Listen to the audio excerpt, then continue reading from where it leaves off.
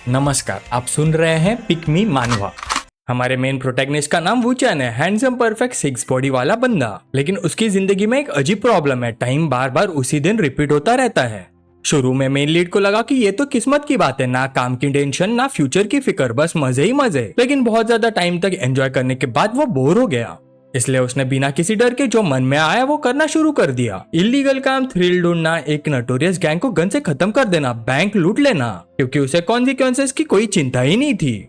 उसने तो बेकार और मीनिंगलेस लाइफ से निकलने के लिए कई बार अपनी जान लेने की कोशिश भी की थी, लेकिन हर बार वो वापस उसी दिन लौट आता था, 7 जुलाई 2020 की सुबह 7 बजे। यह कहानी है उस आदमी की जिसने 3 लाख से भी ज्यादा दिन जिए हैं, जो एग्जैक्टली 1000 साल के बराबर होते हैं। इतने लंबे समय में उसने हंड्रेड्स ऑफ लैंग्वेजेस, हैकिंग, दुनिया के एडवांस टेक्नोलॉजीज और बहुत कुछ सीख लिया। अब मेल लीड ये पूरी कहानी एक लड़की को इम्प्रेस करने के लिए सुना रहा था, लेकिन लड़की को उसकी बात पर बिल्कुल भरोसा नहीं हुआ। उसे लगा कि ये बस उसे पटाने के लिए कहानी बना रहा है। सच कहे तो मेल लीड को ऐसी बातें बोलते देखकर वो उसे थोड़ा अजीब ही समझने लगी थी। उसे लगा ये बंदा थोड़ा सा संकी है। उसने तुरंत अपनी फ्रेंड को मैसेज भेज दिया कि जल्दी आ जाए, लेकिन मेल लीड ने शांत होकर कहा तुम्हारी फ्रेंड नहीं आएगी। ये सुनते ही लड़की हैरान रह गई। लड़की को भरोसा न करते देख वूचन बोला उसका बॉयफ्रेंड वापस आ गया है, वो उसके साथ चली जाएगी, ऑब्वियसली उसके पास यहाँ आने का टाइम नहीं होगा। अगर तुम मुझे बिलीव नहीं करती तो 9 मिनट और 13 सेकेंड्स वेट करो, वो तुम्हें कॉल करेगी। ये सुनकर लड़की गुस्से में खड़ी हो गई, लेकिन गलती से पीछे खड़े एक आदमी से टकरा गई। वो आदमी तुरंत उसका हाथ पकड़कर कॉम्पेंसेशन मांगने लगा, कहने लगा कि उसने उसके बॉडी को डैमेज कर दिया है। लड़की ने विरोध किया, लेकिन वो मान ही नहीं रहा था। तब वूचन ने बीच में बोलकर सिचुएशन संभाली, तुम इधर आओ। प्रोवोकेशन सुनकर वो आदमी गुस्से में लॉलीपॉप झटकते हुए उसकी तरफ आया, लेकिन वूचन ने आसानी से उसे डॉच कर दिया और एक पंच मार दिया। गुस्से में वो वूचन पर झपटा, लेकिन मेल लीड ने एक जबरदस्त अटैक किया जो उसके लिए लगभग फेटल साबित हुआ और वो दूर जाकर गिरा।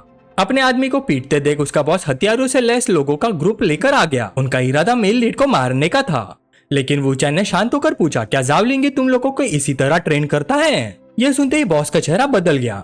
फिर वूचन ने जावलिंगी को कॉल लगाया और पूछा तुम कहाँ हो? तुम्हारा भटका हुआ डिसेबल लोगों को परेशान कर रहा है। फोन की दूसरी तरफ से आवाज आई, तुम कौन और तुम्हें मेरा नंबर कैसे मिला? वूचन ने जवाब दिया, अगर तुम नहीं चाहते कि डोंगाई बैटल का अंजाम बदल जाए तो जरा बताओ अभी कौन सा महीना चल रहा है। यह सुनकर जावलिंगी शॉक में पड़ गया। उसे यकीन नहीं हो रहा था कि मेल लीड को इस बारे में पता है। वूचन ने ठंडे लहजे में कहा, अपने लोगों को कंट्रोल में रखो, अगली बार सिर्फ फोन कॉल पर बात नहीं खत्म करूंगा।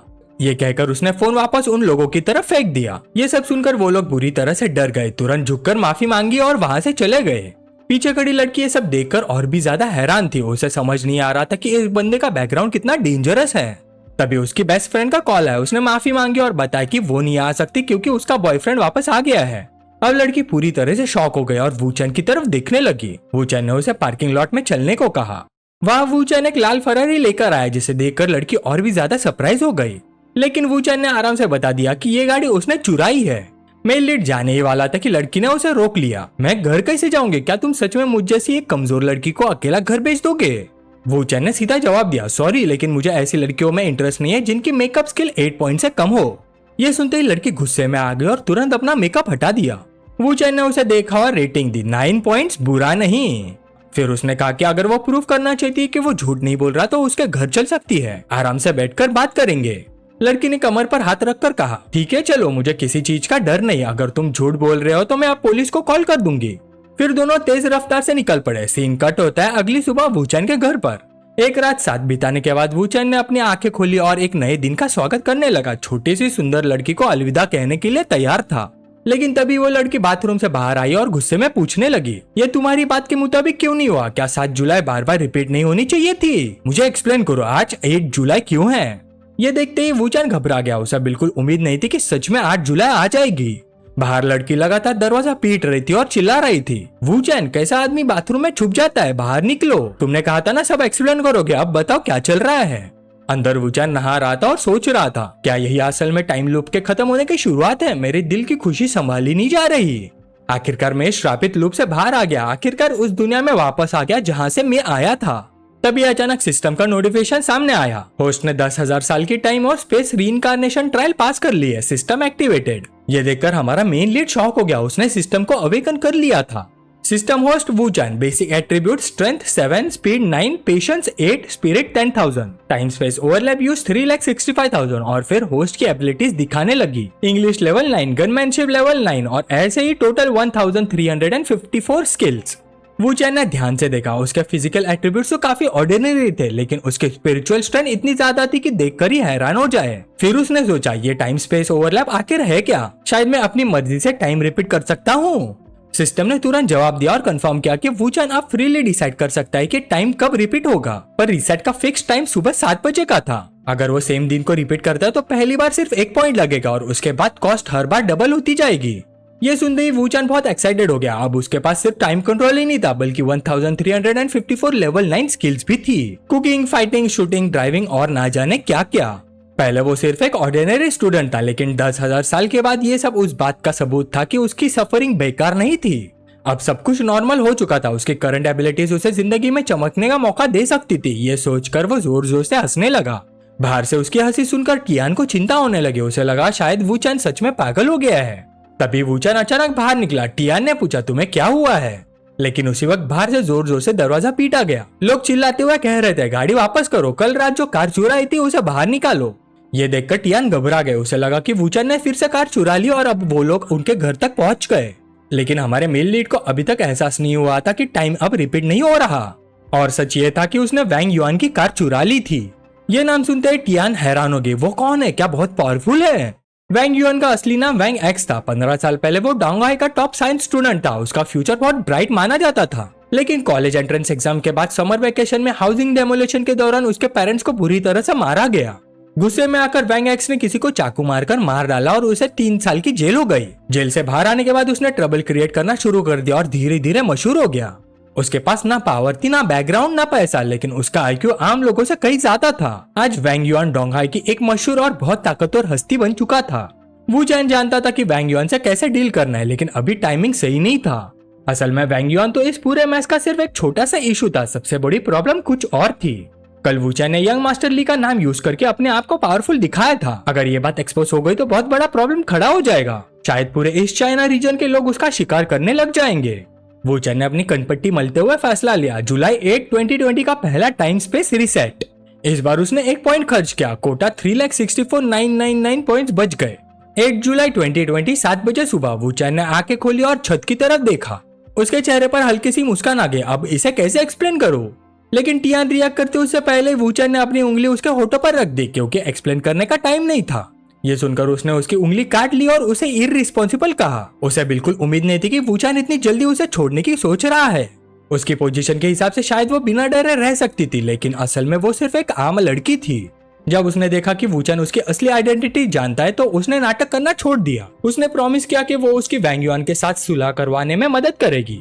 वूचान ने हाथ बढ़ाकर उसे जोर से गले लगा लिया और धीरे से बोला, तो तुम मुझे बचाओगी जैसे मैंने कल तुम्हें बचाया था? लड़की का चेहरा लाल हो गया। उसने तुरंत वूचान को दूर धकेल दिया और बोली, तुम कितने परवर्ट हो, फिर तुम इंतजार करो पीट पीट कर मरने का। तब वूचान की आवाज अचानक सीरियस हो गई। माफ करना, लेकिन जिन लोगों को मैं जानता हूँ वो वैंग युआन को चींटी की तरह कुचल सकते हैं। लड़की ने शक भरी नजर से पूछा, कौन? वूचान के दिमाग में एक चेहरा उभर आया, एक औरत, बहुत ही इंटरेस्टिंग औरत। थोड़ी देर बाद टियान वहां से चली गई, लेकिन उसके जाते ही वैंग युआन के गुंडे उसके पीछे पड़ गए। पकड़ो उसे, बॉस की कार है वो, उसे भागने मत दो। गुंडे एक्सीलेटर दबाकर वूचान की गाड़ी पर करीब पहुंचने लगे। उन्होंने बंदूक निकालकर धमकी दी, गाड़ी रोको वरना हमें बदतमीजी करने का दोष मत देना। बंदूक देखते टियान डर कर चीख पड़े, उसके पास गन्स है। लेकिन वूचान के चेहरे पर एक्साइटमेंट आ गई। इसी वजह से तो मजा आता है, कस के पकड़ लो। इतना कहकर उसने गियर बदला और गाड़ी को हद से ज्यादा स्पीड पर दौड़ा दिया। लड़की शॉक में चीख पड़ी, क्या तुम पागल हो, इतनी तेज गाड़ी क्यों चला रहे हो? वूचान ने मजबूरी में जवाब दिया, मेरे पास कोई और ऑप्शन नहीं है, अगर पकड़े गए तो पक्का मारे जाएंगे। पीछे वाली गाड़ी में बैठा लाल बालों वाला गुंडा गुस्से से गरज उठा, उसके पीछे जाओ, बॉस की गाड़ी वापस लाओ और उस हरामी को टुकड़े टुकड़े कर दो। जब वूचान उस मिस्टीरियस वुमन को कॉल कर रहा था तब दूसरी तरफ से फोन कनेक्ट हुआ और एक औरत ने कॉल उठाया। वूचान बोला, मिस ली रोंग, तुम्हें एक एडवाइस देता हूँ, तुम्हारे आसपास एक ट्रेडर है, वही तुम्हारी बेट हरवाने वाला है। ली रोंग ने तुरंत तीखे लहजे में पूछा, तुम कौन हो और मेरी बेट के बारे में तुम्हें कैसे पता है? वूचान शांत रहकर बोला, मेरे अपने सोर्सेस हैं, मैं तुम्हारे बारे में इतना जानता हूँ जितना तुम सोच भी नहीं सकती, और तुम्हारे छोटे भाई के बारे में भी। इसी बीच वैंग युआन की कार जोर से वूचान की कार से टकरा गई।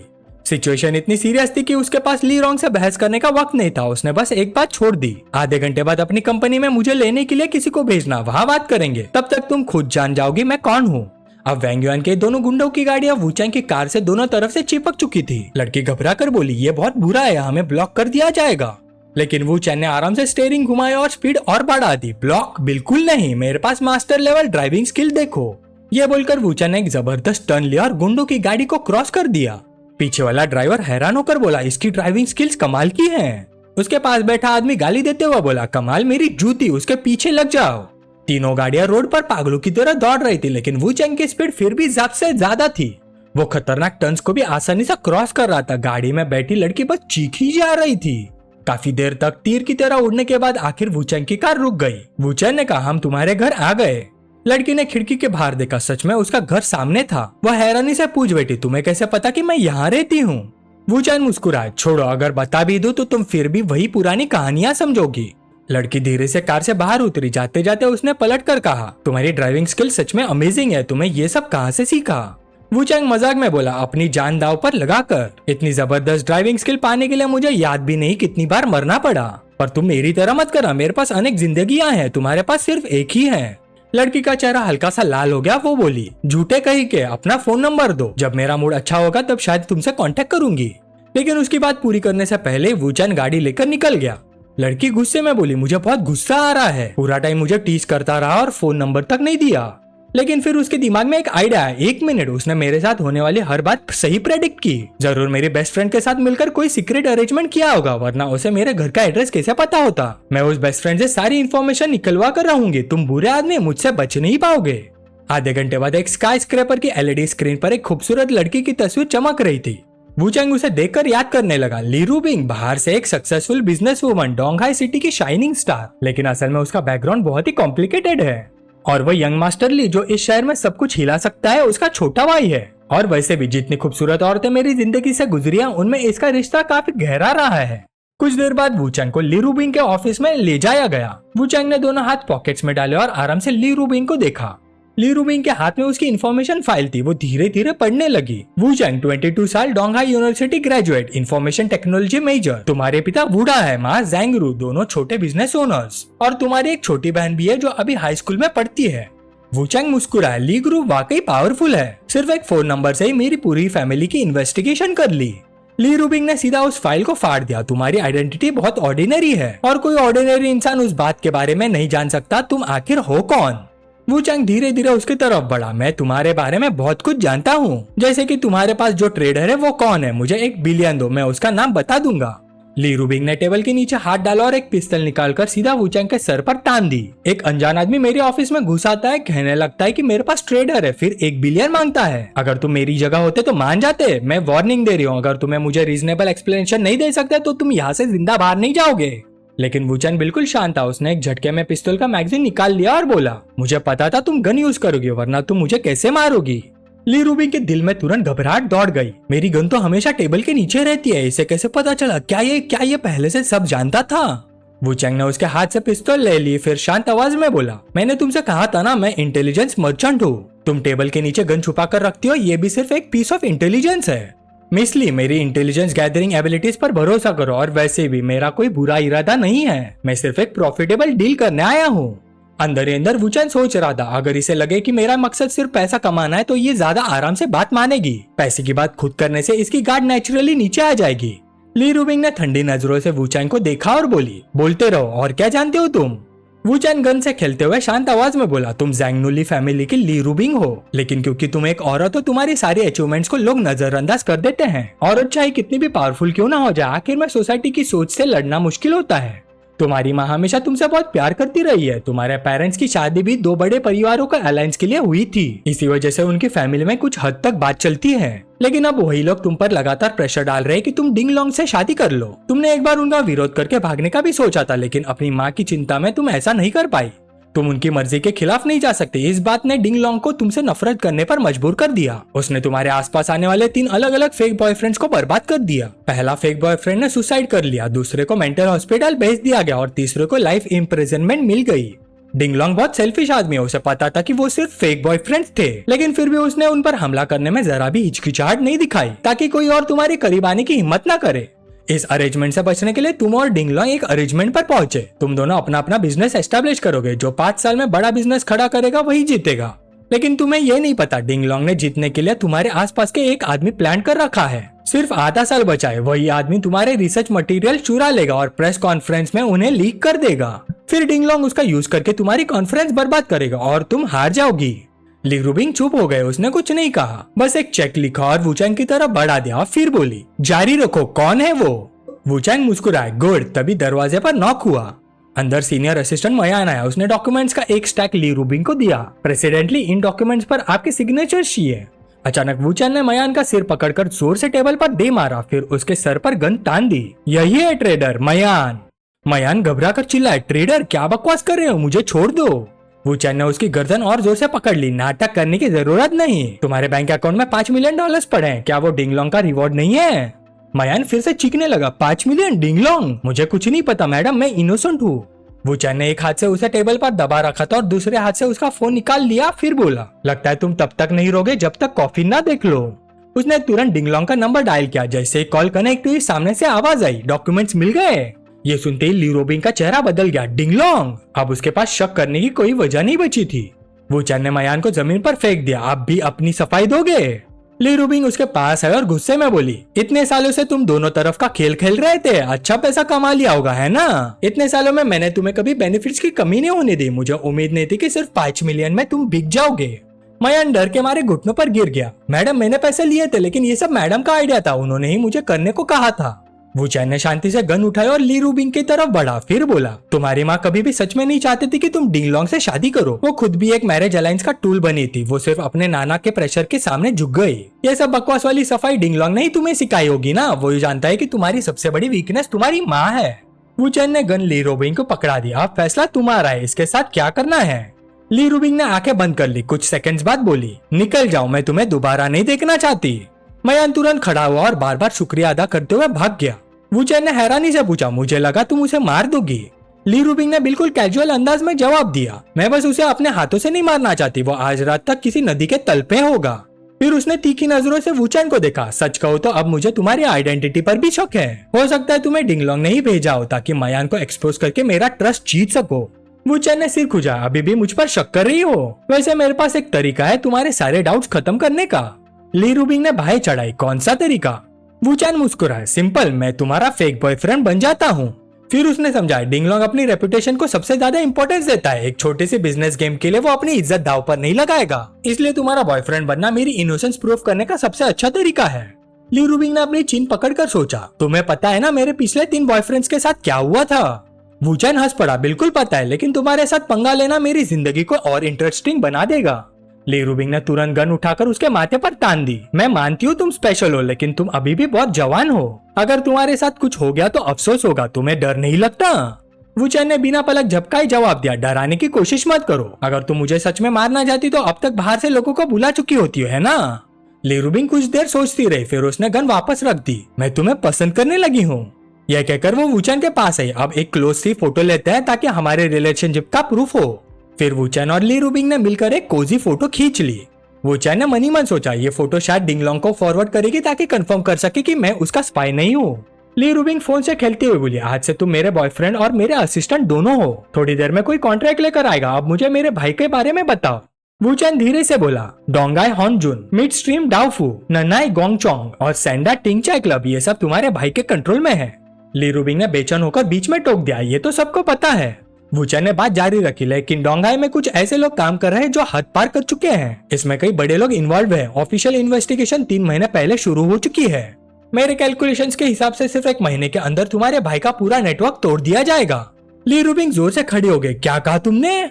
वुचैन शांत रहा, सिर्फ तुम्हारा भाई ही नहीं, ली फैमिली भी इस पूरे मामले में फंसने वाली है। एक बार सबूत मिल गए तो तुम्हारे भाई को जेल भेजना मुश्किल नहीं होगा, और सबसे बड़ी बात, ली फैमिली भी इस डिजास्टर से बच नहीं पाएगी। ली रूबिंग ने भाई सिकोड़ ली, ये बहुत बड़ी बात है, क्या तुम अपनी इंफॉर्मेशन के बारे में श्योर हो? वुचैन ने सीधा जवाब दिया, मुझ पर शक मत करो। उसी वक्त डोंगाई क्लब में एक लाल बालों वाला गुंडा हिचकिचाते हुए रिपोर्ट दे रहा था, बात कुछ ऐसी है। वैंग युआन जो ली राउटाई का राइट हैंड मैन था चाकू घुमाते हुए बोला, उस नालायक ने मेरे लोगों को पीटा, मेरी गाड़ी चुरा ली और ऊपर से यंग मास्टर ली का नाम यूज करने की हिम्मत भी की। क्या उसे जीना नहीं है? दूसरी तरफ लाओ जिंगी ने पाइप नीचे रखते हुए कहा, लेकिन एक बात अजीब है, उस लड़के को मेरा फोन नंबर कैसे पता और उसे मे रैली के बारे में कैसे पता था? ली फैमिली का सबसे बड़ा पोटा ली राउटाई ठंडी आवाज में बोला, कोई भी वजह हो उसे ढूंढो और मेरे सामने लेकर आओ, मैं खुद उसे मारूंगा। तभी दरवाजा खुला, कोई अंदर आए। सब लोग हैरान रह गए, वो ली रूबिंग थी। सब अंडरलिंग्स तुरंत खड़े होकर रिस्पेक्ट देने लगे। ली राउटाई चौंक गया, सिस। फिर उसने तुरंत अपने लोगों को डांटा, सब लोग लॉलीपॉप बुझाओ, मेरी सिस्टर को स्मोक की स्मेल पसंद नहीं। यह कहकर उसने अपनी लॉलीपॉप एस्ट्रे में बुझा दी और हाथ हिलाकर धुआं हटाने लगा। फिर पूछा, सिस तुम यहाँ कैसे, कोई अर्जेंट बातें हैं? ली रूबिंग ने सीधा वुचेन की तरफ इशारा किया, बस किसी से मिलवाना था। वुचेन ने हाथ हिलाकर ग्रीटिंग दी, साथ ही एक कार की हवा में उछालकर ली राउटिंग की तरफ फेंक दी। कल तुम्हारी गाड़ी थोड़ी देर के लिए बोरो की थी, ये रही की गाड़ी पार्किंग लॉट में है। लाल वालों वाला गुंडा तुरंत चिल्लाया, यंग मास्टर ली, यही है वो आदमी, इसी ने आपका नाम यूज किया था। वुचेन शांत नजरों से ली राउटाई को देख रहा था। ली राउटाई ली फैमिली का सबसे बड़ा पोता, फैमिली के रिसोर्सेज को मोबिलाइज करने की पूरी अथॉरिटी रखता है। ली रूबिंग के कंपैरिजन में ये और भी ज्यादा पावरफुल है, ताकत में डिंगलोंग से कम नहीं। बचपन से ली रूबिंग अपने छोटे भाई को प्रोटेक्ट भी करती थी और पिटाई भी। इसी वजह से ली राउटाई अपनी बड़ी बहन की इज्जत भी करता था और उसे डरता भी था।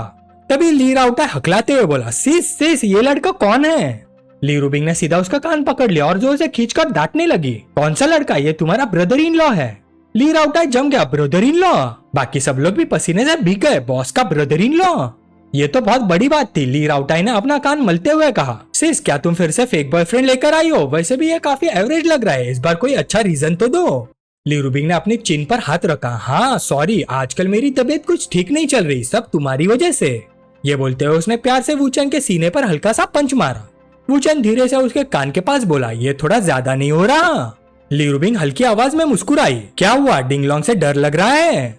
वुचेन ने ली राउटाई की तरफ देखा, मुझे डर नहीं लग रहा, लेकिन तुम्हारा छोटा भाई अभी डर के मारे मरने वाला है। ली राउटाई बहुत डरा हुआ था, उसके दिमाग में बार बार एक ही बात आ रही थी, कहीं मेरी बहन उस लफंगे के बच्चे की माँ तो नहीं बनने वाली? क्या इस बार सच में उसका बॉयफ्रेंड है? मानना पड़ेगा ये लड़का देखने में बुरा नहीं है, लेकिन इतना भी कमाल का नहीं। और वैसे भी मेरी बहन को हमेशा कैपेबल आदमी पसंद आता है, सिर्फ चेहरे की वजह से वो किसी पर कैसे फिदा हो सकती है? रुको, कहीं ये मेरी बहन को बेवकूफ तो नहीं बना रहा? भले ही मेरी बहन स्ट्रॉन्ग विल्ड है, लेकिन प्यार में पड़ते ही उसकी अकल काम करना बंद कर देती है। ये नहीं हो सकता, मुझे इसका असली चेहरा सबके सामने लाना ही होगा और हर हाल में अपने बहन को बचाना होगा। ली राउटाई ने आवाज ऊंची करके पूछा, तुम मेरी बहन को कैसे जानते हो? वुचेन ने शांत आवाज में जवाब दिया, 3 महीने पहले तुम्हारी बहन ने अलग अलग यूनिवर्सिटीज में इंटर्न्स रिक्रूट करने के लिए लोग भेजे थे। ली रूबिंग सोच में पड़ गई, 3 महीने पहले मैं सच में डोंगाई गई थी, इसे कैसे पता? ली राउटाई ने फिर सवाल किया, तुम उसे सिर्फ 3 महीने से जानते हो, इतने कम वक्त में तुम इस आदमी को कितना जानती हो? फिर वुचेन की तरफ मुड़कर गुस्से से बोला, लिंगजी ने मुझे बताया था कि कल तुम एक खूबसूरत लड़की के साथ शराब पी रहे थे, वो लड़की कौन थी? ली रूबिंग ने भी जोर से पूछा, कौन सी लड़की? वुचेन ने शांति से समझाया, गलत मत समझना, वो लड़की मू टियान थी, मू फैमिली की बेटी, मू ग्रुप के चेयरमैन मू शिहाई की बेटी, डोंगाई के फार्मास्यूटिकल्स और बायोलॉजिकल इंडस्ट्री की बड़ी कंपनी। सच कहूं तो तुम्हें मेरा शुक्रिया अदा करना चाहिए, अगर मैंने कल उसे रोका नहीं होता तो तुम्हारा छोटा दोस्त अब तक मर चुका होता। डोंगाई का मू ग्रुप फार्मास्यूटिकल और बायोलॉजिकल इंडस्ट्री का लीडर था, उसका बॉस मू शिहाई एक बहुत ही मशहूर और ताकतवर शख्सियत था। अगर डोंगाई को एक विशाल ड्रैगन माना जाए तो मू ग्रुप उस जगह का असली लोकल टायरेंट था। वुचेन ने आगे कहा, चाहे तुम मू शिहाई से डरते हो या नहीं, अगर लड़ाई होती तो जीत सिर्फ उसी की होती और तुम्हें बहुत बड़ी कीमत चुकानी पड़ती। ली राउटाई हकलाते हुए बोला, तो मुझे अपने ब्रदर इन लॉ का शुक्रिया अदा करना चाहिए। ली रूबिंग मनी मन हैरान थी, मुझे यकीन नहीं हो रहा, मेरा छोटा भाई जो किसी से नहीं डरता वुचेन की 2-4 बातों से ही चुप हो गया। फिर ली रूबिंग ने बीच में रोक दिया, बस करो ये बेकार की बातें, हम यहाँ एक जरूरी काम से आए हैं, ऊपर से किसी ने हांगजुन क्लब को टारगेट करना शुरू कर दिया है।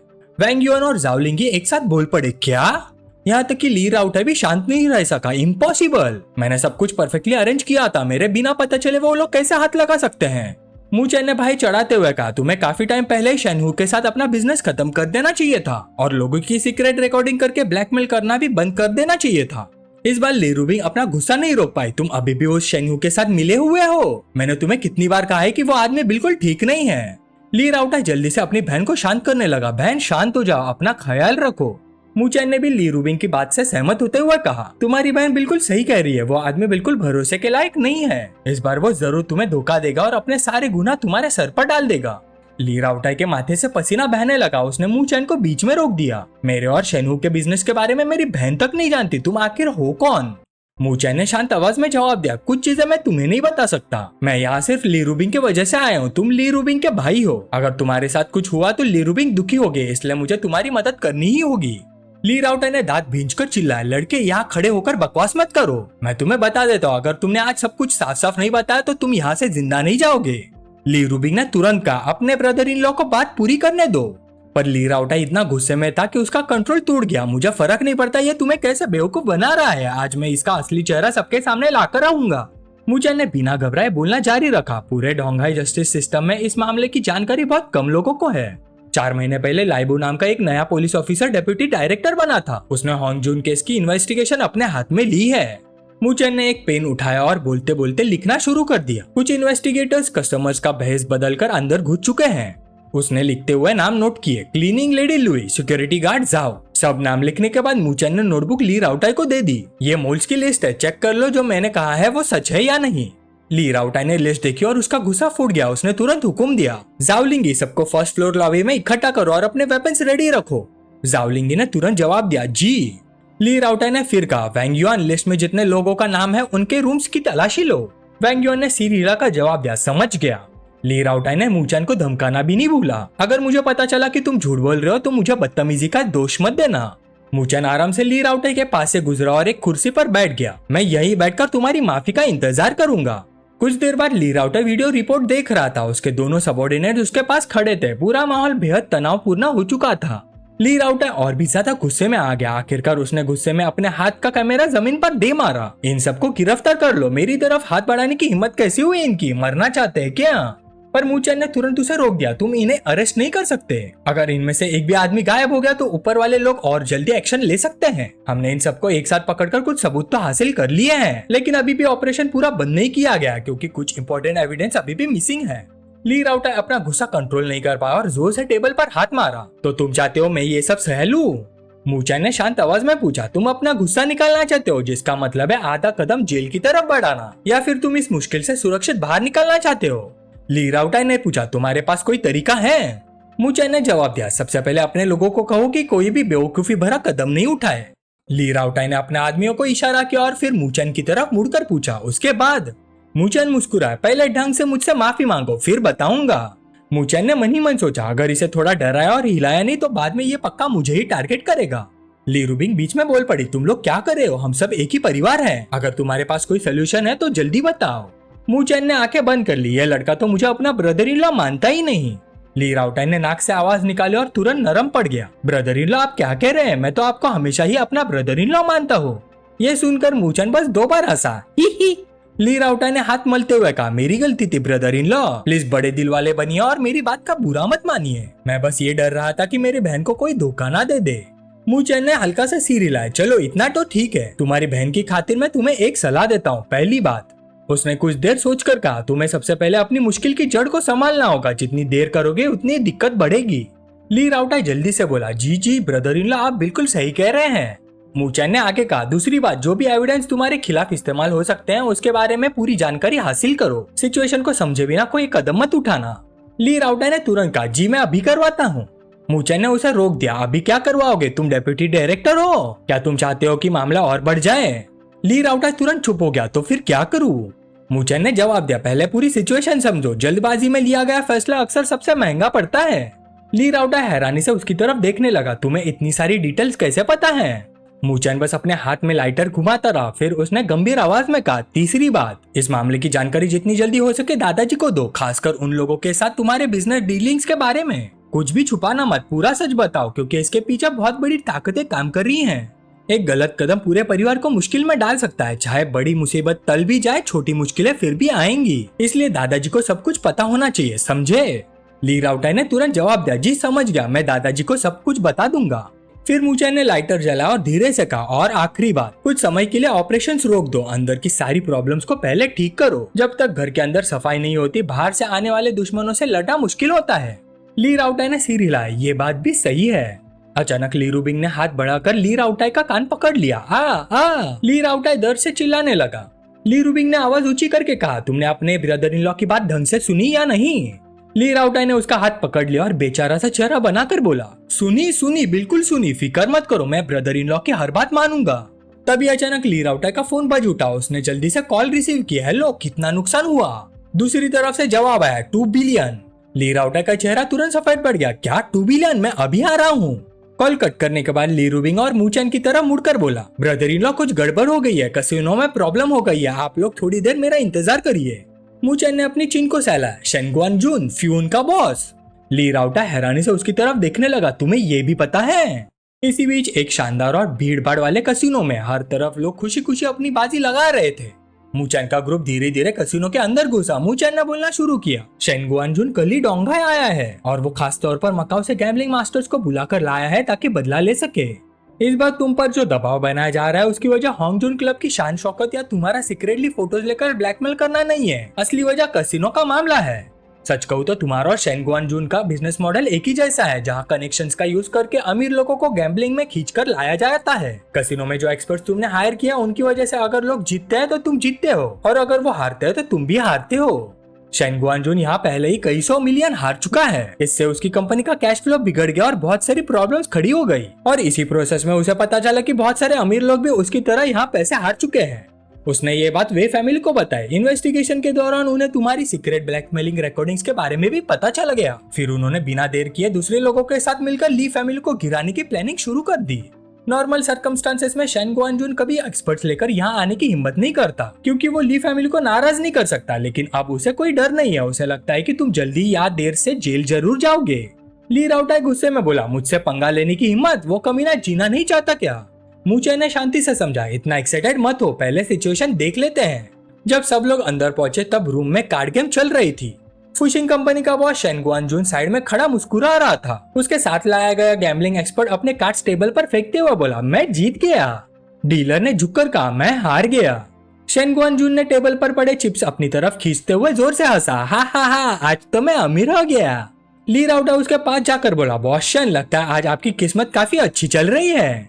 शेनगुआन जून ने मुस्कुराना बंद कर दिया और तमीज से जवाब दिया, बस ठीक ठाक, आज काफी पैसा जीत लिया है, यंग मास्टर ली को कोई प्रॉब्लम तो नहीं। ली राउटाई भी मुस्कुराए, ली फैमिली को इतने से पैसे की कमी नहीं है। शेनगुआन जून ने और छिड़ते हुए कहा, तुम्हारे सारे एक्सपर्ट्स बाहर आ गए लेकिन सब हार गए, लगता है आज तुम्हारी किस्मत साथ नहीं दे रही यंग मास्टर ली। तब तक पता नहीं कब वूचन कार्ड टेबल के पास आ चुका था। उसने कार्ड्स का डेक उठाया और बोला, पर मुझे तो ऐसा नहीं लगता। ये कहकर वूचन ने डेक को शफल करना शुरू कर दिया। कभी कार्ड्स हवा में उछलता, कभी पकड़ लेता। फिर उसने शेनगुआन जून की तरफ देखकर पूछा, बॉस शेन, मेरे साथ कुछ राउंड्स खेलने में इंटरेस्टेड हैं? शेनगुआन जून जोर से हंसा, ही। अब एक जवान लड़का खेलने आया है। यंग मास्टर ली, इतना डेस्परेट मत बनो, मैं आज तुमसे 200 मिलियन से ज्यादा जीत चुका हूँ। अगर तुम और पैसे देना चाहते हो तो मुझे कोई प्रॉब्लम नहीं। ही। ली राउटाई समझ नहीं पाया। उसने ली रूबिंग की तरफ मुड़कर पूछा, ये क्या हो रहा है? क्या ये सच में कार्ड्स खेल सकता है बहन? ली रूबिंग भी उलझन में थी, मुझे क्या पता। दूसरी तरफ बैठा गैम्बलिंग एक्सपर्ट चुपचाप मूचन को ऑब्जर्व कर रहा था। उसने मन ही मन सोचा, एक गैम्बलिंग एक्सपर्ट अपने ओपोनेंट के एक्सप्रेशंस और एक्शंस देखकर उसकी साइकोलॉजी समझता है। ये स्किल सालों के एक्सपीरियंस से आती है। यह लड़का बिल्कुल इनएक्सपीरियंस्ड लग रहा है। मैं तो सिर्फ उसके चेहरे को देखकर ही बता सकता हूँ कि उसके हाथ में कौन से कार्ड्स हैं। ली रूबिंग ने धीरे से मूचन को पुकारा है, फिर उसके कान के पास झुककर पूछा, तुम श्योर हो ना? मूचन ने धीरे से जवाब दिया, आज मैं तुम्हारा सारा पैसा वापस जितवा सकता हूँ। फिर मूचन कुर्सी पर बैठ गया और डीलर्स ने कार्ड्स बांटने शुरू कर दिए। पर मूचन ने जल्दी से अपने कार्ड्स देखने की भी कोशिश नहीं की। सामने बैठा एक्सपर्ट हैरान हो गया, अपने कार्ड्स तक नहीं देख रहा, क्या ये इसकी हैबिट है? मूचन ने आराम से एक कार्ड पलट दिया, एस ऑफ स्पेड्स। एक्सपर्ट ने तुरंत हाथ उठाया, तुम्हारा हैंड बड़ा है, बैट लगाओ। मूचन ने शांति से 500,000 के चिप्स टेबल पर फेंके। एक्सपर्ट ने मुस्कुराते हुए कहा, ठीक है, मैं कॉल करता हूँ। पहला राउंड खत्म हुआ। दूसरे राउंड में भी मूचन ने $500,000 चिप डाल दिए। डीलर ने एक्सपर्ट से पूछा, और आप सर? एक्सपर्ट ने अपना चश्मा उतारा और कार्ड्स फोल्ड कर दिए। चौथे राउंड तक एक्सपर्ट लगातार फोल्ड करता रहा। 8वें राउंड तक भी मूचन हर बार $500,000 की बेट लगाता रहा। गेम चलती रही। 15th राउंड तक दोनों तरफ से कार्ड्स खेलते जाते रहे। 21st राउंड तक भी वही हुआ। सामने वाला फिर $500,000 की बेट लगाता रहा और मूचन फिर जीत गया। मैं फिर जीत गया। ली राउटाई खुद को रोक नहीं पाया और ताना मारते हुए बोला, मिस्टर शेन, लगता है जो एक्सपर्ट आप लाए हैं उसकी किस्मत आज साथ नहीं दे रही। शेनगुआन जून ने फिर भी मुस्कुराकर जवाब दिया, हाँ, लगता है यंग मास्टर ली की किस्मत वापस आ गई है। लेकिन अंदर ही अंदर शेन गुआनजुन एक जहरीली मकड़ी की तरह अपना जाल बुन रहा था। वो सोच रहा था, छोटे बच्चे, क्या तुम्हें लगता है कि कुछ राउंड जीतकर तुम मुझे हरा दोगे? उसके दिमाग में एक्सपर्ट की बात गूंज उठी। मेरी एक आदत है, गेम शुरू होते ही मैं जानबूझकर कुछ राउंड्स हार जाता हूँ। इससे मुझे ओपोनेंट की हैबिट्स देखने का मौका मिलता है। मैं उसकी साइकोलॉजी एनालाइज करता हूँ, फिर एक ही बार में पलटवार करता हूँ। उस वक्त शेन गुआनजुन ने कहा था, सब कुछ तुम्हारे ऊपर छोड़ता हूँ मैं। अब शेन गुआनजुन अपने मन में हिसाब लगा रहा था। ली राउटर पहले 200 मिलियन से ज्यादा हार चुका है। वो इतनी जल्दी आसानी से गेम छोड़कर नहीं जा सकता। जब इस लड़के के चिप्स खत्म हो जाएंगे तो ये जरूर खेलता रहेगा। खेलते रहो। 38 गेम पर डीलर ने दोनों तरफ को अपने कार्ड्स दिखाने के लिए इनवाइट किया। मुचेन ने आगे बढ़कर 1 मिलियन के चिप्स का एक बड़ा ढेर टेबल पर धकेल दिया। एक्सपर्ट ने मनी मन सोचा, इसने कार्ड्स देखे बिना ही सीधा बेट लगा दी। लगता है अपनी किस्मत पर बहुत भरोसा है। कार्ड्स बांटने के बाद और 4 कार्ड्स खुले। मुचेन ने फिर स्टेक बढ़ा दिया, एक और बार 1 मिलियन। एक्सपर्ट ने मुचेन के खुले कार्ड्स देखे और अंदाजा लगाया, इसका हैंड बहुत वीक है और मेरे पास किंग्स की पैर है, मैं जीत गया। पूरे कॉन्फिडेंस के साथ उसने अपने सारे चिप्स आगे ढकेल दिया। अगर ऐसी बात है तो मैं ऑल इन हूँ। ली राउटर मुचेन को देखते हुए सोच रहा था। उसके एक्सप्रेशन को देखकर लगता है ब्रदर इन लॉ के जीतने के चांसेस ज्यादा हैं, लेकिन उसने कार्ड्स प्रॉपर्ली देखे भी नहीं है। रिजल्ट अभी भी अनसर्टन है। मुचेन ने अपने 2 कार्ड्स को हल्का सा रब किया और बोला, मैं भी ऑल इन हूँ। एक्सपर्ट ने अपना चश्मा उठाया और मुस्कुराते हुए कहा, टेबल पर पैसे बहुत कम है, एक और 100 मिलियन ऐड करते हैं। मुचेन ने घमंड भरे अंदाज में जवाब दिया, 100 मिलियन से क्या होगा, 200 मिलियन लगाते हैं। ये बोलते ही ली राउटर ने तुरंत स्टाफ को सिग्नल दिया। कुछ ही पलों में बनी कॉस्ट्यूम पहनी 2 फीमेल स्टाफ मेंबर्स बहुत सारे चिप्स लेकर आ गई। मुचेन ने फिर चैलेंज किया, मैं और 100 मिलियन लगाता हूँ, तुम्हारा क्या कहना है? एक्सपर्ट फिर सोच में पड़ गया। मेरी ऑब्जर्वेशन के मुताबिक ये सिर्फ सबसे इंपॉर्टेंट कार्ड पर हाथ रखता है, मतलब इसके पास शायद एसेस की पैर है। कुछ देर सोचने के बाद एक्सपर्ट ने फोल्ड कर दिया। एक्सपर्ट हंस पड़ा, कितने केयरलेस हो तुम, अगर मेरी बात मानकर और 50 मिलियन लगाते तो शायद और 50 मिलियन जीत लेते। ली रूबिंग भी क्यूरियस हो गए। उसने पूछा, क्या तुम्हारे पास एस था? मुचेन ने सीधा मना कर दिया, नहीं, मेरे पास तो 2 ऑफ हार्ट्स था। एक्सपर्ट गुस्से से खड़ा हो गया और जोर से टेबल पर हाथ मारा, तुम मेरे साथ खेल कर रहे हो? मुचेन ने शांति से जवाब दिया, तुम खुद बेट लगाने की हिम्मत नहीं रखते हैं। एक्सपर्ट वापस बैठ गया और फिर कैलकुलेशंस करने लगा। ठीक है, इतना खुश मत हो, मैं तुम्हारी हैबिट समझ चुका हूँ। फिर दोनों तरफ का गेम चलता रहा। 31st राउंड आ गया। इस बार किस्मत से दोनों हैंड्स लगभग बराबर थे। एक्सपर्ट ने आखिरी कार्ड देखा, डायमंड का 9। उसने मनी मन हिसाब लगाया, हमारे हिडन कार्ड्स लगभग सेम है। जब तक इसके पास स्पेड का 9 नहीं है, ये मुझे हरा नहीं सकता। और एक ही राउंड में चारों 9 निकल आना, उसकी प्रोबेबिलिटी बहुत ही कम है। दोनों के दिमाग में एक ही ख्याल चल रहा था, अब जाल समेटने का वक्त आ गया है। एक्सपर्ट मुस्कुराया, लगता है हमारा हैंड भी बुरा नहीं है, एक ही राउंड में फैसला कर देते हैं, क्या ख्याल है? 200 मिलियन ऑल इन। मुचेन ने भी बिना झिझक अपने सारे चिप्स आगे ढकेल दिया, डील। पूरे कसिनो का माहौल टेंस हो गया। ली रूबिंग ने हल्की चिंता के साथ पूछा, एक राउंड के लिए 200 मिलियन, क्या ये बहुत रिस्की नहीं है? ली राउटर बस इतना ही बोल पाया, मेरे ब्रदर इन लॉ की किस्मत तो कमाल की है, शायद कोई प्रॉब्लम नहीं होगी, है ना? शेन गुआनजुन और उसका एक्सपर्ट दोनों सोच रहे थे कि मुचेन उनके जाल में फंस चुका है। एक्सपर्ट खुशी से बोला, ठीक है लड़के, बेट लगाती है तो बाद में पछताना मत। अगर अपना माइंडसेट कंट्रोल नहीं कर सकते तो गैम्बलिंग की दुनिया में ज्यादा दूर नहीं जा सकते। वो खुद को रोक नहीं पाया और जोर से अपने कार्ड्स टेबल पर फेंक दिए। कार्ड्स देखे बिना इतना बड़ा बेट लगाने की हिम्मत, क्या तुम खुद को गैम्बलिंग गॉड समझते हो? और ये 200 मिलियन समझो तुम्हारी फीस है एक सबक सीखने की। ली राउटर और ली रूबिंग दोनों को लगा कि सब खत्म हो गया, जबकि शेन गुआनजुन पूरी तरह से यकीन कर चुका था कि इस बार जीत उसकी है। वो मजाक उड़ाते हुए बोला, यंग मास्टर ली, तुम्हारे पास इतनी दौलत और इतना बड़ा बिजनेस है, थोड़ा बहुत पैसा हार जाओगे तो क्या फर्क पड़ता है? ली राउटर बस दांत भींचकर रह गया। तब तक पूरा ड्रामा चुपचाप देख रहा मुचेन आखिर बोल पड़ा, हो गया तुम लोगों का, अगर बोलना खत्म हो गया है तो खुद देख लो। फिर मुचेन ने शांति से अपना कार्ड टेबल पर रख दिया। एक्सपर्ट खुद को रोक नहीं पाया, उसने तुरंत कार्ड छीनकर पलट दिया और अगले पल उसका चेहरा सफेद पड़ गया। वो सच में 9 ऑफ स्पेड था। एक्सपर्ट का पूरा शरीर कांप गया, तुमने कार्ड्स देख लिए थे? इम्पॉसिबल, तुमने कब देखा? मुचेन ठंडी हंसी हंसा, तुम्हें लगा मैंने कार्ड्स नहीं देखे? फिर तुम्हें क्या लगता है कि शुरू से ही हर राउंड में मैं अपने कार्ड्स पर हाथ क्यों रखता हूँ? ऑफ कोर्स, तुम्हारी नजर बचाकर उन्हें पलटकर देखने के लिए। तुम्हारी टेक्निक बुरी नहीं है, बस तुम बहुत ज्यादा एरोगेंट हो। कुछ राउंड्स देखकर तुम्हें लगा कि तुम मेरी प्लेइंग स्टाइल समझ गए हो, लेकिन क्या तुम्हें कभी सोचा जो तुम हैबिट समझ रहे थे, क्या वो सच में हैबिट थी या फिर तुम्हें धोखा देने के लिए एक्टिंग? मुचेन की आंखों में ठंडी चमक आ गई। शुरू से ही मैंने पूरा जाल बिछा दिया था, इस गैम्बल में शिकार तुम थे। एक्सपर्ट इतना डर गया कि उसके मुंह से आवाज तक नहीं निकली। ली राउटर ने शेन गुआनजुन के कंधे पर हाथ रखा और मजाक उड़ाते हुए बोला, बॉस शेन, लगता है जो आदमी आप साथ लाए थे वही आपके लिए सबसे बड़ी मुसीबत बन गया। शेन गुआनजुन को यकीन ही नहीं हो रहा था। वो हकलाते हुए बोला, ये कैसे हो सकता है? एक्सपर्ट कुछ समझाना चाहता था, बॉस शन मैं, लेकिन शन गुआनजुन ने उसे बीच में ही रोक दिया। चलो तो हम वापस चलते हैं।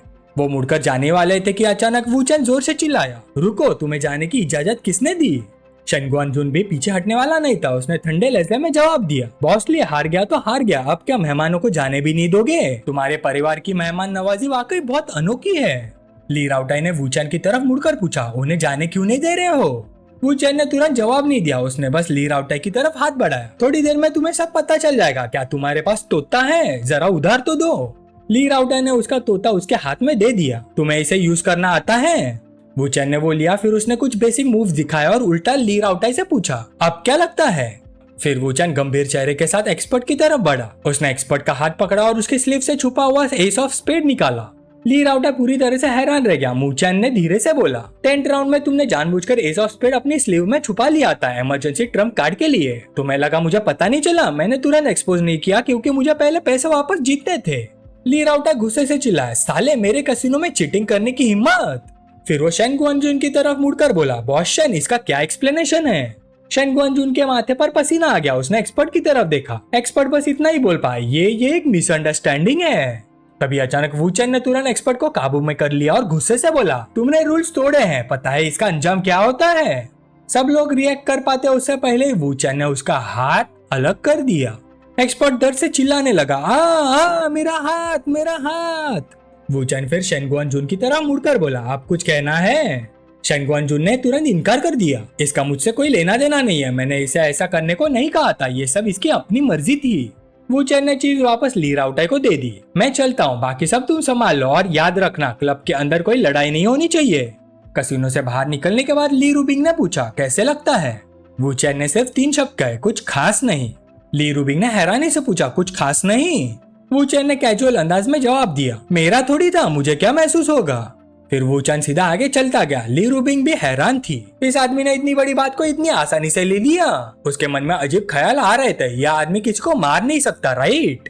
कुछ टाइम बाद वूचन और ली रूबिंग एक ही गाड़ी में कंपनी की तरफ लौट रहे थे। ली रूबिंग ने कहा, मुझे उम्मीद नहीं थी कि तुम जैसे इंटेलिजेंस ब्रोकर कार्ड खेलने में भी इतने अच्छे होगे। वूचन उसकी तरफ देखकर बोला, बस थोड़ी सी स्किल है और ग्रेटिट्यूड फी मत भूलना, सीधा मेरे अकाउंट में ट्रांसफर कर देना। ली रूबिंग कुछ बोल ही नहीं पाई, इस आदमी को हर वक्त पैसे ही याद रहते हैं।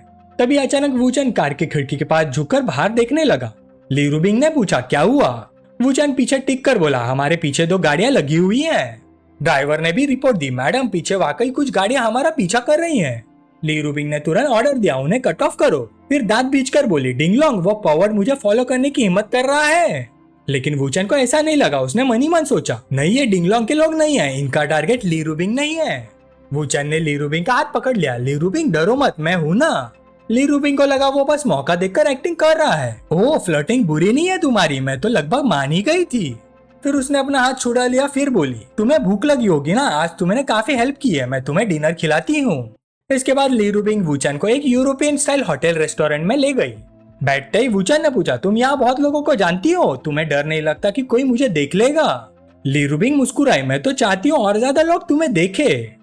तभी एक आदमी उनके पास आया, होंगडेली, लॉन्गचान ग्रुप का को फाउंडर और चेयरमैन। वो मुस्कुरा कर बोला, मैडम ली, क्या कोइंसिडेंस है, आप भी डिनर के लिए यहाँ आई हैं? ली रूबिंग ने सर उठाया, ओ चेयरमैन हान, मेरे बॉयफ्रेंड को यूरोपियन फूड खाना था, इसलिए मैं उसके साथ यहाँ आ गई।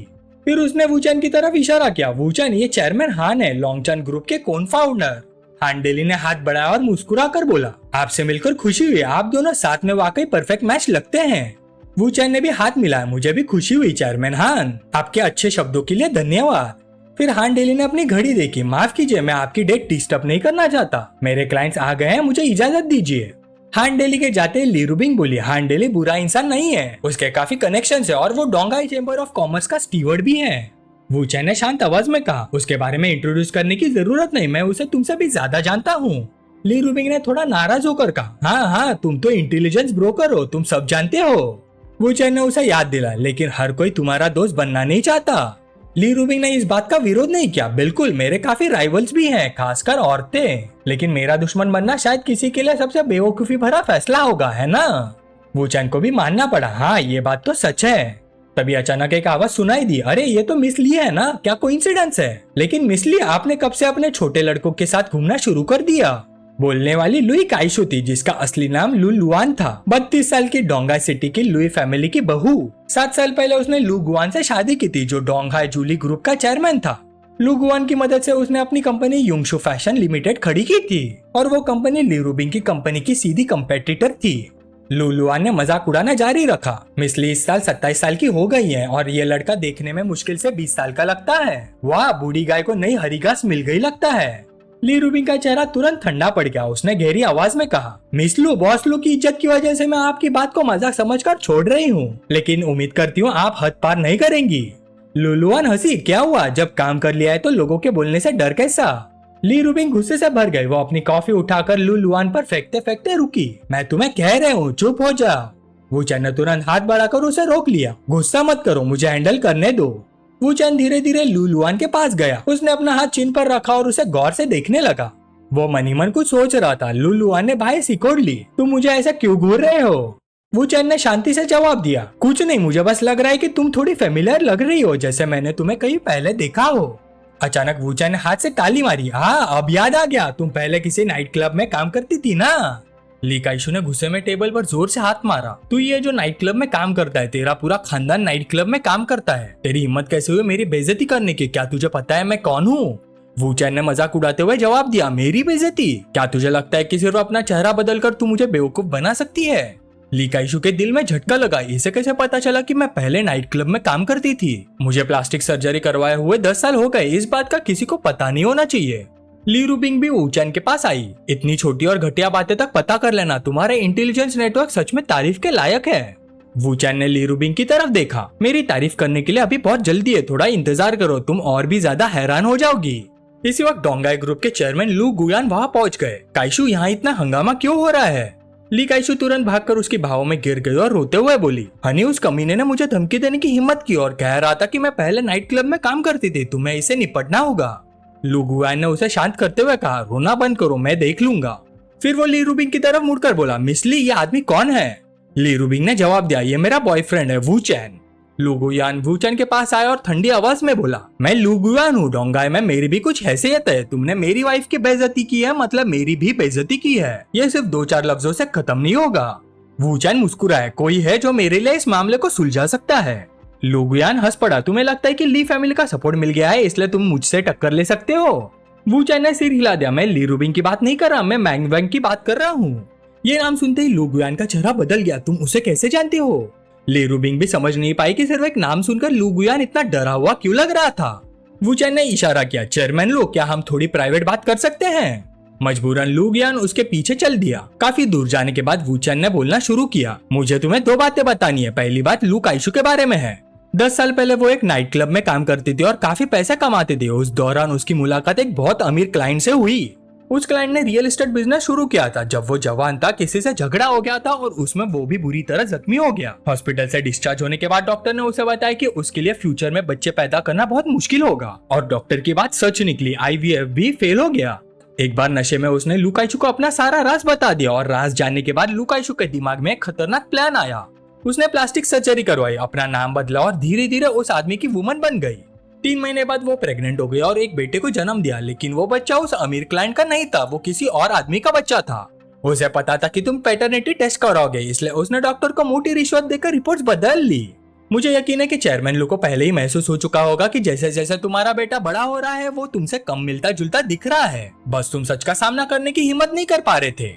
लेकिन ये पूरा प्लान भी नहीं है। उनका आखिरी मकसद तुम्हें एक एक्सीडेंट में मरवाना और तुम्हारी सारी प्रॉपर्टी अपने नाम कर लेना है। लू गुयान ने शांत रहने की कोशिश करते हुए कहा, तुम्हें लगता है कि मैं सिर्फ तुम्हारी कुछ बातों पर यकीन कर लूंगा? वूचैन ने आगे कहा, तुम्हारी वाइफ का जो कजन तुम्हारी कंपनी में काम करता है वो उसका कजिन नहीं है, वो उसका लवर है। अभी भी दोनों का अफेयर चल रहा है, अभी भी छुप छुप कर मिलते हैं। इस बात की इन्वेस्टिगेशन करना बहुत आसान है। तुम खुद चेक कर सकते हो या फिर उसे सीधा पूछ सकते हो, लेकिन सच निकलवाने के लिए थोड़ा प्रेशर डालना पड़ेगा। ये सुनते ही लू गुयान तेज कदमों से लू काइशु की तरफ लौट गया। काइशु, क्या तुम कल कंपनी में अपने कजन के साथ थी? लू काइशु ने अपना डर छुपाते हुए जवाब दिया, हाँ, हम दोनों ऑफिस में थे जब तक काम खत्म नहीं हुआ। लू गुयान ने तुरंत मना कर दिया, गलत, कल उसने मुझे खुद बताया था कि वो क्लाइंट्स को एंटरटेन करने गया था, वो कंपनी में था ही नहीं, उसने वाकई तुमसे ऐसा कहा था। लू काइशु घबरा गई, शायद उसे गलत याद हो। लू गुयान का चेहरा अंधेरा पड़ गया, गलत याद हो? तो चलो मैं अभी उसे फोन करके पूछ लेता हूँ। लुकाशु जल्दी से बोली, ओ अब मुझे याद आया, वो कल दोपहर क्लाइंट्स के पास गया था लेकिन 3 बजे वापस आ गया था। उसके बाद वो पूरा वक्त ऑफिस में ही था। हनी आप अचानक ये सब क्यों पूछ रहे हो? उस कमीने ने मेरी बेइज्जती की है क्या? क्या अब आपको मेरी कोई परवाह नहीं? क्या अब आप मुझसे और हमारे बेटे से प्यार नहीं करते? लू गुयान का गुस्सा फट पड़ा। उसने हाथ उठाया और जोर से उसे थप्पड़ मार दिया। तुझे लगता है मुझे तेरे और उस कुत्ते जैसे आदमी के चक्कर के बारे में नहीं पता है? अभी क्या अभी घर वापस जाओ, मैं बाद में तुमसे हिसाब करूंगा। उसके बाद लू गुयान ने धीमी आवाज में कहा, मुझे माफ करना कि तुम दोनों को ये सब देखना पड़ा। ली रूबिंग ने जवाब दिया, कोई बात नहीं, हम किसी से कुछ नहीं कहेंगे। लू गुयान ने उदासी से कहा, मैं बस इतना चाहता था कि फ्यूचर में लू फैमिली का कोई वारिस हो। मैंने कभी नहीं सोचा था कि लोग मेरी इस कमजोरी का फायदा उठाएंगे। लू गुयान ने अपनी मुट्ठी कस ली, फिर धीरे से छोड़ दी। छोड़ो, लगता है मेरी किस्मत में अपने बच्चे का होना लिखा ही नहीं है। वू चेन ने तुरंत उसकी बात का विरोध किया, ये सच्चाई नहीं है चेयरमैन लू, तुम्हारा एक बहुत ही कमाल का बेटा है। वू चेन ने आगे कहा, यही दूसरी बात थी जो मैं तुम्हें बताने वाला था। फिर उसने कहानी सुनानी शुरू की। एक लड़का और एक लड़के थे, बचपन के दोस्त, बचपन का प्यार। दोनों एक दूसरे से बहुत मोहब्बत करते थे और पूरी जिंदगी साथ बिताना चाहते थे। लेकिन जब उस आदमी ने पैसा कमाना सीख लिया तो उसका दिमाग बदल गया। उसने अपनी पहली मोहब्बत को छोड़ दिया और उस रिश्ते को धोखा दे दिया। वो पैसा लेकर अपनी नई लवर के साथ भाग गया, लेकिन उसे ये नहीं पता था कि उसकी पहली मोहब्बत उस वक्त प्रेग्नेंट थी। उस औरत ने एक बेटे को जन्म दिया। क्योंकि वो बिना शादी के माँ बनी थी, उसके पेरेंट्स ने उससे सारे रिश्ते तोड़ दिए। उसने अकेले ही अपने बेटे को पाला। लेकिन उस आदमी के लिए उसके दिल में नफरत कभी खत्म नहीं हुई। वो हमेशा अपने बेटे से कहते थे, तुम्हारा बाप मर चुका है।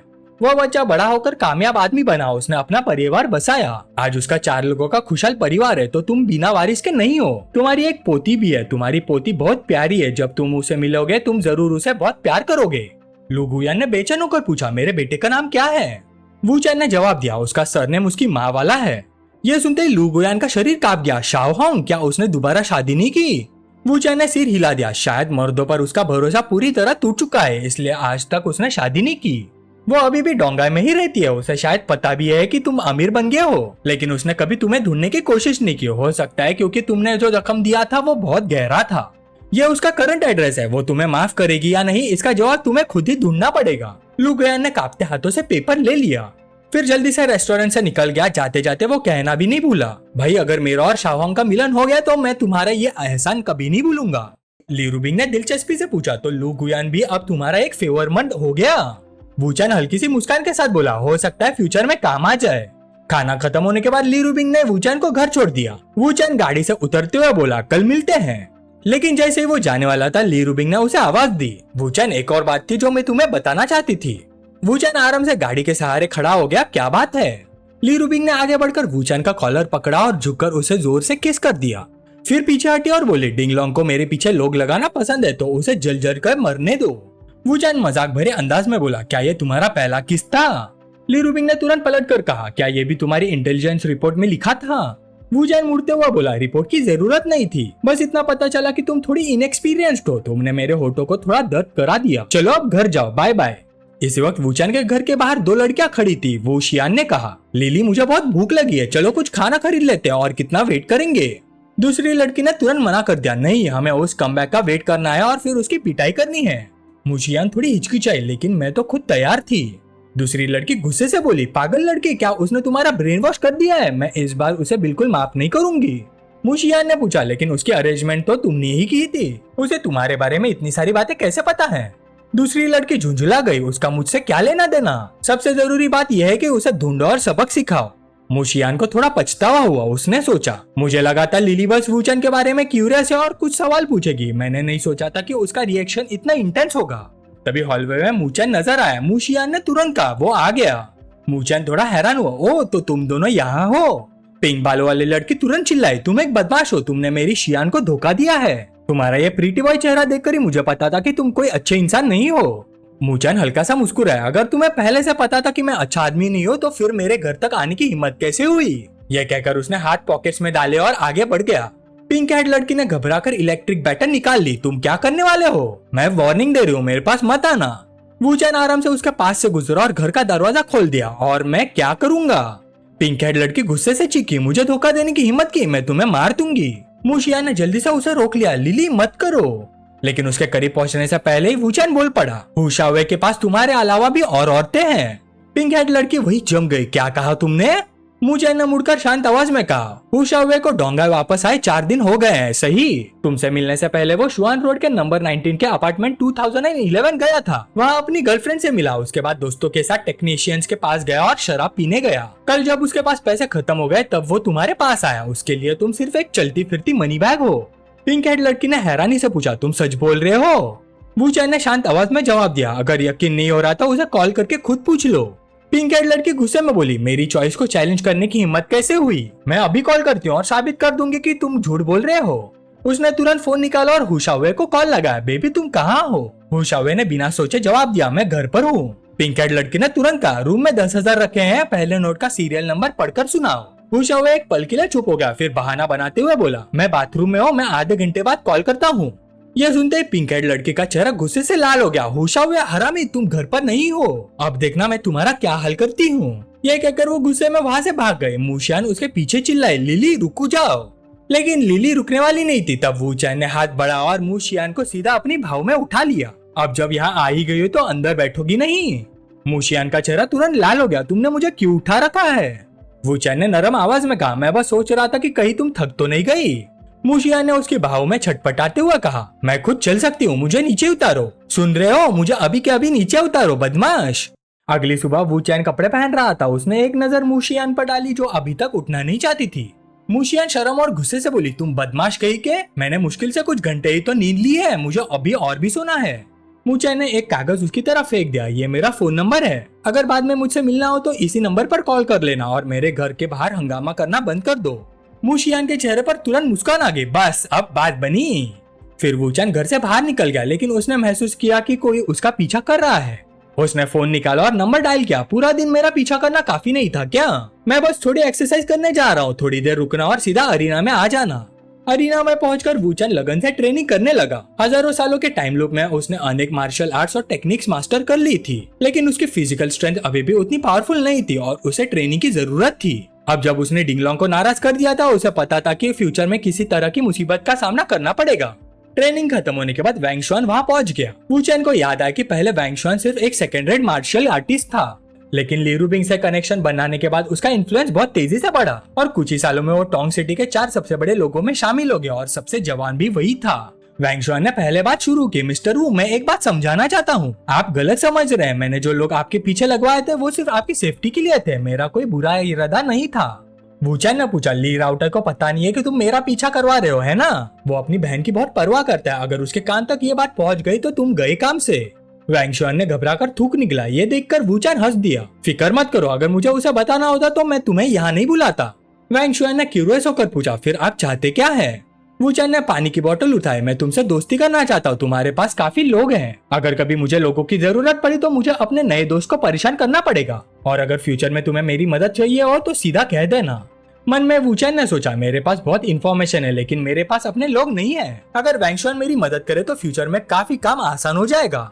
तभी वूचैन का फोन बज उठा, कॉल ली रूबिंग की थी। हेलो वूचैन, जल्दी कंपनी आ जाओ, कुछ हो गया है। वूचैन तुरंत बोला, ठीक है मैं आ रहा हूँ। वैंग शुआन ने तुरंत अपनी कार की कीज उसकी तरफ बढ़ा दी। मिस्टर वू, मेरी कार ले जाइए, अंदर कपड़े भी रखे हुए हैं, अगर आपको बुरा ना लगे तो इसे मेरी तरफ से माफी समझकर एक्सेप्ट कर लीजिए। वूचैन ने बिना झिझक कीज ले ली, तो फिर मैं फॉर्मेलिटीज नहीं करूंगा। ली रूबिंग के कंपनी में उस वक्त पूरा पब्लिक रिलेशंस डिपार्टमेंट अफरा तफरी में था। हर तरफ लोग फोन पर बात कर रहे थे, कोई शेड्यूल अवेलेबल नहीं है, प्लीज प्रेसिडेंट ली के लिए एक अरेंजमेंट कर दीजिए, प्राइस कोई इशू नहीं है। ली रूबिंग खुद भी फोन पर थी, उधर सिचुएशन बिल्कुल खराब है, न्यूज रिलीज हो नहीं हो सकती। इसी वक्त वूचैन अंदर आया, क्या हुआ? ली रूबिंग ने परेशानी से कहा, हमारे प्रोडक्ट की स्पोक्स पर्सन और अपकमिंग फीमेल सिंगर डेंग शुनिया को एक कार ने टक्कर मार दी। कल तुमने ही मेरी मदद करके डिंगलोंग का प्लान एक्सपोज किया था, तुम्हें ही पता था कि प्लान लीक हो गया था। आज डेंग शुनिया का एक्सीडेंट हो गया, अब वो हमारे नए प्रोडक्ट की एडवर्टीजमेंट नहीं कर सकती। वूचैन ने सिर हिलाया, जैसे मैंने सोचा था, ये कोई कोइंसिडेंस नहीं है। ली रूबिंग गुस्से से दांत पीसकर बोली, डिंगलोंग हरामी, शर्त हारने के बाद भी रूल्स तोड़ रहा है, अपने फैमिली का इन्फ्लुएंस तक का ही इस्तेमाल कर रहा है। वूचैन ने शांत होकर कहा, बॉस ली, क्या तुम चाहोगे कि मैं तुम्हारे लिए नई स्पोक्स पर्सन ढूंढ दूं? ली रूबिंग ने अपना माथा पकड़ लिया, हमारी स्पोक्स पर्सन के लिए स्टैंडर्ड्स बहुत हाई है, क्या तुम वाकई किसी सुटेबल इंसान को ढूंढ सकते हो?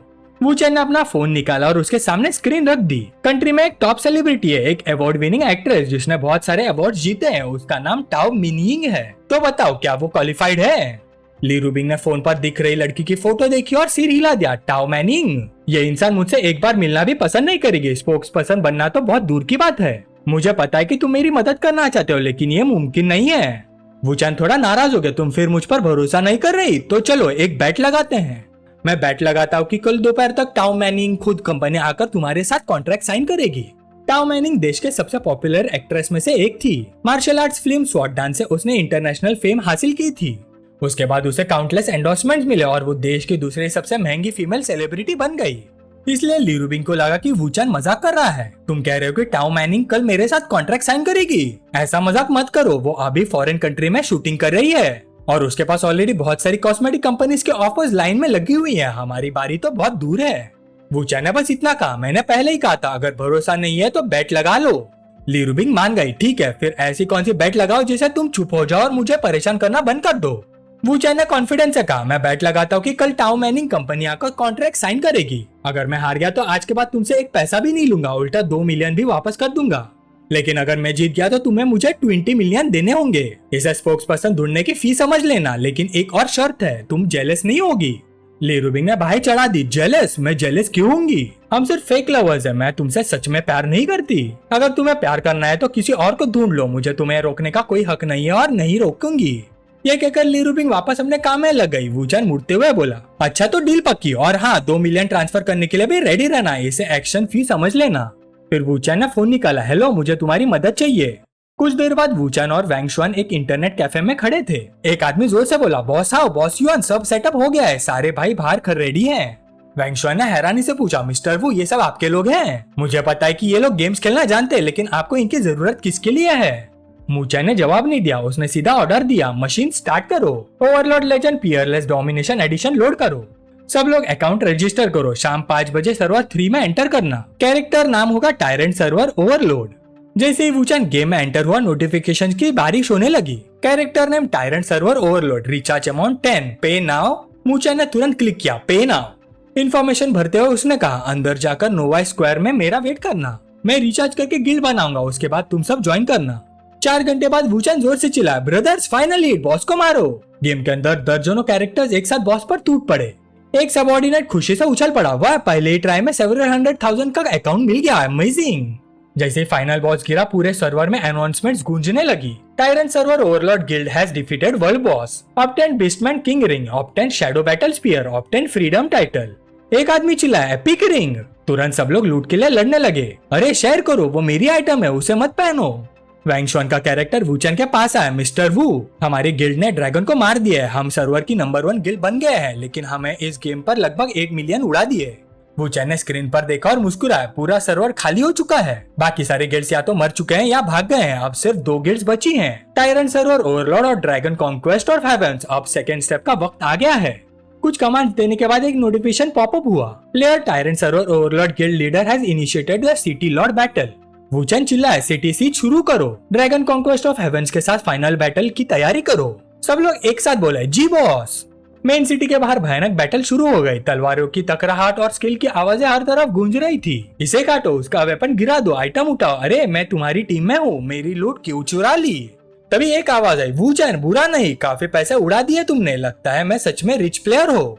बोलने वाला कैंगलोंग युआन था, ड्रैगन कॉन्क्वेस्ट ऑफ हेवेंस का गिल्ड लीडर। कैंग युआन हंसकर बोला, हमारी दोनों गिल्ड्स लगभग बराबर की है, अभी भी रिजल्ट डिसाइड नहीं हुआ। वूचान ने बीच में ही रोक दिया, नहीं, विनर तो पहले ही डिसाइड हो चुका है। कैंग युआन हंस पड़ा, अच्छा तो बताओ कैसे जीतोगे? वूचान ने सिर हिला दिया, नहीं, जीतोगे तुम। कैंग युआन पूरी तरह से कंफ्यूज हो गया, क्या? वूचान अचानक जोर से चिल्लाया, टायरेंट सर्वर ओवरलॉर्ड गिल्ड, सब लोग ध्यान से सुनो, सारे इक्विपमेंट्स उतार दो और लॉग आउट हो जाओ। कैंग युआन की आंखें फट गई, अरे ये क्या बकवास कर रहे हो? कैंग युआन तुरंत कुर्सी से उछलकर वूचान के पास आ गया और जोर से गले लग गया। आंखों से आंसू बह रहे थे, नाक भी बह रही थी। मत जाओ, हमारी जीत हार का फैसला कैसे होगा? उसके बाद कैंग युआन ने चमकती हुई आंखों से बेचारी सी शक्ल बनाकर कहा, वूचान, इतनी मुश्किल से तो एक वर्दी ओपोनेंट मिला है। आंखों में आंसू भरकर उसने कहा, मैंने ऑलरेडी गेम में 10 मिलियन रिचार्ज कर दिए है, तुमने भी कम से कम 8 या 9 मिलियन डाले होंगे। क्या इतना पैसा बर्बाद करके गेम छोड़ते वक्त तुम्हें बिल्कुल दुख नहीं हो रहा? वूचान ने हंसी रोकने की पूरी कोशिश की, लेकिन बाहर से परेशान होने का नाटक करता रहा। क्या करूं, मेरी औरत की कंपनी में प्रॉब्लम आ गई है, उसे नए प्रोडक्ट के स्पोक्स पर्सन का एक्सीडेंट हो गया, अब रिप्लेसमेंट ढूंढना है, मुझे वापस जाकर उसकी हेल्प करनी पड़ेगी। कैंग युआन तुरंत हंस पड़ा। अरे मुझे लगा कोई बड़ी बात है, बस इतनी सी बात। कुछ फीमेल सेलिब्रिटीज ही तो चाहिए। कौन चाहिए तुम्हें? मेरे पास काफी एक्ट्रेस है। मैं शायद ज्यादा बोल रहा हूँ, लेकिन अगर टाओ मैनियन को भी बुलाना हो तो एक फोन कॉल काफी है। वूचैन के दिल में खुशी की लहर दौड़ गई। हुक हो गया। लेकिन उसने चेहरे पर कुछ नहीं दिखाया। वो अभी भी परेशान होने का नाटक कर रहा था। मेरे पास सच में अर्जेंट काम है, मैं और गेम नहीं खेल सकता, मुझे डोंगाई सीबीडी जाना होगा। कैंग युआन फिर भी उसे रोकने की कोशिश करता रहा। एक मिनट, तुम भी डोंगाई में हो? तुम डोंगाई के ही हो? वूचैन ने सिर हिला दिया। हाँ अच्छा, मैं चलता हूँ, बाद में बात करेंगे। ये कहकर वूचैन उठने लगा। तभी उसका फोन पर एक मैसेज आया। मैसेज कैंग युआन का था। मैंने और 10 मिलियन रिचार्ज कर दिए। तुम्हारा फोन नंबर ढूंढना मेरे लिए हाथ पीटने जैसा आसान है। गेम खत्म होने के बाद भी तुम्हें वही सर्वर यूज करना पड़ेगा, तो सीधा सीधा बात क्यों नहीं करते? मैं तुम्हारी मदद कर देता हूँ। मैं तुम्हारे पास आऊँ या तुम मेरे पास आओगे? वूचैन मुस्कुराया। जैसे सोचा था बिल्कुल वही हुआ। उसने तुरंत रिप्लाई किया, ठीक है, मेरी गर्लफ्रेंड सच में बहुत परेशान है। अगर तुम्हारी तरफ से कोई सोल्यूशन है तो मिलना बेस्ट रहेगा। फिर वूचैन ने अपने लोगों को कहा, ठीक है ब्रदर, सब लोग डिस्पर्स हो जाओ। कैंग युआन ने तुरंत मैसेज भेजा, मैं चिनियन टावर में वेट कर रहा हूँ। कुछ देर बाद चिनियन टावर, वूचैन और कैंग युआन आमने सामने बैठे थे। सबसे पहले वूचैन ने बात शुरू की, तो कैंग युआन यानी बॉस ली तुम हो? उसके सामने बैठा हुआ आदमी और कोई नहीं था, बल्कि युआन ग्रुप के ली फैमिली का सेकेंड यंग मास्टर था। वूचैन हल्का से मुस्कुराया। टायरन किंग, मुझे अपना इंट्रोडक्शन देने दो, मेरा नाम वूचैन है। ली फैमिली के सेकेंड यंग मास्टर ने आके सिकुड़ कर पूछा, तुम मुझे जानते हो? वूचैन ने आराम से जवाब दिया, युआन ग्रुप के ली फैमिली का सेकेंड यंग मास्टर, तुम्हारा नाम पहले भी सुन चुका हूँ। ली चैंग ने चाय डालते हुए पूछा, तो फिर तुम्हारा नाम मुझे कैसे पता होना चाहिए? तुम किस फैमिली से हो? वूचैन ने चाय का कप उठाया। इतने सीरियस क्यों हो? क्या तुम्हें डर है कि तुम्हारा बड़ा भाई तुम्हें मार देगा? हंगफा फैमिली प्रोसेसिंग इंडस्ट्री के टॉप 10 ग्रुप्स में से एक थी और उनके एसेट्स हंड्रेड्स ऑफ बिलियंस तक पहुंच चुकी थी। चेयरमैन ली हु 70 साल के थे और पर्दे के पीछे सब कंट्रोल करते थे, लेकिन असल पावर उनके बड़े बेटे ली लू के हाथ में थी। जो भी फैमिली ले चैंग के करीब आती उसे ले लू अपनी कमजोरी समझता था। ले लू ने कई बार ले चैंग को खत्म करने की कोशिश की थी और आज भी हालत वैसी ही थी। ले चैंग ने कप उठाया, तुम आखिर हो कौन? किस फैमिली से बिलोंग करते हो? वूचैंग ने आवाज धीमी कर दी, बॉस ले रिलैक्स, मैं किसी फैमिली से नहीं हूँ, मेरा कोई बड़ा बैकग्राउंड नहीं है, हमारी मुलाकात बस एक कोइंसिडेंस है। ले चैंग ने मनी मन सोचा, अगर अभी जवाब नहीं मिला तो बाद में फादर इन्वेस्टिगेट कर लेंगे, और अगर ये लेलू का आदमी होता तो इतना इनएक्सपीरियंस नहीं लगता। फिर उसने बात बदल दी, चलो तुम्हारी गर्लफ्रेंड की बात करते हैं, तुमने कितना पैसा उड़ा दिया? तुमने इतना पैसा उड़ा दिया, एक स्पोक्स पर्सन भी नहीं ढूंढ पाए? वूचैंग ने कंधे उचका दिया, मुझे लगा नहीं था कि हमारी स्पोक्स पर्सन को टारगेट किया जाएगा। ले चैंग ने पूछा, तो इसी वजह से तुम गेम छोड़कर भाग गए? फिकर मत करो, मैं अपना वादा निभाता हूँ, मैं तुम्हारे लिए स्पोक्स पर्सन अरेंज करवा देता हूँ। तुम्हारी गर्लफ्रेंड की कंपनी का नाम क्या है और वो किस इंडस्ट्री में है? वूचैंग ने जवाब दिया, कॉस्मेटिक कंपनी, नाम है स्वास्थ्य और फैशन इंडस्ट्री में भी काम करती है। ले चैंग थोड़ा हैरान हुआ, ओ तो तुम्हारी औरत ली रूबिंग है? फिर वो जोर से हंस पड़ा, अगर तुम ली फैमिली के हो तो सीधा बोल देते, इतना छुपाने की क्या जरूरत थी? मुझे लगा तुम कोई और ही हो। वूचैंग ने सिर हिला दिया, मैं खुद को ली फैमिली का मेंबर नहीं मानता, मैंने सुना है ली रूबिंग का अपने फैमिली के साथ रिलेशनशिप भी ज्यादा अच्छा नहीं है। उसकी बात पूरी भी नहीं हुई थी कि फोन बज उठा। कॉल ली रूबिंग की थी। वूचैंग ने कॉल रिसीव की। दूसरी तरफ से ली रूबिंग की गुस्से भरी आवाज सुनाई दी, तुमने मेरे 10 मिलियन लेकर गेम में उड़ा दिए? वूचैंग ने शांत रहकर कहा, अभी एक्सप्लेन करने का सही वक्त नहीं है, बैट अभी भी चल रही है, जो हारेगा उसे घुटनों पर बैठकर माफी मांगनी पड़ेगी। ली रूबिंग ने सिर्फ 3 शब्द कहे, बस इंतजार करो, और फोन काट दिया। ले चैंग ये सब सुनकर हैरान रह गया, तुम ली रूबिंग से इस तरह बात करने की हिम्मत करते हो? उसके लिए सोचना भी मुश्किल था, ली रूबिंग जैसी औरत को घुटनों पर लाने की बात। इस लड़के का बैकग्राउंड आखिर क्या है? वूचैंग बस मुस्कुराया, प्यार में ऐसा होता रहता है, उसका गुस्सा होना नॉर्मल है, हमारे बीच थोड़ी बड़ी बाइट लग गई है। ले चैंग ने चाय का कप उसकी तरफ सरकाया, आओ चाय पियो। वैसे तुम दोनों ने ऐसी कौन सी बाइट लगाई है, मुझे भी थोड़ा बताओ। वूचैंग ने गंभीर अंदाज में बोलना शुरू किया, उसकी कंपनी के खिलाफ किसी ने साजिश रचाई है, मैं उसकी मदद करना चाहता था लेकिन उसने मना कर दिया। सच कहो तो मुझे पता है कि उसने ऐसा क्यों किया, वो मुझे प्रोटेक्ट करना चाहती है। बॉसली, क्या आप डिंगलोंग को जानते हैं? ले चैंग ने सिर हिला दिया, उसे कौन नहीं जानता, मुझे लगता है कि ये सब भी डिंगलोंग की वजह से ही हुआ है। वूचैंग ने आगे कहा, ली रूबिंग को डर है कि अगर डिंगलोंग ने मुझे पहचान लिया तो वो मेरे खिलाफ एक्शन लेगा। अचानक वूचैंग खड़ा हो गया और जोर से बोला, लेकिन बॉसली, मैं एक इज्जतदार आदमी हूँ, मैं कैसे डरपोक बन सकता हूँ? चाहे जो भी कीमत चुकानी पड़े, मुझे अपनी गर्लफ्रेंड की मदद करनी ही होगी। ले चैंग ने जोर से टेबल पर हाथ मारा, बिल्कुल सही कहा भाई, तुम बिल्कुल ठीक हो, आओ शराब की जगह चाय से ही चीयर्स करते हैं, एक मर्द कभी हार नहीं मानता, हम डिंगलोंग से आखिरी दम तक लड़ेंगे। दोनों ने चाय के कप टकराए। वूचैंग ने बात जारी रखी, हमारे बीच एक बेट लगी है, अगर मैं ये प्रॉब्लम सॉल्व कर देता हूँ और एडवर्टाइजमेंट स्मूथली चल पड़ती है तो मैं जीत जाऊंगा, और अगर मैं हार गया तो आज के बाद मुझे उसकी हर बात माननी पड़ेगी। वो अगर मुझे रेंगने को कहेगी तो मुझे रेंगना पड़ेगा, तो फिर क्या मैं उसका शुगर बेबी नहीं बन जाऊंगा? ले चैंग जोर से हंसने लगा। ही ही ही ही ही। तो बात ये है, इसकी टेंशन मत लो, मैं तुम्हारी मदद कर सकता हूँ, बस एक स्पोक्स पर्सन ही तो ढूंढनी है, ये काम मुझे दे दो। ले चैंग ने तुरंत फोन उठाया और कॉल लगाई। हेलो बेटी। दूसरी तरफ से तुरंत आवाज आई, बोलिए फादर। ले चैंग ने सीधा कहा, तू टेम्पररी ब्रेक ले लो, डोंगा वापस आ जाओ, डायरेक्टर की साइड में संभाल लूंगा। हाँ बिल्कुल अर्जेंट है, मुझे तुमसे कॉस्मेटिक ब्रांड से एंडोर्स करवाना है, पैसों की टेंशन मत लो, मैं तुम्हें कॉम्पेंसेट कर दूंगा, गुड बाय, ठीक है। कॉल खत्म हो गई। वूचन तुरंत खुश होकर बोला, ऑसम। ली चैंग हंसकर बोला, अब सब सेट है, कोई प्रॉब्लम नहीं। वो चैंग ने मन ही मन सोचा, सब कुछ प्लान के मुताबिक हो रहा है, सच कहूँ तो प्रोसेस मेरी उम्मीद से भी ज्यादा स्मूथ रहा। टाउ मैनिंग के कॉन्ट्रैक्ट ब्रीच का कॉम्पेंसेशन छोटी रकम नहीं होगी, इसके बदले में मैं ले चैंग को ले लू के बारे में कुछ इंटेलिजेंस दे देता हूँ। वो अब मेरा दोस्त भी और डिंग लोंग से टक्कर लेने से भी नहीं डरता, मैं उसका नुकसान नहीं होने दे सकता। ये सोचकर वू चैंग ने ले चैंग को एक मैसेज भेज दिया। ले चैंग ने फोन देखा और फिर वू चैंग की तरफ देखा। लगता है हमारा अच्छा कनेक्शन बन गया है, मैं तुमसे कुछ साल बड़ा हूँ तो तुम मुझे ब्रदर ले कह सकते हो। वू चैंग ने बिना झिझक जवाब दिया, जी ब्रदर ले। वैसे अभी कुछ बातें हैं जिन पर हमें बात करनी चाहिए। ले चैंग को अचानक बुरा सा एहसास हुआ, उसने बाहें सिकोड़ कर पूछा, तुम्हारा क्या मतलब है? तभी उसके फोन पर नई नोटिफिकेशन आई। वू चैंग ने शांत आवाज में कहा, मैसेज चेक कर लो। ले चैंग के हाथ हल्के से कांप गए। वू चैंग ने आगे कहा, ओनर का नंबर मिलते ही उस आदमी को पकड़ लेना, वही तुम्हें उस पुराने एक्सीडेंट की पूरी सच्चाई बताएगा। वू चैंग ने फिर समझाया, ब्रदरली तुम्हें जल्दी एक्शन लेना चाहिए, कौन जाने शायद वो फॉरेन चला जाए, आखिर वो इसी आर्मी से बिलोंग करता है। ली चैंग ने मनी मन सोचा, मैंने पहले अपने लोगों को इन्फॉर्म कर दिया है, लगता है मुझे और स्पीड बढ़ानी पड़ेगी, मैं उसे और ज्यादा देर तक यहाँ नहीं रहने दे सकता। उस पुराने एक्सीडेंट की कहानी कुछ ऐसी थी। 10 साल पहले एक शाम एक ट्रक ने स्लोप पर ले चैंग की कार को टक्कर मार दी। चाहे ले चैंग कितनी भी तेजी से रिएक्ट करता, कोई फायदा नहीं होता, उसकी कार तेजी से स्लोप से नीचे जा गिरी। फ्यूल लीक की वजह से कार में ब्लास्ट हो गया। ले चैंग किस्मत से बच गया, लेकिन उसने अपनी आंखों के सामने अपनी पत्नी को मरते हुए देखा।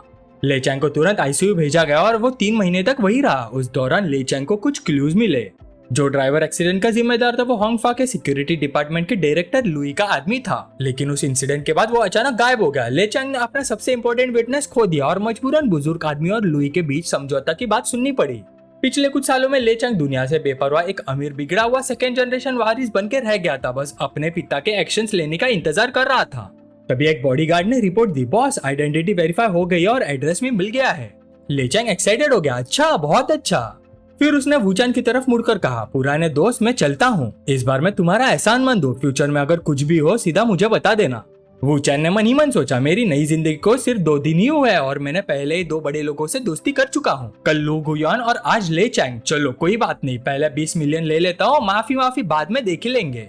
वू चैंग ने ली रूबिंग को कॉल करने के लिए बटन दबाया। फोन की नोटिफिकेशन आई, hello recipient has rejected the call. Wu Chang हैरान हो गया, कॉल भी रिसीव नहीं कर रही। कुछ देर बाद एक मैसेज आया, मीटिंग में हूँ। वू चैंग ने खुद से कहा, लगता है अभी भी मुझसे नाराज है क्योंकि मैंने 20 मिलियन गेम्स खेलने में उड़ा दिए। ये औरत भी ना, चलो घर चल के मनाता हूँ। सिग्नल पर रुकते वक्त वू चैंग ने साइड में देखा और एक लग्जरी व्हीकल नजर आई, लेकिन वो कुछ जानी पहचानी सी लग रही थी। वो असल में सू शिनयिन थी, डोंगाई की नंबर 1 बेटी, डोंगाई की सबसे खूबसूरत औरत। वू चैंग पुरानी यादों में खो गया। वो उन लोगों में से एक थी जिन्होंने उस पर सबसे गहरा इंप्रेशन छोड़ा था। सीधी सादी, ध्यान रखने वाली और नरम दिल, उसके पास सब कुछ था। वू चैंग ने कार का डोर खोला और हाथ हिलाकर बोला, अगर किस्मत हमें मिला रही है तो मुझे एक मूव तो करना ही चाहिए, हेलो। लेकिन सू शिनयिन ने सीधा कार की खिड़की बंद कर दी। ये देखकर वू चैंग फिर भी आगे बढ़ा और उसे एक टेक्स्ट मैसेज भेज दिया, वो तुम ही हो ना, पहली बार मिल रहा हो और तुम अफवाहों से भी ज्यादा खूबसूरत हो। वू चैंग को लगा सू शिनयिन ये देखकर जरूर शॉक हो जाएगी कि उसके पास उसका नंबर है और जल्दी ही उनकी एक और मुलाकात होगी। अचानक एक मैसेज आया। वू चैंग एक्साइटेड हो गया। उसने सोचा सू शिनयिन का रिप्लाई होगा, लेकिन ऐसा नहीं था। मैसेज ली राउटाई का था, जीजा जी यहाँ आ जाइए, मेरे पास आपके लिए एक गिफ्ट है।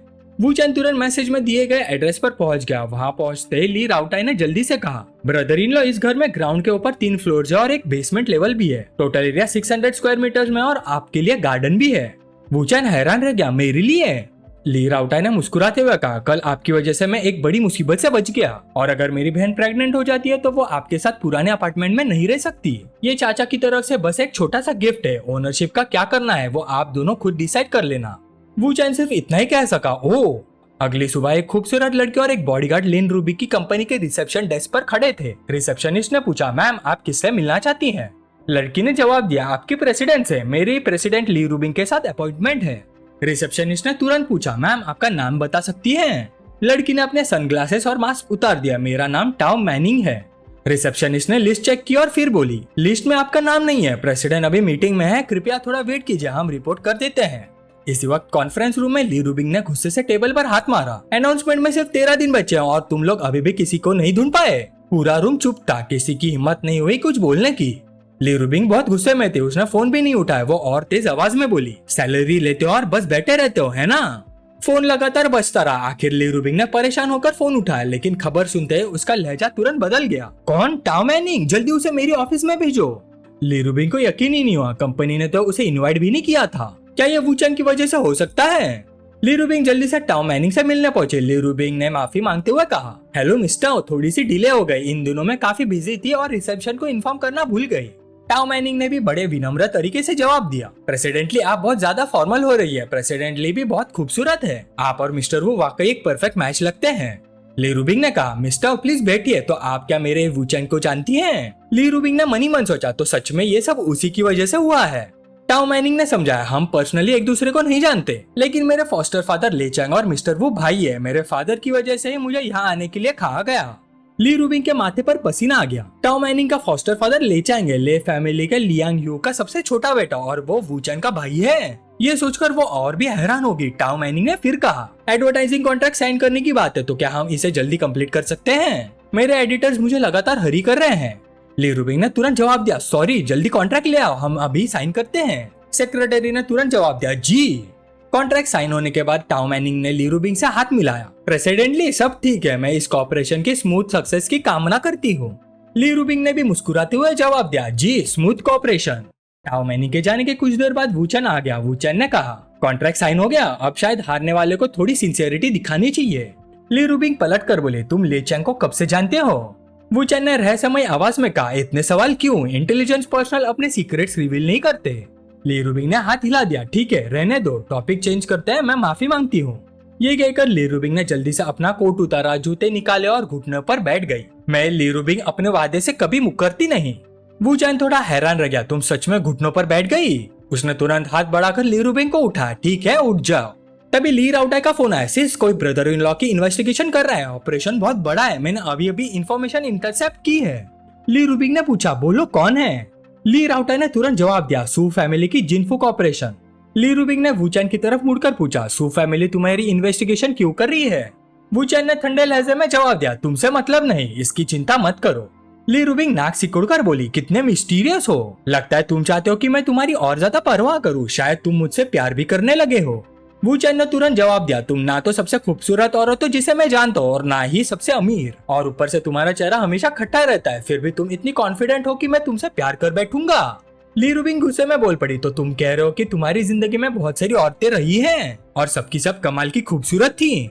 वूचन हंस पड़ा, मैं मानता हूँ पहले काफी थी, अब वो सब ब्रेथ टेकिंग ब्यूटीज थी या नहीं ये तो अलग बात है, लेकिन तुमसे ज्यादा खूबसूरत कुछ तो जरूर थी। ली रूबिंग ने चैलेंज दिया, कौन? नाम बताओ, मैं जाकर इन्वेस्टिगेट करती हूँ। वूचन ने बेपरवाही से कहा, एक दूसरे की प्राइवेट लाइफ में घुसना चाहती हो? कोई चांस नहीं।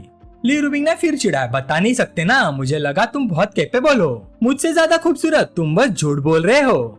तभी वूचन का फोन बज गया, उसने कॉल रिसीव की। दूसरी तरफ से आवाज आई, क्या ये वूचन है? मैं सू शिनयिन बोल रही हूँ, मुझे लगता है हमारे पास बात करने के लिए काफी कुछ है, कोई टाइम डिसाइड कीजिए। वूचन ने पूछा, हम इतनी जल्दी मिल रहे हैं? सू शिनयिन ने सीधा कहा, बिल्कुल, कुछ बातें क्लियर करनी जरूरी है, कल सुबह 9 बजे यांगशा प्राइवेट क्लब पहुंचने पर मुझे कॉल कर दीजिए। वूचन ने सीधा जवाब दिया, ठीक है। ली रूबिंग शक भरी नजरों से देखते हुए बोली, सू शिनयिन, क्या वो भी तुम्हारी औरतों में से एक है? वूचन ने उसकी तरफ देखा, अभी नहीं फिलहाल, लेकिन कुछ दिनों में हो सकता है। ली रूबिंग ने मनी मन सोचा, मैं उसे पर्सनली नहीं जानती, लेकिन सू शिनयिन का नाम तो मैंने बहुत सुना है। उसके पिता बिजनेस पर फोकस थे और देर से शादी की थी, बड़े मुश्किल से उन्हें एक बेटी हुई थी। सू शिनयिन को एक नोबल लेडी की तरह पाला गया था, उसकी फैमिली एजुकेशन बहुत स्ट्रिक्ट थी। जब वो पढ़ाई के लिए अब्रॉड गई तब भी उसके पास 24 घंटे बॉडीगार्ड्स रहते थे ताकि कोई अर्ली रोमांस ना हो।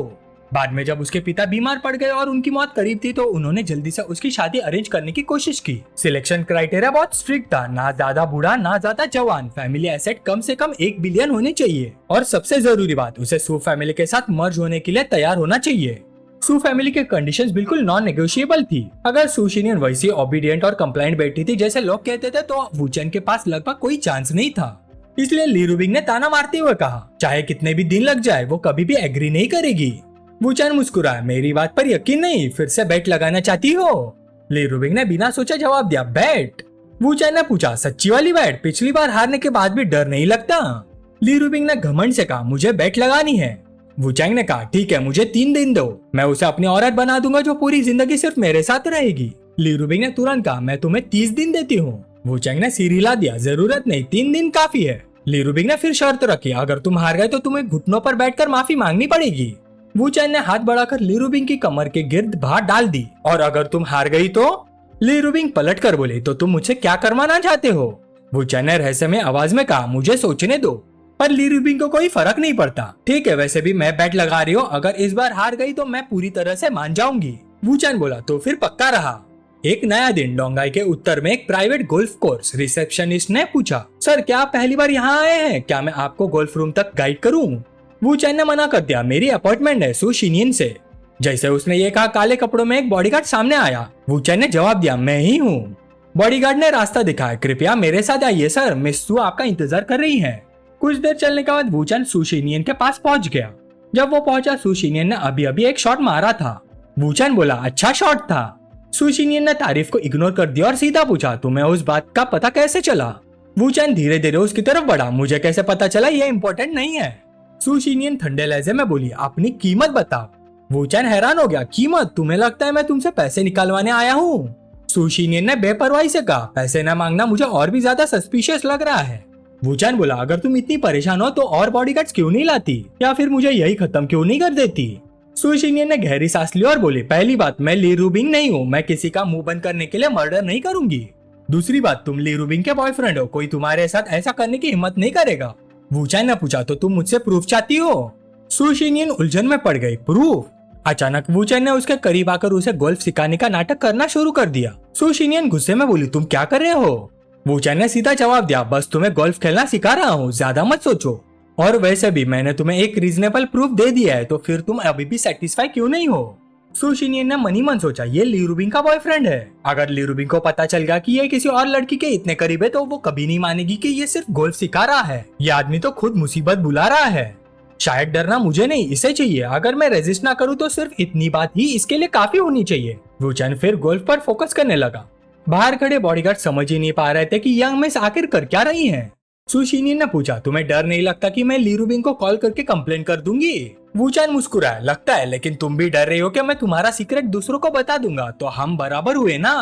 सु शिनियन बोली, बहुत अच्छा, जानबूझकर एक और मुसीबत मेरे सिर पर डाल दी। वूचांग ने सु शिनियन के पिछवाड़े पे थप्पड़ मारा और डांटा, ध्यान दो, अपना स्विंग इंप्रूव करो, मुझे समझ नहीं आता तुम्हें पहले गोल्फ किसने सिखाया? सु शिनियन का चेहरा हल्का सा लाल हो गया, तुम ना? बॉडीगार्ड और इंतजार नहीं कर पाए, उन्होंने तुरंत मैडम को इन्फॉर्म कर दिया। एक बॉडीगार्ड ने जल्दी फोन मिलाया, मैडम, मिस ना वो। इस दौरान वूचांग शांत आवाज में बोलता रहा, मैं तुम्हें फिर से सिखाता हूँ, पैर थोड़े पास रखो, कंधे सीधे रखो, और हाँ बिल्कुल ऐसे। वूचांग सु शिनियन के पिछवाड़े पर थप्पड़ मारता रहा, क्या तुम्हारा पेल्विस टेढ़ा है? अगर नहीं तो इसे और अंदर करो। कुछ देर बाद सु शिनियन ने शॉट मारा और पलट कर पूछा, क्या अब सही है? वूचांग ने सिर हिलाया, ठीक है, अब मुझे तुम्हें और कुछ सिखाने की जरूरत नहीं। सु शिनियन ने हैरानी से पूछा, क्यों? वूचांग हंस दिया, क्योंकि तुम्हारी माँ मुझे पकड़ने के लिए लोग भेज चुकी है। इसी वक्त मैडम सु बॉडीगार्ड्स की रिपोर्ट सुन रही थी। मैडम, वो आदमी मिस के बहुत करीब था, मिस उसे बात कर रही थी और हंस भी रही थी। लगता था जैसे वो गोल्फ सिखा रहा हो, लेकिन दोनों काफी क्लोज भी लग रहे थे और मिस आज स्पेसिफिकली उसका इंतजार कर रहे आई थी। मैडम सु गुस्से से चिल्ला उठी, वही रुको, मैं अभी आ रही हूँ, उसे भागने मत देना। बॉडीगार्ड्स ने तुरंत जवाब दिया, जी मैडम। सु शिनियन ने चिंतित होकर पूछा, अगर मेरी माँ आ गई तो क्या होगा? वूचांग ने सीधा जवाब दिया, भाग चलते और बाद में बात करेंगे, तुम मेरे साथ भागना चाहती हो? सु शिनियन हिचकिचाए, तुम्हारे साथ भागना? वूचांग ने फिर पूछा, क्या तुम पूरी जिंदगी इस अदृश्य पिंजरे में रहना चाहती हो? सु शिनियन चुप हो गई, मैं वो। वूचांग ने उसका हाथ पकड़ लिया और उसे खींचती हुआ बोला, अभी क्या सोच रही हो, चलो भागते हैं। बॉडीगार्ड्स ने तुरंत उन्हें देख लिया, धत, उनके पीछे जाओ। वूचांग तेजी से कार में बैठा और गाड़ी हवा की तरफ दौड़ा दी। पीछे बॉडीगार्ड चिल्लाते रह गए, रुको, मैडम को इन्फॉर्म करो। एक बॉडीगार्ड ने तुरंत मैडम सु को कॉल किया, मैडम, मिस उस आदमी के साथ भाग गई। मैडम सु चीख उठी, क्या कहा तुमने? दूसरी तरफ रोड पर वूचांग की कार हवा की रफ्तार से दौड़ रही थी। वूचांग ने पूछा, सु शिनियन, डर लग रहा है? सु शिनियन सिर्फ मुस्कुराई, नहीं, बिल्कुल नहीं। तभी उसका फोन बज उठा। सु शिनियन ने कॉल रिसीव की, दूसरी तरफ उसकी माँ थी। वूचैन ने उसकी तरफ देखा। एक दिन के लिए खुद बनकर जीने की कोशिश करो।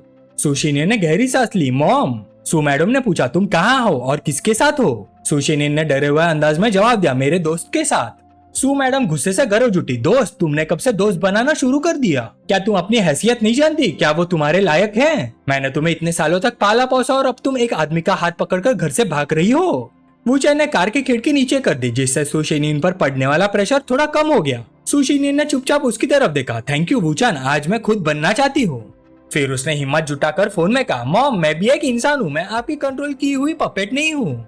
सू मैडम एक पल के लिए सन रह गई। वो कुछ बोल ही नहीं पाई। क्या कहा तुमने? कॉल आगे और बढ़ पाता उससे पहले सुशिनियन ने फोन बाहर फेंक दिया।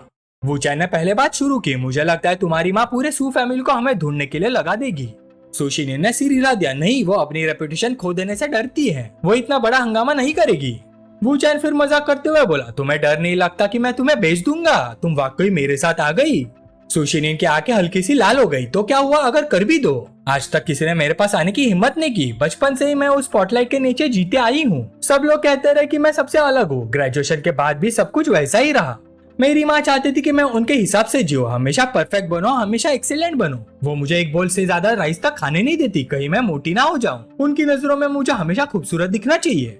अब मैं थक चुकी हूँ। तुम्हारे साथ भागना शायद मेरी जिंदगी का एक लौता मौका है और तुम्हारे साथ रहकर मुझे बहुत आराम महसूस होता है। वूचैन मुस्कुराया। मुझे लगता है तुमने सही चॉइस की है। खुद बनकर जीना सबसे ज्यादा बेहतर होता है। सुशिनियन ने धीरे से पूछा, तुम ली रूबिंग के बॉयफ्रेंड हो ना? क्या तुम्हें डर नहीं लगता कि उसे इस बारे में पता चल जाएगा? वूचैन अचानक हैरान रह गया जब उसने देखा कि वो अपनी सीट बेल्ट खोल रही है। सुशिनियन ने आगे बढ़कर जबरदस्ती वूचैन को एक किस कर दिया। वूचैन हैरान हो गया और तुरंत ब्रेक लगा दिया। तुम क्या कर रही हो? मैं अभी भी गाड़ी चला रहा हूँ। सुशिनियन शर्माते हुए बोले, मैं बस करना चाहती थी। वूचैन ने थोड़ी ऊंची आवाज में कहा, सुशिनियन थोड़ी ठीक से बैठो, ये ऑर्डर है। सुशिनियन तुरंत सीधी होकर अपनी सीट पर बैठ गई। सुशिनियन ने बिना विरोध किए दोबारा सीट बेल्ट लगा दी। वूचैन ने मनी मन सोचा, सुशिनियन तुम्हारी पर्सनैलिटी वैसे ही है जैसे मुझे याद थी। उस लंबे रीइंकार्नेशन पीरियड में भी मैंने इसी क्यूरियोसिटी की वजह से उसके करीब जाना चाहता था। मैं समझना चाहता था कि इतनी परफेक्ट इंसान असल में कैसी होती है। उसे याद आया कि एक बार सुशिनियन लैपटॉप पर एक फोरम देख रहे थे। उस पोस्ट में लिखा था, मेरी माँ मुझे खेलने क्यों नहीं देती? मुझे हमेशा फैमिली की जिम्मेदारियाँ क्यों उठानी पड़ती है? मैं सिर्फ वही क्यों कर सकती हूँ जो मेरी माँ चाहती है? मैं बहुत थक गई हूँ। हर दिन सिर्फ पढ़ाई पढ़ाई और पढ़ाई। मैं एक इंसानी लर्निंग मशीन हूँ, मैं एक पपेट हूँ। एक नॉर्मल लड़की की तरह प्यार करना कैसे होता है? खुश रहना कैसा होता है? उस पोस्ट के नीचे कई कमेंट्स थे, कोई बात नहीं, हिम्मत रखो, तुम्हें अपनी जिंदगी खुद जीनी चाहिए। कभी कभी पेरेंट्स भी गलत हो सकते हैं। पोस्ट पढ़ने के बाद वूचैन को एहसास हुआ कि इतने सालों तक जो परफेक्ट इमेज सब देखते आए थे, उसके पीछे कितने जंजीरें छुपी हुई थी। वो चमकती हुई लगती थी, लेकिन असल में सांस लेना भी मुश्किल था। पोस्ट में एक कमेंट भी था, मिस आपको किस बात की चिंता है? उसने जवाब दिया, मेरे अंदर की फितरत को जानने के लिए दूसरों से हुक्म पाने की चाहत। उस कमेंट ने न सिर्फ उसकी बंदी बंदाई और सीमित जिंदगी के बारे में बताया, बल्कि एक और भी बात जाहिर की। वो एक मिक्स्ड ब्लड थी। मुझे बस यही नहीं लगा था कि मैं अभी उसके इस पहलू का फायदा उठाऊंगा। वूचैन ने सोचना बंद किया और कहा, सीट बेल्ट बांध लो। सुशिनियन ने पूछा, हम किधर जा रहे हैं? वूचैन ने उल्टा सवाल पूछा, तुम कहाँ जाना चाहती हो? सुशिनियन ने सीधा जवाब दिया, जहाँ तुम ले जाओ मैं वही जाऊंगी। वूचैन मुस्कुराए, तो चलो घर चलते हैं। सुशिनियन ने बिना सोचे जवाब दिया, ठीक है घर चलते हैं। 4 घंटे बाद फोन लगातार बज रहा था। वूचैन ने आंखें खोली और कॉल रिसीव की। उन्होंने तुम्हें ढूंढ लिया क्या?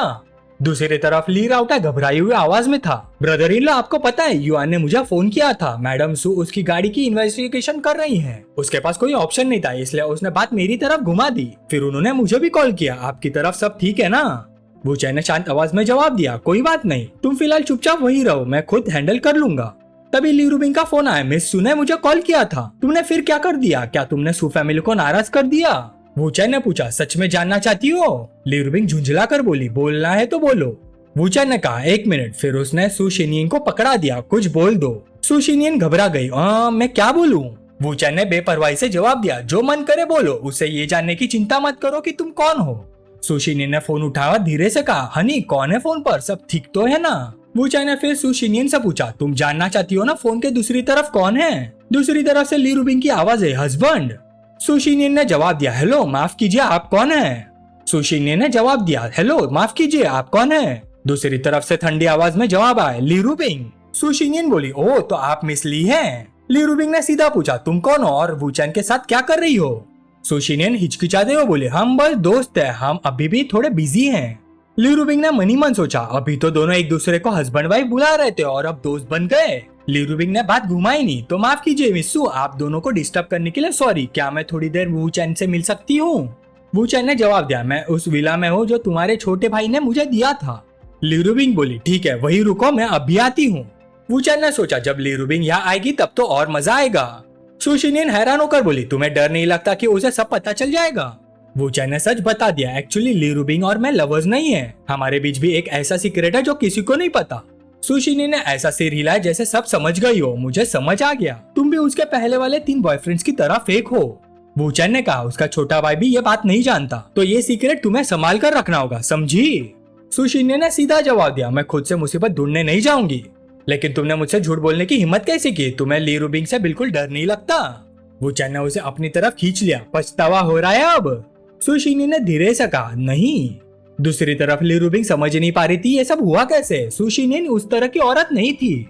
टाओ मैनिंग के कॉन्ट्रैक्ट का मामला भी, और अब ये सब। हर प्रॉब्लम का सोर्स एक ही था, वू चैन। ये आदमी भूत की तरह पकड़ में ही नहीं आता। 40 मिनट बाद ली रूबिंग वू चैन के घर पहुंच गई। वू चैन ने मुस्कुराते हुए उसका स्वागत किया, तुम आ गई, अंदर आओ। ली रूबिंग ने अंदर आते इधर उधर देखना शुरू कर दिया, वो कहाँ है? वू चैन ने किचन की तरफ इशारा किया, उधर। सु शिनियन किचन में खाना बना रही थी, हस्बैंड मिस ली आ गई हैं। फिर वो मुस्कुरा कर बोली, मिस ली, बहुत दिनों बाद। ली रूबिंग ने भी जवाब दिया, हेलो मिस्सू। लेकिन उसके चेहरे पर हैरानी साफ दिख रही थी। उसे यकीन ही नहीं हो रहा था कि सु शिनियन खुद वू चैन के लिए खाना बना रही है। सु शिनियन ने नरम आवाज में कहा, आप सब थोड़ी देर बैठिए, सूप लगभग तैयार है, बस कुछ अंडे डाल दो, फिर मील कंप्लीट हो जाएगा। ली रूबिंग तुरंत वू चैन की तरफ मुड़ गई, समझाओगे कुछ? वू चैन ने कंधे उचका दिए, इसमें समझाने वाली बात क्या है, वो मेरी औरत है। ली रूबिंग की आंखें फैल गई, तुम्हारी औरत? अचानक से तुम्हारी औरत बन गई, कब से? वू चैन ने जवाब दिया, आज से। ली रूबिंग और भी हैरान हो गई, आज? क्या तुम दोनों पहले से एक दूसरे को जानते थे?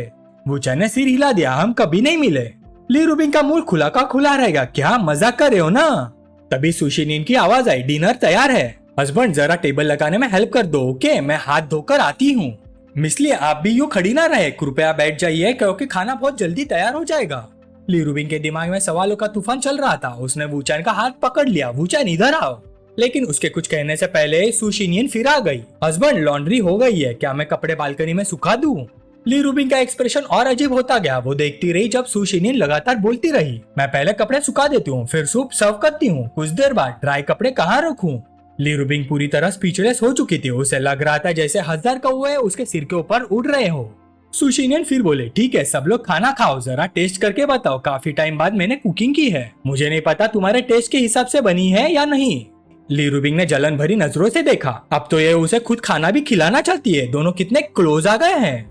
वू चैन ने एक बाइट ली और तारीफ की, बहुत टेस्टी है। सु शिनियन खुश हो गई, मिसली आप भी ट्राई कीजिए। ली रूबिंग ने मन ही मन सोचा, मैं और कितनी देर तक इन दोनों को इतना क्लोज देखूंगी, मुझे कुछ इनिशिएटिव लेना पड़ेगा। आखिरकार उसने पूछ ही लिया, मिस्सू आप वू चैन को कब से जानती हैं? सु शिनियन ने ईमानदारी से जवाब दिया, ज्यादा टाइम नहीं हुआ, ये लव एट फर्स्ट साइट था। बस एक नजर में मुझे समझ आ गया कि ये वही आदमी है जिसे मैं ढूंढ रही थी। ली रूबिंग ने तुरंत सोचा, love at first sight, impossible. सब उसकी फैमिली बैकग्राउंड जानते हैं, इसमें जरूर कुछ गड़बड़ है। सु शिनियन ने अचानक पूछा, और मिसली मेरे हस्बैंड और आपके बारे में उन्होंने मुझे सब बता दिया है, आप दोनों लवर्स नहीं है ना? ली रूबिंग के दिमाग में अचानक बेचैनी सी हुई।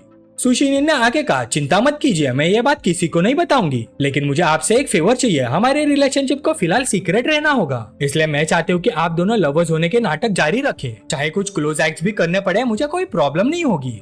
वू चैन ने उसकी तरफ देखा, मेरी तरफ क्या देख रही हो, खाना खाओ। सु शिनियन तुरंत बोली, हाँ डार्लिंग ये श्रिम्प खाओ, बहुत टेस्टी है। उसके चेहरे पर जीत वाली मुस्कान थी। मन ही मन उसने सोचा, देखा वो सिर्फ फेक है, मैं असली हूँ, ये आदमी मेरा है। ली रूबिंग का गुस्सा बढ़ता जा रहा था, दोनों मुझे इग्नोर कर रहे हैं। उसने तुरंत एक श्रिम्प उठाया, छिलका उतारा और वू चैन को पकड़ा दिया, लो वू चैन तुम भी ये खाओ। वू चैन ने श्रिम्प खा लिया, अच्छा मेरा पेट भर चुका है। सु शिनियन ने तुरंत बात संभाली, तो आप गेस्ट को एंटरटेन कीजिए, मैं साफ सफाई कर देती हूँ। अब ली रूबिंग का सबर टूट गया, तुम आखिरकार क्या कर रहे हो, इधर आओ। उसने वू चैन को पकड़कर एक तरफ खींच लिया, लेकिन अचानक वू चैन का पैर फिसल गया। ली रूबिंग को रिएक्ट करने का मौका ही नहीं मिला, ध्यान से वो जोर से चिल्ला उठी।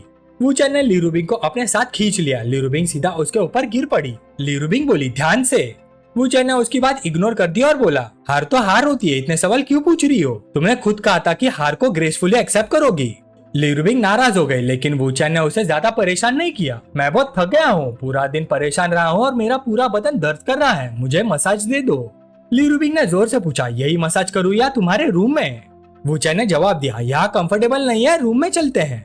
कुछ देर बाद सुशिनियन बाहर आई, हस्बैंड सब लोग कहाँ गए? तभी उसने अंदर से आवाज सुनी, वो जल्दी से उस तरफ बढ़ी, हस्बैंड। जब सुशिनियन रूम में पहुंचे, उसने देखा कि लीरुबिंग वूचैन का मसाज कर रही थी। सुशिनियन को यकीन ही नहीं हुआ। उसके मुताबिक लीरुबिंग जैसी औरत किसी आदमी की इतनी केयर करेगी, ये तो सोचना भी मुश्किल था। वूचैन ने सुशिनियन को देखकर कहा, शावर हो गया? थक गई हो तो थोड़ा रेस्ट कर लो, हम बस खत्म ही कर रहे हैं। अचानक सुशिनियन के दिमाग में एक बोल्ड ख्याल आया, लीरुबिंग को इस सब से कोई प्रॉब्लम नहीं थी, तो क्या वो भी मेरी तरह है? अगर ऐसा है तो लीरुबिंग और मैं एक ही साइड के लोग हैं। इवन लीरुबिंग वूचैन से जीत नहीं पाए, यह आदमी मेरी सोच से भी ज्यादा कमाल का है। सुशिनियन जल्दी से बेड के पास आई, घुटनों के बल बैठकर बोली, बिग सिस्टर चलिए हम साथ मिलकर करते हैं। लीरुबिंग पूरी तरह से स्टंट रह गई। हाँ, उसे लगा जैसे भूत देख लिया हो। यह औरत अपने आदमी को किसी और से मसाज करते देख रही है, ना गुस्सा हो रही है ना जेलस, उल्टा मुझे सिस्टर बुला रही है। सुशिनियन को आखिर हुआ क्या है? क्या उसे कोई मेंटल प्रॉब्लम हो गई है? इम्पॉसिबल। अगर वो मेंटली इनस्टेबल होती तो इतना परफेक्ट रेपुटेशन कैसे होती? सिर्फ बहुत स्ट्रॉन्ग सेल्फ कंट्रोल वाली लोग ही इतने एक्सीलेंट बन सकते हैं। वूचैन ने आखिर कैसे उसे इतना दीवाना बना दिया? तभी सुशिनियन बोली, सिस्टर आप क्या सोच रही है, मसाज कंटिन्यू रखिए। वूचैन को अचानक कुछ याद आया, वैसे शिनियन मसाज मत करो, अपनी मेडिसिन लेना मत भूलना। सुशिनियन ने तुरंत सिर हिला दिया, ओके मैं नीचे से लेकर आती हूँ। लीरुबिंग ने मन ही मन सोचा, ये वाकई मेडिसिन लेती है, लेकिन बात कुछ और लग रही है। फिर उसने पूछा, वूचैन तुम एक्सप्लेन नहीं करोगे? वूचैन मुस्कुराया, मुझे 1 बिलियन दे दो, मैं तुम्हें सच बता दूंगा। लीरुबिंग झुंझला गई, बकवास बंद करो, मुझे ये जानने में इंटरेस्ट नहीं कि तुम दोनों कैसे प्यार में पड़े। मुझे सच बताओ, सू फैमिली ने तुम्हारी इन्वेस्टिगेशन सुशिनियन की वजह से की थी, है ना? वूचैन ने सिर हिला दिया, इन्वेस्टिगेशन का वक्त नहीं, लेकिन अब प्रॉब्लम यह है कि मैं उसे घर से भगा लाया हूँ।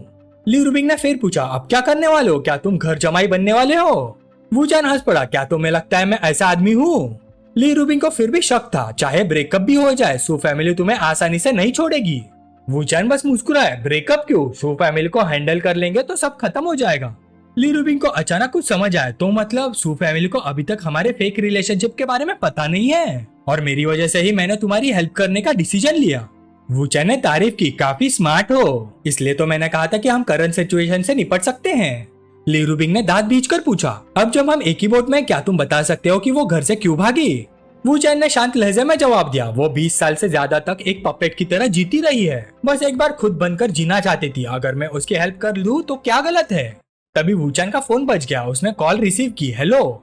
दूसरी तरफ से सुशिनियन की आवाज आई, हस्बैंड मैंने अपनी फैमिली को देख लिया है, वो मुझे ढूंढते हुए यहाँ तक आ गए हैं, मैं क्या करूँ?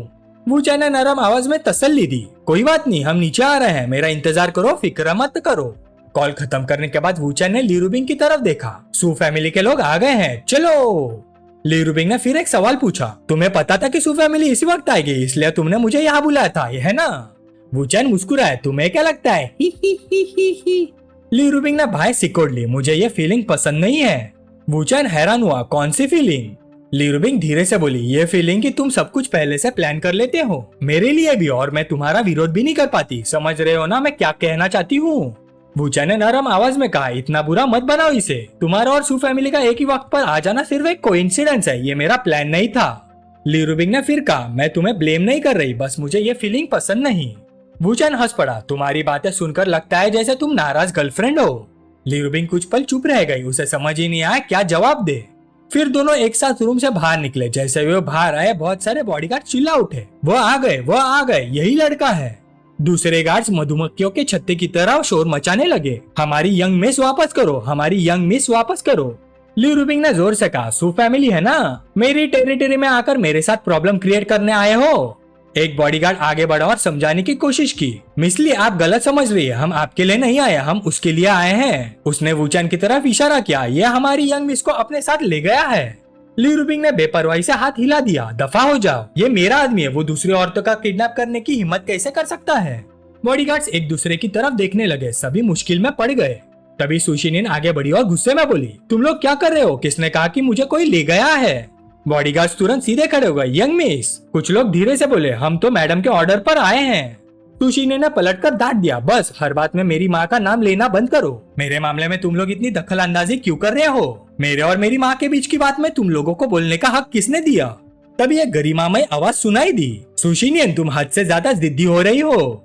सब लोग पलटकर देखने लगे। सू मैडम खुद आ चुकी थी। उनकी एंट्री के साथ ही माहौल और भी टेंस हो गया। ली रूबिंग तुरंत आगे बढ़ी और मुस्कुरा कर बोली, काफी वक्त हो गया सू मैडम, आप अब भी पहले की तरह जवान और रेडियंट लग रही हैं। सू मैडम ने भी हल्का सा मुस्कुराते हुए जवाब दिया, मिस ली, बहुत दिनों बाद मुलाकात हुई। दोनों पावरफुल औरतों की नजरें एक दूसरे से टकराई और आसपास खड़े लोग महसूस कर सकते थे कि असली टकराव अब शुरू होने वाला था। सू मैडम ने सबसे पहले बात शुरू की, तो आप ही मिस्टर वू हैं, वाकई एक लेजेंडरी टैलेंट, मिस ली की नजर काफी अच्छी है। ली रूबिंग ने भी विनम्रता से जवाब दिया, सू मैडम आप मेरी तारीफ ज्यादा कर रही हैं। सू मैडम ने तुरंत टॉपिक बदल दिया, ये बात करने की कन्वीनियंट जगह नहीं है, कैसा रहेगा हम लोकेशन चेंज करके डिटेल्स में बात करें, सबका क्या ख्याल है। ली रूबिंग ने बिना झिझक हाँ कर दी, ठीक है, वैसे भी मुझे सू मैडम से कुछ बात करनी है। वूचैन के पीछे खड़ी सू शिनियन की तरफ देखते हुए सू परिवार की property golden Fortune tea house में सू मैडम ने बात शुरू की। मिसली तुम दोनों मेरी बेटी के साथ क्यों हो? क्या तुम्हें नहीं लगता कि बिना बताए अपने बॉयफ्रेंड से मेरी बेटी को ले जाना बदतमीजी है? क्या मिस्टर वू का ये बिहेवियर कानून का उल्लंघन नहीं माना जा सकता? शायद मुझे किसी लॉयर से बात करनी चाहिए। ली रूबिंग ने शांत आवाज में जवाब दिया, मिस शिनिन और मेरी पहले से मीटिंग फिक्स थी, लेकिन मुझे कुछ काम था, इसलिए मैंने अपने बॉयफ्रेंड को शिनिन को लेने भेजा था।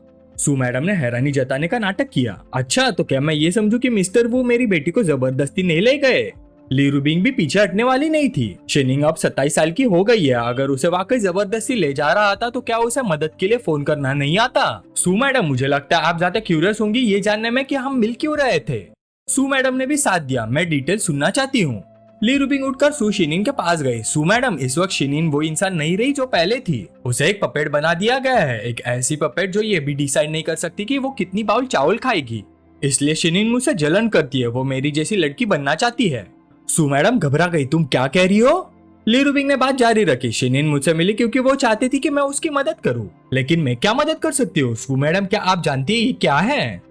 यह कहकर ली रूबिंग ने सू शिनिन के हाथ से दवाओं का बैग छीन लिया। क्या आप जानती है ये क्या है? ये दवा शिनिन ने खुद खरीदी है। सू मैडम उलझन में पूछने लगी, तो क्या हुआ अगर शिनिन ने दवा खरीदी? ली रूबिंग ने समझाया, बात दवा खरीदने की नहीं है, बात यह है कि वो खुद दवा लेने जाना चाहती थी, सिर्फ इसलिए क्योंकि इससे उसे खुशी मिलती है। उसने पहले कभी खुद जाकर दवा नहीं खरीदी, अकेले बाहर जाकर दवा खरीदना उसके लिए एक नया एक्सपीरियंस है, जबकि वो 27 साल की है। सू मैडम क्या आपको ये बहुत बड़ी प्रॉब्लम नहीं लगती? सू शिनिन भी ली रूबिंग की रीजनिंग सुनकर हैरान रह गई, वाकई ऐसा है?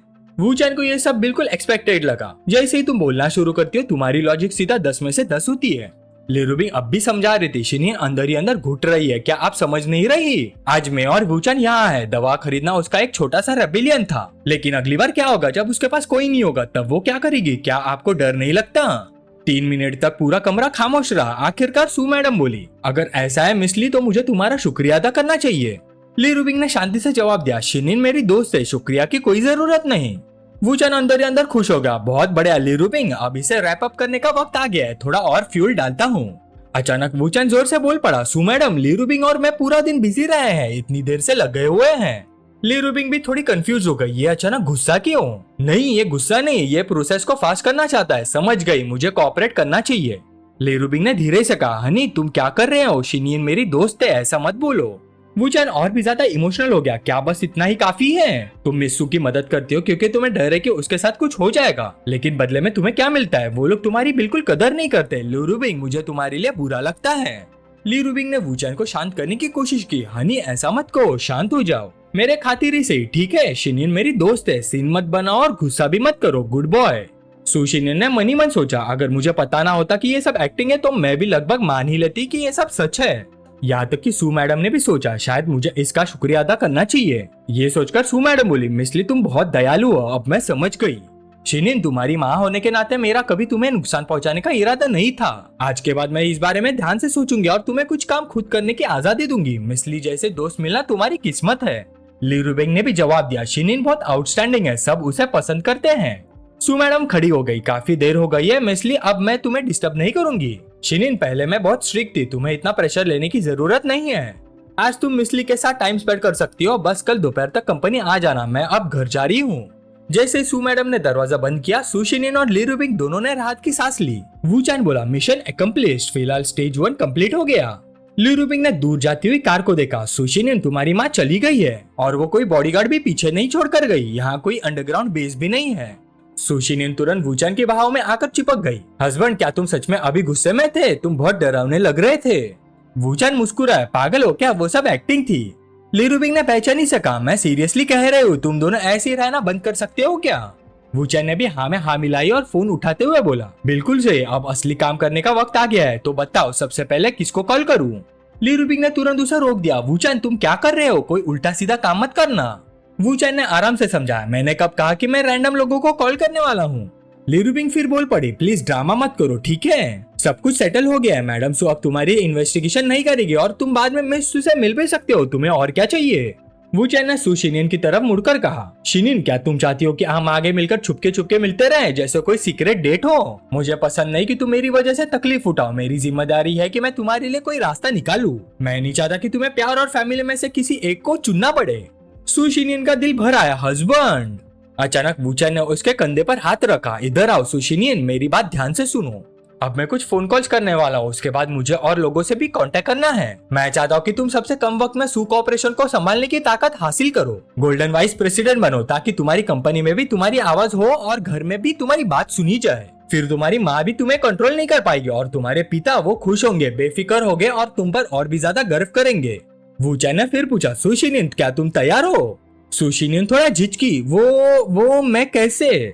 वूचान ने दोबारा पूछा, शिनियन फैसला करो, क्या तुम मान जाती हो?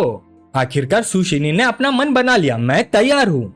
वूचान ने मुस्कुराकर जवाब दिया, ठीक है तो मैं शुरू करता हूँ। फिर वूचान कुर्सी पर बैठ गया और फोन कॉल्स करना शुरू कर दिया। ली रुबिंग भी क्यूरियोसिटी से उसके पास बैठ गई और उसकी तरफ झुककर देखने लगी। सू शिनियन को थोड़ी जलन हुई, मिस ली और मेरे डार्लिंग हस्बैंड बहुत पास खड़े हैं, नहीं मैं भी आ जाऊंगी। वो तुरंत दौड़कर आई और वूचान की बाजू पकड़कर चिपक गई। वूचान अंदर ही अंदर बेचारा महसूस कर रहा था, ये दोनों लड़कियां भी ना। वो थोड़ा साइड से रख गया, तुम लोग थक गई हो, सुनना चाहती हो? ठीक है, स्पीकर को ऑन कर देता हूँ, इससे कोई प्रॉब्लम तो नहीं? दूसरी तरफ से तुरंत जवाब आया, हेलो कौन बोल रहा है? वूचान ने सीधा पूछा, क्या आजकल तुम्हें बुरे सपने आते हैं? क्या तुम उस वेयर हाउस के बारे में सपने देखते हो? मैंने सुना है कुछ साल पहले तुमने काफी पैसे कमाए थे, है ना? दूसरी तरफ का आदमी घबरा गया, तुम आखिर हो कौन? अब वूचान ने बात घुमाना बंद कर दिया। 1 घंटे बाद प्राइवेट रूम के अंदर ली रुबिंग अब भी शक में थी, क्या सिर्फ 2 लाइंस बोलकर सू फैमिली को टेक ओवर किया जा सकता है? वूचान मुस्कुराया, ये तो सिर्फ अगला टारगेट है, इंटरनल डिसइंटीग्रेशन। चलो। ली रुबिंग ने फिर समझाने की कोशिश की, एक बार और सोच लो। वूचान ने जवाब दिया, या फिर हम दोबारा बैट लगा सकते हैं। ली रुबिंग झिझक गई, नहीं अब और बैट नहीं लगानी। 1 घंटे बाद जाते वक्त वूचान ने कहा, तुम दोनों यहाँ चाय पियो, मैं पहले उधर जाता हूँ। वूचान कमरे में घुसा, अंदर पहले से एक आदमी उसका इंतजार कर रहा था। वूचान ने कहा, काफी पंक्चुअल हो। वो आदमी तुरंत खड़ा हो गया, उसने दरवाजे के बाहर देखा और फिर पूछा, क्या तुम ही थे जिसने मुझे कॉल किया था? यह आदमी था याओ होंगलिंग, जिनफू ग्रुप का डायरेक्टर और शेयर होल्डर, जिसके पास 38% शेयर्स थे। वूचान आराम से बैठ गया और चाय पीने लगा, हाँ मैं ही था। याओ होंगलिंग ने जल्दी से पूछा, बाईफैंग कहाँ है? उसने तुम्हें कितने पैसे दिए? तुम चाहते क्या हो लड़के? ये मत सोचना कि मेरे कुछ राज जानकर तुम मुझे धमका सकते हो। अगर तुम समझदार हो तो मुझे बताओ, बाईफैंग कहाँ है? मैं तुम्हें ऐसा चेक साइन करके दूंगा जो तुम पूरी जिंदगी खर्च नहीं कर पाओगे। वूचान ने चाय की चुस्की लेते हुए जवाब दिया, पैसे की बात बाद में करेंगे, लेकिन एक मर्डरर और आर्सनिस्ट के लिए तुम काफी हिम्मत वाले हो। याओ होंगलिंग जिद पर अड़ गया, जवान लड़के जो मर्जी खाओ, लेकिन जो मर्जी मुंह से मत निकालो। वूचान हल्का सा मुस्कुराया, अच्छा तो डेजर्ट माउंटेन में दफन उस लाश का क्या? आज के टेक्नोलॉजी के जमाने में पुराने केस सॉल्व करना कोई मुश्किल बात नहीं है ना? याओ होंगलिंग का चेहरा गुस्से और डर से भर गया, तो तुम मुझे ब्लैकमेल करने आए हो? क्या 150 मिलियन काफी होंगे? वूचान ने शांति से कहा, जल्दी मत करो, मैंने सुना आजकल बॉस याओ का बिजनेस कुछ खास नहीं चल रहा। लॉसेस छुपाने के लिए अकाउंट्स इन्फ्लेट किए जा रहे हैं और तुम्हारी छोटी मिस्ट्रेस ने भी फेक अकाउंट बनाने में मदद की थी, उसका नाम क्या था? याओ होंगलिंग सच में डर गया, ठीक है 200 मिलियन नहीं 300 मिलियन इंस्टॉलमेंट्स में 300 मिलियन ही मेरी पूरी लिमिट है। तभी सू शिनियन गुस्से में अंदर आई, मिस्टर याओ। डायरेक्टर याओ होंगलिंग चौंक गया और तुरंत मुड़कर देखने लगा, ओ मिस्सू डायरेक्टर ली। वूचान ने याओ होंगलिंग के कंधे पर हाथ रखा, तुम दोनों इतनी जल्दी यहाँ कैसे आ गई? याओ होंगलिंग डरे हुए अंदाज में पूछने लगा, तुम लोगों ने सब कुछ सुन लिया? सू शिनियन ने इल्जाम लगाते हुए पूछा, डायरेक्टर याओ, क्या आप वाकई मर्डरर और आर्सनिस्ट हैं? याओ होंगलिंग हकलाते हुए बोलने लगा, दया ओ मैं वो। वूचान ने शांति से चाय डाली, शिनियन अभी पुरानी बातों की चर्चा मत करो। डायरेक्टर याओ, मैं सीधी बात करता हूँ, मुझे आपके पैसे नहीं चाहिए। याओ होंगलिंग ने मनी मन गाली दी, डैम, जो इंसान पैसे नहीं चाहता वो सबसे ज्यादा डरावना होता है। क्या ये लोग मेरी जान चाहते हैं? बाहर से वो शांत दिखते हुए वूचान से चाय लेते हुए बोला, थैंक यू। वू चैन ने बात जारी रखी, मुझे सिर्फ इतना चाहिए कि आज के बाद बोर्ड ऑफ डायरेक्टर्स में मिस्सू जो भी कहे आप हमेशा उसका सपोर्ट कर रहे हैं, समझे? या होंगलिंग थोड़ा हैरान हुआ, बस इतना ही? वू चैन ने सिर हिलाया, हाँ बस इतना ही। या होंगलिंग ने राहत की सांस ली, डायरेक्टर सू मुझे तो लगा कोई मुझे मारना चाहता है, मैं तो अभी सच में डर के मारे मरने वाला था, हा हा हा हा हा। इतनी छोटी सी बात तो सीधा कह देते हैं, आप जो कहेंगे क्या मैं मना करूंगा? डायरेक्टर ली और इस जेंटलमैन को इतनी तकलीफ देने की जरूरत ही नहीं थी। फिर उसने मनी मन हिसाब लगाया, सू शिनियन सू फैमिली की इकलौती वारिस है, चाहे सू फैमिली में कितनी भी लड़ाई हो, आखिर वो ग्रुप की फ्यूचर चेयरमैन ही है। ये लोग मुझे यूज करना चाहते हैं लेकिन मुझे बेच ही नहीं सकते, ना सिर्फ मेरी क्राइसिस सॉल्व होगी बल्कि मुझे फायदा भी मिलेगा, ये तो सच में अच्छा हो सौदा है। वो मुस्कुराते हुए बोला, निश्चिंत रहिए मिस्टर वू, आज के बाद मिस्सू का काम मेरा काम है, ग्रुप में मैं हमेशा मिस्सू का सपोर्ट करूंगा। वू चैन खुश होकर बोला, जेंटलमैन की बात पत्थर की लकीर होती है, अब आप जा सकते हैं। या होंगलिंग दरवाजे की तरफ चला गया, ठीक है फिर आप लोग बिजी रहिए, मैं चलता हूँ। ले रुबिंग अब भी कंफ्यूज थी, बस इतना ही? अगर वो मिस्सू का सपोर्ट भी करे तो एक शेयर होल्डर क्या कर लेगा? जिनको ग्रुप में तो 10 से भी ज्यादा शेयर होल्डर्स है, तुम सबको धमका नहीं सकते, इस सब का क्या पॉइंट है? वू चैन ने जवाब देने के बजाय पूछा, क्या डायरेक्टर ली रिवर्स साइकोलॉजी यूज करके मुझे जवाब निकलवाना चाहती है? ले रुबिंग झुंझला गई, मैं मजाक नहीं कर रही, अभी तुम उसे धमका रहे थे, अगर ये ट्रिक फेल हो गई तो बहुत बड़ी प्रॉब्लम हो सकती है। और क्या तुम सच में जिनफू के इतने सारे शेयर होल्डर्स को धमकी देकर हैंडल कर सकते हो? वू चैन सिर्फ मुस्कुराए, सबको धमकाने की जरूरत नहीं है, एक को अपनी तरफ करना ही काफी है। सू शिनियन एक्साइटेड होकर पूछने लगी, हनी अब और कितने लोगों को मनाना बाकी है? वू चैन ने एक उंगली उठाई, 6 लोग, एक हो गया है, अब और 5 बाकी है, तुम दोनों यही चाय पियो और मेरा इंतजार करो। सू शिनियन ने प्यार से कहा, हनी ज्यादा काम मत करना। उसके बाद वू चैन ने कई लोगों से मुलाकात की, वैन वैन चैन जिनफू ग्रुप का सीएमओ, चेनले सीएफओ, बोजियांग हुई लीगल डायरेक्टर, सन हाइमिन इंडिपेंडेंट शेयर होल्डर और कुछ और लोग। पूरे दिन की मेहनत के बाद आखिर सब खत्म हो गया। वू चैन ने आखिरी आदमी को विदा किया, अपना ख्याल रखना। ली रुबिंग अभी भी उलझन में थी, उसने बोला, अगर तुम 6 शेयर होल्डर्स को भी अपनी तरफ खींच लो तब भी तुम्हारे पास 2/3 सीट्स नहीं होंगी, आधा बोर्ड भी कंट्रोल नहीं होगा, तो फिर तुम बोर्ड को कैसे कंट्रोल करोगे? वू चैन रहस्यमय अंदाज में मुस्कुराया, कुछ चीजें समझाना बहुत कॉम्प्लिकेटेड होता है, कल रिजल्ट का इंतजार करो। सू शिनियन ने वू चैन का हाथ पकड़ लिया, हनी तुम जो भी कहो सही होगा, मैं तुम्हारी बात मानूंगी। वू चैन ने ली रुबिंग की तरफ देखकर कहा, वैसे मुझे शिनियन की कुछ बात भी करनी है, ली रुबिंग आज रात तो हम तुम्हारे घर रुक सकते हैं? ली रुबिंग ने भी वू चैन का दूसरा हाथ पकड़ लिया, नहीं बिल्कुल इनकन्वीनियंट है। वू चैन ने मजाक में पूछा, तो फिर मुझे पकड़ क्यों रही हो? ली रुबिंग ने गर्व से कहा, चलो घर चलते हैं। घर पहुंचने के बाद ली रुबिंग ने कहा, शिनियन तू पहले जाकर नहा लो। फिर वो वू चैन को बालकनी की तरफ खींच ले गई। वू चैन हैरान हो गया, शिनियन को क्यों भेज दिया? ली रुबिंग बोली, कुछ मत बोलो, बस बालकनी में आओ। ली रुबिंग ने वू चैन की गर्दन में भाई डाली और बोली, मुझे किस करो। वू चैन ने और कोई सवाल नहीं पूछा और ली रुबिंग को किस करने के लिए झुका। दूसरी तरफ एक आदमी कैमरा लेकर हर पल की फोटो खींच रहा था। इस दौरान वू चैन मनी मन सोच रहा था, ली रुबिंग अभी कुछ देर में रुक जाएगी, वो बिना वजह ये वक्त नहीं चुनती, अगर मैं गलत नहीं हूँ तो ये सब एक्टिंग है, कोई छुपके से फोटो खींच रहा है, अगर ऐसा है तो थोड़ा कोऑपरेट कर लेता हूँ, उम्मीद है डिंगलोंग खुश हो जाएगा। ये सोचकर वू चैन ने ली रुबिंग को रेलिंग पर बिठा दिया और अपना काम जारी रखा। फोटोग्राफर भी हैरान रह गया लेकिन लगातार फोटो लेता रहा। 2 मिनट बाद वू चैन ने ली रुबिंग को नीचे उतारा, नीचे छुपा फोटोग्राफर शायद जा चुका था। वू चैन ने कहा, जो फोटोग्राफर नीचे छुपा हुआ था शायद अब चला गया होगा। ली रुबिंग ने अपने बाल ठीक किया, तो तुम्हें पता था, इसलिए तुमने इतना अच्छा कोऑपरेट किया, काफी देर हो गई है, चलो अंदर आराम करते हैं। इसी वक्त गुआन सिटी में रुईलोंग ग्रुप के हेडक्वार्टर्स में डिंगलोंग पागलों की तरह चिल्ला रहा था, ये लोग इतनी हिम्मत कैसे कर सकते हैं? वो गुस्से में अपनी पेन तोड़ बैठा और धाड़ कर बोला, वू चैन को तुरंत मरना होगा। तभी एक आदमी जिसका नाम जियांग गुन था जल्दी से अंदर आया। यंग मास्टर, आपने मुझे बुलाया? जियांग गुआंग डिंगलोंग के सबसे भरोसेमंद लोगों में से एक था, वो पहले स्पेशल फोर्सेस का सोल्जर रह चुका था। डिंगलोंग ने मुश्किल से अपना गुस्सा दबाया और हुक्म दिया, डोंगाए जाओ, मुझे वू चैन मरा हुआ चाहिए, जितनी बुरी और दर्दनाक मौत हो सके उतना अच्छा। जियांग गुआन ने वू चैन की फाइल देखी और जवाब दिया, डोंगाई ली रुबिंग का टेरिटरी है, मुझे 5 दिन चाहिए। डिंगलोंग गुस्से से गरजा, मेरे पास इतना वक्त नहीं है, 3 दिन के अंदर मुझे वू चैन की दर्दनाक मौत की खबर सुननी है। जियांग गुआन के पास मानने के अलावा कोई रास्ता नहीं था, समझ गया। अगली सुबह ली रुबिंग के घर में वू चैन ने आंखें खोली, शिनलिंग उठ जाओ। सू शिनियन ने आलस से स्ट्रेच किया, हनी मुझे अभी भी नींद आ रही है। वू चैन ने प्यार से समझाया, शिफ्ट के बाद और सो लेना, कल रात सोने से पहले मैंने जो कुछ सिखाया था सब याद है ना? सू शिनियन ने पूरे कॉन्फिडेंस के साथ जवाब दिया, बिल्कुल। उसे भी पता था कि आज की जीत या हार उसकी पूरी जिंदगी की डायरेक्शन तय करेगी। तभी दरवाजे पर नॉक हुआ, ली रुबिंग की आवाज आई, शिनिन चलो मैं तुम्हें कंपनी छोड़ देती हूँ।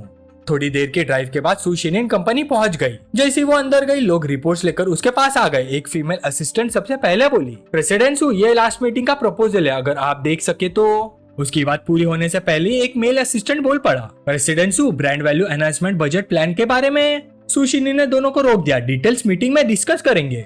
ये कहकर वो ली रूबिंग की तरफ मुड़ी, मिस ली रूबिंग, फिर मिलते हैं। उसके बाद वो सीधा कंपनी के अंदर चली गई। चलो। सुबह 10 बजे जिनफू ग्रुप के सीनियर मैनेजमेंट कॉन्फ्रेंस रूम में मीटिंग चल रही थी। सुशिनिन की माँ ने जोर से पूछा, तुमने अभी क्या कहा?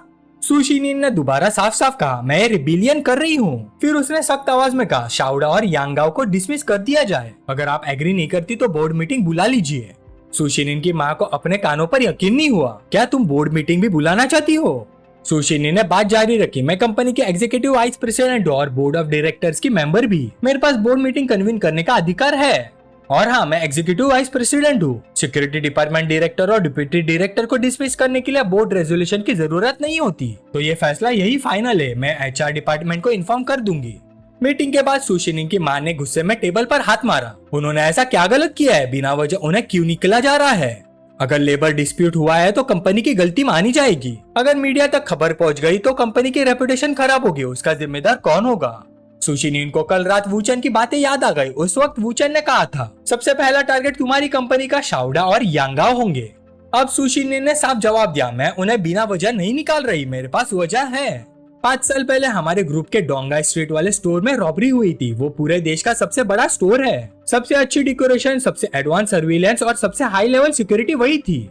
उसने रिमोट उठाकर प्रोजेक्टर ऑन किया और प्रेजेंटेशन दिखाते हुए कहा, लेकिन इतनी सिक्योर स्टोर में भी रॉबरी हो गई। इससे बाहर के लोग हमारे ग्रुप की सिक्योरिटी कैपेबिलिटीज पर सवाल उठाते रहे हैं। नतीजा ये हुआ कि हमारा स्टॉक कई दिन तक लोअर लिमिट पर जा गिरा। आज तक ग्रुप की मार्केट वैल्यू 4 बिलियन तक इवेपोरेट हो चुकी है। इस सिचुएशन में सिक्योरिटी डिपार्टमेंट डायरेक्टर को जिम्मेदारी लेनी चाहिए या नहीं? लेकिन मेरे लिए ये इम्पोर्टेंट नहीं है कि वो रिस्पॉन्सिबिलिटी ले या नहीं। मेरे लिए इम्पोर्टेंट यह है कि पब्लिक ओपिनियन को शांत किया जाए और बाहर के लोगों को दिखाया जाए कि ग्रुप सिक्योरिटी इश्यूज को लेकर सीरियस रिफॉर्म्स कर रहे हैं। इसलिए शाउडा को डिसमिस करना जरूरी है, तभी स्टॉक प्राइस जल्दी रिकवर हो सकता है। सब लोग हैरान थे। आज वाली सुशिनियन पहले वाली सुशिनियन से बिल्कुल अलग लग रही थी। उसकी माँ ने फिर पूछा, ठीक है, शाउडा को निकाल दिया, लेकिन यांगाओ का क्या उसे भी कंपनी की गलती का जिम्मेदार माना जाएगा? सुशिनिन ने हल्की सी बाहें चढ़ा दी। वो थोड़ी इरिटेट हो गई थी। यांगाओ ग्रुप में काम ही नहीं करता तो वो कंपनी की गलती का जिम्मेदार क्यों बने?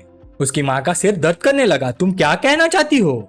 सुशिनिन ने बिना झिझक सच बोल दिया। ग्रुप में उसका पोजीशन सिर्फ नाम का है, वो असल में सिर्फ आपका पर्सनल बॉडीगार्ड है। क्या मैं गलत कह रही हूँ? अब सुशिनिन की माँ को सब समझ आ गया। समझ गई किसको फायर करना है और क्यों करना है, इसका कोई फर्क नहीं पड़ता। आज तुम सिर्फ रिबेलियन करना चाहती हो। फिर उसने गुस्से से हुक्म दिया, बोर्ड मीटिंग बुलाओ, तुरंत नोटिस भेजो, आज दोपहर 3 बजे बोर्ड मीटिंग होगी। इसी वक्त दूसरी तरफ फैशन कंपनी में ली रूबिंग ने क्यूरियोसिटी से पूछा, वूचन तुम यहाँ क्यों बैठे हो? मुझे लग रहा है सू फैमिली में अभी पूरी हलचल मचने वाली है। क्या तुम कुछ करने नहीं जा रहे? वूचन ने शांति से जवाब दिया, मैंने पहले ही कहा था, हमें सिर्फ शिनिन की साइड को ऑब्जर्व करना है। और जहाँ तक मेरी बात है, अभी मैं सिर्फ ड्राइंग करना चाहता हूँ। ली रूबिंग और भी ज्यादा क्यूरियस हो गई। ड्राइंग? किसकी ड्राइंग? वूचन ने सिर उठाया और कहा, तुम्हारी और किसकी? वूचन ने मनी मन सोचा, कल जो स्नीकी फोटोज ली गई थी, अब तक डिंगलोंग मेरी काफी इन्वेस्टिगेशन कर चुका होगा। शायद वो जल्दी ही मूव करने वाला है। अब वक्त आ गया कि मैं भी उसके खिलाफ कुछ करूँ। ली रूबिंग ने उलझन से पूछा, क्या करना है? वूचन मुस्कुराया, कुछ नहीं, बस तुम्हारा स्केच बना रहा हूँ। ली रूबिंग थोड़ी अनॉयड हो गई, मैं काम में बहुत बिजी रहती हूँ, मेरे पास मॉडल बनने का टाइम नहीं है। वूचन ने फोन उठाया, तुम अपना काम करो, मैं अपनी ड्राइंग करता हूँ। तुम्हारा कोई टाइम वेस्ट नहीं होगा, बस नेचुरल रहो, ऐसे बिहेव करो जैसे मैं यहाँ हूँ ही नहीं। फिर वूचन ने फोन में मैसेजेस खोले और मनी मन सोचा, ये वही ग्रुप है जिसमें मुझे स्केच के बेसिस पे ऐड किया गया था। इस ग्रुप में एक ऐसे इंसान है जिसे नए पेंटिंग्स की जरूरत है और उसका डिंगलोंग से बहुत क्लोज कनेक्शन है। वूचन स्केच बनाते हुए मैसेजेस पढ़ रहा था। साथ ही उसने ग्रुप में एक मैसेज भेजा, अपने स्ट्रोक्स की प्रैक्टिस और करो, लाइट और शैडोज का कॉन्ट्रास्ट बहुत कम है, पेंटिंग में डेप्थ फील नहीं हो रही। ग्रुप के लोग तुरंत जवाब देने लगे, अभी भी ग्रुप ज्वाइन किया है और इतना स्ट्रिक्ट रिव्यू, टीचर हो क्या? कभी तुम्हारा काम देखा भी नहीं, बिना वजह शो ऑफ मत करो। वूचन ने अपने स्केच की फोटो खींची और ग्रुप में भेज दी। उसका हाथ ड्राइंग करते हुए रुका भी नहीं। लगभग 40 मिनट बाद ग्रुप पूरी तरह से एक्टिव हो चुका था। डैम, ये कौन है? गाली मत दो, ये तो कमाल है। मैं तो झुक गया। पेंटिंग में जो लड़की है वो कौन है? स्किल लेवल बहुत हाई लग रहा है। टीचर आप कहाँ काम करते हैं? मैं डिजिटल आर्ट्स एसोसिएशन में काम करता हूँ। मैसेजेस लगातार बढ़ते जा रहे थे। वूचन मनी मन मुस्कुराया। एटमॉस्फेयर काफी गर्म हो गया। अगर अभी भी वो बाहर नहीं आई तो तभी एक प्राइवेट मैसेज आया, हेलो टीचर चेन, मेरी एक बेटी है जो हाई स्कूल सीनियर है, मैं चाहती हूँ कि आप उसे थोड़ा गाइड करें। वो चैन अंदर अंदर खुश हो गया, आखिरकार आ ही गई। मैसेज भेजने वाली थी लिन युआन, ऑनलाइन निकनेम बू बिया। वो डिंगलोंग के हाई स्कूल सीनियर थे और सभी औरतों में उसकी जिंदगी में सबसे खास जगह रखती थी। सबसे खास इसलिए क्योंकि दोनों की एक ही बेटी थी जो अब 14 साल की हो चुकी थी। वू चैन ने तुरंत जवाब दिया, गाइड कहना थोड़ा ज्यादा हो जाएगा, हम बस आर्ट के बारे में डिस्कस कर सकते हैं। लिन युआन ने जवाब दिया, आप बहुत हम्बल है टीचर, प्लीज मेरी बेटी की पेंटिंग इवेलुएट कीजिए। वू चैन ने पेंटिंग देखकर जवाब दिया, काफी अच्छा ड्रॉ किया है, ग्रुप के नए मेंबर से तो काफी बेटर है, टैलेंट डेफिनेटली है। लिन युआन खुश हो गई, एक प्रोफेशनल से प्रेज मिलना उसके लिए बहुत बड़ी बात थी। लगता है मेरी मेहनत बेकार नहीं गई, इस बच्ची में वाकई टैलेंट है। फिर उसने एक और मैसेज भेजा, वैसे टीचर चैन अभी आप क्या कर रहे हैं, आप शंघाई में हैं क्या? वू चैन मनी मन हंस पड़ा, एक्सपेक्टेड से भी आसान था। उसने जवाब दिया, हाँ क्यों पूछ रही है? लिन युआन ने सीधी बात कर दी, आपका लेवल उन सब टीचर से ज्यादा है जिनसे मैं पहले मिली हूँ। मैं सच में चाहती हूँ कि आप मेरी बेटी को प्राइवेट ट्यूटर करें। अगर आप आ सकते तो एकोमोडेशन की टेंशन मत लीजिए, मैं हर सेशन का $2000 दूंगी, कैसे रहेगा? वू चैन ने थोड़ा झिझकने का नाटक किया, आप बहुत दयालु हैं, वैसे भी आपकी बेटी में काफी टैलेंट है, लेकिन लिन युआन ने तुरंत पॉइंट समझ लिया, क्या बात है टीचर, आप किसी बात पे हेजिटेट कर रही हैं, सीधा बोलिए, हम डिस्कस कर सकते हैं, प्लीज मना मत कीजिए। वू चैन ने कुछ देर बाद जवाब दिया, ठीक है, अगर किस्मत में मिलना लिखा होगा तो मिलेंगे, डिटेल्स हम मिलकर डिस्कस कर लेंगे। लिन युआन बहुत खुश हो गई, ठीक है, जब भी आप फ्री हो मुझे मैसेज करिएगा, मैं 24/7 आपके मैसेजेस का इंतजार करूंगी। वू चैन ने गहरी सांस ली, प्लान एक्सपेक्टेड से भी स्मूथ चल रहा है, अगला स्टेप है उसे अपनी तरफ करना, फिर जब वो डोंगा आएगी तो पूरी तरह से मेरे कंट्रोल में होगी। फिर वो डिंगलोंग के काले राजों की एक इम्पोर्टेंट विटनेस है। अचानक वू चैन खड़ा हो गया, तुम अपना काम करो, मुझे एक जरूरी काम है, मैं चलता हूँ। चलते हुए वू चैन सोच रहा था, लिन युआन और उसकी बेटी तो सिर्फ मेरे प्लान का एक हिस्सा है, अब अगला टारगेट है। वू चैन ने किसी को फोन लगाया, दूसरी तरफ से तुरंत जवाब आया, हेलो आप किससे बात करना चाहते हैं? वू चैन बोला, मैं तुमसे ही बात करना चाहता हूँ, बताओ अगर डिंगलोंग को तुम्हारे बारे में सच पता चल गया तो क्या तुम बच पाओगे? दूसरी तरफ से आदमी घबरा गया, क्या बकवास कर रहे हो, तुम कौन हो, मुझे नहीं पता तुम किसकी बात कर रहे हो। वू चैन आराम से चलता रहा, अच्छा तो फिर मैं अभी ली रूबी के पास जाता हूँ, कैसा रहेगा?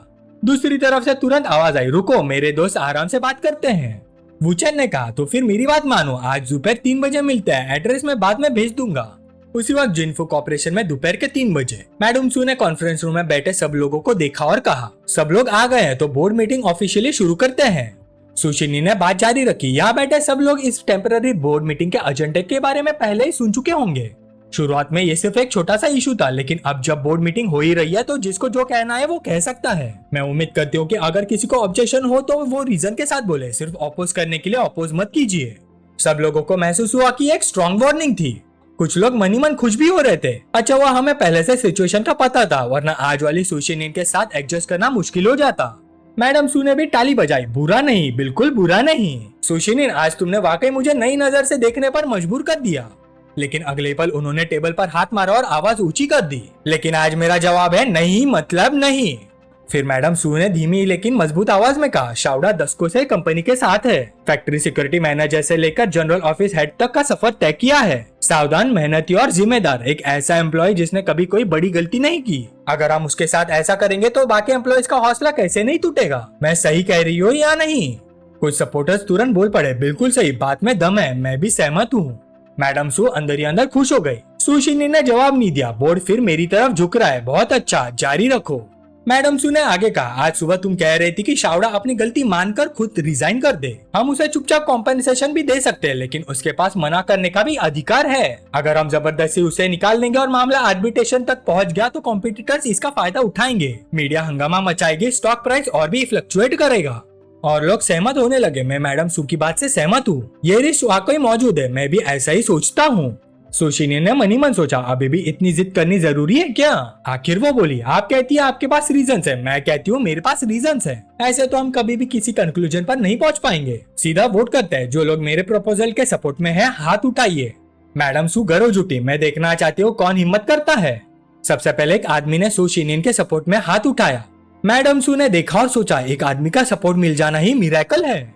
लेकिन फिर दूसरा हाथ उठा, फिर तीसरा, फिर चौथा।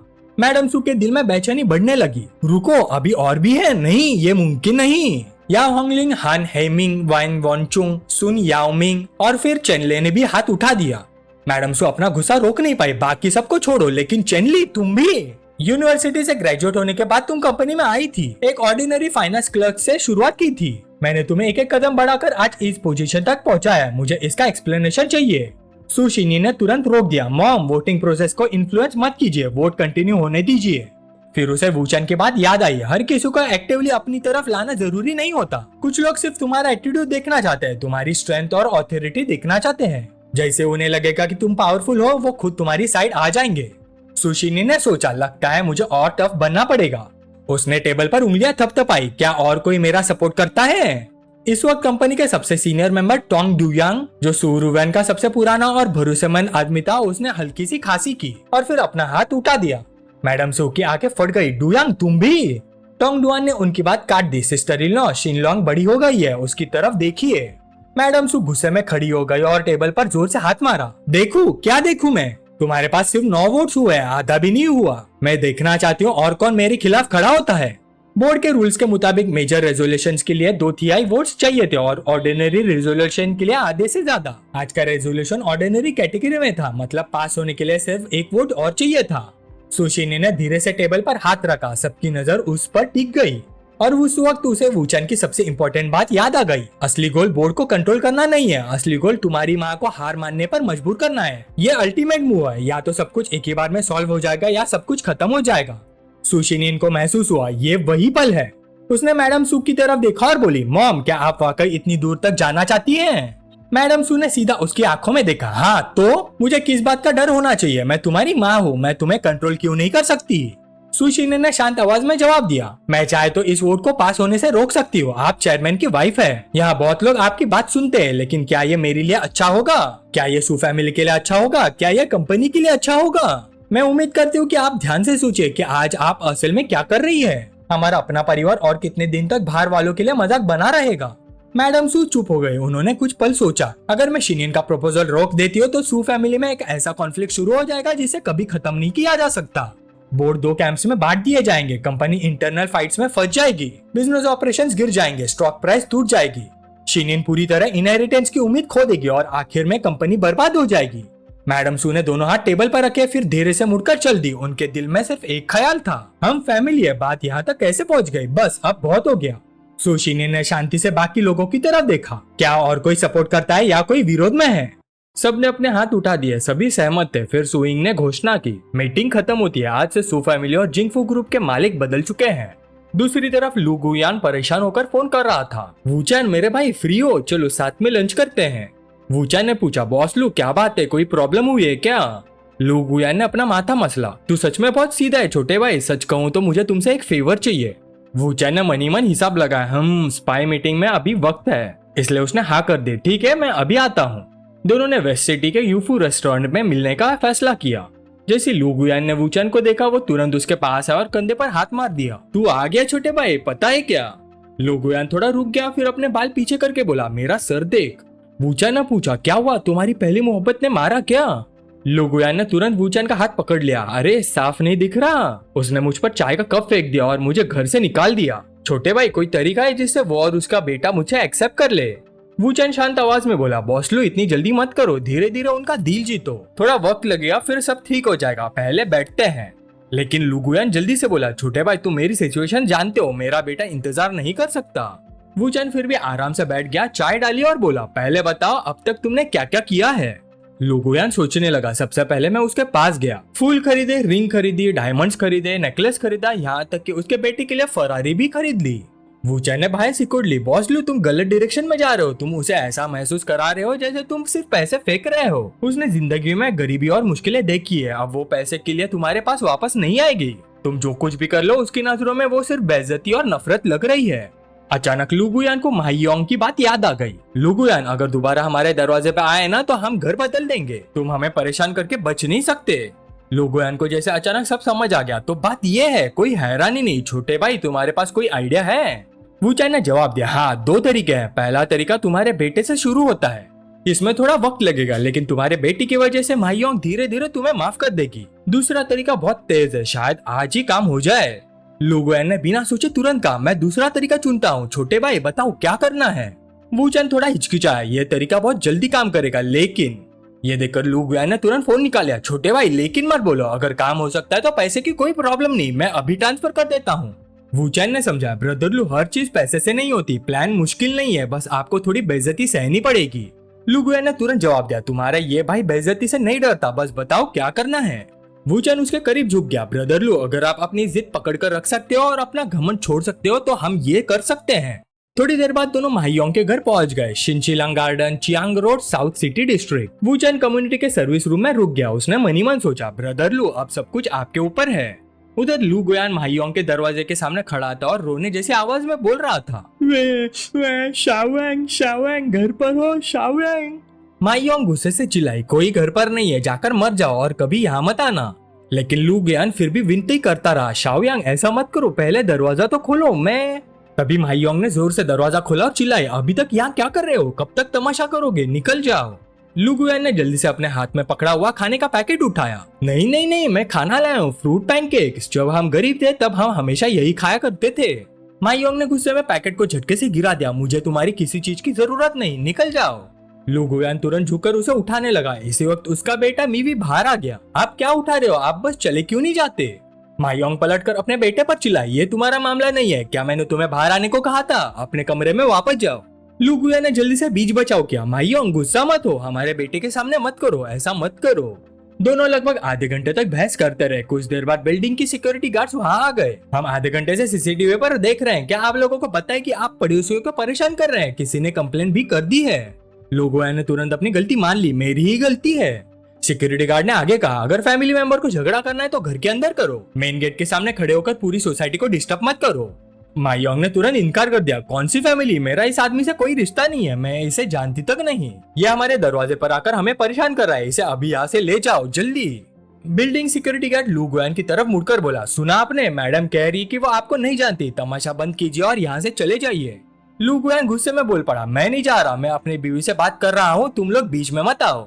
सिक्योरिटी गार्ड ने जवाब दिया, अरे बुड्ढे अब तो गाली भी देने लगे हो।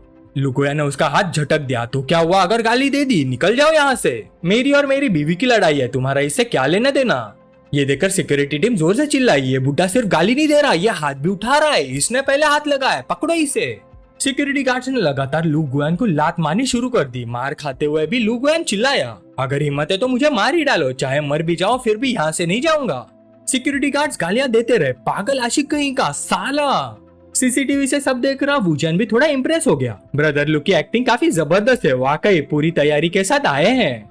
उसने मनी मन सोचा, अगर मेरा अंदाजा सही है तो अब किसी भी पल। और जैसे ही वूचैन ने ये सोचा, मीवी जोर से चिल्लाया, मेरे डैड को मत मारो। माहियोंग भी तुरंत आगे बढ़ गई, मारना बंद करो। मीवी अपने आप को रोक नहीं पाया और सीधा दौड़ पड़ा, तुम सबको क्या प्रॉब्लम है, आज मेरे डैड को हाथ लगाया है। माहियोंग पूरी ताकत से चिल्लाई, बस करो सब लोग, लड़ाई बंद करो, अभी के अभी रुक जाओ। लू गुयान ने सिर उठाकर माहियोंग की तरफ देखा, उफ, बाल बाल बच गया। माहियोंग का मामला सफलता से सुलझाने के बाद सिक्योरिटी गार्ड सीसीटीवी रूम में लौट आए। एक गार्ड ने वूचैन से हाथ मिलाया, सबकी एक्टिंग कितनी रियलिस्टिक थी, बहुत बढ़िया बहुत बढ़िया, अब पेमेंट लेने का टाइम है।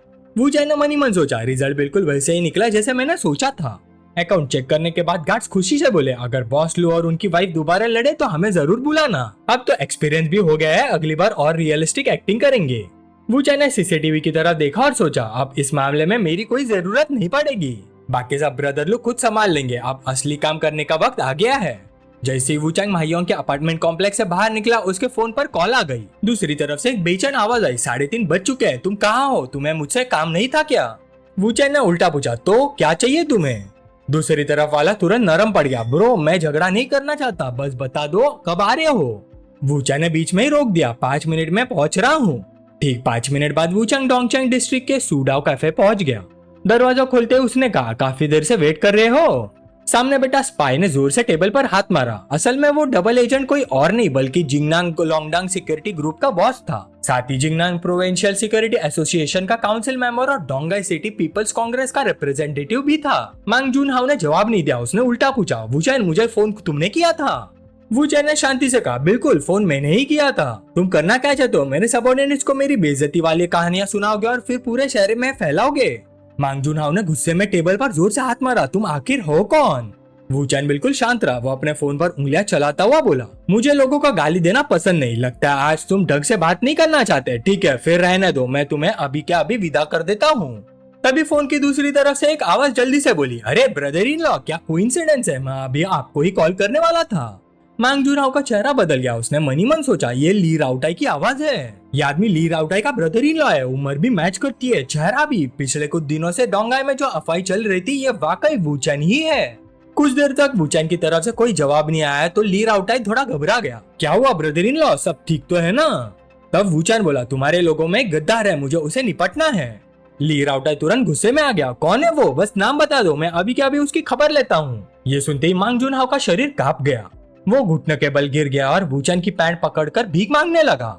वुचेन ने आगे कहा, एम्प्लॉय आईडी 812 तुम्हारे एस्टेब्लिशमेंट का आदमी है।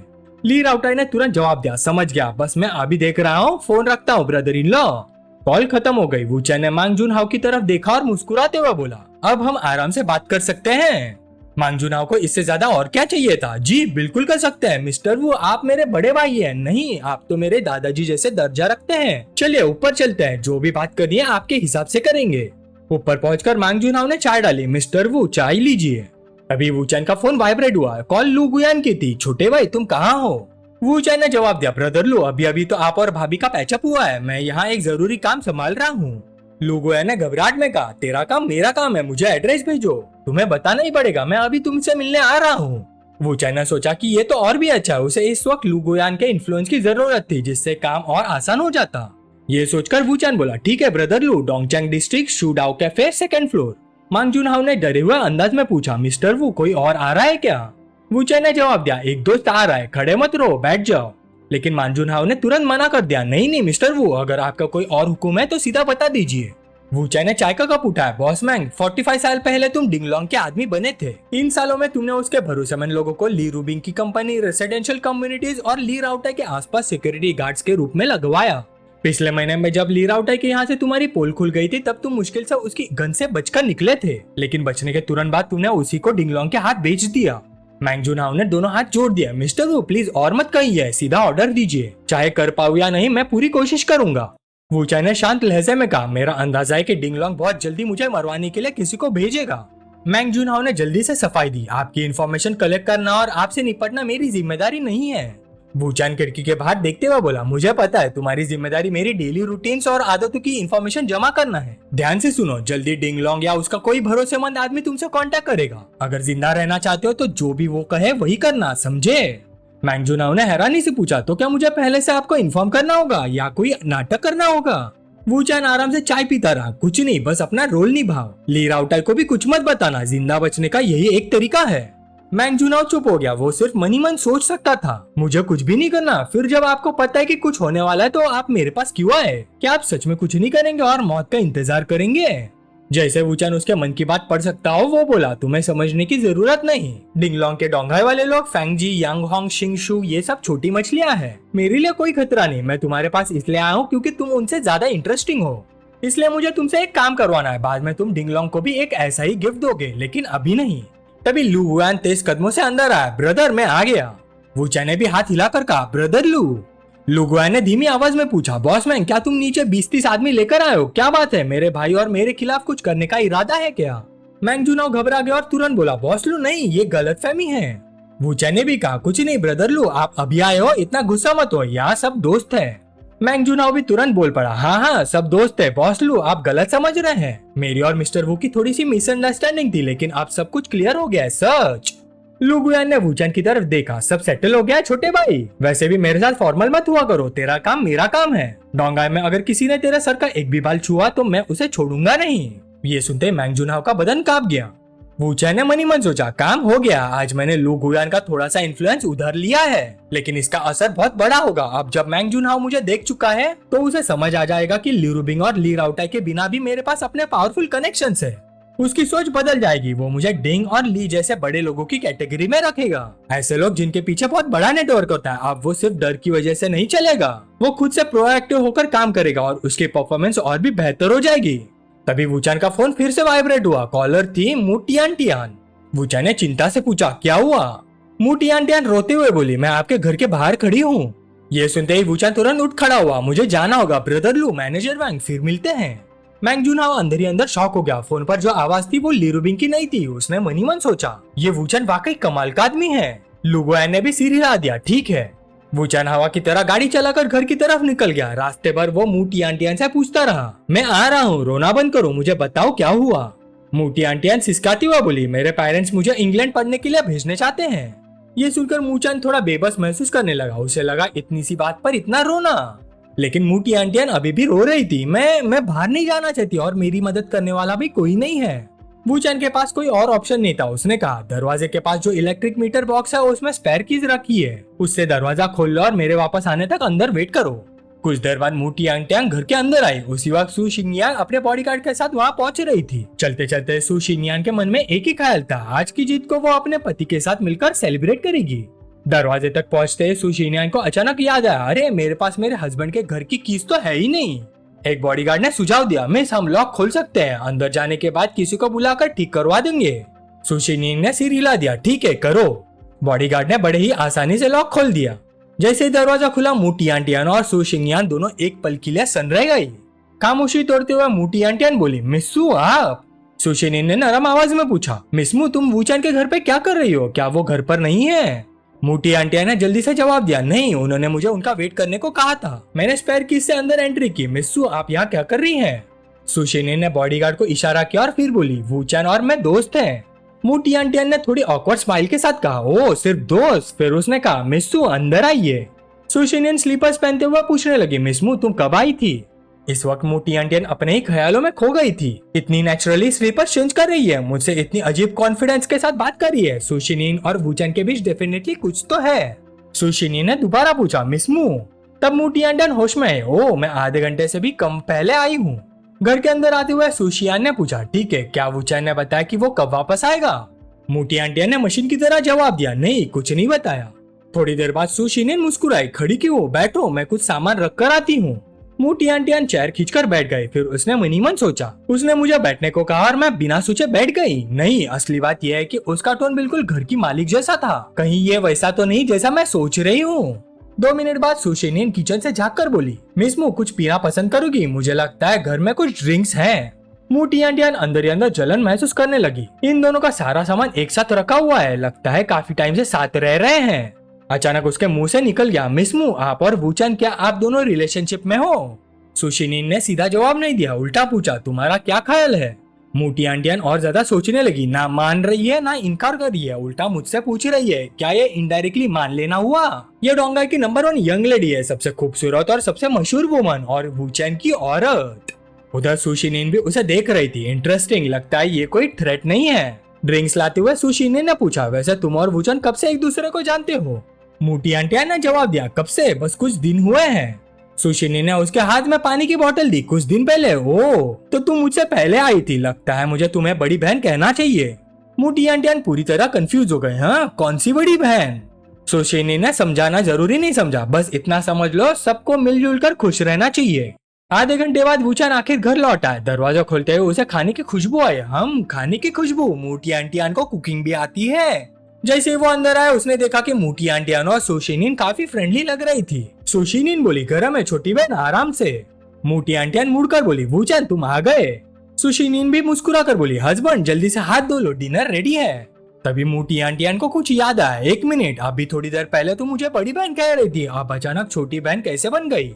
वूचान हंसी रोक कर बोला, क्योंकि तुम काफी छोटी हो। मूटी आंटियान तुरंत नाराज हो गई, छोटी? मैं कहाँ से छोटी हूँ भला? फिर उसने धीमी आवाज में पूछा, और ये क्या है? मिस्सू तुम्हें सीधा हस्बैंड क्यों बुला रही है? तुम दोनों कब साथ आए? वूचान बोला, ऐसे मत बोलो, सुनकर अजीब लगता है। मूटी आंटियान ने नखरे से कहा, अरे अच्छे भाई बताओ ना। तभी सू शिंगयान ने पीछे मुड़कर आवाज लगाई, हस्बैंड लिटिल सिस्टर मस्ती बंद करो, जल्दी हाथ धोकर खाना खा लो। मूटी आंटियान ने आदत से मजबूर होकर जवाब दिया, ठीक है मुझे समझ आ गया। फिर उसने मनी मन सोचा, मैं कब से इस बात को एक्सेप्ट करने लगी कि मैं छोटी बहन हूँ। खाने के दौरान सू शिंगयान ने वूचान की प्लेट में खाना रखा, हस्बैंड खाना खाओ। वूचान ने पूछा, बोर्ड ऑफ डायरेक्टर्स में सब ठीक रहा? रिजल्ट तो मुझे पता है, लेकिन प्रोसेस कैसा था? सू शिंगयान खुशी से बोले, बिल्कुल वैसा ही जैसा तुमने प्रेडिक्ट किया था, एकदम परफेक्ट। वूचान ने शांत आवाज में सिर हिला दिया, बुरा नहीं, अच्छा है। मोटी आंटियान थोड़ी उदास होकर बोली, वूचान तुम दोनों मुझे इग्नोर कर रहे हो, ये गलत बात है, लेकिन सच में मुझे कुछ नहीं बताओगे? वूचान अचानक बोला, सू शिंगयान ने नहीं बताया तो खुद से गैस कर लो। मोटी आंटियान नाराज हो गई, ठीक है नहीं बताओगे ना तो मैं आज घर नहीं जाऊंगी। वू चैन ने आराम से जवाब दिया, मत जाओ, घर में रूम्स की कमी नहीं है। मोटी आंटिया ने सुशीनिन की तरफ देखा, और आप मिस्सू? सुशीनिन मुस्कुराई, मैं भी नहीं जा रही। मोटी आंटिया ने मनी मन सोचा, ये तुम दोनों ने खुद कहा है, बाद में मुझे ब्लेम मत करना। रात को सोने का वक्त आया। सुशीनिन ने मोटी आंटियान को एक गेस्ट रूम दिखाया। मिस्मू, तुम यहाँ सो सकती हो, हमें कल सुबह जल्दी ऑफिस जाना है, हम लोग पहले सोने जा रहे हैं। मोटी आंटियान ने तुरंत जवाब दिया, ठीक है ठीक है। लेकिन अचानक वो दौड़कर बेड पर गिर गई। नहीं, मैं यही सोऊंगी। फिर उसने मनी मन सोचा, अब देखते हैं तुम लोग क्या करते हो। सुशीनिन ने सिर्फ हल्की सी मुस्कान दी और अपने बालों को प्यार से सहलाया, जैसे तुम्हारी मर्जी डार्लिंग। वू चैन ने दोनों लड़कियों को हैरानी से देखा। ठीक है, ये भी चलेगा और भी अच्छा है। उसके बाद तीनों ने पूरी रात जिक्सॉ पजल गेम खेला। जब सब थककर चूर हो गए तब जाकर सो गए। अगली सुबह अलार्म बजा, लेकिन मोटी आंटियन अभी भी गहरी नींद में थी। कल रात बहुत थक गई, थोड़ा और सोना है। सुशीनिन पहले ही उठ चुकी थी, तब वू चैन का फोन बज उठा। दूसरी तरफ से आवाज आई, जल्दी कंपनी आओ। वू चैन ने पूछा, क्या हुआ? फोन की दूसरी तरफ से जवाब आया, मेरे डैड कंपनी में है। ली रूबिंग ने बेचैनी से कहा, बस जल्दी आओ, इस बार हमारी एक्टिंग फेल हो गई है, पहले की सारी मेहनत बर्बाद हो जाएगी। वू चैन ने तुरंत जवाब दिया, ठीक है, मैं अभी आता हूँ। काफी देर बाद ली रूबिंग गुस्से से बोली, तुम्हारे अभी आता को 40 मिनट लग गए। वू चैन, क्या तुम्हें बिल्कुल भी जल्दी नहीं है? जल्दी मेरी हेल्प करो, मामला संभालो। ये कहकर उसने वू चैन का हाथ पकड़ लिया। चलो, और दोनों अंदर गए। अंदर पहुंचते ली राउटा ने पूछा, सिस ब्रदर इन लॉ, तुम दोनों इतनी देर से क्यों आए? डैड काफी देर से वेट कर रहे हैं। ली रूबिंग थोड़ी नर्वस होकर बोली, डैड आप बिना बताए आ गए। ओल्ड ली के बड़े बेटे और टोंग फैमिली के फ्यूचर हेड ली मान गहरी आवाज में बोले, बताता ताकि तुम लोगों को तैयारी करने का टाइम मिल जाए, मुझे हैंडल करने की प्लानिंग कर लो। ली रूबिंग ने उनका हाथ पकड़ लिया। अरे डैड, इतना सरप्राइज अटैक क्यों? अभी वो टाइम नहीं आया, मुझे इतना कंट्रोल मत कीजिए। ली मान गुस्से से बोले, तुम अपने छोटे भाई तक को कंट्रोल नहीं कर पाई, इतनी बड़ी प्रॉब्लम खड़ी हो गई और तुम चाहती हो कि मैं डोंगाई ना आऊं? ली रूबिंग ने बेचैन होकर कहा, इसमें मेरी क्या गलती है? ये सब ली राउटाई ने कमजोर आवाज में कहा, सिस मिलते ही झगड़ा मत शुरू करो। ली रूबिंग ने मनी मन सोचा, बिल्कुल सही, अभी लड़ना बिल्कुल नहीं चाहिए। वू चैन ने हाथ बढ़ाकर ली रूबिंग को अपनी तरफ खींच लिया। ली रूबिंग उसके कंधे पर टिक गई। डैड, मैं आपको ऑफिशियली अपने बॉयफ्रेंड से मिलवाती हूँ, ये वू चैन है। फिर उसने वू चैन की तरफ देखा, डार्लिंग ये मेरे डैड है, अभी अंकल बुलाओ, शादी के बाद टाइटल बदल देना। वू चैन ने मुस्कुरा कर कहा, अंकल आपसे मिलकर खुशी हुई। ली रूबिंग ली मान के एक्सप्रेशन को देखकर और भी हैरान रह गई। डैड को क्या हो गया है, आज इतनी अजीब क्यों लग रहे हैं? ली राउटाई सिर्फ मनी मन माफी मांग सकता था, सॉरी सिस, मैं कुछ हेल्प नहीं कर सकता। डैड जब डोंगा आए थे तब और भी ज्यादा डरावने थे। अचानक ली मैन ने टेबल पर डॉक्यूमेंट्स पटक दिए। तुम और तुम्हारी बहन मिलकर मुझे बेवकूफ बना रहे हो क्या? ली राउटा घबरा गया। डैड आपको मेरी बात पर भरोसा करना होगा, मैंने सच में पूरी जान लगाकर इन्वेस्टिगेशन की है। वू चैन बचपन में किसी किंडरगार्टन में गया था, काउंटी हॉस्पिटल के बर्थ रिकॉर्ड्स तक सब यहाँ है। ली मान ने हाथ बांध लिया, मुझे इसमें से एक शब्द पर भी भरोसा नहीं। ये वू चैन नहीं है, असली वू चैन शायद मर चुका है, ये उसकी जगह एक्टिंग कर रहा है, इसलिए तुम जितनी भी इन्वेस्टिगेशन कर लो कुछ नहीं मिलेगा। ली राउटाई ने डॉक्यूमेंट्स की तरफ देखा। डैड ये इम्पॉसिबल है, हमने साथ में खाना खाया था, उसने जो चॉपस्टिक्स यूज की थी मैंने वो कलेक्ट करवाई और उसका डीएनए भी टेस्ट के लिए भेजा। रिपोर्ट्स यहाँ है, दोनों रिलेटेड निकले। ली मान बोले, तो फिर सिर्फ एक ही पॉसिबिलिटी है, ये ली रूबिंग की एक और चाल है, बिल्कुल उन फेक बॉयफ्रेंड्स की तरह जो पहले भी लाए गए थे। वू चैन के पिछले कुछ दिनों के सारे एक्शंस पहले से प्लान किए गए थे। मनी मन ली मैन ने सोचा, मैं यहाँ तुम्हारा झूठ पकड़ने आया हूँ। फिर वो वू चैन की तरफ मुड़े। वू चैन बैठो, तुम अभी अभी ग्रेजुएट हुए हो ना? ली रूबिंग और ली राउटा दोनों ने नोटिस किया कि उनके डैड की टोन और नजर बदल गई थी। वू चैन शांति से बैठ गया। जी मैंने पहले ली रूबिंग की कंपनी में काम करता था। ली मान ने पूछा, कॉलेज में क्या पढ़ा और फ्यूचर के प्लान्स क्या है? वू चैन ने शांति से जवाब दिया, कंप्यूटर साइंस और एआई स्पेशलाइजेशन। फिलहाल मैं ली रूबिंग को कंपनी लिस्टिंग में हेल्प कर रहा हूँ। ली मान ने मुस्कुराते हुए कहा, हाँ यंग मैन, काफी एम्बिशियस लगते हो। वैसे लिटिल वू, तुम्हारे हॉबीज क्या हैं? मनी मन ली मान सोच रहे थे। बिल्कुल इन्वेस्टिगेशन रिपोर्ट के मुताबिक जवाब दे रहा है, मतलब सब पहले से रिहर्स किया हुआ है। चलो अब दूसरी डायरेक्शन से टेस्ट करता हूँ। वू चैन ने शांति से जवाब दिया, काफी सारी है, law, painting, music, free style wrestling, cars. Li Rubing थोड़ी चिंतित हो गई। डैड इस बार बहुत डिटेल्स में पूछ रहे हैं। तब वू चैन ने आराम से एक और हॉबी जोड़ दी, और लॉलीपॉप्स। ली मान हैरान हो गए, हाँ लॉलीपॉप्स, तुम लॉलीपॉप्स को भी जानती हो? ली रूबिंग भी उलझन में पड़ गई, ये ठीक नहीं हुआ। वू चैन के बैकग्राउंड में लॉलीपॉप का कोई कनेक्शन नहीं होना चाहिए, इतनी बेसिक गलती कैसे कर दी? लेकिन वू चैन शांत रहा। हाँ बचपन में ज्यादातर लड़कों की तरह मुझे भी लॉलीपॉप में इंटरेस्ट था। बड़ा होने पर मैंने इंटरनेट पर लॉलीपॉप्स के बेसिक प्रिंसिपल्स पढ़े और कुछ ब्लूप्रिंट्स भी देखे। आखिर मैंने कंप्यूटर साइंस पढ़ा है, रिसर्च करना मुश्किल नहीं था। वैसे मैंने असली लॉलीपॉप कभी प्रॉपरली यूज नहीं की, लेकिन कॉलेज के सेकेंड ईयर में मैंने खुद एक मॉडल लॉलीपॉप बनाई थी। मेटल की नहीं, लकड़ी की। उसका स्ट्रक्चर और कंपोनेंट्स काफी हद तक एक्यूरेट थे, इसलिए मुझे लगता है कि लॉलीपॉप्स के बारे में मेरी अंडरस्टैंडिंग काफी अच्छी है। ली रूबिंग ने चुपके से राहत की सांस ली। फ्यू, किसी तरह सिचुएशन संभाल ली। लेकिन वूचन क्या कर रहा है? जानबूझकर खुद के लिए प्रॉब्लम्स क्यों क्रिएट कर रहा है? लीमा ने अपनी चीन को सहला। ली राउटा, क्या तुम्हारे पास कोई लॉलीपॉप है? ली राउटा ने हैरानी से जवाब दिया, डैड है तो सही। लीमा ने हुक्म दिया, तो वूचन को दे दो। ली राउटा हकलाते हुए बोला, जी ब्रदर इन लॉ, लीजिए। लीमान ने कहा, वूचन क्या तुम इस को पहचानते हो? मुझे इसके बारे में बताओ। वूचन ने लॉलीपॉप को ध्यान से देखा और बोला, ये TPE 92 है। इसे TPE 54 को रिप्लेस करने के लिए डेवलप किया गया था। 1994 में अप्रूवल मिला था। इसके पुलिस और मिलिट्री दोनों वर्जन है। पुलिस वर्जन में फायरिंग पिन सेफ्टी होती है। ये जो है मिलिट्री वर्जन लग रहा है। Recoil operated semi automatic, recoil कम, एक्यूरेसी ज्यादा। ये सुनकर ली रूबिंग और भी ज्यादा परेशान हो गई। वूचन आखिर कर क्या रहा है? डैड को मिलिट्री के टाइम से लॉलीपॉप्स पसंद है। क्या वो जानबूझकर ये इंप्रेशन देने की कोशिश कर रहा है कि उसे सालों से लॉलीपॉप्स का ऑब्सेशन है? कॉमन हॉबी के जरिए डिस्टेंस कम करना चाहता है, लेकिन ये वूचन की स्टाइल नहीं है। उसका असली पर्पस क्या है? वूचन ने मैगजीन निकाली और फिर लॉलीपॉप को हाथ में तोड़ते हुए बोला, इस वेट से अगर मैं गलत नहीं हूँ, इसमें 6 लॉलीपॉप्स है। उसने मैगजीन खोली। लॉलीपॉप टेबल पर गिरने लगी। वूचन मुस्कुराया, देखो 6 लॉलीपॉप्स, मेरा अंदाजा सही था। ली रूबिंग की आंखें फट गई। सिर्फ वेट पकड़कर लॉलीपॉप्स की गिनती बता दी। ये तभी मुमकिन है जब किसी ने लॉलीपॉप्स बहुत हैंडल की हो। क्या वूचन सच में खुद को एक्सपोज करना चाहता है? उधर ली मैन भी चुपचाप उसका असेसमेंट कर रहा था। ये लड़का जानबूझकर अपनी पोल खोल रहा है, मतलब अपने पहले वाले एक्सक्यूजेस खुद तोड़ रहा है। ये पूरा वक्त झूठ बोल रहा था। वूचन के अंदर कोई बड़ी बात छुपी हुई है। नहीं, उसका प्रॉब्लम होना ही उसका ऑब्जेक्टिव लग रहा है। अगर ये ली रूबिंग का बॉयफ्रेंड है तो आम इंसान नहीं हो सकता। डोंगाई में इतना हंगामा खड़ा करने के लिए एक्स्ट्राऑर्डिनरी होना जरूरी है, और उसकी ये रिएक्शन प्रूव करती है कि ली रूबिंग के साथ इसका रिलेशनशिप असली है। लेकिन अब एक नई प्रॉब्लम खड़ी हो गई है। इस अननोन ओरिजिन वाले आदमी का असली मकसद क्या है? काफी देर तक इवेल्युएट करने के बाद ली मान ने आखिर कहा, लगता है वूचन में सच में स्किल्स है। वूचन हल्का सा मुस्कुराया, बस ठीक ठाक, वरना मैं ली रूबिंग से पहली नजर में प्यार कैसे कर बैठता। फिर उसने कहा, अंकल क्या हम दोनों थोड़ी देर के लिए प्राइवेट बात कर सकते हैं? ली रूबिंग ने तुरंत वूचन का हाथ पकड़ लिया। प्राइवेट बात? मेरे पीछे क्या बात करनी है? वूचन के जवाब देने से पहले लीमान बोल पड़े, ली रूबिंग अपने छोटे भाई को लेकर बाहर जाओ। ली रूबिंग नाराज हो गए, मैं बाहर नहीं जाऊंगी। क्या मैं इतनी भी लायक नहीं हूँ कि जो बात करनी है वो सुन सकूं?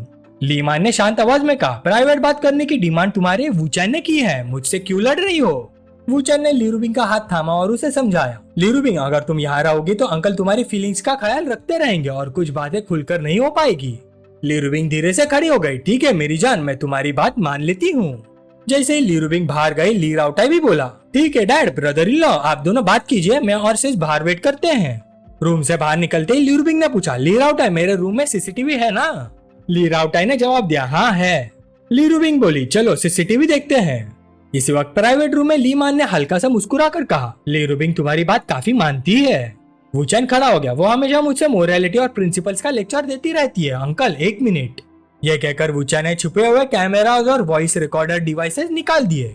सर्वेलेंस रूम में ली राउटाई स्क्रीन को देखकर चौंक गई। ली राउटाई तुम्हारे CCTV को क्या हुआ? ली राउटाई बेचारा सिर्फ इतना कह सका, शायद नकली माल खरीद लिया, फिक्र मत करो सिस, और भी कैमरास लगे हुए हैं। उधर रूम के अंदर वूचन एक एक करके सारे हिडन कैमरास निकलता गया। आखिरी कैमरा भी हटाने के बाद उसने कहा, ठीक है अंकल, अब हम बात कर सकते हैं। लेकिन उसके बोलने से पहले ली मान ने लॉलीपॉप उठाकर सीधा उसके सिर पर टांग दी। तुम कौन हो? मेरी बेटी के पास किस मकसद से आए हो? तुम्हारी हर हरकत सर्विलेंस में क्यों लगती है? सर्विलेंस रूम में ली रूबिंग हैरान रह गई। ली राउटाई अभी तक इमेज आ रही थी, अब सब गायब कैसे हो गया? ली राउटाई ने बेबस होकर कहा, मुझे भी नहीं पता सिस। प्राइवेट रूम के अंदर वूचन सीधा लीमान के सामने खड़ा रहा। वाह, सच में पूरी फैमिली एक जैसी है। ली रूबिंग और ली राउटाई ने भी पहली मुलाकात में ही मुझ पर ऐसी ही लॉलीपॉप तानी थी। वैसे अंकल मुझे लगता है लॉलीपॉप्स में छोटे लॉलीपॉप्स नहीं है। लीमान ने लॉलीपॉप वापस टेबल पर रख दी। तुम में हिम्मत है, सीधी बात करो, मेरी बेटी को डेट करने का असली मकसद क्या है? वूचन सिर्फ मुस्कुराया, मुझे आपकी बेटी पसंद है, मैं चाहता हूँ कि वो मेरे बच्चों की माँ बने, इसमें कोई प्रॉब्लम है क्या अंकल? लीमान मनी मन सोचने लगा, मेरे सामने इतनी सीधी बात करना, ये तो सीधा साधा चैलेंज है। लेकिन इससे एक बात साफ है, ये मुझसे बिल्कुल नहीं डरता। लीमान ने ठंडी सांस छोड़ी। ठीक है, गोल गोल बातें बंद करते हैं, असली मुद्दे पर आओ। अब वूचैन भी फॉर्मेलिटी छोड़ चुका था। अंकल, मुझे लगता है आपको ली रूबिंग की बिल्कुल परवाह नहीं है। आप सिर्फ फैमिली के इंटरेस्ट की परवाह करते हैं। आप डिंगलोंग के कैरेक्टर को अच्छी तरह जानते हैं, उसकी आदतें भी, उसकी मोरालिटी भी, फिर भी आप ली रूबिंग को उससे शादी करने पर मजबूर कर रहे हैं। एक बात बताइए, क्या आपको डर नहीं लगता कि एक दिन ली रूबिंग गुस्से में आकर डिंगलोंग को लॉलीपॉप मार देगी? ली मान ने गुस्से में टेबल पर जोर से हाथ मारा। यंग मैन, तुम मुझे लेक्चर दे रहे हो? उधर ली रूबिंग बेचैन होकर इधर उधर चल रही थी। ये ठीक नहीं है, मुझे पता लगाना ही होगा कि वूचैन और डैड क्या बात कर रहे हैं। ली राउटाई, चलो उनके रूम के पीछे वाले लाउंज में।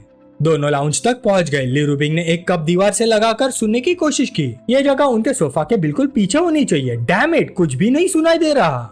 ली रूबिंग बेचारी सी लगने लगी। ली राउटाई ने कहा, सिस, मैंने रूम डेकोरेट करते वक्त सबसे अच्छा साउंड प्रूफिंग मटेरियल यूज किया था। अंदर वूचैन ने बात जारी रखते हुए कहा, अंकल, मेरा कहना सिर्फ इतना ही है कि डिंगलॉन्ग बहुत जिद्दी आदमी है, अपने इमोशंस कंट्रोल नहीं कर पाता। मुझे नहीं लगता कि उसके पास ज्यादा वक्त बचा है, और लॉन्ग फैमिली के पास भी। अंकल, आपको डोंगडाओ याद है? लीमान ने जवाब दिया, वो यंगर जनरेशन का लड़का। मैंने सुना था 5 साल पहले दुखदाई तरीके से डूबकर मर गया। तुम उसकी बात क्यों कर रहे हो? वूचैन ने सीधा जवाब दिया, वो डूबकर नहीं मरा था, उसका मर्डर हुआ था। लीमान तुरंत बोले, इम्पॉसिबल। उस वक्त डोंग फैमिली डिंग फैमिली से आधे लेवल नीचे थी। अगर वैसा होता भी तो उसे छुपाया नहीं जा सकता था। और डिंग फैमिली एक मिडिल स्कूल के बच्चे को क्यों मारेगी? ना एविडेंस है, ना लॉजिक। वूचैन ने फोन निकाला। अंकल, मैंने नहीं कहा कि डिंग फैमिली ने किया, मैं कह रहा हूँ कि डिंगलोंग ने किया। मोटिवेशन देखिए, ये औरत लिंग युआन, जिसे शिंग शिंग भी कहा जाता है, उस वक्त बहुत सारे अमीर और पावरफुल लोग उसके पीछे थे, लेकिन उसने सबको रिजेक्ट कर दिया। वो सिर्फ डोंगडाओ के करीब आए क्योंकि वो उसे ट्यूशन देता था। डिंगलोंग की जिद की वजह से डोंगडाओ मरा। उसने शिशिन को बाहर ले गया और डोंगडाओ को उसकी आंखों के सामने मार दिया। शिशिन सिर्फ डर की वजह से डिंगलोंग के साथ रही। मैंने उसे कांटेक्ट भी कर चुका हूँ। वो सच में डिंगलोंग से नफरत करती है। मुझे पूरा यकीन है कि वो टेस्टिमनी देगी। लीमान एकदम से खड़े हो गए। आखिर तुम करना क्या चाहते हो? वूचैन बिल्कुल शांत रहा। अंकल, आप इतना गुस्से में क्यों आ रहे हैं? मुझे लगता है कि आप समझ रहे हैं कि मैं क्या चाहता हूँ। लीमान के दिमाग में कैलकुलेशन चल रहे थे। डोंग फैमिली पिछले कुछ सालों में काफी ऊपर आ गई है। अगर ये बात बाहर निकली तो कई बड़ी फैमिलीज के बीच वॉर शुरू हो सकती है। ली और डिंग फैमिलीज अलायंस में है। अगर डिंग फैमिली पर वॉर हुआ तो ली फैमिली साइड में खड़ी नहीं रह सकती। वूचैन ने बात जारी रखी। फैमिलीज के अंदर डिंग फैमिली और डोंग फैमिली ली फैमिली के सबसे बड़े अलाइज हैं। ली रूबिंग की अभी तक डिंग फैमिली में शादी नहीं हुई, तो कॉपरेशन बदला जा सकता है। मैं सही कह रहा हूँ ना? उस पर लीमान को लगा कि सब समझ आ गया। ये लड़का किसी के कहने पर आया है। इसका मकसद ली और डिंग फैमिली का अलायंस तोड़ना है। उधर वेटिंग रूम में ली रूबिंग इलेक्ट्रिक ड्रिल लेकर दीवार में छेद करने की कोशिश कर रही थी। अगर दीवार पलटी हो जाए तो कुछ न कुछ सुनाई देगा। ली राउटा घबरा कर बोला, सिस, ऐसा मत करो। चाहे साउंड प्रूफिंग कितनी भी अच्छी हो, ड्रिल की आवाज और वाइब्रेशन डैड और ब्रदर इन लॉ दोनों को पता चल जाएगी। ली रूबिंग ने तुरंत जवाब दिया, तो तुम कोई और तरीका ढूंढो। मुझे जानना है कि वो बात क्या कर रहे हैं। ली राउटाई बेचारा बोला, सिस, मेरे पास सच में कोई आइडिया नहीं है। उधर प्राइवेट रूम का माहौल और भी टेंस हो चुका था। वूचैन ने समझाया, अंकल, आप गलत समझ रहे हैं। मैं सिर्फ ली रूबिंग और आपकी फैमिली की चिंता कर रहा हूँ। आज के टाइम पर डोंग फैमिली भी बुरी चॉइस नहीं है। डोंगडाओ का कजिन डोंग याकू अभी अभी यूनिवर्सिटी से ग्रेजुएट हुई है। मुझे लगता है उसकी और ली राउटाई की जोड़ी अच्छी रहेगी। लीमान ठंडी हंसी हंसे, यंग मैन, तुम काफी मजाकिया हो। फैमिली अलायंसेस इतनी आसानी से नहीं होती। ली और डोंग फैमिली के बीच मिनिमम ट्रस्ट भी नहीं है। एक दूसरे को प्रॉपरली जानते तक नहीं, शादी कैसे हो सकती है? वूचैन ने फिर फोन उठाया। अगर आपको ये फिजिबल लगता है तो मैं अभी के अभी अरेंज कर सकता हूँ। मुझे यकीन है कि 1 हफ्ते के अंदर रिजल्ट आ जाएगा। लीमान अंदर ही अंदर चौंक गया। ये मजाक नहीं कर रहा, लेकिन डोंग फैमिली से शादी का वक्त अभी नहीं है। उन्होंने जल्दी से रोक दिया। 1 मिनट, पहले मुझे बताओ तुम्हारा असली गोल क्या है? वूचैन ने बिना झिझक जवाब दिया, मैं सिर्फ डिंगलोंग को मारना चाहता हूँ क्योंकि आपकी बेटी बहुत खूबसूरत है। डिंगलोंग मेरी औरत को छीनना चाहता है। अगर मैं उसे नहीं मारूंगा तो वो मुझे मारने आ जाएगा। हम दोनों में से किसी एक को मरना ही होगा। जब तक एक नहीं मरता ये खत्म नहीं होगा, इसलिए डिंगलोंग को मरना ही पड़ेगा। लीमान ने पूछा, क्या तुम्हारे पास वे फैमिली के ब्लैक रिसोर्सेस हैं? वूचैन ने कैजुअली जवाब दिया, बिल्कुल। अगर अगले 6 महीने तक आप ली रूबिंग और मुझे तंग नहीं करेंगे तो मैं आपको बता दूंगा। लीमान ने कुछ देर तक सोचा, फिर बोले, डील।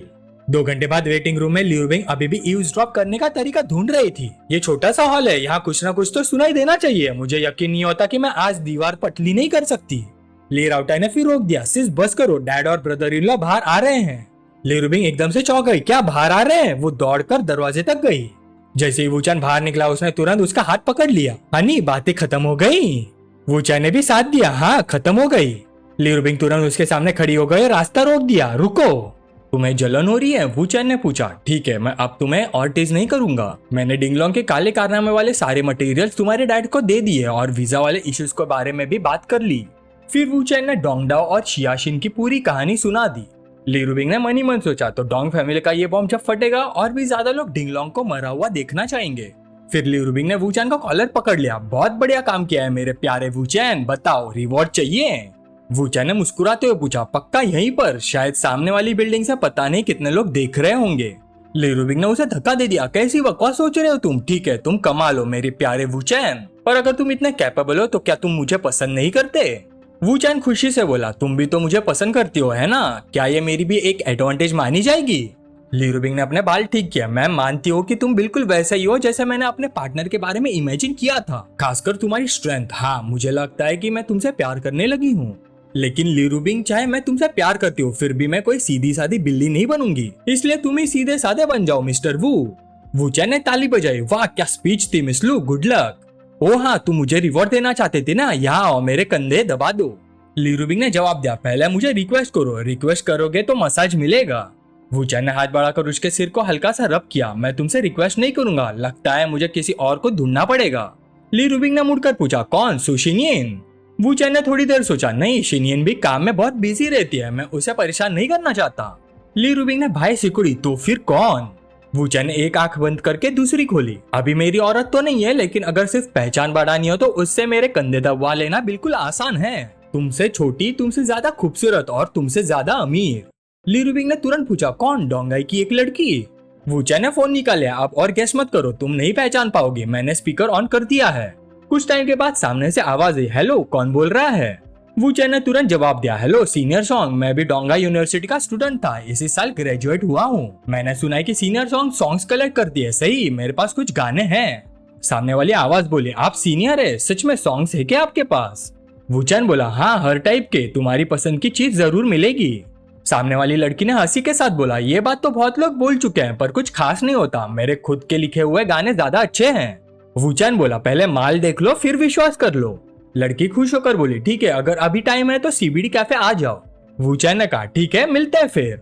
ली रुबिंग ने मन ही मन सोचा, डोंगाई यूनिवर्सिटी में मुझसे ज्यादा खूबसूरत और अमीर लड़की जिसका सरनेम सॉन्ग है, लेकिन डोंगाई के टॉप 10 मैग्नेट्स में तो कोई सॉन्ग सरनेम नहीं है, तो क्या वो लड़की है? फिर ली रुबिंग ने आंखें फाड़ते हुए पूछा, डार्लिंग वही जिसे तुम एडमायर करते हो वो वू फैमिली वाली तो नहीं? वू चैन ने सिर हिला दिया, हाँ वूडोंग की बेटी।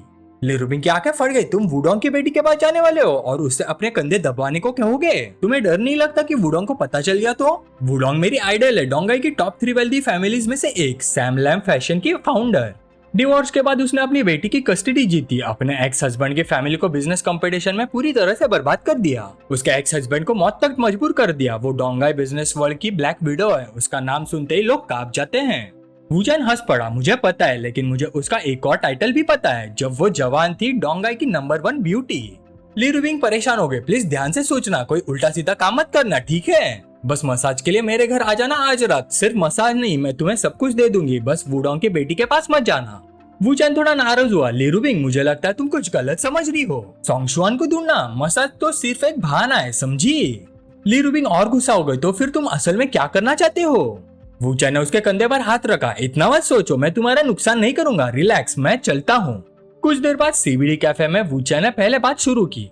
स्टूडेंट सोंगशुआन ने उत्साह से अपना हाथ बढ़ाया, आप मुझसे सीनियर है ना, चलिए ऑफिशियली मिलते हैं। वू चैन ने उसे हैंडशेक किया, हेलो सोंगशुआन, मैं वू चैन हूँ। सोंगशुआन ने विनम्रता से कहा, सीनियर प्लीज बैठिए, आप क्या पियेंगे? वू चैन ने मना कर दिया, नहीं थैंक यू। सोंगशुआन सीधा मुद्दे पर आ गई, अच्छा तो मटेरियल लाए हैं, यूएसबी ड्राइव में है या हैंड रिटर्न? वू चैन ने पूछा, तुम वो चीज लाई हो, किस लिए? सोंगशुआन हैरान हो गए, हाँ मेरे लिए अभी लिखने वाले हैं। वू चैन ने अपने सिर की तरफ इशारा किया, सब कुछ यही याद है। सोंगशुआन ने शक भरी नजर से पूछा, सीनियर आप मुझे बेवकूफ बनाने तो नहीं आए ना, ऐसा करोगे तो लोग आपको पसंद नहीं करेंगे। वू चैन ने सोंगशुआन के हाथ से नोटबुक और पेन लिया और लिखना शुरू कर दिया। 10 मिनट बाद वू चैन सारे लिरिक्स लिख चुका था। सोंगशुआन ने गाने का टाइटल पढ़ा, सोल रेमेडी। वो अंदर ही अंदर हैरान रह गई, इसने तो रीमिक्स भी लिख दिया। अरेंजमेंट में कौन कौन से इंस्ट्रूमेंट्स यूज होंगे वो भी नोट किया है। क्या ये सीनियर वू चैन मुझे बेवकूफ बना रहा है? लेकिन जब उसने गाने को अपने दिमाग में गाया तो उसे महसूस हुआ कि गाना बुरा नहीं था, बल्कि उसके पहले रिकॉर्ड किए हुए गानों से थोड़ा बेहतर था। वू चैन बोला, स्टूडेंट सॉन्ग खरीदना चाहती हो? सोंगशुआन की आंखें चमक उठी, हाँ। वू चैन ने पूछा, कितना ऑफर कर सकती हो? सोंगशुआन बोले, 1000। वू चैन संतुष्ट नहीं हुआ, मैंने अरेंजमेंट्स भी किए हैं। सोंगशुआन ने दाम बढ़ाया तो 2000। वूचैन चुप रहा। सोंगशुआन ने फिर कहा 3000। तब वूचैन ने सीधा अपनी प्राइस बता दी, 1 लाख। सोंगशुआन एकदम से चौंक गई। सीनियर, आप मजाक करने आए हो क्या? क्या आपको लगता है मैं इतनी आसान हूँ जिसे लूट सकते हो? वूचैन ने उसके एटीट्यूड पर ध्यान ही नहीं दिया। 1 लाख स्टूडेंट सॉन्ग, तुम्हें सिर्फ ये बताना कि एक्सेप्ट करती हो या नहीं। प्राइस नेगोशिएबल नहीं है, मेरे पास और भी कुछ गाने हैं, सब इसी प्राइस पर। सोंगशुआन ने नोटबुक वापस उसकी तरफ ढकेल दी। ऑफ कोर्स एक्सेप्ट नहीं करती। वूचैन ने नोटबुक फिर उसकी तरफ सरका दी तो फिर कहने को कुछ नहीं बचा। हम अभी अभी मिले हैं, लेकिन मुझे लगता है तुम वो टाइप की इंसान नहीं हो जो म्यूजिक के या लिरिक्स चुरा ले। मैं पेजेस फाड़ूंगा भी नहीं। ये नोटबुक काफी सुंदर है, 2 पेजेस फाड़ दिए तो इसका परफेक्शन खराब हो जाएगा, इसलिए गुड बाय। सोंगशुआन ने धीरे से गाली दी, वियर्डो कहीं का। उसके बाद वूचैन एक रिकॉर्डिंग स्टूडियो गया। रिसेप्शनिस्ट ने मुस्कुरा कर कहा, हेलो, वेलकम टू वेशान म्यूजिक। वूचैन ने सीधा अपनी रिक्वेस्ट रखी, मुझे एक गाना रिकॉर्ड करना है, मुझे 3 घंटे के लिए स्टूडियो रेंट पर चाहिए। रिसेप्शनिस्ट तुरंत रास्ता दिखाने लगी, जी इस तरफ।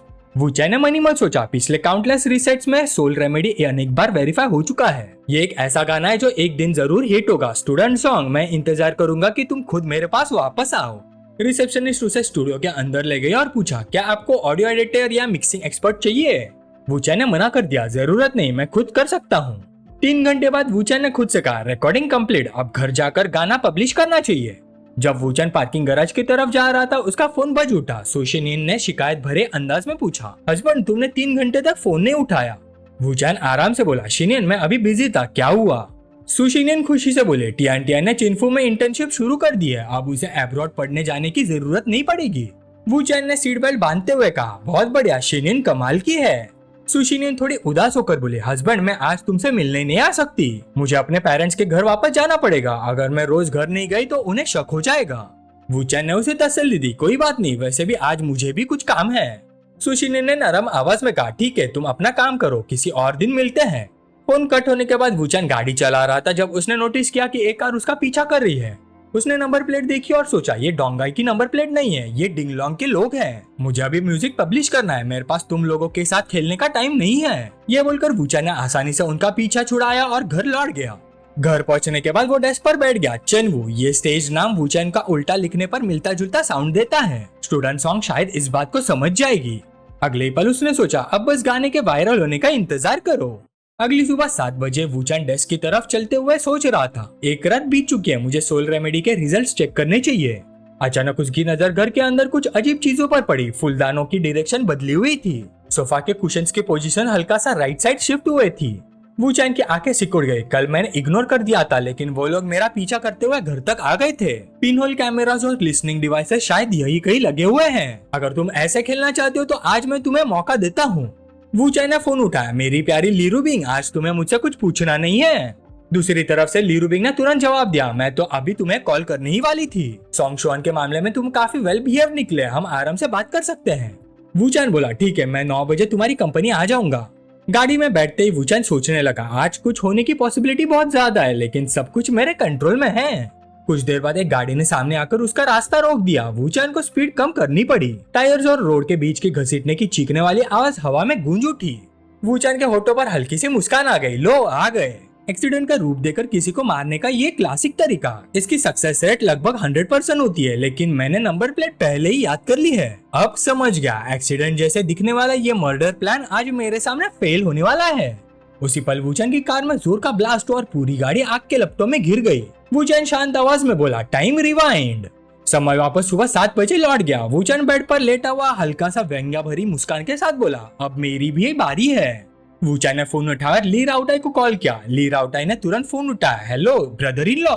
वूचैन ने शांत तरीके से कहा, डिंगलोंग के लोग डोंगाई में है, एक बात याद रखो, मुझे वो जिंदा रहना चाहिए। वूचैन ने मनी मन सोचा, डिंगलोंग के उन आदमियों को ढूंढना मुश्किल है जो भागने की कोशिश कर रहे हैं, लेकिन सड़क पर चलती हुई गाड़ी को ढूंढना नामुमकिन नहीं। मेन रोड पर अटैक करना आसान नहीं होगा। इसलिए वो शिनमू शॉपिंग सेंटर के नीचे वाले पार्किंग लॉट की तरफ चला गया। जैसे ही वूचैन कार से बाहर निकला, ली राउटाई का फोन आ गया। ब्रदर इन लॉ कैसे चल रहा है? मैंने कुछ टॉप एक्सपर्ट्स रोड पर सर्च करने के लिए भेज दिए हैं। वूचैन ने जवाब दिया, मैं शॉपिंग सेंटर के ईस्ट साइड के पास हूँ, वो गाड़ियां मेरे पीछे आ रही है, बाकी तुम हैंडल करो। फोन रखने के बाद वूचैन खुश होकर सोचने लगा, अब मुझे सिर्फ डिंगलोंग के सक्सेसर का इंतजार करना है। उधर ट्रक में बैठे अससिन ने देखा, बॉस वो पार्किंग गैराज में घुस रहा है, प्लान चेंज, हमें पहले वापस जाना होगा। लेकिन उसी वक्त एक 16 सीटर वैन सीधा ट्रक के साइड में जा टकराई। ट्रक ड्राइवर गुस्से में सिर बाहर निकालकर चिल्लाया, गाड़ी चलानी ही नहीं आती क्या? तब वैंग युआन अपने आदमियों के साथ वैन से बाहर निकला, नहीं आती भाई, राइड करनी है क्या? उसके बाद वुचैन पर अटैक करने वाले सारे गाड़ियों के लोग गिरफ्तार कर लिए गए। शिनगुआन ने तुरंत डिंगलोंग को रिपोर्ट दी, यंग मास्टर हमारे लोग ली राउटाई ने पकड़ लिए हैं। डिंगलोंग गुस्से से गरज उठा, प्लान भी एक्टिवेट करो, वुचैन को आज ही मरना होगा। ली सिबलिंग्स उसकी पूरी प्रोटेक्शन एस्टेब्लिश करने से पहले अटैक करो। ली गुआ ने ऑर्डर दिया, लाउडाओ को बोलो कमीशन डबल है। शिनमू शॉपिंग सेंटर के पार्किंग लॉट का काम साफ सुथरे तरीके से निपटाओ, काम के बाद तुरंत निकल जाना। 20 मिनट बाद शिनमू शॉपिंग सेंटर में वुचैन को ली रुबिंग का फोन आया, शिनशा ने सबको अरेस्ट कर लिया है, अब तुम कहाँ हो? वुचैन बोला, शिनमू शॉपिंग सेंटर, क्या हुआ? ली रुबिंग ने तुरंत कहा, किसी भीड़ वाली जगह पर जाओ, मैं अभी आ रही हूँ। उसकी बात सुनकर वुचैन एलिवेटर के सामने खड़ा हो गया, मेरी प्यारी मिस ली, मैं तुम्हारी बात मान लेता हूँ। फिर वुचैन एलिवेटर में घुस गया, अंदर उसने देखा कि कैमरा टूट चुका था। उसने तुरंत अंदाजा लगाया, सक्सेसर आ गया। जब एलिवेटर खुला, एक ग्रुप ने वुचैन को घेर लिया। एलिवेटर का दरवाजा बंद हो गया और सब उसकी तरफ टूट पड़े, हर किसी के हाथ में चाकू था। वुचैन ने आंखें खोली, अब वो सच में सीरियस फाइट के मूड में था। उसने एक असासिन की कलाई मजबूती से पकड़े और सीधा उसकी चीन पर मुक्का दे मारा। फिर दूसरे को पेट में इतनी जोर से लात मारी कि वो पीछे उड़ गया। इसी दौरान 2 और चाकू वाले आदमी उसकी तरफ झपटे, एक ने चाकू घुमाया लेकिन वुचैन आसानी से बच गया। वो आदमी हैरान रह गया, उसका मुंह खुला का खुला रह गया। मौका देकर वुचैन ने सीधा उसके चेहरे पर मुक्का जड़ दिया। जब वुचैन असासिन से लड़ रहा था, उधर ली रुबिंग भी पागलों की तरह उसे ढूंढ रही थी। वो कहाँ है? उसका फोन भी नहीं लग रहा, हर जगह ढूंढो, हमें वुचैन को जल्दी से जल्दी ढूंढना होगा। उसके असिस्टेंट ने रिपोर्ट दी, मिस वो एलिवेटर में है। ली रुबिंग तुरंत एलिवेटर की तरफ भागी, कौन सा फ्लोर? असिस्टेंट ने जवाब दिया, बेसमेंट 1। ली रुबिंग चिल्लाई, जल्दी। जब वो वहां पहुंची, एलिवेटर अभी अभी नीचे आया था। उसने देखा एक असासिन का सिर जोर से जमीन पर टकरा रहा था। फिर एलिवेटर खुला, अंदर वुचैन अभी भी एक आदमी का सिर पकड़े हुए खड़ा था। उसके कपड़े पूरी तरह से बिखरे हुए थे। ली रुबिंग हैरान रह गई, वुचैन। फिर शॉक में बोली, तुम ठीक तो हो? वुचैन आराम से एलिवेटर से बाहर निकला, मेरी प्यारी मिस ली। ली रुबिंग दौड़कर उसके पास आई। वुचैन ने नरम आवाज में पूछा, क्या कर रही हो, कपड़े गंदे हो जाएंगे। ये सुनकर ली रुबिंग बोली, तुम्हारे पास अभी भी मजाक करने का वक्त है? मतलब चोट ज्यादा सीरियस नहीं है, चलो जल्दी हॉस्पिटल चलते हैं। वुचैन ने पूछा, हॉस्पिटल क्यों? ली रुबिंग परेशान होकर बोली, तुम पूरे खून से लथपथ हो, तुम्हें पता भी है तुम कहाँ इंजर्ड हो। वुचैन फिर उसे टीज करते हुए बोला, मैं इंजर्ड नहीं हूँ, तुम हो। काफी देर से मौका देकर एडवांटेज ले रही हो। हाँ, मैं नुकसान में रहना पसंद नहीं करता, मुझे भी तुम्हें टच करके स्कोर इक्वल करना पड़ेगा। ली रुबिंग फिर भी चिंतित थी, तुमने नंगे हाथों से 6 नाइफ विल्डिंग असैसिन से फाइट की और तुम्हें एक स्क्रैच भी नहीं आया, हे भगवान। वुचैन हंसकर बोला, बिल्कुल सही, लेकिन मैंने तुम्हारे कपड़े गंदे कर दिए, घर जाकर धो लेना, अभी एक और काम करना बाकी है। वुचैन ने लाओ का फोन उठाया, एक फोटो खींची और शिनगुआन को भेज दी। शिनगुआन ने तुरंत कॉल बैक किया, लाओ काम हो गया, अब तुम लोग कहाँ हो? वुचैन मजाक उड़ाते हुए बोला, मैंने फोटो भेज दी है, देखी नहीं क्या? शिनगुआन हैरान हो गया, तू कौन है? ये तो लाओ का फोन है। उसकी बात पूरी होने से पहले ही वुचैन ने बीच में ही काट दिया, फोटो डिंगलोंग को फॉरवर्ड कर दो और मेरी तरफ से एक मैसेज भी भेज देना, तुम्हारे बचे हुए दिन अब गिनती के रह गए हैं। ये कहने के बाद वुचैन ने तुरंत फोन काट दिया और फोन ली रुबिंग के असिस्टेंट को दे दिया। एम्बुलेंस बुलाओ, जिसका फोन मैंने यूज किया है वो जिंदा रहना चाहिए। असिस्टेंट ने सिर हिलाया, समझ गया। वुचैन फिर ली रुबिंग की तरफ मुड़ा, वैसे ली रुबिंग, मैं कुछ टाइम के लिए डोंगाई छोड़कर साउथ जाने वाला हूँ। ली रुबिंग ने तुरंत उसका हाथ पकड़ लिया, तुम डिंगलोंग को मारने जा रहे हो? ली रुबिंग ने वुचैन को किस किया और धीरे से बोली, डार्लिंग मत जाओ। वुचैन उसके कान के पास झुककर फुसफुसाया, इतना सा किस काफी नहीं है, चलो घर चलते हैं, फ्रेश होकर फिर किस करना। ली रुबिंग का चेहरा लाल हो गया, उसे समझ नहीं आ रहा था कि क्या बोले। दूसरी तरफ डोंगाई के एक 3 मंजिला सीबीडी बिल्डिंग में सोंगशुआन अचानक चीख पड़ी, इम्पॉसिबल इम्पॉसिबल, वीकली चार्ट में टॉप पर आ गया। उसकी एक दोस्त बोली, कल रात सोने से पहले मैंने सुना था, काफी अच्छा है। सोंगशुआन स्क्रीन को घूर रही थी, 4000 से ज्यादा कमेंट्स थे, सब पॉजिटिव रिव्यूज। कई एक्सपर्ट सिंगर की स्किल्स और टेक्निक्स पर डिस्कशन कर रहे थे। सोंगशुआन ने मनी मन सोचा, जैसा एक्सपेक्टेड था, सीनियर वुचैन के लिरिक्स वाकई दिल को हील करने वाले हैं। उसकी दोस्त फिर बोली, सोंगशुआन ये कौन सा जमाना है, आजकल कौन म्यूजिक स्कोर हाथ से लिखता है। सोंगशुआन बालकनी में चली गई, उसके मन में शक बढ़ता जा रहा था, कुछ तो गड़बड़ है, मुझे कंफर्म करना होगा, क्या सीनियर वुचैन सच में इतना एक्स्ट्राऑर्डिनरी है। उधर वुचैन के घर पर ली रुबिंग अभी शावर लेकर निकली थी और बाल सुखा रही थी। तभी वुचैन का फोन वाइब्रेट हुआ। ली रुबिंग ने सोचा, कहीं डिंगलोंग फिर से परेशानी तो नहीं कर रहा। ये सोचकर उसने फोन उठाया, क्या चाहिए तुम्हें, अब मौत ढूंढ रहे हो क्या? दूसरी तरफ सोंगशुआन थोड़ी कंफ्यूज हो गई, हेलो क्या ये सीनियर वुचैन है? मैं सॉन्ग के बारे में बात करने के लिए कॉल कर रही हूँ। ली रुबिंग सतर्क हो गई, कौन सा सॉन्ग, सीधा बोलो, मैं मैसेज पहुंचा दूंगी।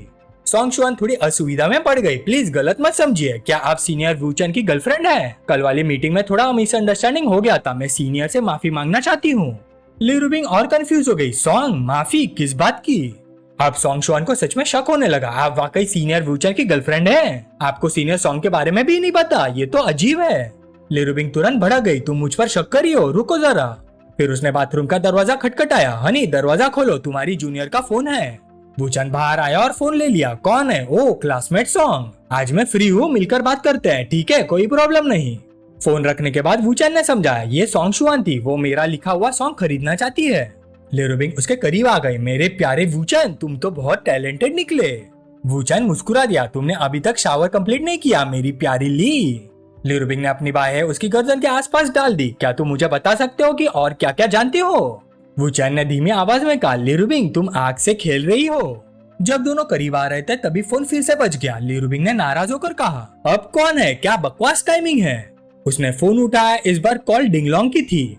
वूचन मुड़कर बाथरूम की तरफ चला गया। कोई बात नहीं, फोन उठाओ, मैं टॉवल पहनकर आता हूँ।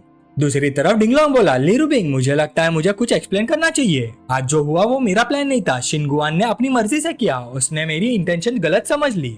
ली रूबिंग ने व्यंग्य से जवाब दिया, मुझे पता था डिंग फैमिली के लोग डोंगाई में आकर जान देने नहीं आएंगे। कुछ छोटे मोटे लोग हीरो बनने की कोशिश कर रहे थे, ये डिंगलोंग का स्टाइल नहीं है। ली रूबिंग बात करते हुए वूचन के और पास चिपक गई। वूचन ने भी साथ दिया और पूछा, कौन है? क्या तुम डिंगलोंग की बात कर रही हो डार्लिंग? ली रूबिंग बोली, बिल्कुल, मेरा हस्बैंड उसी बेवकूफ की बात कर रहा है। वूचन ने हल्की सी थपकी उसके थाइस पर मारी। अरे जुबान संभालो, गाली मत दो।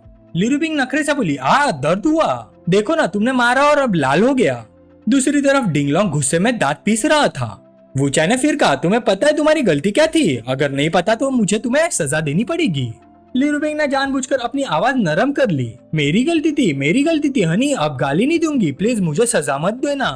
दूसरी तरफ डिंगलोंग का गुस्सा फट पड़ा। उसने फोन जमीन पर दे मारा। Damn it. इधर ली रूबिंग हंस पड़ी। फोन कट हो गया। जो आवाज आई थी लगता है उसने फोन तोड़ दिया। तुम्हें लगता है हम उसे गुस्से से ही मार सकते हैं? वूचन हंसकर बोला, गुस्से से मर जाना उसके लिए बहुत आसान मौत होगी। ली रूबिंग ने भाई सिकुड़ी, छोड़ो उसे। मेरे प्यारे वूचन, तुमने अभी क्या कहा था? तुम मुझे सजा देने वाले थे। वूचन ने तुरंत दोनों हाथ उठा दिए। मैं सरेंडर करता हूँ, वैसे ये सब तुम अरेंज कर सकती हो। एक और बात, मैं बाद में वुडोंग से मिलूंगा, हो सकता है वो तुम्हें फोन करे, तुम उसके साथ कोऑपरेट करना, ओके? ली रूबिंग हैरान हो गई। वुडोंग से मीटिंग? क्या तुम सॉन्ग शुआन से मिलने नहीं वाले? वूचन ने समझा, मैं सॉन्ग शुआन से मिलने जा रहा हूँ, लेकिन आज वुडोंग से भी मुलाकात हो सकती है, वो मुझसे मिलने की जरूर कोशिश करेगी। तभी ली राउटा अंदर दौड़ते हुए आया। सिस्टर, ब्रदर इन लॉ, आज जो हुआ वो मेरी गलती थी, मैं प्रॉमिस करता हूँ कि ऐसा दोबारा कभी नहीं होगा। ब्रदर इन लॉ, अगर आपको बॉडीगार्ड चाहिए तो बस बोल दीजिए। ली रूबिंग ने बीच में ही टोक दिया। ली राउटा, मुझे नहीं पता तुम क्या सोच रहे हो, लेकिन मेरी बात ध्यान से सुनो, कोई भी जल्दबाजी मत करना। ली राउटा गुस्से में बोला, दीदी आज कितनी बार हो गई है? ब्रदर इन लॉ लकी थे, उन्हें कुछ नहीं हुआ, अगली बार कौन गारंटी देगा? मैं उस डिंगलोंग के टुकड़े टुकड़े कर दूंगा। ली रूबिंग खड़ी हो गई और वूचन से बोली, तुम उसे समझाओ, तुम ही उसे बिगाड़ते हो। वूचन ने शांत तरीके से पूछा, ली राउटाई, लाओ को हॉस्पिटल पहुंचा दिया गया? ली राउटाई ने ईमानदारी से जवाब दिया, जिस आदमी को बचाने के लिए आपने कहा था वो बच गया है। वूचन ने संतुष्टि से सिर हिलाया। बहुत अच्छा, मुझे उसे अकेले में बात करनी है। ली राउटाई थोड़ा कंफ्यूज हो गया। ब्रदर इन लॉ, आप ऐसा क्या कहने वाले हो? क्या उसके पास डिंगलोंग की कोई कमजोरी है? वूचन मुस्कुरा दिया, बिल्कुल, तुम लोग भी सुन सकते हो जब मैं उसे बात करूंगा, लेकिन एक प्रॉमिस करना होगा, कोई जल्दबाजी नहीं। ली राउटाई ने तुरंत कहा, जब तक डिंगलोंग मर जाता है ब्रदर इन लॉ जो कहेंगे मैं मानूंगा। ये सुनकर ली रूबिंग ने धीरे से सांस छोड़ी। उफ। कपड़े पहनते हुए वूचन बोला, ली रूबिंग, ली राउटाई, तुम दोनों बात करो, मुझे एक काम से बाहर जाना है। कुछ देर बाद वूचन उस जगह पर पहुंच गया जो सॉन्ग शुआन ने अरेंज की थी। उसके पीछे एक डिटेक्टिव चुपके से उसकी फोटो ले रहा था। वूचन कैफे के अंदर गया। अंदर जाते उसने पहले बात शुरू की, क्लासमेट सॉन्ग। सॉन्ग शुआन तुरंत खड़ी हो गई। सीनियर। उसकी हिचकिचाहट देखकर वूचन ने पूछा, क्या हुआ क्लासमेट सॉन्ग? सॉन्ग शुआन ने तुरंत पूछा, सीनियर, क्या आपके घर वाले रेस्टोरेंट चलाते हैं? वूचन ने मना नहीं किया। हाँ, एक छोटे से काउंटी में रामेन नूडल शॉप है। सॉन्ग शुआन ने अपने शक जाहिर किए। सीनियर, आपकी गर्लफ्रेंड की आवाज तो 40 साल से भी ज्यादा लगती है। क्या आप किसी शुगर मॉमी के साथ हो? गाने की प्राइस भी इतनी ज्यादा है। क्या आप उसे छुटकारा पाने के लिए पैसे जमा कर रहे हो, इसलिए उसे सच बताने से डरते हो? वूचन को हंसी आ गई। ओ। सॉन्ग शुआन नाराज हो गई। सीनियर, आप अभी भी हंस रहे हो, मुझे आपके लिए बुरा लग रहा है। आपका टैलेंट उस बुढ़िया के पास बर्बाद नहीं होना चाहिए। सोल रेमेडी की सक्सेस देखी है ना, मैं आपकी हेल्प कर सकती हूँ, अगर पैसे कमाने हैं, अगर इंडिपेंडेंट बनना है, मुझ पर भरोसा कीजिए। सीनियर, सोल रेमेडी कितना सक्सेसफुल हुआ है देखिए, आप फेमस हो गए हो। आपको पता भी है बड़ी बड़ी कंपनीज आपको साइन करेंगी, आप सेलिब्रिटी बन सकते हो। वू चैन ने उसका हाथ हल्का सा हटा दिया। मैं डेब्यूट नहीं करूंगा, बहुत सी चीजें वैसे नहीं है जैसे तुम सोच रही हो। चलो बिजनेस की बात करते हैं, तुमने मुझे सॉन्ग के लिए बुलाया था। तब सॉन्ग शुआन को याद है, ओ हाँ सॉन्ग खरीदना था। सीनियर, मेरे लिए एक और सॉन्ग लिखिए। वू चैन ने बिना सोचा जवाब दिया, 1 लाख। सॉन्ग शुआन ने तुरंत हाँ कर दी, ठीक है। वू चैन ने एक और कंडीशन रख दी, मुझे सॉन्ग के प्रॉफिट का 50% चाहिए। सॉन्ग शुआन फिर भी तुरंत मान गई, कोई प्रॉब्लम नहीं, बस सोल रेमेडी वाली क्वालिटी मेंटेन रहनी चाहिए। वू चैन ने बिना झिझक कहा, ठीक है, पेपर और पेन। 10 मिनट बाद सॉन्ग शुआन ने पेपर उठाया और पढ़ना शुरू किया। वू चैन बोला, a song for you. Song Xuan ने मन ही मन सोचा, क्या ये गाना मुझे गिफ्ट कर रहा है? लेकिन उसके सोचने से पहले ही वू चैन खड़ा हो गया। पैसे मिल गए, डील कंप्लीट, मुझे एक काम है, मैं चलता हूँ। वू चैन ने मन ही मन सोचा, स्टार्टर खत्म, अब मेन कोर्स का वक्त है। लेकिन लगता है बीच के कुछ स्टेप्स स्किप करने पड़ेंगे। तभी वू चैन ने एक्सीलेटर दबा दिया। उसने आसानी से सफेद गाड़ियों को डॉज कर दिया। व्हाइट कार वाला ड्राइवर तुरंत रिपोर्ट करने लगा, बॉस हम उसे रोक नहीं पाए। पर दूसरी तरफ से गुस्से भरी आवाज आई, लेकिन क्या? ड्राइवर बोला, लगता है उसे पता है कि आप उसे ढूंढ रहे हो। वो खुद गाड़ी चलाकर आपकी कॉर्पोरेशन के नीचे आ गया है। दूसरी तरफ वाली औरत थोड़ा इंटरेस्टेड हो गई, ओह इंटरेस्टिंग, उसे 16 फ्लोर पर ले आओ। कुछ देर बाद वू चैन को एक रूम के सामने लाया गया। असिस्टेंट ने अनाउंस किया, बॉस आदमी आ गया है। अंदर से आवाज आई, अंदर भेजो। असिस्टेंट ने इशारा किया, प्लीज मिस्टर वू। रूम के अंदर जो शख्स बैठी थी वो थी सेलेन कॉर्पोरेशन की सीईओ, ईस्टर्न सी बिजनेस वर्ल्ड की मशहूर रिच विडो वू डोंग। उसके पास खड़ा था उसका पर्सनल बॉडीगार्ड, एक रिटायर्ड स्पेशल फोर्सेस सोल्जर चू यान। वू चैन ने सीधा कहा, मैडम वू, मुझे इस तरह बुलाना ज्यादा पोलाइट नहीं लगता। वू डोंग ने आराम से जवाब दिया, मिस्टर वू, मुझे नहीं पता आपका असली पर्पस क्या है, लेकिन बदतमीजी पहले आपने की है।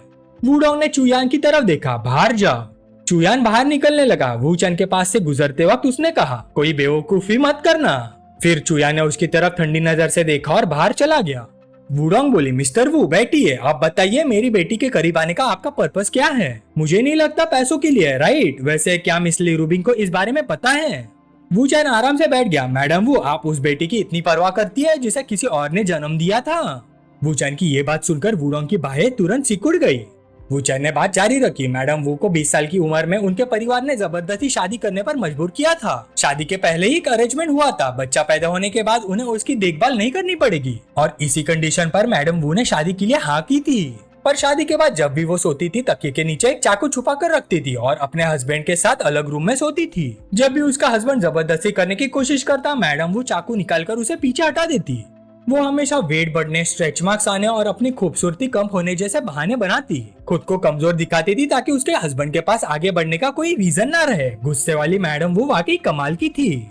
उन्होंने जानबूझकर ऐसा माहौल बनाया जहां लगता था कि उन्हें सिर्फ हस्बैंड वाइफ रिलेशनशिप एक्सेप्ट करने के लिए थोड़ा और वक्त चाहिए। इसी तरह उन्होंने अपने हस्बैंड को किसी और से बच्चा पैदा करवाने के लिए राजी कर लिया। लेकिन अनएक्सपेक्टेड बात यह हुई, सॉन्ग शुआन के पैदा होने के बाद उन्होंने अपनी बात से पलट गई। उस औरत को कभी एक्नॉलेज नहीं किया, फिर अपने हस्बैंड की फैमिली के साथ बिजनेस वॉर शुरू कर दी। उसके बाद क्या हुआ ये सब लोग जानते हैं। वू डोंग को ये सब काफी इंटरेस्टिंग लगा। तुम्हें ये सब भी पता है? काफी अजीब है। वैसे भी वो औरत मर चुकी है। अगर मिस्टर वू ये सब बातें दूसरों को बताना चाहते हैं तो बता सकते हैं, मुझे कोई फर्क नहीं पड़ता। चलिए फिर सॉन्ग शुआन की बात करते हैं, लेकिन मैं तुम्हें वार्निंग दे रही हूँ। चाहे मैंने उसे जन्म नहीं दिया, मेरे खून का हिस्सा उसकी रगों में दौड़ता है। अगर तुम उसे नुकसान पहुंचाने की सोच रहे हो तो मैं तुम्हें सलाह दूंगी कि ऐसा मत करना। वू चैन ने बाहें बांधकर वू डोंग की तरफ देखा। प्रेसिडेंट वू इन्वेस्टिगेट कर सकती है। मुझे यकीन है कि जल्दी ही आप समझ जाएंगी कि मेरा फोकस आपकी बेटी पर नहीं बल्कि आप पर है, क्योंकि मेरे मन में आपके लिए कुछ खास ख्याल है। वू डोंग ने अपने बाल पीछे किया। आजकल के यंग लोग वाकई बहुत बोल्ड होते हैं। मिस्टर वू, मुझे नहीं पता आपके खास ख्यालों का क्या मतलब है। वू चैन शांत रहा और बोला, काफी कॉम्प्लिकेटेड है। मैं थोड़ा ज्यादा हिम्मत दिखा रहा हूँ, लेकिन प्रेसिडेंट वो मर्दों के मामले में बहुत ज्यादा कॉशियस है, इसलिए मुझे ये सब करना पड़ा ताकि आप खुद मुझसे मिलने की इनिशिएटिव ले। वू डोंग खड़ी हुई और धीरे धीरे वू चैन के पास आ गई। कॉम्प्लिकेटेड एडल्ट्स के बीच में चीजें कितनी कॉम्प्लिकेटेड हो सकती हैं। मिस्टर वू, क्या ली रूबिन को इस सब के बारे में पता है? क्या उसे पता है कि आपके मेरे लिए ऐसे कॉम्प्लिकेटेड थॉट्स हैं? वू चैन ने बिना हिले जवाब दिया, बिल्कुल पता है। वू डोंग और करीब आ गई। उसका चेहरा वू चैन के बिल्कुल पास था। अच्छा, आखिर हर किसी को सच का सामना करना पड़ता है, तो मुझे डिटेल्स में बताओ, ये कॉम्प्लिकेटेड थॉट्स आखिर है क्या? वू चैन ने आराम से बात बदली। क्या प्रेसिडेंट वू डिंगलोंग को जानती हैं? वू डोंग ने जवाब दिया, बिल्कुल, लेकिन उसका मुझसे कोई लेना देना नहीं। वू चैन की आवाज थोड़ी गहरी हो गई। मैं उसे जरूर मारूंगा। वू डोंग ने हल्का सा व्यंग्य किया। सच में? तो फिर गुड लक। वूचन ने बात जारी रखी, इसलिए मैं यहाँ आपको एक वार्निंग देने आया हूँ, जितना जल्दी हो सके चोंग होंग से अपना इन्वेस्टमेंट निकाल लीजिए। वुडोंग की आवाज तेज हो गई, ये किस तरह की बात हुई? ली फैमिली और डिंगलोंग के मामले का मेरी चोंग होंग इन्वेस्टमेंट से क्या लेना देना? वूचन ने समझाया, चोंग होंग का पैसा टोंगहाई कमर्शियल से आता है। पिछले 5 सालों में सेलेन ग्रुप के साथ जो बिजनेस इंसिडेंट्स हुए हैं वो सब मेरी वजह से हुए थे। वुडोंग झुककर उसकी आंखों में देखने लगी। मिस्टर वू, क्या आप मुझे प्रवोक करने की कोशिश कर रहे हैं? वूचन ने सिर हिला दिया, नहीं, जिसे मैं प्रवोक करना चाहता हूँ वो डिंगलोंग है, आप तो सिर्फ कोलेटरल डैमेज है। वुडोंग ने ठंडे लहजे में कहा, मेरा डिंगलोंग से कोई कांटेक्ट नहीं है और तुम दोनों के झगड़े में मेरी कोई दिलचस्पी भी नहीं। वूचन बोला, झूठ, प्रेसिडेंट वू का कांटेक्ट है। चोंग होंग का मेजर शेयर होल्डर होंग वेंगचा है, वही बेवेंग का सेकंड लार्जेस्ट शेयर होल्डर भी है और बेवेंग के फंड्स को कंट्रोल करता है डिंग वैंग। वुडोंग ने बात पूरी की, जिंगफू में जिसे डिंग शाओ कहा जाता है, डिंग फैमिली की सेकंड जनरेशन का कोर मेंबर, डिंग लाओ का तीसरा बेटा। वूचन ने सिर हिलाया, और डिंग लोंग का थर्ड अंकल। काफी देर से गोल गोल बातें सुनकर वुडोंग थोड़ी इरिटेट हो गई। मिस्टर वू, मेरा बेवेंग कैपिटल या डिंग वैंग से कोई लेना देना नहीं। वूचन बोला, लगता है प्रेसिडेंट वू को ये नहीं पता कि हाउ वेंचा और डिंग फैमिली का कनेक्शन कितना गहरा है। जब डिंग फैमिली के साथ कुछ होगा उसका झटका हाउ वेंचा के जरिए आप तक भी जरूर पहुंच सकता है। वुडोंग लगभग हंसने ही वाली थी, डिंग फैमिली, तुम उनसे पंगा लेने वाले हो? फिर उसने मनी मन सोचा, ली फैमिली भी अभी तक उनका कुछ बिगड़ नहीं पाई और ली रूबिंग का बॉयफ्रेंड जिसके पास कोई बैकर भी नहीं, वो डिंग फैमिली को गिरा देगा। वूचन ने उसका मजाक को इग्नोर कर दिया, ली रूबिंग आपको बहुत पसंद करती है, वो आपको अपना रोल मॉडल मानती है, इसलिए मैं आपको वार्न करने आया हूँ। लेकिन वुडोंग को ये रीजन बहुत ही अजीब और अनरियलिस्टिक लगा। उसने सोचा कि ली रूबिंग का नाम आया है तो मौका अच्छा है थोड़ा टेस्ट करने का। ये सोचकर उसने तुरंत फोन निकाला और कॉल लगाया, हेलो डायरेक्टर ली, होंगडा बिजनेस। ली रूबिंग ने तुरंत जवाब दिया, मैडम वू, हेलो। वुडोंग बोली, आपका बॉयफ्रेंड मेरे पास बैठा है। ली रूबिंग ने शांत तरीके से कहा, मुझे पता है, उसने पहले ही बता दिया था। वुडोंग ने सीधा पूछा, आपका बॉयफ्रेंड डिंग फैमिली को चैलेंज करना चाहता है, क्या डायरेक्टर ली को इस बात का पता है? ली रूबिंग ने बिना झिझक जवाब दिया, हाँ मुझे पता है। वुडोंग ने और गहराई से पूछा, तो फिर आप ली फैमिली के साइड पर है या? लेकिन बात पूरी होने से पहले ली रूबिंग ने उसे काट दिया, मैडम वो, मेरे फादर इस मामले पर वूचन से बात कर रहे हैं, मुझे स्पेसिफिक ज्यादा क्लियर नहीं है, आप डिटेल्स डायरेक्टली वूचन से डिस्कस कर सकती है। यह कहकर ली रूबिंग ने फोन काट दिया। वुडोंग ने मनी मन सोचा, ली रूबिंग को बाईपास करके सीधा ली फैमिली के साथ मिलकर काम कर रहा है, क्या ली फैमिली अभी डिंग फैमिली के साथ कोऑपरेट नहीं कर रही?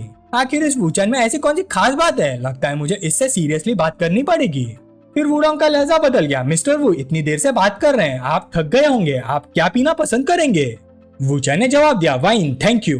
वुडोंग वाइन कैबिनेट के पास गए, उसने एक बोतल निकाली, 2 ग्लासेस भरे और एक ग्लास वूचन को दे दिया। फिर वो धीरे धीरे अपना सॉफ्ट और चार्मिंग अंदाज दिखाते हुए वूचन के साथ ड्रिंक करने लगी। आधे घंटे बाद वूचन ने डिंगलोंग और ली फैमिली और उनके बीच के कॉम्प्लेक्स कनेक्शंस को डिटेल में समझा दिया। अचानक वुडोंग खड़ी हो गई, थोड़ा और पियेंगे? वाइन कैबिनेट के तरफ चलते हुए वो बोली, मिस्टर वू, ये 2000 विंटेज बोतल पेट्रो वाइनरी की है। लेकिन अचानक उसका पैर फिसल गया, वाइन की बोतल के साथ वो लगभग जमीन पर गिरने वाली थी। तभी वूचन तुरंत आगे बढ़ा और उसे संभाल लिया। अरे संभालिए प्रेसिडेंट वू। वुडोंग मुड़कर बोली, ओह सॉरी मिस्टर वू, मुझे पता नहीं था कि आप इतने पास खड़े हैं। वूचन ने पूछा, आप ठीक हैं प्रेसिडेंट वू? अगर आप सच में गिर जाती तो बहुत दुख की बात होती।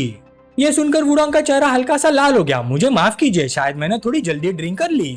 वूचन मनी मन सोचने लगा, वुडोंग मर्दों पर आसानी से भरोसा नहीं करती, लेकिन उसकी प्रेफरेंसेस बिल्कुल नॉर्मल है और उसकी एक्सपेक्टेशंस भी कम नहीं है। वो कुछ हद तक ली रूबिंग जैसी ही है, उसे भी एक स्ट्रॉन्ग आदमी पसंद आएगा। अगर मुझे उसका ट्रस्ट जीतना है तो कुछ इंपॉर्टेंट कंडीशंस पूरी करनी होंगी। फिलहाल सबसे जरूरी चीज फिजिकल कांटेक्ट है। अब जब ये कंडीशन पूरी हो चुकी है, सिचुएशन का कंट्रोल आखिर मेरे हाथ में आ गया है। वूचन ने वाइन की बोतल उठा ली, प्रेसिडेंट वो, आपको थोड़ा नशा हो गया है, आज के लिए उतना ही काफी है। वुडोंग ने तुरंत मना कर दिया, कोई बात नहीं, मैंने बहुत कम पिया है। आज मिस्टर वू से मिलकर मुझे बहुत खुशी हुई, हमारी बात अभी भी खत्म नहीं हुई। ये कहकर वो दोबारा लड़खड़ा गई। वूचन ने याद दिलाया, संभाल के मिस्टर वू। वुडोंग ने एक हाथ से अपने सैंडल्स उतार दिया, फिर दूसरे हाथों से वूचन का सहारा ले लिया। कोई बात नहीं, कोई बात नहीं, ये शूज थोड़े इनकन्वीनियंट है। शूज उतारने के बाद वूचन ने तुरंत वुडोंग को संभाल कर उठा लिया। प्रेसिडेंट वू, फ्लोर गंदा है और ठंडा भी। वुडोंग मनी मन हैरान रह गई, ये मुझे ब्राइडल स्टाइल में उठा रहा है, ये यंग मैन जानबूझकर ऐसा कर रहा है। पिछले 4 सालों में मैंने इतना बोल्ड आदमी कभी नहीं देखा। वूचन ने शांति से उसे वापस चेयर पर बिठा दिया। अगर प्रेसिडेंट वो अभी भी ड्रिंक करते हुए बात करना चाहती है तो हम बात जारी रख सकते हैं। वुडोंग ने सीधा उसकी आंखों में देखते हुए पूछा, मिस्टर वू, क्या आपने मुझे जानबूझकर उठाया था? वूचन ने बेपरवाही से जवाब दिया, हाँ मैंने ये जानबूझकर किया था। वुडोंग ने सोचा, यह आदमी हद से ज्यादा इरिटेट करता है, मुझे इसे खत्म करना होगा। वूचैन ने तुरंत वू रैंग की बेचैनी नोटिस कर ली। लगता है प्रेसिडेंट वो काफी गुस्सा है, लेकिन क्या मेरा हक करना वही नहीं था जो आप चाहती थी? आप नशे का नाटक कर रही थी, ठीक से चल नहीं पा रही थी, हाई हील्स उतार दी थी और वैसी बातें कर रही थी। क्या ये सब जानबूझकर नहीं था? वू रैंग हैरान हो गई। उसे उम्मीद नहीं थी कि उसकी पुरानी चाल इतनी आसानी से पकड़ ली जाएगी। वूचैन उसके चेहरे के करीब आया। प्रेसिडेंट वो मौका तो आपने ही दिया था मुझे हिम्मत दिखाने का, लेकिन मुझे लगता है दूसरे मर्दों के साथ जो तरीका आप यूज करती है उनकी मेरे सामने जरूरत नहीं है। प्रेसिडेंट वो मैं आपको आपसे भी ज्यादा समझता हूँ, चलिए नॉर्मल तरीके से बात करते हैं, मैं यहाँ दुश्मनी करने नहीं आया। वू रैंग नाराज हो गए। क्या तुम खुद पर कुछ ज्यादा ही भरोसा नहीं करते? तुम मुझे मुझसे ज्यादा कैसे समझ सकते हो? वूचैन आराम से वाइन पीता रहा। प्रेसिडेंट वो आपके हस्बैंड ने सुसाइड नहीं किया था, है ना? आपने उन लोन शार्क्स को रूफटॉप पर उन्हें परेशान करने के लिए भेजा था। जो आदमी पहले से ही टूट चुका था वो इतनी बेइज्जती बर्दाश्त नहीं कर सकता। रुकिए, ये तो और भी सीक्रेट बात है। प्रेसिडेंट वो इस साल आप 42 साल की हो गई है और मेरी जानकारी के हिसाब से आप अभी भी अबला नारी है, सही? तन्हा रातों में आप बेड साइड टेबल के नीचे वाले ड्रॉर से एक टॉय निकालती है। क्या मैं गलत कह रहा हूँ प्रेसिडेंट वो? आपकी उम्र में उस पहलू के लिए इतना उत्साह होना बिल्कुल नॉर्मल है, मैं पूरी तरह समझ सकता हूँ। ये हार्मोन्स की वजह से होता है, इसमें शर्माने जैसी कोई बात नहीं है प्रेसिडेंट वो। क्या आपने कभी नहीं सोचा कि अगर जिंदगी में दोबारा जीने का मौका मिले तो आप इतनी थकाने वाली जिंदगी नहीं जिएंगी? बिल्कुल आपके उस गाने की तरह, धूल की तरह बेखौफ उड़ना, घमंड से चमकना, मुरझाए प्यार से भी ज्यादा रोशन होना और अंधेरी रात में सिल्वर स्क्रीन पर दिखने वाले शाम के आसमान से भी ज्यादा नशा देना।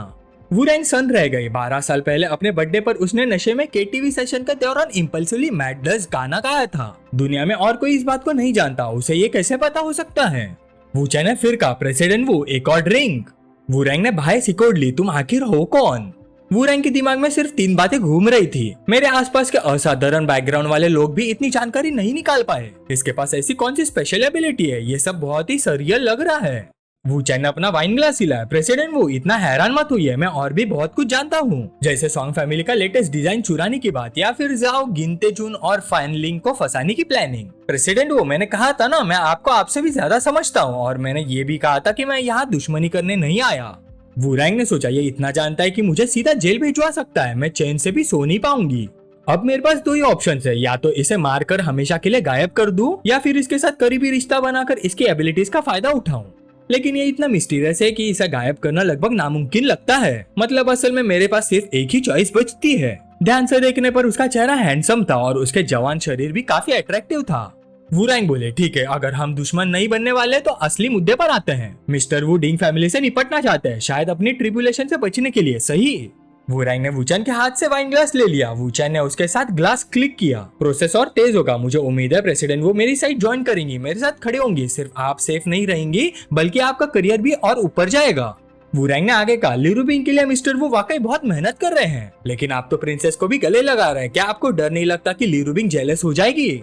वूचैन ने शांत स्वर में जवाब दिया, सुशिनिन भी मेरी औरत है, ली रूबिंग जेलस नहीं होती, वो आम औरत नहीं है। वू रैंग ने हल्की सी सांस छोड़ी। अब समझ आया कि जिनफू के बोर्ड ऑफ डायरेक्टर्स की सिचुएशन ऐसी क्यों है। ये कहते हुए उसने सोचा, मतलब अगर मैं कोई भी मूव करूँ तो उनके प्यार में दखल नहीं होगा और ली रूबिंग को भी कोई प्रॉब्लम नहीं है, तो फिर फैसला हो गया। फिर वू रैंग ने अपना ग्लास वाइन टेबल पर रख दिया। मैंने काफी ज्यादा पी ली है मिस्टर वू, क्यों ना हम दोनों मेरे घर चले और थोड़ी चाय पीकर होश में आए। वूचैन ने उसे सहारा देते हुए कहा, अगर प्रेसिडेंट वू चाय पीना चाहती है तो चलिए चाय ही पीते हैं। दरवाजे से अंदर आते हुए वू रैंग ने पूछा, क्या मिस्टर वू के पास आज काफी वक्त है? वूचैन मुस्कुराया, वक्त मेरे पास तो बहुत है।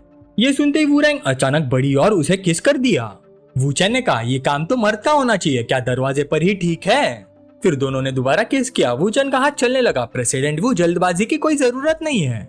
अलग होने के बाद वूचैन ने धीरे से वू रैंग को उठाया। मैंने कहा था ना कि मेरे पास काफी समय है। वूचैन ने वू रैंग को बेड पर बिठाया और अपने कपड़े उतारने लगा। प्रेसिडेंट वू आराम से, जल्दी की कोई जरूरत नहीं है। वू रैंग ने अपनी बाहें वूचैन के गर्दन की गिर्द डाल दी। तो फिर तुम्हें अच्छी तरह मेहनत करनी पड़ेगी। एक रात यूं ही बीत गई। जब सोंग शुआन घर लौटी तो उसने दरवाजे के सामने एक एक्स्ट्रा जोड़ी जूतों की देखी। सोंग शुआन चिल्लाई, मॉम क्या आप घर पर हैं? मॉम मुझे डराइए मत। इसी वक्त कमरे के अंदर मौजूद वू रैंग ने भी आवाज सुन ली और तुरंत उठ बैठी। ये तो बुरा हो गया, सोंग शुआन वापस आ गई। वूचैन फटाफट बेड के नीचे छुप जाओ। जैसे ही सोंग शुआन ने दरवाजा खोला और अंदर आई, मॉम। वू रैंग ने शर्मिंदगी में कंबल और ऊपर खींच लिया। सोंग शुआन तुरंत मुड़ गए। ओ मैंने गलत समझा, मुझे लगा घर में कोई चोर घुस आया है, पता चला कोई अंकल आए हुए हैं, मैं चलती हूँ फिर। वू रैंग चुप रही। जब सोंग शुआन चली गई वूचैन बेड के नीचे से बाहर निकला। अंकल। अचानक वूचैन का फोन वाइब्रेट हुआ। ली रूबिंग का कॉल था। वू रैंग ने तुरंत फोन उठा लिया। हेलो। दूसरी तरफ से हल्की सी हंसी सुनाई दी। वूरैंग ने शांत स्वर में कहा, वो अपना फोन मेरे पास भूल गया है। ली रुबिंग ने पूछा, क्या यह मैडम वू है? वूचैन सुबह सुबह आपको ढूंढने गया था? वूरैंग ने थोड़े गर्व से जवाब दिया, हाँ। ली रुबिंग हैरान हो गई, क्या मैडम वो उसे ढूंढने नहीं गई थी? वूरैंग ने मना कर दिया, नहीं। ली रुबिंग को तुरंत कुछ गड़बड़ महसूस हुई, तुम दोनों कहाँ हो? वूरैंग ने जवाब दिया, मेरे घर पर। कुछ देर के लिए फोन के दूसरे तरफ से सन्नाटा छा गया। फिर ली रुबिंग बोली, मैडम वू ने वूचैन के साथ रात गुजारी, तुम दोनों साथ में सोए? वूरैंग ने सीधा जवाब दिया, हाँ। दूसरी तरफ ली रुबिंग ने मन ही मन सोचा, वूचैन ने कल ही वूरैंग को मना लिया, यह आदमी वाकई कमाल है, मैं इसे कंट्रोल नहीं कर सकती, लेकिन यह घर तोड़ने वाली औरत इतनी अकड़ दिखा रही है, कितना गुस्सा आ रहा है। फिर ली रुबिंग ने गहरी आवाज में कहा, मुझे लगता है हमें बात करनी चाहिए। वूरैंग ने आराम से कहा, तो आ जाओ घर पर। तब वूचैन ने पूछा, क्या वो ली रुबिंग थी? वूरैंग बेड से उठते हुए बोले, हाँ वो थोड़ी देर में यहाँ होगी, मैं पहले शावर लेने जा रही हूँ। वूरैंग बाहर निकली तो देखा सोंगशुआन अभी भी वही खड़ी थी, अभी तक गई नहीं। सोंगशुआन बोली, मॉम अगर मैं घर पर रहूं तो क्या मैं आपको डिस्टर्ब नहीं कर रही? और वो अंकल, मॉम वो अंकल कौन है? क्या मैं उनसे पहले कभी मिली हूँ? वूरैंग ने उल्टा सवाल पूछा, तुम ये सब क्यों पूछ रही हो? सोंगशुआन ने जिद की, आज थोड़ा ऑकवर्ड जरूर है, लेकिन जब मिल ही गए तो पहचान कर लेना बुरा थोड़ी है, वैसे भी कभी ना कभी तो मिलना ही है। वूरैंग ने कुछ नहीं कहा, सिर्फ हाथ बढ़ाकर सोंगशुआन के सिर पर प्यार से हाथ फेर दिया। सोंगशुआन मुस्कुरा दे, ठीक है, अगर आप नहीं बताना चाहती तो कोई बात नहीं, अगली बार उस अंकल से मिला देना, मैं चलती हूँ। वूरैंग मुस्कुरा पड़ी, ये बच्ची भी ना। 40 मिनट बाद ली रुबिंग ने डोरबेल बजाई, दरवाजा वूचैन ने खोला। ली रुबिंग ने हल्का सा तंज करते हुए कहा, मेरे प्यारे मिस्टर वू, आप हमेशा मुझे नए सरप्राइजेस देते रहते हैं। वूचैन मुस्कुराया, शुक्रिया कॉम्प्लीमेंट देने के लिए, क्या तुम जेलस हो? ली रुबिंग उसके पास से निकलकर अंदर चली गई, मुझे पता है तुम बहुत कैपेबल हो, लेकिन क्या एक दिन के लिए मुझे चिढ़ाना बंद नहीं कर सकते? मुझे थोड़ी सी राहत नहीं दे सकते? वूचैन झुककर बोला, सुनो ली रुबिंग, मैं तुमसे प्यार करता हूँ। ली रुबिंग हैरान रह गई, ये बात वूचैन की पर्सनालिटी से बिल्कुल उलट थी। जो आदमी ना आसमान से डरता था ना जमीन से, वो इतना ईमानदारी से उसे मना रहा था, लगभग उसका दिल पिघल ही गया था। ली रुबिंग शांत रहो। ली रुबिंग ने नजरें हटा ली, क्या ये बातें तुम और किसी से भी करते हो? वूचैन ने जवाब दिया, नहीं, किसी और से अभी तक नहीं की। ली रुबिंग मुस्कुराई, मेरे प्यारे मिस्टर वू, मैं भी तुमसे प्यार करती हूँ। और देखते ही देखते वूचैन ने पीछे से उसे गले लगाते हुए दबोच लिया। ली रुबिंग बोली, एक मिनट, अगर सु शिन्यान को पता चल गया तो, या फिर आज वाली को, अगर वो जानबूझकर प्रॉब्लम क्रिएट करे तो तुम क्या करोगे? वूचैन ने बिना झिझक कहा, कोई प्रॉब्लम क्रिएट नहीं करेगा, सब ठीक रहेगा। ली रुबिंग ने सिर हिला दिया, ठीक है, मैं समझ गई। थोड़ी देर बाद वूचैन वहां से निकल गया। जैसे ही वो गया, वूरैंग सामने आ गई। मिस ली को इंतजार करवाना पड़ा, उसके लिए मैं माफी चाहती हूँ। ली रुबिंग थोड़ी बेचैन थी, मिस वू, हम दोनों बहुत बिजी है, सीधी बात करते हैं। वूरैंग हल्की सी हंसी, मिस ली, मैं समझी नहीं। ली रुबिंग ने बड़ी अकड़ में कहा, मैं चाहती हूँ कि तुम घुटने टेक कर मुझसे माफी मांगो। वूरैंग फिर हल्की सी हंसी, मुझे समझ नहीं आ रहा मिस ली, मुझे आपसे माफी क्यों मांगनी चाहिए? ली रुबिंग ने बिना घुमाए फिराए कहा, मेरे आदमी के साथ रात गुजारना, क्या यही तुम्हारा मुझे ग्रीट करने का तरीका है? वूरैंग ने जवाब दिया, क्या ये इतना जरूरी है? मैं उसकी वाइफ नहीं हूँ और दोबारा शादी करने का मेरा कोई इरादा नहीं है, हम सिर्फ जिंदगी एंजॉय कर रहे हैं। ली रुबिंग ने ठंडी हंसी छोड़ी, वूचैन के साथ रात गुजारने वाली तुम पहली औरत नहीं हो और ना ही आखिरी होगी, तुम में और बाकी औरतों में कोई फर्क नहीं है। वूरैंग ने धीरे से कहा, मुझे उम्मीद नहीं थी कि सु शिन्यान तुम पर प्रेशर नहीं डालेगी, लेकिन तुम अकेले मेरे सामने आ गई, क्या तुम कॉन्फिडेंट नहीं हो? मैंने सुना है कि मिस ली अभी तक वूचैन के साथ नहीं रहती, सही? ली रुबिंग ने इस बात को नहीं झुठलाया, बिल्कुल सही, मेरा वूचैन काफी अनप्रेडिक्टेबल है। उसने कहा था कि वो एक दिन में सु शिन्यान का आदमी बन सकता है और उन्होंने वाकई कर दिखाया। सु शिन्यान उसके साथ रहना चाहती है, अब मैडम वो भी, ये सब कितना अजीब और मैजिकल लगता है।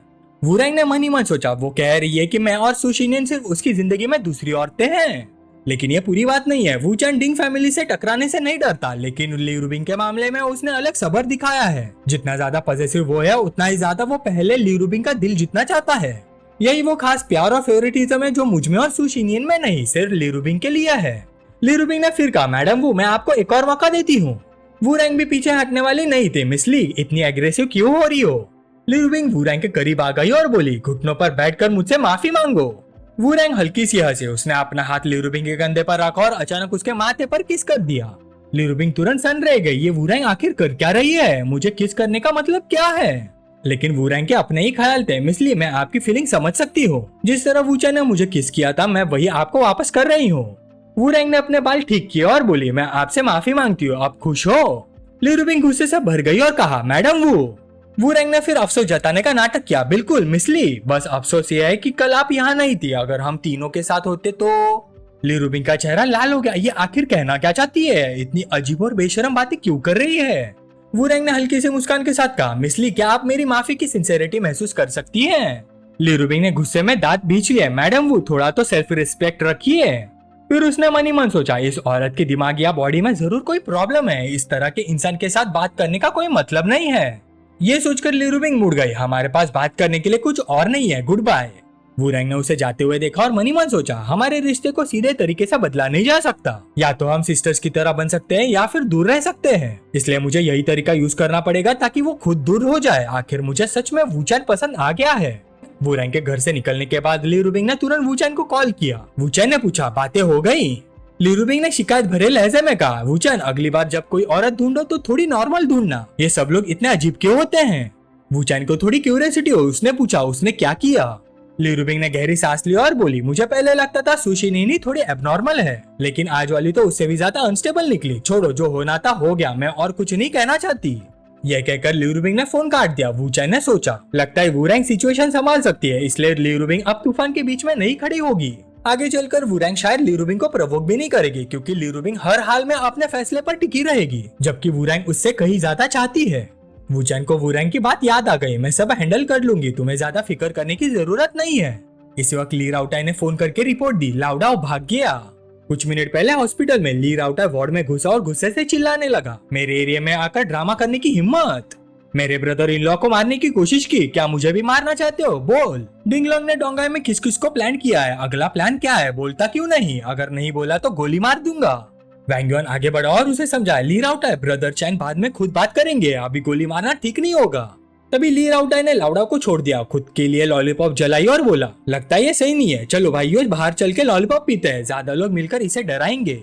जैसे ही ली राउटाई वार्ड से बाहर निकला, एक आवाज सुनाई दी, क्या हो रहा है? पेशेंट कहाँ है? पेशेंट कहाँ गया? ली राउटाई दौड़कर अंदर गया। नर्स हकलाते हुए बोली, वो पेशेंट गायब हो गया। ली राउटाई गुस्से से कर, जा साला। वैंग युआन ने तुरंत कहा, ली राउटाई देखो खिड़की खुली हुई है। ली राउटाई ने खिड़की से बाहर झांककर देखा, इतनी चोट लगने के बाद भी ट्रेन पाइप पकड़कर भाग गया। फिर डरते हुए उसने वुचैन को रिपोर्ट दी, वो लॉलीपॉप ब्रेक के दौरान गायब हो गया, लेकिन टेंशन मत लो ब्रदर इन लॉ, मैंने लोग भेज दिए है, वो बुरी तरह इंजर्ड है, दूर तक नहीं जा सकता, हम उसे जरूर ढूंढ लेंगे। वुचैन ने भाई सिकुड़ ली, इतनी सफाई क्यों दे रहे हो, क्या छुपाने की कोशिश कर रहे हो? वुचैन ने मन ही मन सोचा, लाउडाओ से मिलने से पहले सिर्फ एक ही इंसान था जो उस पर प्रेशर डाल सकता था, और वो ली राउटाई था, और उसकी गिल्टी आवाज सब कुछ बता रही है। दूसरी तरफ ली राउटाई घबरा गया और हकलाते हुए बोला, ऐसा नहीं है ब्रदर इन लॉ, मैं सच में। वुचैन ने बीच में ही रोक दिया, ठीक है मुझे समझ आ गया, मैं खुद उसे ढूंढ लूंगा। ली राउटाई तुरंत बोला, जी ब्रदर इन लॉ, फोन मत रखिए, मुझे भी ढूंढने दीजिए। फिर वुचैन कपड़े बदलने लगा। हजारों सालों की रीइंकार्नेशन वाली यादों में मुझे याद है कि लाउडाओ किन जगहों पर जा सकता है, शायद सिर्फ वही जगह बची है। लाउडाओ तुम बच नहीं सकते, हमारा मिलना तय है।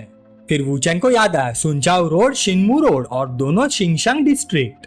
अगर मुझे सही से याद है तो वही जगह है। डोंगहाई में डिंगलोंग के पास अपने आदमियों के लिए कई सेफ हाउसेस थे, लेकिन उनमें से एक ऐसा सेफ हाउस था जो अभी तक किसी ने यूज नहीं किया था, और उसकी चाबी अभी भी यही मौजूद थी। लाउडाओ बुरी तरह से इंजर्ड था और हॉस्पिटल का पेशेंट गाउन पहनकर भागा था।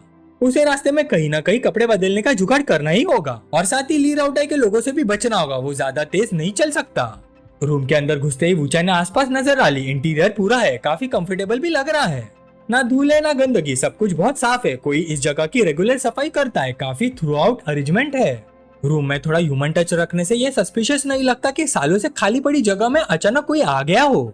वुचैन ने चारों तरफ देखते हुए सोचा, लगता है जो चीजें छुपाई गई है वो सिर्फ यही हो सकती है। उसकी नजर एक कॉम्बिनेशन लॉक सूटकेस पर पड़ी। वुचैन ने उसे आराम से बाहर निकाला, फिर कोड क्रैक करना शुरू किया, और कुछ ही देर बाद क्लिक, सूटकेस खुल गया। बदकिस्मती से सूटकेस अनलॉक करना तो हजारों सालों की रीइंकार्नेशन में सीखी गई सबसे बेसिक स्किल में से एक है। फिर उसने सूटकेस खोला, अंदर डॉक्यूमेंट, कैश, एक फोन, लॉलीपॉप और छोटे लॉलीपॉप रखे हुए थे। वुचैन ने सोचा, इन चीजों के लिए लाउडा जरूर वापस आएगा। फिर उसने फोन लगाया। दूसरी तरफ से ली राउटाई ने तुरंत कॉल रिसीव की, ब्रदर इन लॉ, क्या आपको वो मिल गया है? वुचैन ने सीधा जवाब नहीं दिया। हॉस्पिटल को फोन करो, शिनमू रोड नंबर 2 पर एम्बुलेंस भेजो। ये कहकर उसने फोन काट दिया। इसी वक्त दरवाजा खुला। लाउडाओ अंदर आया और दरवाजे का सहारा लेकर गहरी सांस छोड़ी। साला आखिरकार सेफ हो गया। लेकिन अगले ही पल उसने रूम में किसी की मौजूदगी महसूस कर ली। एक शैडो अंधेरे में बैठी हुई थी। लाउडाओ तुरंत चाकू लेकर उसकी तरफ झपटा, लेकिन वुचैन ने आराम से उसका वार रोक दिया। हर बार इतना एग्रेसिव होना जरूरी है क्या? लाउडाओ ने तुरंत हाथ वापस खींच लिया, फिर बिजली की रफ्तार से दूसरा अटैक किया, लेकिन वुचैन फिर आसानी से बच गया। तब लाउडाओ को समझ आ गया ये वुचैन है। उसका दिल डूब गया। अभी तो मैं इंजर्ड हूँ, लेकिन सच कहूँ तो ठीक होने के बाद भी मैं इसको नहीं हरा सकता। वूचैन शांत स्वर में बोला, लाउडाओ रिलैक्स, अगर मैं तुम्हें मारना चाहता तो एलिवेटर में ही मार चुका होता। मैंने तुम्हारे लिए एम्बुलेंस बुला ली है। इस हालत में तुम्हारी बॉडी और टॉर्चर नहीं झेल सकती। लाउडाओ फिर भी सोच रहा था, लगता है वो लड़ना नहीं चाहता। अगर ऐसा तो शायद मुझे भागने का मौका मिल सकता है। वूचैन आराम से कुर्सी पर बैठ गया। मैं लिंगशन वाकई नहीं चाहता कि तुम मुझसे बात करो। ये सुनते ही लाउडाओ का चेहरा सन रह गया। वूचैन बोलता रहा, मालिंगशान 21 साल की उम्र में उसने एक fake car accident death scene create किया था। पुलिस को फंसाया था, म्यांमार भाग गया था। 4 बार नाम बदलने के बाद उसने अपना नाम लियून रखा। ना जिनफू ग्रुप को उसका असली नाम पता था, ना डिंग फैमिली को। फिर वूचैन को कैसे पता है? लाउडाओ का दिल जोर से धड़कने लगा। जब उसे मेरा असली नाम पता है तो क्या उसने मेरे पेरेंट्स और मेरी बहन की इन्फॉर्मेशन भी निकाल ली है? फैमिली के लिए आज मुझे अपनी जान दांव पर लगानी ही पड़ेगी। जब वूचैन ने देखा कि लाउडाओ लड़ने के लिए तैयार हो रहा है तो वो धीरे से खड़ा हो गया। शायद तुम सही हो, अपने परिवार को बचाना ही आदमी की जिम्मेदारी है। लाउडाओ, मैं तुम्हें एक और मौका देता हूँ। ये कहकर उसने लॉलीपॉप की तरफ इशारा किया। लाउडाओ ने तुरंत सोचा, लॉलीपॉप छीन लेना ही मेरी इकलौती चांस है। वूचैन ने उसकी सोच समझ ली। वो बस बाहें बांधकर खड़ा रहा। उठा लो लॉलीपॉप्स, उसमें छोटे लॉलीपॉप्स है, मुझे सीधा लॉलीपॉप मार दो। या फिर उसमें छोटे लॉलीपॉप्स नहीं है, मैं सिर्फ तुम्हारे साथ खेल रहा हूँ। लाउडाओ, क्या तुम बैट लगाने की हिम्मत रखोगे? अब लाउडाओ के माथे पर पसीना आ गया। ये कैसा ट्रैप है? डिस्टेंस बहुत कम है। लॉलीपॉप उठाना, निशाना लगाना, ट्रिगर दबाना, 3 अलग एक्शंस हैं। और वूचैन के सामने 3 एक्शंस का मतलब है मौत। लाउडाओ ने गहरी सांस ली। तुम्हें लगता है मैं तुम्हें मारने की हिम्मत नहीं करता? वूचैन की दिलचस्पी और बढ़ गई। बैट नहीं लगा रहे? लाउडाओ वाकई लाउडाओ ही है, हमेशा इतना इम्पेशेंट। लाउडाओ ने ठंडी आवाज में कहा, तुम जो भी इंफॉर्मेशन जानते हो मुझे उसके बारे में कुछ कहने की जरूरत नहीं। वूचैन ने सिर हिला दिया। बिल्कुल, तुम्हें कुछ बताने की जरूरत नहीं, मैं पहले ही कह चुका हूँ। मैं सिर्फ तुमसे बात करना चाहता हूँ। लाउडाओ ने पूछा, किस बारे में? मैं डिंग फैमिली की बात ली फैमिली से नहीं करता और तुमसे भी नहीं करूंगा। वूचैन मुस्कुराया, मुझे उसकी जरूरत नहीं। जैसे डिंग लॉन्ग का सबसे डेंजरस ब्लैक मटेरियल वैंग रुई ऑफ वैंग फैमिली, उसकी किलिंग तुमसे करवाई गई थी। लाउडाओ का रंग उड़ गया। दुनिया में सिर्फ 3 लोग ये बात जानते थे, डिंग लॉन्ग, मैं और जिनाओ ग्रुप का लीडर। फिर ये कैसे जानता है? वूचैन ने बात जारी रखी, और एंगोंग की डेथ, उसके पीछे भी डिंग लॉन्ग था। लाउडाओ तुरंत एंगोंग को याद करने लगा। एंगोंग जिनफू ग्रुप के कोर लीडर्स में से एक था, लीडर का पोता और ग्रुप का सबसे पावरफुल सक्सेसर कैंडिडेट। 5 साल पहले उसकी अचानक मौत हो गई थी। लीडर ने लाउडाओ को किलर ढूंढने का ऑर्डर दिया था, लेकिन इतने सालों बाद भी कोई क्लू नहीं मिला। यही मेरी जिंदगी का सबसे बड़ा अफसोस है। एंगोंग के किलर को ढूंढना मेरी आखिरी इच्छा है। वूचैन ने धीरे से कहा, यह डिंग लॉन्ग की दूसरी ब्लैक मटेरियल फाइल है। लाउडाओ ने शक भरी नजर से देखा, कौन सी ब्लैक मटेरियल? सबूत कहाँ है? वूचैन हल्का सा हंसा, ब्लैक मटेरियल, व्हाइट मटेरियल कहो। तुम बिना सबूत के इतनी बड़ी बातें कहने की हिम्मत करते हो? लाउडाओ धीरे से अपनी कमर पर लगे चाकू को छूने लगा और मनी मन सोचा, पहले ये मुझे असली इन्फॉर्मेशन देता है, फिर झूठी इन्फॉर्मेशन देकर मुझे कंफ्यूज करता है। ये मुझे डिंग फैमिली के खिलाफ करना चाहता है। लाउडाओ ने एक पल की भी हिचकिचाहट नहीं दिखाई। उसने टेबल पर रखी लॉलीपॉप उठाई और सीधा वूचैन के चेहरे पर तान दी। हमारे बीच अब और बात करने को कुछ नहीं बचा। लेकिन वूचैन के चेहरे पर अब भी वही मुस्कान थी। लाउडाओ ने पास पड़ा तकिया उठाया और लॉलीपॉप के मजल पर रख दिया। अब भी मुस्कुराए हो? कोई आखिरी बात कहनी है? तुम बहुत देर तक मुस्कुरा नहीं पाओगे, अलविदा। और बैंग, गोली वूचैन के सर के पास से गुजरी। ये देखकर लाउडाओ हैरान रह गया। मैंने गोली चला दी, फिर भी तुम्हें जरा भी डर नहीं लगा? वूचैन ने शांत लहजे में जवाब दिया, मुझे भरोसा था कि तुम मुझे नहीं मारोगे। लाउडाओ ने ठंडी सांस छोड़ी। उसके मन में एक ही बात चल रही थी, ना डर ना हिचकिचाहट, एक पल के लिए भी नहीं। मैं इतने सालों से इस दुनिया में हूँ, लेकिन तुम्हारे जैसा इंसान पहली बार देखा है। लाउडाओ ने लॉलीपॉप नीचे कर दिया और बोला, अगर तुम अपनी जान दांव पर लगाकर मुझ पर भरोसा कर सकते हो तो मैं भी तुम्हारी बात मान लेता हूँ। डिंग लॉन्ग ने ही एनगुन को मारवाया था। वूचैन ने शांति से कहा, चाहे मैं झूठ बोल रहा होता तब भी तुम इस बात की सच्चाई ढूंढने जाते। मैं तुम्हारी जिंदगी के सबसे बड़े अफसोस के बारे में मजाक नहीं करूंगा। अब मैं तुम्हें सबूत दिखाता हूँ। लाउडाओ की आंखें फैल गई। क्या तुम्हारे पास वाकई सबूत है? वूचैन ने सिर्फ इतना कहा, आओ यहाँ बैठो। लाउडाओ सामने बैठ गया। वूचैन ने फोन निकाला। लाउडाओ, अगर तुम सच जानना चाहते हो तो एक छोटा सा नाटक करना पड़ेगा। तुम्हें सिर्फ एक आदमी को धोखा देना है, वो खुद तुम्हें सब कुछ सच बता देगा। लाउडाओ ने तुरंत पूछा, किसको?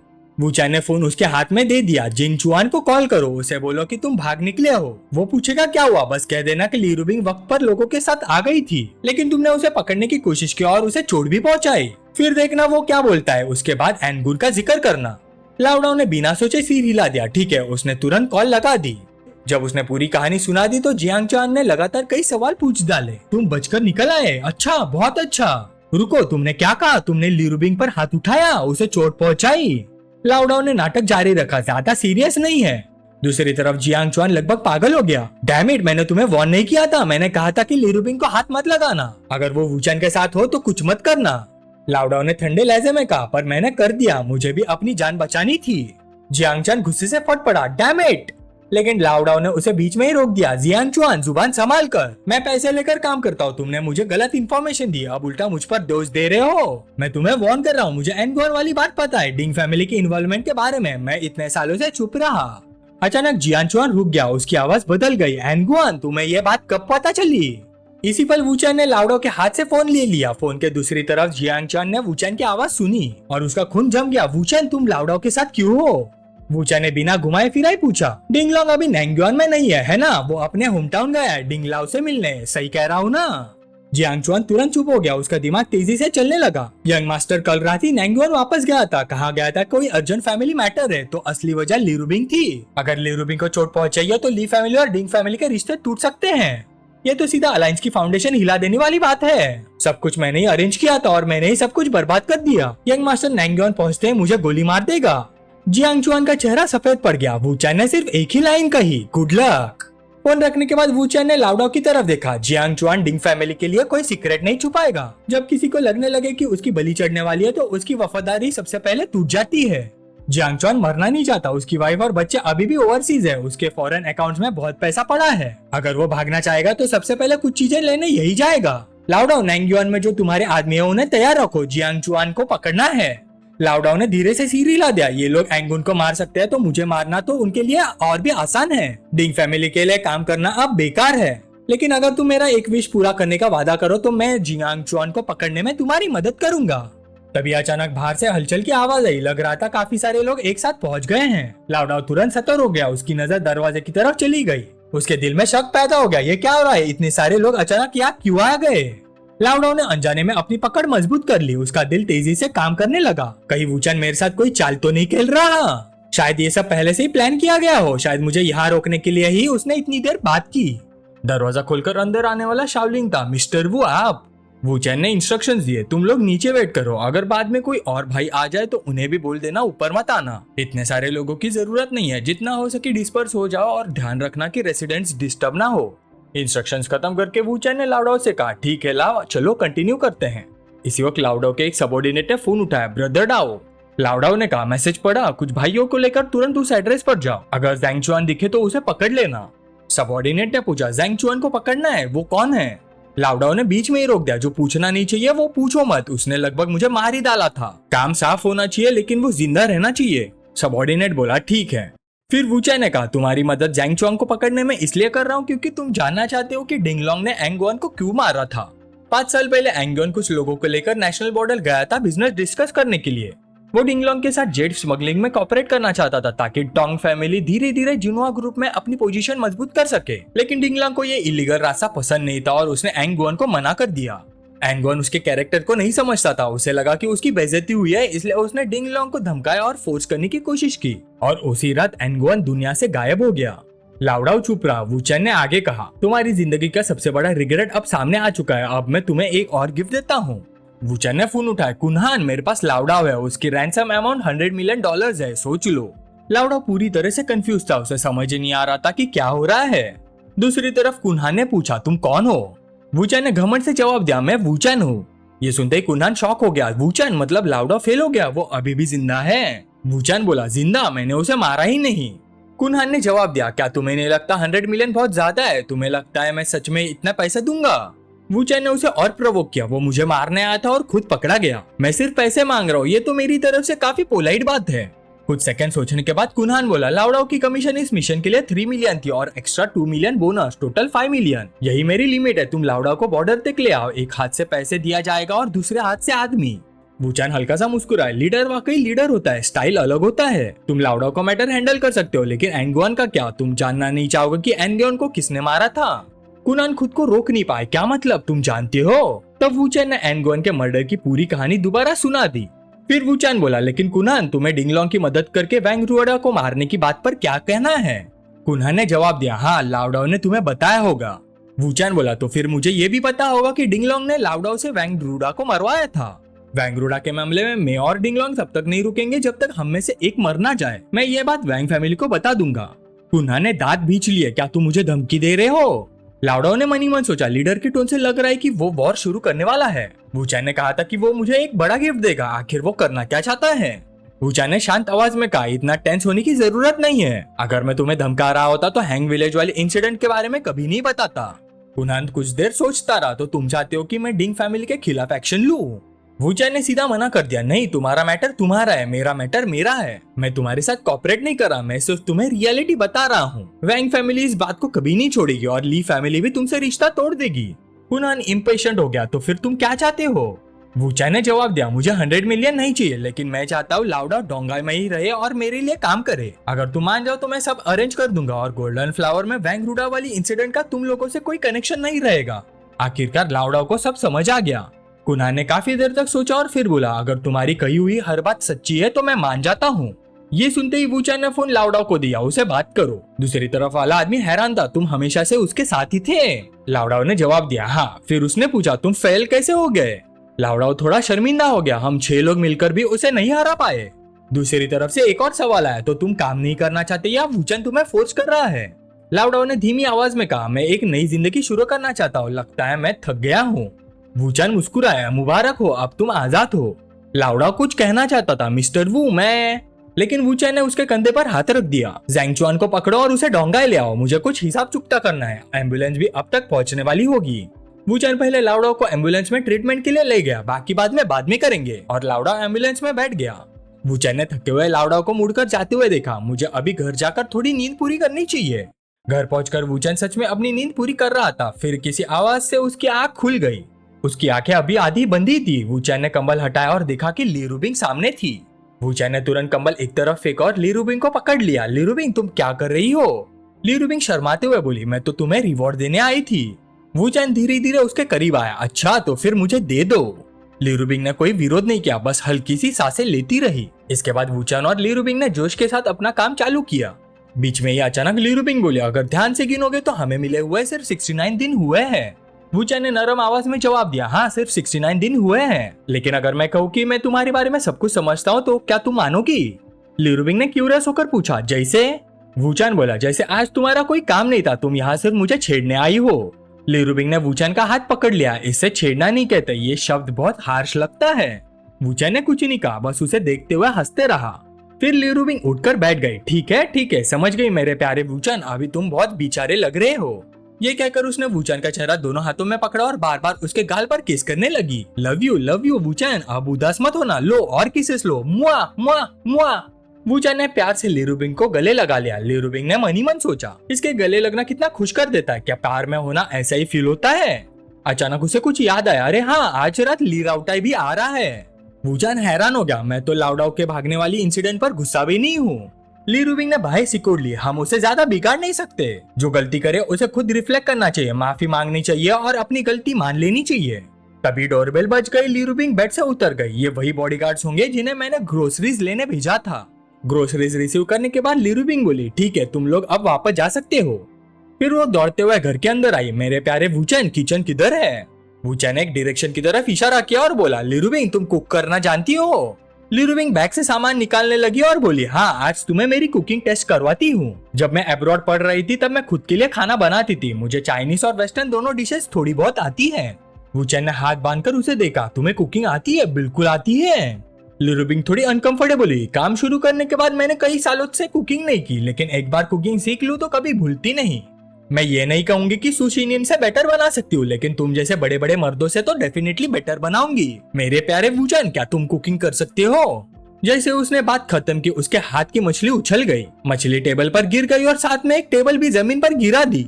ली रूबिंग घबरा गई। वूचैन बिल्कुल स्पीचलेस हो गया। ली रूबिंग ने जबरदस्ती मुस्कुराते हुए मछली पकड़ने की कोशिश की। कोई बात नहीं, सब कंट्रोल में है। लेकिन मछली लगातार उछलती रही, पानी पूरे फ्लोर पर छिड़क गया।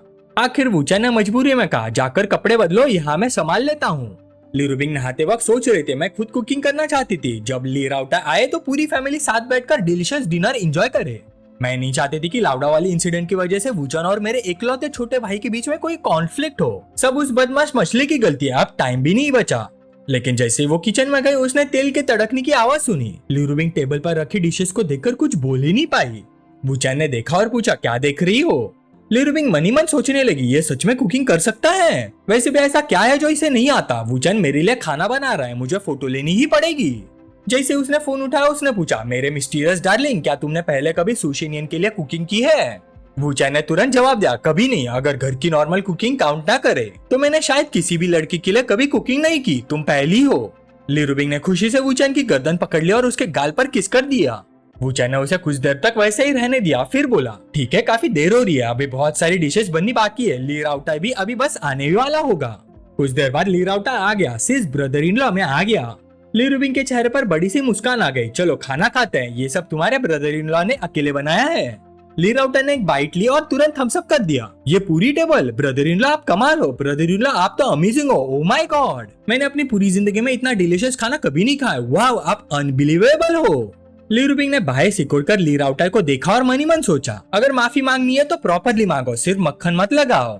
वूचन ने मुस्कुरा कर कहा, लिरुबिंग तुम भी खाओ। लिरुबिंग ने सीधा और प्यार से जवाब दिया, ओके खाती हूँ। लिरुबिंग को यकीन ही नहीं हो रहा था क्योंकि ये टेस्ट इतना जबरदस्त था कि किसी भी मिशेलिन शेफ से कम नहीं लग रहा था और ये उसके बॉयफ्रेंड की स्किल थी, ओ माय गॉड। वूचन ने उसका रिएक्शन देखकर कहा, अगर पसंद है तो और खाओ, और ली राउटा अगर तुम्हें पसंद आया तो बार बार आ जाना, मैं और तुम्हारी सिस्टर तुम्हारे लिए कभी भी बना देंगे, और ज्यादा मत सोचो, लाउडा वाली इंसिडेंट हमारे रिलेशनशिप को अफेक्ट नहीं करेगी। ली राउटा की आंखें भर आई, ठीक है। खाना खत्म करने के बाद ली राउटा खुश होकर चला गया। लिरुबिंग आकर वूचन के भाव में सिमट गई, अभी काफी देर हो गई है, हमें रेस्ट करना चाहिए। वूचन बोला, लिरुबिंग ऐसा नहीं है कि हम नहीं कर सकते। लिरुबिंग ने तुरंत उसके होठों पर उंगली रख दी, थोड़ी इनकन्वीनियंस को मैनेज किया जा सकता है, हम कोई रास्ता निकाल लेंगे। अगली सुबह वूचन ने हैरानी से पूछा, तुम फिर से दांत क्यों ब्रश कर रही हो? कल रात सोने से पहले ब्रश किया था, फिर दोबारा किया, सुबह 5 बजे एक्सरसाइज के बाद फिर ब्रश किया और अब 7 बजे फिर ब्रश कर रही हो, तुम्हें डर नहीं लगता टूथब्रश खराब हो जाएगा? लिरुबिंग ने उसे घूर कर देखा, हर चीज की हद होती है, शेमलेस कहीं के। ओहो हो, अब समझा इतना ब्रश क्यों कर रही है। वूचन ने और बहस नहीं की और बोला, मैं ब्रेकफास्ट बना रहा हूँ, खाओगी? लिरुबिंग लिपस्टिक लगाते हुए बोली, नहीं मुझे कंपनी जाना है और तुम आज कंपनी जा रहे हो? वूचन शर्ट पहनते हुए बोला, नहीं मुझे कुछ काम है। लिरुबिंग ने मुड़कर पूछा, तुम वूरैंग से मिलने जा रहे हो? वूचन ने सीधा मना कर दिया, नहीं। जाने से पहले लिरुबिंग ने उसे किस की और बोली, अच्छे से रहना, मैं कंपनी जा रही हूँ। लिरुबिंग कंपनी पहुंची और काम के ढेर में बिजी हो गई। अचानक सुशी इंडियन का फोन आया, मिस ली क्या तुम्हें पता है वूचन कहाँ गया है? लिरुबिंग चौंक गई, हाँ क्या हुआ, तुम उसे ढूंढ नहीं पा रही? सुशी इंडियन बोले, ऐसा नहीं है, उसने कहा कि वो डोंगाई में नहीं है, मैंने पूछा भी लेकिन उसने बताया नहीं। लिरुबिंग ने उसे तसल्ली दी, ठीक है मैं पूछती हूँ, टेंशन मत लो, चलो फोन रखती हूँ। कॉल कट करते ही लिरुबिंग ने तुरंत वूचन को फोन लगा दिया, मेरे प्यारे वूचन कहाँ हो तुम? वूचन ने बोला, काम कर रहा हूँ। लिरुबिंग ने फिर पूछा, कहाँ हो और क्या कर रहे हो? फोन की दूसरी तरफ से वूचन कुछ बोल पाता उससे पहले एक और आवाज आई, तुम क्या कर रहे हो, कोई तुम्हें बार बार कॉल क्यों कर रहा है? लिरुबिंग ने तुरंत पहचान लिया, ये एक औरत की आवाज थी और उसने ये आवाज पहले कभी नहीं सुनी थी। उसकी बाहें सिकुड़ गई, मेरा प्यारा वूचन किसी और औरत के साथ है क्या? वो सुशी इंडियन से सच छुपा रहा है? लिरुबिंग ने बेचैन होकर बात काट दी, ठीक है मेरे प्यारे, तुम अपना काम करो, मैं डिस्टर्ब नहीं करूंगी। इसी वक्त वूचन की तरफ, वूचन एक बार में बैठा हुआ था, वही औरत फिर से शिकायत करने लगी, अभी तक तुमने कुछ ही बातें की और इतनी सारे कॉल्स आ चुके हैं। वूचन ने ज्यादा ध्यान नहीं दिया और लिरुबिंग से बोला, हाँ अभी के लिए इतना ही, मैं रखता हूँ। उसके सामने इस वक्त शंघाई का माओ राउटाई बैठा था। माओ राउटाई ने कहा, दोस्त सीधी बात क्यों नहीं करते, एक दूसरे का टाइम वेस्ट करने का क्या फायदा? पर्पल बालों वाली लड़की भी बोल पड़ी, फिफ्थ मास्टर ये यहाँ सिर्फ टाइम वेस्ट करने आया है, अगर यकीन नहीं है तो देख लो, अभी फिर एक और फोन आ जाएगा। जैसे उसने बात खत्म की वूचन का फोन फिर से वाइब्रेट करने लगा। पर्पल बालों वाली लड़की हंस पड़ी, देखा मैंने कहा था ना। माओ राउटाई गुस्से में चिल्लाए, डील हुई या नहीं, क्या तुम मेरे साथ मजाक कर रहे हो? उसने सीधा लॉलीपॉप निकालकर वूचन पर तान दी, अगर बात करनी है तो उस बेकार फोन को फेंक क्यों नहीं देते? लेकिन माओ राउटाई अपनी बात पूरी कर पाता उससे पहले ही वूचन ने आसानी से उसका लॉलीपॉप छीन लिया और उल्टा उस पर तान दी। माओ राउटाई को समझ ही नहीं आया, मेरा लॉलीपॉप इसके हाथ में कैसे आ गया? पर्पल वाली लड़की चीख उठी, भूत, क्या ये भूत है? सारे अंडरलिंग्स तुरंत खड़े हो गए, बॉस, फिफ्थ मास्टर, साला तेरी हिम्मत कैसे हुई? चिल्लाते हुए सबने लॉलीपॉप वूचन पर तान दी। तभी वूचन का फोन फिर बज गया, माओ राउटाई के माथे पर पसीना आ गया, उफ तुम्हारे दोस्त का फोन फिर बज रहा है, पहले कॉल ही रिसीव कर लो। वूचन ने फोन उठा लिया, हेलो। दूसरी तरफ से आवाज आई, तुम उस औरत के साथ हो क्या? फोन उठाना इतना मुश्किल था? वूचन ने सिर्फ इतना कहा, मैं बिजी हूँ। दूसरी तरफ से शिकायत भरी आवाज आई, एक दिन से ज्यादा हो गया है, तुमने एक बार भी कॉल नहीं किया, तुम्हारे पास जरा भी कॉन्शियंस नहीं है। वूचन मुस्कुराए, इतनी जल्दी क्या है, मुझे मिस कर रही हो? दूसरी तरफ वूरैंग थी। वूरैंग ने बिना झिझक जवाब दिया, ऑफ कोर्स मैं तुम्हें बहुत मिस कर रही हूँ, इतना कि बर्दाश्त नहीं हो रहा। कल रात मैंने सपना भी देखा कि तुम मेरे साथ थे। मैं तो सोच रही थी कि शायद तुम ली रूबिंग के साथ हो। इस बार वूचा ने सीधा जवाब दिया, मैं सिटी के बाहर हूँ, 2 दिन में डोंगाई वापस आ जाऊंगा। वूरैंग हैरान होगी, तुम सिटी के बाहर हो? ठीक है, फिर मैं ज्यादा बात नहीं करूंगी, तुम अपना काम करो, यू बैडी। वूचा ने कहा, ठीक है, रात को तुम्हें कॉल करूंगा। जब वूचा फोन पर बात कर रहा था तब एक थग पीछे से चाकू लेकर उस पर हमला करने आया, लेकिन वूचा ने पल भर में सिर घुमा दिया और धड़ाम एक छोटा लॉलीपॉप चला। थग के हाथ से चाकू सीधा उड़कर जमीन पर गिर गया। उस थग को लगा कि वो मर गया है, लेकिन सच ये था कि वो जिंदा था और चाकू हवा में घूमता हुआ सीधा जमीन में जा घुसा। एक पल के लिए सब लोग जैसे जम गए, पूरे कमरे में सन्नाटा छा गया। वूचा ने लॉलीपॉप सीधा माओ रावटाई की तरफ तान रखी थी। ये देखते ही माओ रावटाई तुरंत घुटनों पर बैठ गया। ब्रो मुझे नहीं पता किसने तुम्हें मुझे मारने भेजा है, मैं तुम्हें 20 मिलियन देता हूँ, नहीं 50 मिलियन, मैं 50 मिलियन दूंगा, बस मेरी जान बख्श दो। वूचन चुप रहा। माओ रावटाई को लगा 50 मिलियन काफी नहीं है, साला जान सबसे इम्पोर्टेंट है, मैं और पैसे दूंगा। माओ रावटाई ने ऑफर बढ़ाना शुरू कर दिया, मुझे मत मारो, मैं 100 मिलियन दूंगा, नहीं 100 मिलियन और दूंगा, जितना भी सामने वाला दे रहा है मैं उससे 100 मिलियन ज्यादा दूंगा। तब जाकर वूचन बोला, मुझे बस वो लोग पसंद नहीं जो मुझे गाली देते हैं। फिफ्थ एल्डर, क्या हम प्राइवेट में बात कर सकते हैं? माओ रावटाई तुरंत अपने आदमियों पर चिल्लाया, सुना नहीं क्या तुम लोगों ने, सब बाहर निकलो। वूचन ने माओ रावटाई का हाथ पकड़ा और उसे खड़ा कर दिया। खड़े हो जाओ, चलो, लॉलीपॉप में एक गोली अभी भी बाकी है, रख लो, लेकिन किसी को नुकसान मत पहुंचाना।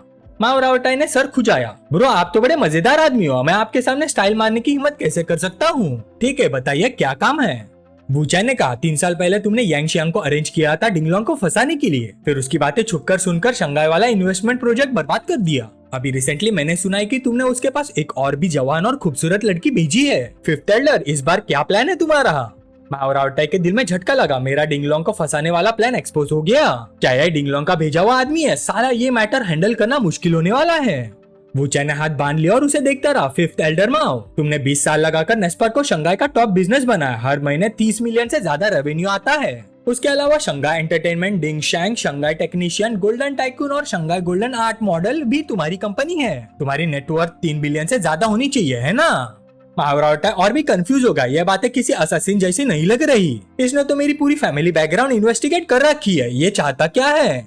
वूचन फिर बोला, मिस्टर माओ इतना नर्वस मत हो, मेरी बात सुनो। पिछली बार डिंगलोंग के साथ जो करना पड़ा वो मजबूरी में किया था, सही, आखिर वो गू फैमिली की रिक्वेस्ट थी। माओ रावटाई और उलझ गया, अब गू फैमिली को क्यों घसीट रहा है, ये लड़का करना क्या चाहता है? वूचन ने आगे समझाया, शंघाई की बड़ी फैमिलीज में गू फैमिली की रैंकिंग ज्यादा ऊपर नहीं है, लेकिन लोकल कम्युनिटी के साथ उनके बहुत सारे स्ट्रॉन्ग रिलेशंस है, इसलिए चाहे वो डिंग फैमिली से कमजोर हो, गैप उतना भी बड़ा नहीं है। शंघाई में तुम्हारा गू फैमिली के करीब होना कोई अजीब बात नहीं। माओ रावटाई अब भी अपनी सोच में उलझा हुआ था, ये ऑपरेशन सच में समझ से बाहर है। वो हकलाते हुए बोला, ब्रो आप आखिर हो कौन? वूचन ने ताली बजाई, इसलिए मैं कह रहा हूँ डिंगलोंग वाले मैटर में तुमने बहुत अच्छा काम किया। माओ रावटाई की आंखें चमक उठे, उसने तुरंत बात पकड़ ली, ब्रो आपकी डिंगलोंग से दुश्मनी है? वूचन ने सीधा जवाब दिया, बिल्कुल। माओ रावटाई जोर से हंस पड़ा, ही। ब्रो ये बात पहले क्यों नहीं बोली, आपने तो मेरी जान ही निकाल दी थी। आप तो अपनी ही आदमी निकले, आओ बैठो आराम से बात करते हैं। लेकिन वूचन के चेहरे पर कोई एक्सप्रेशन नहीं था। मैंने सुना है शियाशिन हमेशा से तुम्हारे साथ कोऑपरेट करती रही है। ये सुनते ही माओ रावटाई के चेहरे की मुस्कान गायब हो गई। उसके दिमाग में शियाशिन की याद आ गई।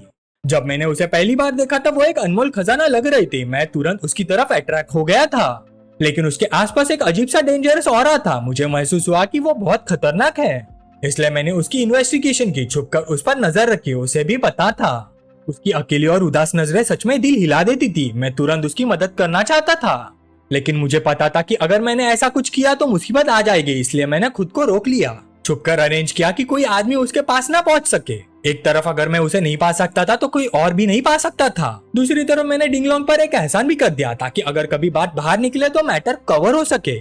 अचानक शियाशिन का नाम सुनने से माओ रावटाई को सब समझ आ गया। अब समझा, इसलिए ये कह रहा था कि उसकी डिंगलोंग से दुश्मनी है। मैं समझ गया, ये आदमी और शियाशिन वैसे वाले रिलेशनशिप में है। केवल इसी तरह का लवर पाकर शियाशिन डिंगलोंग से डरेगी नहीं। माओ रावटाई मुस्कुराया और बोला, समझ गया ब्रो, मैं सब समझ गया। क्या मैं आपके लिए कुछ अरेंज करूँ? गारंटी देता हूँ आपका मूड अच्छा हो जाएगा। वूचन हैरान हो गया, तुम क्या बकवास कर रहे हो? मैं उन्हें डोंगाई ले जाना चाहता हूँ। माओ रावटाई ने चिन सह ली। हाँ ब्रो, क्या शंघाई इतना बोरिंग हो गया है? तुम दोनों जगह भी चूज करते हो। वूचन ने तुरंत मना किया, नहीं बात वो नहीं है, मैं शियाशिन से तब मिला था जब मैं शियाशिन को ट्यूशन पढ़ा रहा था। मैं नहीं चाहता कि तुम ये बात डिंगलोंग को बताओ, मैं स्पेशली तुमसे मिलने इसीलिए आया हूँ। आज यहाँ आने की वजह बस यही है।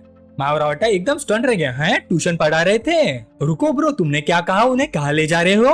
मावरावटा मन ही मन सोचने लगा, डोंगाई डोंगाई तो ली फैमिली के यंग मास्टर ली रावटाई का टेरिटरी है। क्या ली रावटाई शियाशिन को वहाँ ले जाना चाहता है? वो पूरी तरह से कंफ्यूज हो गया। मावरावटाई ने फिर पूछा, ब्रो मैं आपको किस नाम से बुलाऊं? वूचैन ने सीधा जवाब दिया, वूचैन। इसी वक्त मावरावटाई का फोन बज उठा। मावरावटाई बोला, मिस्टर वू मैं ये कॉल रिसीव कर लेता हूँ। वूचैन मुस्कुराया, मिस्टर माओ जरूर। फोन की दूसरी तरफ से एक बेचैन आवाज है, हेलो माओ, क्या सिचुएशन है? जिस आदमी के बारे में तुमने मुझे बताया था, क्या वो कोई प्रोफेशनल असेसिन है? मैं रास्ते में हूँ, बस थोड़ी देर में पहुंच रहा हूँ। मावरावटाई झिझक कर बोला, ब्रदर को पहले एक बात पूछो, क्या आप वूचैन को जानते हो डोंगाई में? फोन की दूसरी तरफ से आवाज जोर से आई, वूचैन क्या हुआ? मैंने तुम्हारी सिचुएशन पूछी थी, तुम उसका नाम क्यों ले रहे हो? मावरावटाई ने समझाया, वो इस वक्त मेरे ऑफिस में बैठा है। शंघाई की गु फैमिली का 3rd जनरेशन का मेंबर और ली रावटाई का दोस्त। गुइरुबो जोर से चिल्ला, क्या वो? तुम श्योर हो? मावरावटाई क्यूरियस हो गया, ब्रदर को ये वूचैन आखिर है कौन? मुझे याद है आपने पहले भी एक बार उसका जिक्र किया था। गुइरुबो ने तुरंत जवाब नहीं दिया, रुको मुझे कंफर्म कर लेने दो, मैं अभी श्योर नहीं हूँ। पहले सिचुएशन स्टेबल रखो, मैं लोगों को लेकर तुरंत आ रहा हूँ। वूचैन ने दिलचस्पी से पूछा, गुइरुबो आ रहा है? मावरावटाई ने हैरानी से पूछा, मिस्टर वू क्या आप ब्रदर गु को जानते हैं? उसके दिल में आग लगी हुई थी, अगर तुम दोनों एक दूसरे को जानते हो तो इतना ड्रामा क्यों हुआ? वूचैन ने फिर मना कर दिया, मैं उसे नहीं जानता, लेकिन उसके बारे में मैं जानता हूँ और वो मेरे बारे में जानता है। चलो पहले शियाशिन की बात करते हैं। उसके बाद वूचैन ने मावरावटाई से 7 जुलाई के बाद शियाशिन के सिचुएशन के बारे में सब कुछ पूछा। आखिर में मावरावटाई ने कहा, मिस्टर वू आने वाले दिनों में शियाशिन से रिलेटेड मुझे और कुछ नहीं पता। वूचैन ने आराम से फोन उठाया, कॉल लगाया और बोला, ली रावटाई। दूसरी तरफ ली रावटाई था, ब्रदर इन लॉ मैंने अपने दोस्तों से सुना है कि आप शंघाई में हो। वूचैन बोला, हाँ क्या गुइरुबो ने तुम्हें कॉल किया था? ली रावटाई बेचैन होकर बोला, हाँ ब्रदर इन लॉ वो ब्रदर गु सच में मेरा भाई है, प्लीज अगर उससे कोई गलती हो गई है तो थोड़ा रहम करना, मैं उसे समझा दूंगा। वूचैन हंस पड़ा, तुम गलत समझ रहे हो, मैं यहाँ बिजनेस डिस्कस करने आया हूँ। तभी ली रावटाई पैनिक में कॉल पर आ गया। उसने मुझे फोन करके पूछा था कि क्या मेरा ब्रदर इन लॉ वूचैन फिर से किसी को लॉलीपॉप से डरा रहा है। वूचैन ने एक नजर सामने डाली, मैंने कहा ना मिसअंडरस्टैंडिंग है, वो आ गया है, फोन रखता हूँ। इसी वक्त गुइरुबो अंदर आया, उसकी नजर सीधे वूचैन से मिली। वूचैन तुम डोंगाई से हो ना? गुइरुबो ने फोन पकड़ते हुए कहा, ली रावटाई। ली रावटाई जल्दी से बोला, ब्रदर को वो मेरा ब्रदर इन लॉ है, प्लीज उनसे पोलाइटली बात करना। गुइरुबो थोड़ा चिढ़ गया, क्या बकवास कर रहा है, मेरा चेहरा देख, क्या मैं पोलाइट नहीं लगता? ली रावटाई पसीना पोंछने लगा, नहीं बात वो नहीं है, मैं कैसे समझाऊं, बस पोलाइट रहना, उन्हें प्रवोक मत करना। गुइरुबो मन ही मन सोचने लगा, ली रावटाई का टोन कुछ अजीब लग रहा है, जैसे ली रूबिंग और ली रावटाई दोनों ही वूचैन से डरते हो। ये वूचैन आखिर है कौन? ली रावटाई ने फिर कहा, याद रखना मेरे ब्रदर इन लॉ के खिलाफ कभी मत जाना, वरना बाद में मत कहना कि मैंने वार्न नहीं किया। गुइरुबो ने पूछा, आखिर हुआ क्या है? ली रावटाई ने सीरियस टोन में जवाब दिया, मेरे ब्रदर इन लॉ की गाइडेंस और मदद की वजह से ही वे फैमिली का मैटर सॉल्व हुआ, और उस इंसिडेंट की न्यूज भी सबसे पहले उन्हीं ने दी थी, समझे? गुइरुबो को यकीन ही नहीं हुआ, तुम्हारे ब्रदर इन लॉ का बैकग्राउंड आखिर है क्या? ली रूबिंग ने जवाब दिया, सोचो हमारी ली फैमिली भी उनका बैकग्राउंड नहीं निकाल पाई, और उन्होंने मेरे डैड के साथ भी सक्सेसफुल नेगोशिएशन कर ली, अब तो मुझे हर काम में उनकी बात माननी पड़ती है। गुइरुबो ने गहरी सांस ली, समझ गया। फोन रखने के बाद गुइरुबो के चेहरे पर बड़ी सी स्माइल आ गई, हाँ मिस्टर वू, आपके बारे में बहुत सुना है, ली रावटाई हमेशा आपका जिक्र करता है, आप शंघाई आ गए और हमें बताया भी नहीं, मैं एयरपोर्ट से ही आपको पिक करवा लेता। मावरावटाई मन ही मन हैरान रह गया, ब्रदर गु तुम तो अपने बाप के सामने भी इतने इंथुसियास्टिक नहीं होते। गुइरुबो जोर से बोला, ओल्ड माँ तुम्हारे आदमियों की आंखें यहाँ दक्कन माउंटेन टाई को नहीं देख पाते, ये क्या किलिंग और फाइटिंग की बातें कर रहे थे, मिस्टर वू मेरे ऑनर्ड गेस्ट है। मावरावटाई तुरंत बोला, हाँ सब मिसअंडरस्टैंडिंग थी। गुइरुबो ने आगे बढ़कर वूचैन से हाथ मिलाया, मिस्टर वू आप अभी अभी आए होंगे, चलिए मैं आपको शंघाई घुमाता हूँ। वूचैन खुशी से मान गया, ठीक है किसी रेस्टोरेंट में अरेंजमेंट कर लो। रास्ते में गुइरुबो ने क्यूरियस होकर पूछा, वैसे मिस्टर वू क्या आप मेरे बड़े भाई को जानते हैं? उसके दिमाग में ली रावटाई की बात घूम रही थी, सच कहो तो मेरे ब्रदर इन लॉ शायद इंसान भी नहीं है, वो फ्यूचर प्रिडिक्ट कर सकते हैं। गुइरुबो के दिल में भी ये जानने की बहुत इच्छा थी कि यह महान आदमी आखिर है कौन। जब उसने देखा कि वूचैन चुप है तो फिर बोला, मैं आपसे थोड़ी गाइडेंस लेना चाहता हूँ। वूचैन ने शांत आवाज में पूछा, तुम ये पूछना चाहते हो कि तुम्हारे ब्रदर से कैसे जीतना है? गुइरुबो थोड़ा टेंस हो गया, मिस्टर वू आपका क्या ख्याल है? वूचैन ने शांत तरीके से एनालिसिस करना शुरू किया, शंघाई की गु फैमिली की 3rd जनरेशन में तुम और तुम्हारे बड़े भाई गु शियांग दोनों बिजनेस जीनियसेस हैं। दूसरी फैमिली तुम दोनों को गु फैमिली के ट्विन स्टार्स के नाम से जानती है, और तुम दोनों के बीच रिलेशनशिप भी काफी अच्छा है, इसे एक हेल्दी कॉम्पिटिटिव रिलेशनशिप कहा जा सकता है। फैमिली के ज्यादातर रिसोर्सेज तुम्हारे बड़े भाई को सपोर्ट करते हैं। हालांकि तुम भी बहुत अच्छा कर रहे हो, लेकिन बिजनेस वर्ल्ड में तुम अपने भाई से डायरेक्टली क्लैश नहीं कर सकते। रिसोर्सेज पर भी उनका हक पहले है, इसलिए उन्हें हराने की डिफिकल्टी बहुत ज्यादा है। गुइरुबो के अंदर थोड़ी बेचैनी हुई। इतनी लंबी स्पीच, ये सब तो थोड़ी इन्वेस्टिगेशन करने पर किसी को भी पता चल सकता है। क्या ली राउटा ने इस वूचैन को कुछ ज्यादा ही बड़ा चढ़ाकर बता दिया है? तब वूचैन ने बात बदली, लेकिन इसका मतलब ये नहीं कि तुम्हारे पास कोई चांस नहीं है। सब कुछ इस बात पर डिपेंड करता है कि तुम हिम्मत करते हो या नहीं। गुइरुबो मन ही मन सोचने लगा, ये कहना क्या चाहता है? अगर मेरे और मेरे भाई के रिलेशनशिप को जानता है तो अभी जो बात बोली उसका मतलब कुछ और होना चाहिए। वूचैन आराम से पानी पीने लगा। तुम्हारे और तुम्हारे भाई का रिलेशनशिप सिर्फ बिजनेस का मैटर है। अगर तुम ज्यादा पैसा कमाना चाहते हो और अपने भाई से ज्यादा सक्सेसफुल बनना चाहते हो तो तुम्हें। गुइरुबो तुरंत बीच में बोल पड़ा, तो मुझे क्या करना होगा मिस्टर वू? वूचैन ने सीधा जवाब दिया, तुम डिंगलोंग का मतलब समझ नहीं पाए। गुइरुबो के दिमाग में तुरंत ख्याल आया, क्या ये मुझे यूज करके किसी को मरवाना चाहता है? क्या ये गू फैमिली और डिंग फैमिली के बीच में वॉर शुरू करवाना चाहता है, ताकि डिंग फैमिली के बिना रोक टोके ये ली रूबिंग और बाकी लोगों के साथ रह सके? लेकिन फिर उसने खुद ही उस सोच को रिजेक्ट कर दिया। नहीं, अभी तो इसने क्लियरली कहा था कि बात बिजनेस और पैसे कमाने की है। इसने कभी नहीं कहा कि मुझे डिंगलोंग को मारना है। गुइरुबो ने और क्लियरली पूछा, मिस्टर वू, क्या आप उसका बिजनेस छीनना चाहते हैं? सच कहूँ तो सालों से मेरी उससे टक्कर चल रही है और मैं हमेशा डिसएडवांटेज में रहा हूँ। वूचैन ने समझाना शुरू किया, तुम्हारी डिंग फैमिली के साथ जो कंपटीशन चल रही है उसके शुरुआती मेथड्स ही गलत है। जिस बिजनेस की मैं बात कर रहा हूँ, अगर तुम उसे फॉलो करने की हिम्मत करते हो तो ज्यादा से ज्यादा 1 साल में मैं गारंटी देता हूँ कि तुम अपने बड़े भाई को भी पीछे छोड़ दोगे। गुइरुबो की आंखें फट गई, ये तो बहुत ही एग्जैजरेटेड लग रहा है। लेकिन अगर सच में सिर्फ बिजनेस का मैटर है तो ली राउटा उसकी गारंटी दे रहा है। एक्साइटेड होकर गुइरुबो बोला, मिस्टर वू, मैं इस बिजनेस में हूँ। वूचैन ने सीरियल आया, बहुत अच्छा, मैं एक फोन करता हूँ। फोन कनेक्ट होते ही वू रैंग की शरारती आवाज आई, यू नॉटी बॉय, अभी तो कॉल किया था, फिर से मेरी याद आ गई। वूचैन ने सीधा कहा, शंघाई आ जाओ। वू रैंग हैरान रह गए, हाँ अभी तुमने 2 बातें की और मुझे तुरंत बुला लिया। वूचैन ने छोटा सा जवाब दिया, हाँ अभी। वू रैंग ने बिना सोचे मान लिया, ठीक है मैं तुरंत आ रही हूँ, मेरा वेट करना। मुआ। कॉल कट हो गया। गुइरुबो मनी मन सोचने लगा, यह आवाज तो ली रूबिंग की नहीं थी। ली रूबिंग का बॉयफ्रेंड होकर इसके पास एक और औरत भी है। छोड़ो, ये इम्पोर्टेंट नहीं है। अगर ये सच में फ्यूचर में मुझे मेरे भाई से आगे निकल सकता है तो मैं गुइरुबो इसकी हर बात मानूंगा। थोड़ी देर बाद रिसेप्शनिस्ट एक औरत को अंदर लेकर आई। मैडम इस तरफ, मिस्टर वू इस रूम में है। गुइरुबो एकदम से चौंक गया, अरे मैडम वू। उसके दिमाग में तुरंत अभी वाली याद आ गई। वूचैन ने अभी वू रैंग को कॉल किया था और मैंने क्लियरली सुना था, तुम बुरे आदमी, किस कहीं मैंने गलत तो नहीं सुना? वू रैंग सीधा दौड़कर वूचैन के पास पहुंच गए। उसने वूचैन का हाथ पकड़ लिया और उसके कान के पास झुककर धीरे से बोली, यू नॉटी बॉय, जल्दी करो और उन लोगों के साथ मीटिंग खत्म कर दो, मैं अब और वेट नहीं कर सकती। वूचैन मुड़कर मुस्कुराया, अरे सिस्टर वू, आजकल तुम बहुत ज्यादा गिरने लगी हो। हाँ। वू रैंग ने नाक से आवाज निकाली, HMPH। फिर उसने गुइरुबो की तरफ देखा, बॉस गु, काफी वक्त हो गया है। गुइरुबो ने भी पोलाइटली जवाब दिया, मिस्टर वू, सच में काफी वक्त हो गया। गुइरुबो चुपके से दोनों को ऑब्जर्व करने लगा। एक असली गॉडेस वाकई अलग होती है। वू रैंग और वूचैन के बीच में कुछ तो अजीब है, कुछ ना कुछ जरूर चल रहा है। फिलहाल मैं वेट करता हूँ, पहले देखते हैं ये बिजनेस डील आखिर है क्या। वूचैन ने कहा, हम सब यहाँ अपने ही लोग हैं, मैं पहले ही कह चुका हूँ, सिस्टर वू डिंग फैमिली से जुड़ी इंडस्ट्रीज में अपने सारे इन्वेस्टमेंट्स निकाल देगी। 1 घंटे से भी ज्यादा देर बाद गुइरुबो हैरान रह गया, मिस्टर वूचैन का प्लान कितना थोरो है, मैं अभी कॉल करता हूँ, डॉक्यूमेंट्स मंगवाता हूँ। माओ भी इशारा समझ गया और बहाना बनाकर उठ गया। मिस्टर वू, मैडम वू, आप लोग यही बैठे, ब्रदर गु और मैं एक लॉलीपॉप पीने जा रहे हैं। वू रैंग भी थोड़ी इमोशनल हो गई, एक शब्द कहे बिना तुमने मेरे लिए बिजनेस पार्टनर भी ढूंढ लिया, क्या एफिशिएंसी है? वूचैन ने उसकी तरफ देखकर नाराजगी से कहा, डिसैटिस्फाइड हो? वू रैंग ने हाथ बढ़ाया, सैटिस्फाइड, बहुत ज्यादा सैटिस्फाइड। बताओ मेरे छोटे हस्बैंड, मैं तुम्हारे शुक्रिया कैसे अदा करूँ? वूचैन ने शांत आवाज में जवाब दिया, शुक्रिया किस बात का? ये सब मेरे प्लान का हिस्सा है, बस तुम्हारी किस्मत अच्छी है कि तुम मुझे इस वक्त मिली। वू रैंग थोड़ी नाराज हो गई, वो खड़ी हुई और बोली, मुझे बेवकूफ बनाना बंद करो। फिर वो वूचैन की गोद में बैठ गए, तुमने ये सब मेरे लिए किया है, इनकार मत करो, तुमने मेरे लिए ही किया है। वैसे क्या मेरे छोटे हस्बैंड हमारी रिलेशनशिप के बारे में गुइरुबो को बताने वाला है? वूचैन ने उसकी बात मान ली, मैंने कब कहा कि मैं उसे नहीं बताऊंगा, बस मुझे नहीं लगता कि जानबूझकर बताने की जरूरत है। हाँ, अगर उसे पता भी चल गया तो कोई फर्क नहीं पड़ता। वू रैंग ने वूचैन को किस करते हुए कहा, ऐसा है क्या, तुम बहुत बुरे आदमी हो, तुम अभी भी डर रहे हो कि कहीं बात बाहर ना निकल जाए और तुम्हारा और ली रूबिंग का रिलेशनशिप इफेक्ट ना हो। तभी गुइरुबो दौड़ता हुआ अंदर आया, मिस्टर वू, मैंने कॉल कर दिया है। गुइरुबो फिर से साइकोलॉजिकल स्ट्रगल में फंस गया, क्या मैं गलत देख रहा हूँ? ये वूचैन के साथ है, ये वू रैंग है, मेरी जानकारी वाली वू रैंग। हर पार्टी में उसने देखा था कि उसके फादर के लेवल के बड़े बड़े लोग भी वू रैंग को खुश करने की कोशिश करते थे।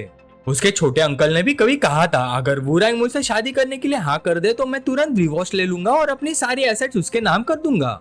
ऐसी औरत एक 23 साल की वूचेन के साथ कैसे हो सकती है? उल्टा जो आदमी वूरैंग का बॉयफ्रेंड बन सकता है वो जरूर बहुत एक्स्ट्राऑर्डिनरी, स्पेशल और फॉर्मिडेबल होगा। अब मुझे समझ आ गया कि ली राउटाई का क्या मतलब था। गुइरुबो ने ऑकवर्डली कहा, मिस्टर वू, मैडम वू, बिजनेस की बातों में हम खाना ही भूल गए। क्या आप दोनों को भूख लगी है? मैं वेटर को बुलाकर मेन्यू मंगवाता हूँ। इसी वक्त ली रूबिंग का कॉल आ गया। वूचैन ने फोन उठाया। हेलो ली रूबिंग, क्या हुआ? गुइरुबो का दिमाग फिर से उलझ गया। ली राउटाई की बड़ी बहन, वूचैन की ऑफिशियल गर्लफ्रेंड, लेकिन वूचैन के पास उसकी मिस्ट्रेस भी बैठी है और उसने फोन स्पीकर पर लगा दिया। इसका मतलब क्या है? क्या वो मुझे और ली राउटाई को भी इसमें घसीटना चाहता है? अगर सेजविन मुझे कुछ पूछ ले तो मैं क्या जवाब दूंगा? फोन की दूसरी तरफ से ली रूबिंग ने पूछा, अभी भी बिजी हो? तुम मुझे ये बताने नहीं वाले कि तुम शंघाई क्यों आए हो? ली राउटाई को पता है और उसने मुझे नहीं बताया।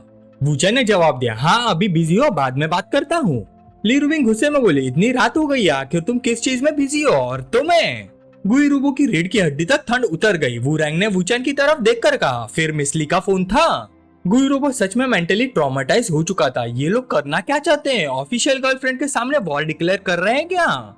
ली रूबिंग वाकई गुस्से में थी। वूरैंग तुम्हारे पास है, वो तुम्हारे साथ शंघाई गई है। वूचैन ने सीधे सीधे मान लिया, हाँ मैंने ही उसे यहाँ बुलाया था। कुछ ऑफिशियल बिजनेस डिस्कस करना था और कुछ बातें भी करनी थी।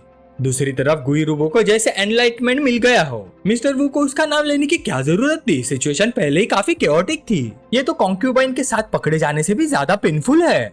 ली रूबिंग ने अपना माथा पकड़ लिया। उसने कहा, ऑफिशियल बिजनेस है, बहुत सीरियस डिस्कशन है, मैं और कर क्या सकती हूँ? ऑफ कोर्स मैं उसे माफ कर दूंगी।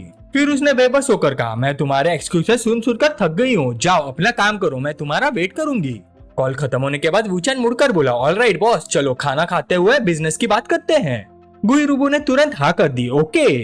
चलते हुए उसने सोचा, इन लोगों ने झगड़ा तक नहीं किया, ये अनएक्सपेक्टेड था। क्या सिस्टर विंग सच में अपने आदमी को दूसरी औरत के साथ टॉलरेट कर सकती है, या फिर वो मिस्टर वू को कंट्रोल नहीं कर सकती? एक ही वक्त में ली रूबिंग और वूरैंग दोनों को संभालना, उसकी कैपेबिलिटीज कितनी स्ट्रॉन्ग होंगी। वापस आकर गुइरुबो ने कहा, मिस्टर वू, ये सारी इन्फॉर्मेशन है जो मैंने डिंगलॉन्ग के राइवल होने के नाते सालों में कलेक्ट की है। वो कितनी कंपनीज में इन्वॉल्व है, कितने शेयर्स रखता है, पहले कितने कैपिटल में इन्वेस्ट किया था, सब कुछ यहाँ है। वूचैन ने जवाब दिया, इस दौरान बहुत से लोग जल्दी जल्दी अपने शेयर्स बेचेंगे और टैंग फैमिली से रिश्ता तोड़ देंगे। लोगों को बोलो कि टैंग फैमिली की इंडस्ट्री से जुड़ी कंपनीज के सर्कुलेटिंग शेयर्स खरीदना शुरू करे और कुछ छोटे शेयर होल्डर से भी कांटेक्ट करो। वूरैंग और गुइरुबो दोनों समझ गए, जब किसी के पास शेयर्स की क्वांटिटी एक सर्टेन परसेंटेज से ज्यादा हो जाती है तो वो सीधा इन्वॉल्व कंपनीज पर कंट्रोल जमा सकता है। ये बिल्कुल पैसे लूटने जैसा था। सब कुछ इस बात पर डिपेंड करता है कि बैटलफील्ड में पहले कौन उतरता और किसकी स्पीड ज्यादा तेज है। गुइरुबो मन ही मन सोचने लगा, सिर्फ मेरा फैमिली बैकग्राउंड ही नहीं, मैडम वू के मैसिव कनेक्शंस और मिस्टर वू की दी हुई की इंटेलिजेंस भी इक्वली इंपॉर्टेंट है। इन तीनों में से एक भी मिसिंग हुआ तो काम नहीं चलेगा, लेकिन अगर हम तीनों मिल जाए तो फेल होने का सवाल ही पैदा नहीं होता। सबसे इंपॉर्टेंट चीज है उस जॉइंट वेंचर कंपनी के शेयर्स का डिस्ट्रीब्यूशन, जिसे टैंग फैमिली ने अलग किया था। वूचैन ने पहले बात शुरू किया, अगर बाकी सब लोग सेटल हो गए हैं तो अब जॉइंट वेंचर कंपनीज के शेयर डिस्ट्रीब्यूशन की बात करते हैं। गुइरुबो ने सोचा, मुझे पता था यही बात आएगी। फिर उसने अपनी ओपिनियन भी, मेरे हिसाब से ऐसा होना चाहिए। सबसे पहले मिस्टर वू कम से कम 5% प्रॉफिट रिवॉर्ड के लिए अलग रखे ताकि लोगों को भी हिस्सा मिले। उसके बाद मैडम वू और मिस्टर वू मिलकर 60% ले। वूरैंग हैरान रह गए, उसे लगा था बॉस को ज्यादा से ज्यादा उसे 40% देंगे, लेकिन अनएक्सपेक्टेडली वूचैन और वूरैंग को 60% मिल रहा था। मतलब बॉस गु के पास सिर्फ 35% बचेगा। गुइरुबो मुस्कुरा कर बोला, बस इतना समझ लीजिए कि मैं मिस्टर वू से दोस्ती करना चाहता हूँ। वूचैन हंस पड़ा, बॉस गु वाकई सीधे आदमी है। फिर मैं सबको विश करता हूँ कि बिजनेस फ्लरिश करे, रिसोर्सेज पानी की तरह बहते रहे और हमारी पार्टनरशिप सक्सेसफुल रहे। खाना खत्म होने के बाद वूरैंग ने शिकायत की, हम इतनी देर से बात कर रहे थे, काफी एनोइंग था। वूरैंग वूचैन के ऊपर चढ़कर बोली, लिटिल हस्बैंड आराम से लेटे रहो, आज मुझे खुद को करने का मौका दो। उसके बाद वो एनोइंग बॉय टॉय अभी भी जमीन पर पड़ा हुआ था, कपड़े बिखरे हुए थे और बस कराने की आवाज आती रही। थोड़ी देर बाद वूरैंग बोली, मुझे एक और बात लेना पड़ेगा। जैसे वूरैंग मुड़कर गई, वूचैन ने फोन उठा लिया। दूसरी तरफ से आवाज आई, तुम्हारा काम खत्म हो गया? वूचैन ने जवाब दिया, हाँ अभी अभी खत्म हुआ, इतनी रात हो गई है और तुम अभी तक सोई नहीं, क्या तुम मेरा कॉल का वेट कर रही थी? वूरैंग ने पीछे मुड़कर देखा, तभी दूसरी तरफ से जवाब आया, मैं अभी भी कंपनी में ओवरटाइम कर रही हूँ, आज रात घर नहीं जाऊंगी। दूसरी तरफ से आवाज आई, बिल्कुल मैं तो थकान से मरने वाली हूँ, अब बताओ तुम शंघाई में एग्जैक्टली क्या कर रहे हो? फिर वूचैन ने ली रूबिंग को बताया कि उसने वूरैंग और गुइरुबो को डिंग फैमिली के पेरिफेरल्स एसेट्स पर एक्शन लेने के लिए कॉपरेट करवाया है। ली रूबिंग कुछ देर चुप रही, फिर बोली, तुम्हारे साथ रहने के फायदे भी है, उसे सीधा टेंस ऑफ बिलियंस कमाने का चांस मिल गया। इसी वक्त वूरैंग जो सपोजिटली बात लेने गई थी वापस आकर वूचैन की बाहों में सिमट गई। वूचैन हंसकर बोला, वाह मेरी डियर मिस ली, तुम कितनी जेलस हो। ली रुबिंग ने मन ही मन सोचा, वूरैंग इस वक्त वूचैन के पास ही है, मैं उसे जीतने नहीं दूंगी। फिर उसने कहा, कौन जेलस है, मुझे प्रोवोक करने की कोशिश कर रहे हो, बस तुम वापस डोंगा आ जाओ, फिर दिखाती हूँ तुमसे कैसे डील करती हूँ। वूचैन पलट कर बोला, पिछली बार की तरह, सच कहूँ तो मुझे थोड़ा सा वेट रहेगा। वूरैंग ने वूचैन की रिएक्शन देखकर बाहें चढ़ा ली। दूसरी तरफ ली रुबिंग ने गुस्से में टेबल पर हाथ मारा। शेमलेस, बकवास बंद करो और सीरियस हो जाओ। डिंग लॉन्ग ने मुझे आज आफ्टरनून कॉल किया था, वो डोंगा आ रहा है और पर्सनली मुझसे माफी मांगना चाहता है। वूचैन का एक्सप्रेशन सीरियस हो गया। उसने एग्जैक्ट टाइम बताया? ली रुबिंग बोली, नहीं। वूचैन ने कहा, ठीक है, मैं 2 दिन में डोंगा लौट आऊंगा। ली रुबिंग ने तुरंत जवाब दिया, ओके तुम थोड़ा रेस्ट कर लो, मैं वापस काम करती हूँ। फिर कॉल खत्म हुआ। वूरैंग ने अपना हाथ वूचैन के रॉड की तरफ सरका दिए। डिंग लॉन्ग डोंगा आ रहा है, तुम क्या करने वाले हो? वूचैन मुस्कुराए, काफी इंटरेस्टिंग होने वाला है। वूरैंग ने फिर पूछा, और ली रुबिंग का तुमसे डील करना, क्या वो भी इंटरेस्टिंग है? वूचैन हंस पड़ा, हाँ उतना ही इंटरेस्टिंग। फिर दोनों की नजरें मिली। वूरैंग हल्की सी मुस्कुराए, हनी मुझे भी वैसे ही मजाक मस्ती करनी है। उसके शरारती हाथ फिर से इधर उधर घूमने लगे। वूचैन ने उसे पलट दिया, फिर तुम्हें तैयार रहना चाहिए। वूरैंग एकदम से सरप्राइज हो गए। उसके तुरंत बाद दोनों एक दूसरे में उलझ गए। अगली सुबह जब वूचैन उठा तो उसने तकिए पर एक छोटा सा नोट देखा, मैं पहले डोंगा वापस जा रही हूँ, अपना काम खत्म करके जल्दी लौट आना, मुझे याद से ट्रीट करना, okay honey, you are the best. Wuchen मुस्कुराए, सच में औरतें ऐसी ही होती हैं। फिर उसने फोन निकाला और शियाशिन को मैसेज भेजा, ऑनलाइन हो, मैं कल शंघाई आया था और आज मेरे पास थोड़ा टाइम है। शियाशिन ने तुरंत रिप्लाई किया, टीचर आप कहाँ हैं, चलिए मिलते हैं। वूचैन ने शॉर्ट मैसेज भेजा, पुडोंग डिस्ट्रिक्ट। शियाशिन ने खुशी से रिप्लाई किया, क्या कोइंसिडेंस है, मैं भी पुडोंग डिस्ट्रिक्ट में ही रहती हूँ, क्या आप सीधा मेरे घर आ सकते हैं, शिनशिन भी घर पर है। वूचैन ने जवाब दिया, ठीक है।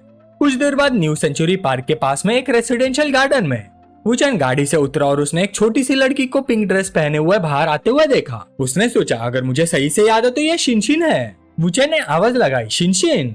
शिनशिन उसके पास आई और थोड़ी इरिटेट होकर बोली, आप कौन है, आप मुझे जानते हैं? तभी शियाशिन भी भागते हुए बाहर आई, शिनशिन भागो मत। शिनशिन ने जल्दी से वूचैन को शुशिन जेस्चर किया, मेरी हेल्प कीजिए। इतना कहकर वो दौड़कर एक कोने में जाकर छुप गई। शियाशिन जल्दी से भागकर आई और पूछा, एक्सक्यूज मी, क्या आपने एक छोटी सी लड़की को देखा है? मेरी बेटी 14 साल की है, लगभग इतनी लंबी, वो अभी अभी भागकर बाहर निकली है। वूचैन ने 2 बार खांसी की और एक तरफ नजर डाली। शियाशिन तुरंत समझ गए। उसने शिनशिन की शर्ट पकड़ी और उसे खींच लिया। शिनशिन, क्या तुम मेरे साथ छुपन छुपाई खेल रही थी? उसके बाद शियाशिन ने झुककर शुक्रिया अदा किया, थैंक यू।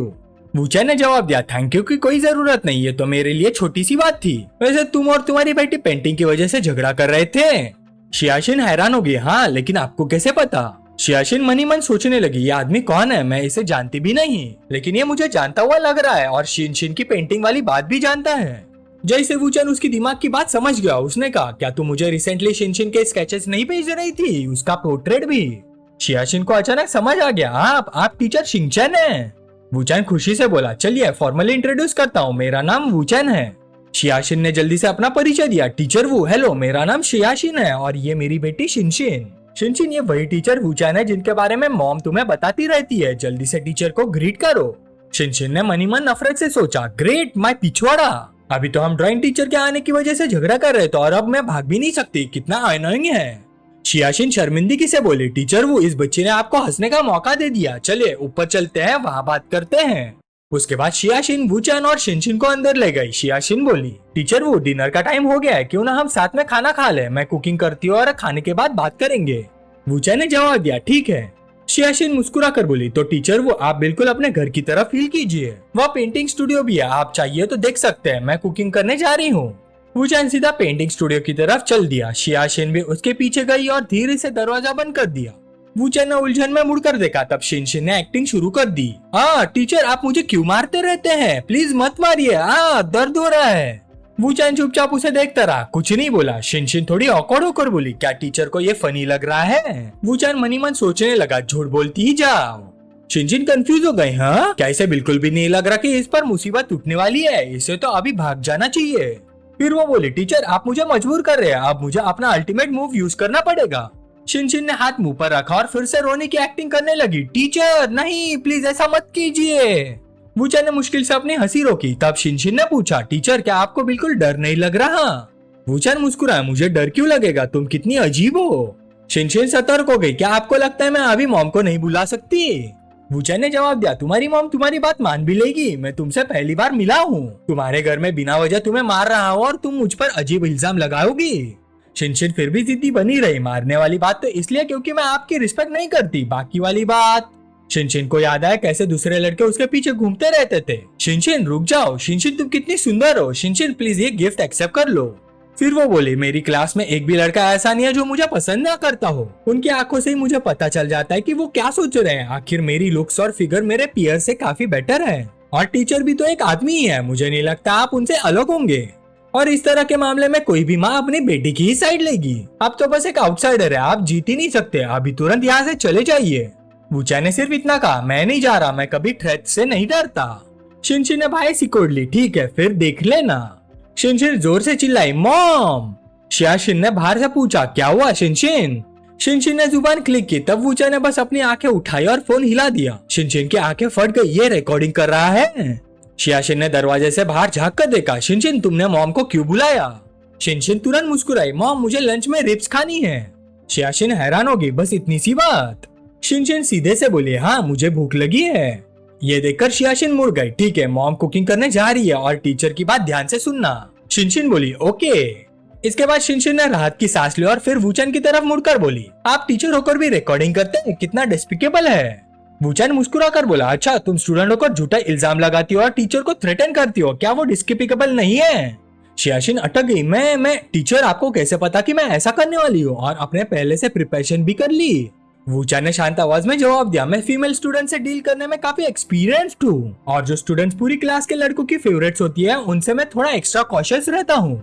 शिनशिन तुरंत चिढ़ गई। टीचर वूचैन ने आगे कहा, छोटी लड़की फ्यूचर में शरारत मत करना, वरना तुम्हारी मॉम ये रिकॉर्डिंग सुन लेगी और जान जाएगी कि उनकी बेटी झूठे इल्जाम लगाना और दूसरों को फंसाना जानती है। फिर वो तुम्हें और भी स्ट्रिक्ट तरीके से डिसिप्लिन करेगी। शिनशिन ने दांत भींचते हुए सोचा, जब तक उसके पास वो रिकॉर्डिंग है मुझे उसकी बात माननी पड़ेगी। ये शैतान टीचर, सबसे बड़ी प्रॉब्लम वही रिकॉर्डिंग है, मुझे किसी तरह वो रिकॉर्डिंग हासिल करनी होगी। शिनशिन ने ओबीडियंटली जवाब दिया, जी टीचर मुझे समझ आ गया, मैं दोबारा ऐसा नहीं करूंगी। फिर उसने पेट पकड़ लिया, मेरा पेट थोड़ा अनकंफर्टेबल लग रहा है, टीचर प्लीज एक्सक्यूज कीजिए, मुझे वॉशरूम जाना है। वूचैन ने उसे तंग नहीं किया, ठीक है जाओ। शिनशिन दौड़कर वॉशरूम में घुस गई। अंदर जाते उसने फोन निकाला और कॉल लगाया, हेलो सिस्टर सैनसन, मुझे कोई बुली कर रहा है। दूसरी तरफ से तुरंत जोर की आवाज आई, क्या कौन है वो? कौन हिम्मत कर रहा है हमारी शिनशिन को तंग करने की? क्या उसने भालू का जिगर और चीते की हिम्मत खा ली है? डरना मत शिनशिन, तुम्हारा मैटर मेरा मैटर है। मैं अभी ब्रदर डाइची को बुलाती हूँ, वो स्पेशली 10 लोग भेजेगा तुम्हारे गुस्सा निकालने के लिए। ये सुनते शिनशिन के दिमाग में फैंटेसी चलने लगी। उसने इमेजिन किया कि वूचैन घुटनों पर बैठा हुआ कह रहा है, शिनशिन मेरी गलती हो गई, मैं अभी यहाँ से चला जाऊंगा और कभी तुम्हारा टीचर बनने नहीं आऊंगा, प्लीज मुझे माफ कर दो, मैं तुमसे भीख मांगता हूँ। ये सोचकर शिनशिन के चेहरे पर खुशी आ गई। टीचर देखते आप कितनी देर तक अपनी वो काम स्माइल मेंटेन कर पाते हो। तभी शियाशिन ने दरवाजा खोल दिया, शिनशिन कॉन्ग्रेचुलेशंस। शिनशिन डर गई, हाँ क्या? शियाशिन नाराज होकर बोली, सीधे बैठो और टीचर की बात सुनो, बाथरूम भाग जाने वाली पुरानी ट्रिक आप काम नहीं करेगी। शिनशिन गिल्टी होकर बोली, मॉम नहीं, मैं सच में बाथरूम ही गई थी। शियाशिन ने सिर्फ सर हिला दिया, ठीक है मैं इंटरफेयर नहीं करूंगी, वैसे भी डिनर में अभी थोड़ा टाइम है, जाकर टीचर के साथ ड्राइंग प्रैक्टिस करो। शिनशिन मजबूरी में ड्राइंग रूम में लौट आई। टीचर शुरू करते हैं। वूचैन भी इस बार पूरी सीरियसनेस से पढ़ाने लगा। ब्रश का टिप यहाँ से एंगल पर होना चाहिए, फिर स्ट्रोक ऐसे मूव करेगा। लेकिन शिनशिन मनी मन सोच रही थी, अभी ओबीडियंट स्टूडेंट बनना कोई प्रॉब्लम नहीं है, जैसे ही सैनसन का मैसेज आएगा ही ही। आधे घंटे बाद शियाशिन ने आवाज लगाई, डिनर का टाइम हो गया है टीचर वो शिनशिन। शिनशिन मुस्कुराई, मॉम मैं आफ्टरनून में बाहर ड्राइंग करना चाहती हूँ, टीचर मुझे रियल सीनरी से ड्राइंग सिखाएंगे, आपको क्या लगता है? शियाशिन झिझकी, टीचर वो इस बारे में? वूचैन ने तुरंत हाँ कर दी, श्योर क्यों नहीं। शिनशिन खुशी से फूल गई, ग्रेट। घर से बाहर निकलने के बाद वो वूचैन को एक जगह ले गई। टीचर चलिए इस जगह चलते हैं। वूचैन ने शांत तरीके से कहा, हम सिर्फ पार्क में सीनरी ड्रॉ करने आए हैं ना। इसी वक्त ग्रुप गुंडों का सामने आ खड़ा हुआ। उनमें से एक बोला, ओए हम लोग काफी देर से तुम्हारा वेट कर रहे थे। शिनशिन ने तुरंत वूचैन के हाथ से सामान लिया और दूर हटकर जोर से हंसी। Sister Sainson, brother Daiichi, brother डॉटची, आप लोग इतने सारे लोग क्यों ले आए? इतने लोगों की जरूरत ही नहीं थी। डाउची नाम का आदमी जोर से बोला, इतने लोग? बिल्कुल नहीं, पुडोंग में सब जानते हैं कि शिनशिन मेरी छोटी बहन जैसी है। मैं देखना चाहता हूँ कौन सा हरामी में इतनी हिम्मत है जो शिनशिन को बुली करे। तुरंत उसके आदमी वूचैन को घेरने लगे। कुछ लोग मजाक उड़ाते हुए बोले, इसमें हिम्मत तो है, हाँ शिनशिन को तंग करने की हिम्मत रखता है, देखो इसे डर के मारे जम गया है, एक शब्द तक नहीं बोल रहा। ही। लेकिन वूचैन सिर्फ मुस्कुराता रहा, कोई जवाब नहीं दिया। तब एक आदमी बोला, भाई लोग किस बात का वेट कर रहे हो, शुरू करो। डॉटची ने शिनशिन की तरफ देखा। शिनशिन बताओ इसे के साथ क्या करना है, मैं सब अरेंज कर देता हूँ। शिनशिन थोड़ा झिझकते हुए बोली, ब्रदर डॉटची वो। तभी भीड़ में छुपा एक आदमी सोचने लगा, ये तो मिस्टर वू लग रहे हैं, बुरा हो गया, कुछ गड़बड़ होने वाली है, मुझे तुरंत बॉस को इन्फॉर्म करना होगा। डॉटची जोर से बोला, शिनशिन तुम बहुत ज्यादा काइंड हो, अच्छे लोगों को ही सब बुली करते हैं, तुम बस साइड में खड़ी होकर देखो, मैं तुम्हारा गुस्सा निकालता हूँ। फिर उसने वूचैन की तरफ उंगली की, तू टीचर बनने की हिम्मत करता है, घुटनों पर बैठो और रेंगते हुए यहाँ शिनशिन से माफी मांग, वरना मैं 3 तक गिनती करूंगा। इसी वक्त वूचैन ने पहली बार बोलना शुरू किया, बाहर तुम काफी इम्प्रेसिव लगते हो, तुम्हारे घर वाले भी ये सब जानते हैं। डॉटची थोड़ा हैरान हुआ, ओहो लगता है तू कुछ चीज है, मेरा नाम जानता है और फिर भी ऐसे बिहेव कर रहा है। वूचैन ने अपनी स्लीव चढ़ाई, लड़ना ही है ना, बाद में मत कहना कि मैंने बच्चों को बुली किया। डाइची ने, भाई सिकुड़ी तू खुद को समझता क्या है। उसके आदमी भी चिल्लाने लगे, साला एक्टिंग बहुत करता है, पूरा हीरो बन रहा है, मुझे तो हंसी आ रही है, अकेला हम सबसे लड़ेगा क्या ब्रदर डाइची एक्शन ले सकते हैं, हम सब रेडी हैं। डाइची ने सीधा उंगली दिखाकर कहा, मेरी पूरी जिंदगी में किसी ने मेरे सामने इतना एरोगेंट होने की हिम्मत नहीं की, ब्रदर्स इसको पकड़ो। तभी अचानक डाइची का फोन बज उठा। वो सोचने लगा, इस वक्त बुड्ढा मुझे क्यों कॉल कर रहा है। उसने हाथ उठाकर इशारा किया, 1 मिनट रुक जाओ, मेरे डैड का कॉल आ रहा है। फिर उसने वूचैन की तरफ देखकर हंसा, तुम्हारी किस्मत अच्छी है, थोड़ी देर और चैन से सांस ले लो। डाइची ने तुरंत फोन उठाया, डैड क्या हुआ। दूसरी तरफ से मामला गरज उठा, तू नालायक, क्या तू रोज रोज मेरे लिए मुश्किलें खड़ी करना कम नहीं कर सकता, मेरा मन करता है तेरी टांगे तोड़ दूं, बता तुमने अभी तक हाथ उठाया या नहीं। डाउची कुछ समझ ही नहीं पाया, डैड आप क्या बोल रहे हो। गांव इतने गुस्से में था कि उसकी आंखें बाहर निकलने वाली थी। मैं पूछ रहा हूँ क्या तुमने मिस्टर वू पर हाथ उठाया या नहीं। लेकिन डाउची और भी कंफ्यूज हो गया, डैड आप किसकी बात कर रहे हो। अब गांव सच में फट पड़ा, तू इतने सारे लोग लेकर पार्क में गया है और तुझे ये भी नहीं पता कि किसकी पिटाई करने जा रहा है। मैंने आखिर तेरे जैसा बेवकूफ बेटा कैसे पैदा कर दिया। डाउची के सर पर अभी भी क्वेश्चन मार्क्स ही क्वेश्चन मार्क्स थे। हैं? गांव और गुस्से में आ गया, हाँ मेरी जूती, जल्दी बताओ अभी तक हाथ उठाया है नहीं। डाउची हकलाते हुए बोला, नहीं उठाया। गांव ने माथा पकड़ लिया, अच्छा हुआ, बहुत अच्छा हुआ। क्या तुझे पता है अंकल गू ने अपने बाप जैसे रिस्पेक्ट देते हैं, तू सच में हद करता है, मिस्टर वू वहाँ है। डाउची बोला, हाँ वही है। गांव ने ऑर्डर दिया, फोन उन्हें दे दो। डाउची ने फोन वूचैन को दे दिया, ये मेरे डैड हैं। सारे छोटे भाई लोग कंफ्यूज हो गए, क्या ये क्या हो रहा है, भाई उस लड़के को फोन क्यों दे रहा है, मुझे कुछ समझ नहीं आ रहा। वूचैन ने मुस्कुराकर फोन ले लिया। दूसरी तरफ गांव ने बेचैनी से बोला, मिस्टर वू ये तो बाढ़ का पानी ड्रैगन किंग के मंदिर तक पहुंच गया, सब एक मिसअंडरस्टैंडिंग है, मेरा बेटा आपको नहीं जानता, कृपया उसे माफ कर दीजिए, आप बड़े दिल वाले हैं, उसे एक मौका दे दीजिए। वूचैन हंस पड़ा, कोई बात नहीं। लेकिन गांव अभी भी टेंशन में था, मिस्टर वू कृपया रहम कीजिए, घर जाते मैं उसे अच्छी तरह सबक सिखाऊंगा, आप निश्चिंत रहिए। वूचैन ने आके सिकोड़े, ठीक है फिलहाल इसी बात को यही खत्म करते हैं, बॉस गांव मुझे अभी और काम है। फिर उसने फोन वापस डाउची को दे दिया, लो अपना फोन, अभी भी लड़ना है। डाउची कांप गया, नहीं बिल्कुल नहीं, मेरी गलती थी अंकल, मुझे नहीं पता था आप और मेरे डैड दोस्त थे, अंकल वो सब मिसअंडरस्टैंडिंग है। छोटे भाई लोग और भी कंफ्यूज हो गए, हाँ भाई ये क्या हो गया, ये लड़का हमारा एल्डर कब बन गया, मेरा दिमाग घूम रहा है। शिनशिन भी पूरी तरह कंफ्यूज थी, अभी ब्रदर डाइची ने मेरे टीचर को क्या कहा। सैनसैन भी हैरान थी, मुझे लगा उसने अंकल वू कहा। डाउची घर जा, तुम सब अंधे हो क्या, सीधा खड़े हो जाओ, मेरी तरफ से अंकल वू से माफी मांगो। एक आदमी कंफ्यूज होकर बोला, हैं? गुस्से में डाउची ने उसके सिर पर मुक्का मारा, है मेरी जूती, समझ नहीं आता क्या। वो आदमी तुरंत झुक गया, अंकल वू सॉरी। बाकी लोगों ने सोचा, डैम बॉस खुद माफी मांग रहा है, हमें भी तुरंत माफी मांगनी चाहिए। फिर पूरा ग्रुप झुक गया, अंकल वू हमें माफ कर दीजिए। वूचैन मुस्कुराया, गैंगस्टर बनने की एक्टिंग मत करो, सब निकल जाओ। डाउची ने तुरंत ऑर्डर दिया, अंकल वू ने कह दिया सब घर जाओ। वो जाते जाते मुड़कर बोला, अंकल मैं भी चलता हूँ। शिनशिन ने मन ही मन सोचा, मुझे भी जल्दी भागना चाहिए, कि उसने सोचा था रिजल्ट ऐसा निकलेगा। लेकिन वूचैन ने तुरंत उसकी टोपी पकड़ ली, शिनशिन तुम कहाँ जा रही हो। शिनशिन ने मुड़कर देखा, टीचर ये सब मिसअंडरस्टैंडिंग थी, प्लीज मेरी मॉम को मत बताना, मैं प्रॉमिस करती हूँ कि आज के बाद आपकी बात सुनूंगी। वूचैन ने पूछा, सच में। शिनशिन ने तुरंत गारंटी दी, बिल्कुल आप ब्रदर डाइची से भी ज्यादा ऑसम हो, मैं जरूर आपकी बात मानूंगी, प्रॉमिस। इसी वक्त वूचैन के फोन पर एक मैसेज आया, मिस्टर वू आपको ड्रिंक के लिए इनवाइट करता हूँ, golden mention of opulence 5th floor, आपके आने का इंतजार रहेगा। वूचैन ने शिनशिन को छोड़ दिया, शिनशिन कल मैं तुम्हें पेंटिंग फिर से सिखाऊंगा, अब तुम खुद घर चली जाओ। शिनशिन को लगा जैसे उसे माफी मिल गई हो। जी टीचर, कल मिलते हैं। कुछ देर बाद golden mention of opulence 5th floor. Mister वो आप आ गए, आइए आइए यहाँ बैठिए। वूचैन आराम से बैठ गया। बॉस गू, बॉस गाओ, ये सब क्या है?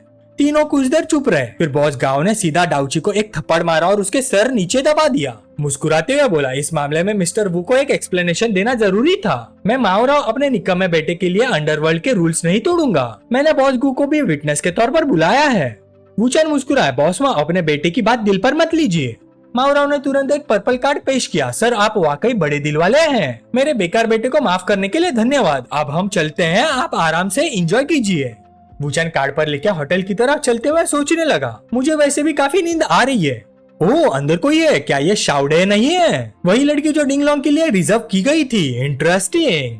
वूचैन अंदर चला गया। शाओडाई ने सिर उठाया। मिस्टर वू? उसे बिल्कुल उम्मीद नहीं थी कि मिस्टर वू एक यंग और हैंडसम आदमी निकलेगा।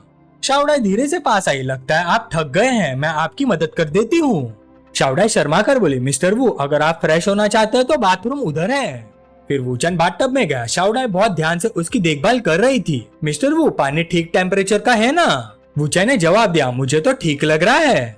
फिर शाओडाई ने अपना बाथ टॉवेल हटा दिया। फिर मैं अंदर आकर आपकी बैक स्क्रब कर देती हूँ सर। वूचैन ने कोई खास रिएक्शन नहीं दिया, वो उसे अपनी मदद करने देता रहा। शाओडाई ने पूछा, मेरा नाम शाओडाई है, आपको पता है ना सर?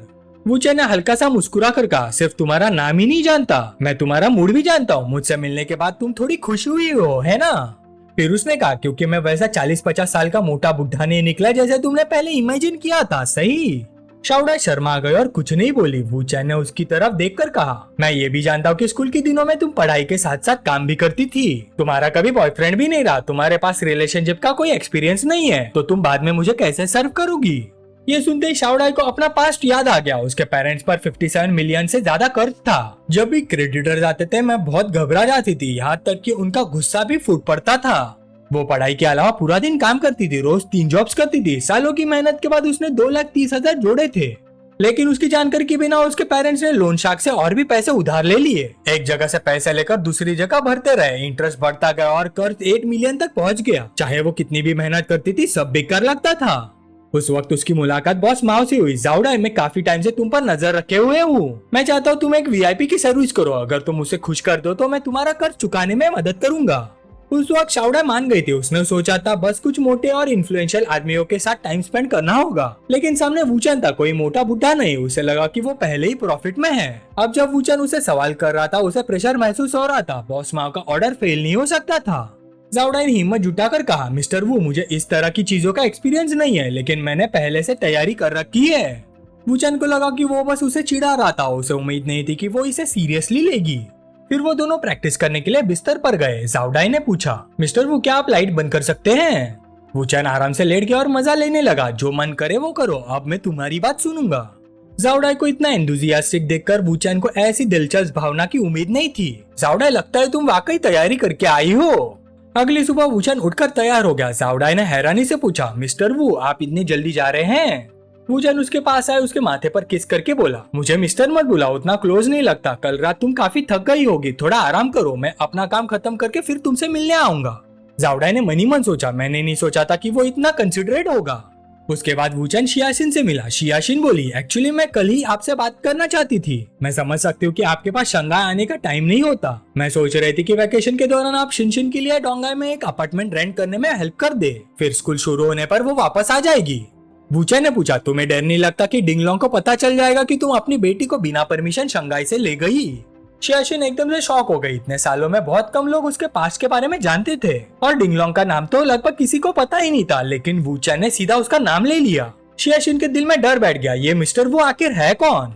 ऑनलाइन इतने लोगों में से जिस आदमी को मैंने खुद ढूंढा था, जिसे मैंने रिक्वेस्ट करके अपना टीचर बनाया, वो डिंगलोंग को भी जानता है। उसे मेरे और उसके रिलेशनशिप के बारे में पता है। ऐसा लग रहा है जैसे मेरी हर बात उसके कंट्रोल में हो। ये बहुत स्कैरी है। वूचैन ने उसे रियश्योर किया, फिक्र मत करो, डिंगलोंग को ज्यादा चीजों की परवाह नहीं होती। जब तक तुम शिनशिन को कंट्री से बाहर नहीं ले जाती, शायद उसे फर्क नहीं पड़ेगा कि तुम चाइना के किस शहर में हो। शियाशिन ने सीधा पूछ लिया, क्या आपने जानबूझकर मेरे पास अप्रोच किया था?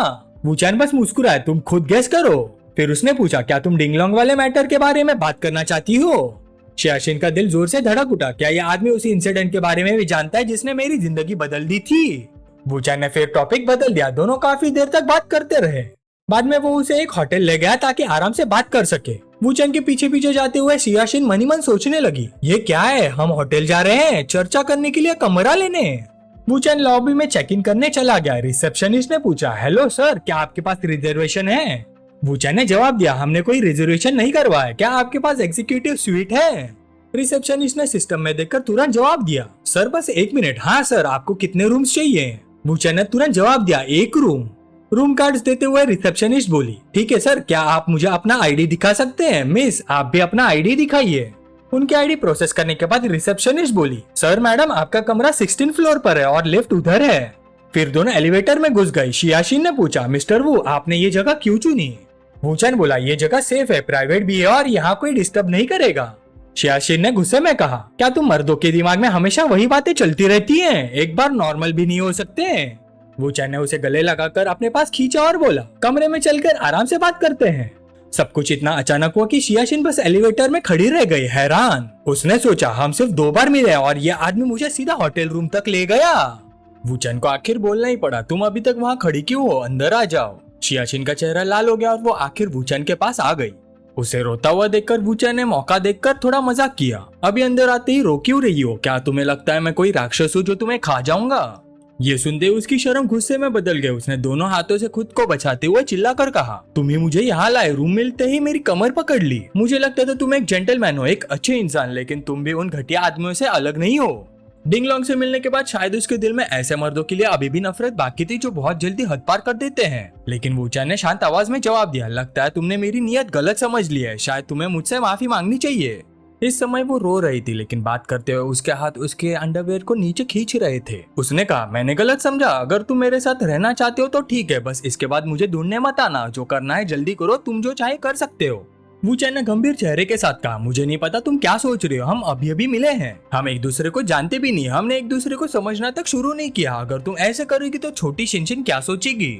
सियाशिन ने तुरंत जवाब दिया, तुम कह रहे हो मैंने गलत समझा, तो क्या तुम पक्का कह सकते हो कि जो अभी हुआ उसका कोई मतलब नहीं था? तब वूचन ने शांति से जवाब दिया, हाँ मेरी एक नीयत थी, लेकिन वो सिर्फ डिंगलोंग को दिखाने के लिए थी। सियाशिन के चेहरे पर हैरानी दिखी। उसने जल्दी से अपनी अंडरवेयर ऊपर खींची। वूचन ने तुरंत हाथ उठाकर समझाया, वो यहाँ नहीं है, टेंशन मत लो, अपने कपड़े ठीक कर लो और बैठकर बात करते हैं। सियाशिन तुरंत शर्मिंदा हो गई, क्या तुम उसे सब बता दोगे? वूचन बोला, मैंने ये सब जानबूझकर किया था ताकि बाहर लगे सर्विलेंस कैमरा मुझे तुम्हें उठाकर रूम में ले जाते हुए रिकॉर्ड कर ले। खड़ी मत रहो, जल्दी बैठ जाओ, डिंगलोंग मुझ पर नजर रखे हुए है, मैं जानबूझकर उसे अभी वाला सीन दिखाना चाहता था। जब वो देखेगा कि मैंने तुम्हारी कमर पकड़ी और हम दोनों साथ में रूम में गए तो वो क्या सोचेगा? सियाशिन के चेहरे पर घबराहट की झलक दिखने लगी। उसने सोचा, अगर उसे पता चला तो क्या वो मुझे आराम से छोड़ देगा? उसके सामने बैठा आदमी फिर से उसके लिए एक जाल बिछा रहा था। अगर उन दोनों के बीच सच में कुछ हो जाता तो डिंगलोंग जरूर उसे मार देता, लेकिन अगर वो ऐसा जाल बिछा रहा था तो क्या वो खुद मौत ढूंढ रहा था? ये बात बिल्कुल भी समझ नहीं आ रही थी। उसके सोच में डूबे चेहरे को देखकर वूचन ने पूछा, क्या तुम ली रूबिन को जानती हो? सियाशिन ने जवाब दिया, हाँ मैं जानती हूँ। वूचन ने जवाब दिया, वो मेरी औरत है और डिंगलोंग उसके पीछे पागल हो चुका है। जैसे उस साल वो तुम्हारे लिए किसी को मारना चाहता था, वैसे अब वो मुझे मारना चाहता है। मेरे और उसके बीच हम दोनों में से किसी एक को मरना ही पड़ेगा, चाहे मुझे कितनी भी लड़ाई क्यों ना लड़नी पड़े। मैं उसके पूरे परिवार को उसके साथ खत्म कर दूंगा। अगर मैं डोंग परिवार को साबित कर दूं कि डोंग योन को उसने मारा था, तो डोंग परिवार अपने प्रभाव से डिंग परिवार पर जंग छेड़ देगा। मेरा ली परिवार के साथ पहले समझौता हो चुका है, ली और डिंग परिवार टूटकर बिखर जाएंगे, इसलिए मुझे तुम्हारी जरूरत है। तुम, शिनशिन और मैं, हम सब डोंगा जाएंगे, बाकी सब कुछ मैं अरेंज कर दूंगा, तुम और तुम्हारी बेटी आजाद जिंदगी जी सकोगी। वूचन को सहयोग के लिए हाथ बढ़ाते देख सियाशिन ने आखिर अपनी सारी सतर्कता छोड़ दी और हाँ कर दी, जरूर धिक्कार है डिंगलोंग पर, काश वो जल्दी से मर जाता। उसके बाद वो थोड़ा पास आई, अपनी चिन ऊपर उठाई और एक मोहक सी मुस्कान के साथ बोली, हम उसके सिर पर 2 सिंग लगाने का नाटक ही क्यों करें? क्या ये बेहतर नहीं होगा कि हम नाटक ही ना करें? बात करते हुए उसने अपनी शर्ट के बटन खोले और बोली, चलो उसे सचमुच हरी टोपी पहनाकर बेवफा पति बना देते हैं। लेकिन वूचन ने उसकी इस पेशकश को नरमी से ठुकरा दिया। मैं सिर्फ एक साफ और प्रोफेशनल पार्टनरशिप चाहता हूँ। अगर फ्यूचर में शिनशिन को पता चलेगा कि उसके पिता की मौत में मेरा हाथ था तो क्या होगा? सियाशिन ने थोड़ा सोचा और जल्दी से जवाब दिया, नहीं, हम शिनशिन को नहीं बता सकते। वूचन ने आगे कहा, मैं अभी नहीं चाहता कि बच्ची को इस बारे में पता चले, मैं उसे तूफान के नजरों से दूर ले जाना चाहता हूँ। वो अभी बहुत छोटी है, उसकी जिंदगी अभी बस शुरू हुई है। अगर तुम और तुम्हारी बेटी डोंगाई आकर गवाही देने को तैयार हो जाओ तो मैं तुम दोनों को विदेश भेजने का इंतजाम करूंगा। जब तक डिंग परिवार का मामला खत्म नहीं हो जाता तुम दोनों वहाँ सुरक्षित रहोगी। उसके बाद वापस आने के बारे में भी बात करेंगे और डोंगाई में रहने के दौरान मैं शिनशिन को उसके टीचर के रूप में पढ़ाता रहूंगा। शियाशिन ने तुरंत उसका हाथ पकड़कर अपनी सच्चाई दिखाने की कोशिश की, जिससे वूचान घबरा गया। वूचान, तुम्हें और कुछ कहने की जरूरत नहीं है, मैं समझती हूँ, लेकिन मेरी एक शर्त है। शियाशिन बहुत बेताब लग रही थी, इसलिए खुद को रोक नहीं पाई। उसने तुरंत अपनी शर्ट उतार दी। मैं सचमुच चाहती हूँ डिंगलोंग असली हरी टोपी पहने, नकली नहीं। ये सुनकर वूचान भी पसीना छोड़ने लगा। वो इस बात से हैरान था कि ये औरत इतनी बोल्ड थी और सच में ऐसा करना चाहती थी। खैर, जब हम डोंगाई पहुंच जाएंगे तो तुम्हें मेरे साथ काम करने के लिए समझदारी से काम लेना होगा। तुम्हारे बुढ़े आदमी तो यही काम कर रहे हैं, इसमें शर्माने वाली क्या बात है। अगली सुबह वूचान को जल्दी निकलना पड़ा। उसे जाते देख शियाशिन का दिल जोर जोर से धड़कने लगा। जितना ज्यादा वो उसे देखती उतनी ही ज्यादा उसकी तरफ खींचती चली जाती। दोनों होटल के दरवाजे तक साथ आए और फिर अलविदा कहा, क्योंकि वूचान को कुछ और काम निपटाने थे। तुम और शिनशिन बस एयरपोर्ट के लिए अपना सामान तैयार कर लो, कल हम सब साथ में डोंगाई लौटेंगे। शियाशिन ने बस धीरे से जवाब दिया, मैं समझ गई, लेकिन उसका दिमाग अब भी पिछली रातों की बातों में उलझा हुआ था। कुछ देर बाद बॉस माओ के टेक्नीशियन ने वूचान को एक कॉन्ट्रैक्ट ला कर दिया। उसने कहा, ये वूचान के लिए मेरी तरफ से एक छोटा सा तोहफा है, कृपया इसे एक्सेप्ट कीजिए। वूचान हैरान रह गया। बॉस माओ ने सिर्फ $1 के बदले में एंटरटेनमेंट कंपनी के 45% शेयर उसके नाम कर दिए थे, जिनकी असली कीमत लगभग 200 मिलियन थी। बॉस माओ ने आगे कहा, पैसा हो तो दोस्त होते हैं, पैसे ना हो तो ना दोस्त बचते हैं ना भाई। वूचान, मेरा पुराना व्यवहार दिल पर ना लेने के लिए धन्यवाद। मैं दिल से तुम्हारा दोस्त बनना चाहता हूँ और उम्मीद करता हूँ कि फ्यूचर में तुम मेरा ख्याल रखोगे। वूचान ने शांत अंदाज में जवाब दिया, हम पहले से ही दोस्त हैं, इतना फॉर्मल होने की जरूरत नहीं है। लेकिन डिंगलोंग और मैं एक दूसरे पर नजर रखेंगे। इस समय आपकी कंपनी में मेरे नाम से शेयर होना मेरे लिए असुविधाजनक है। बॉस माओ ने हंसते हुए कहा, मिस्टर वो हमेशा की तरह अभी भी थॉटफुल है। मिस्टर वो, वैसे रिप्रेजेंटेटिव के बारे में क्या सोचा है तुमने?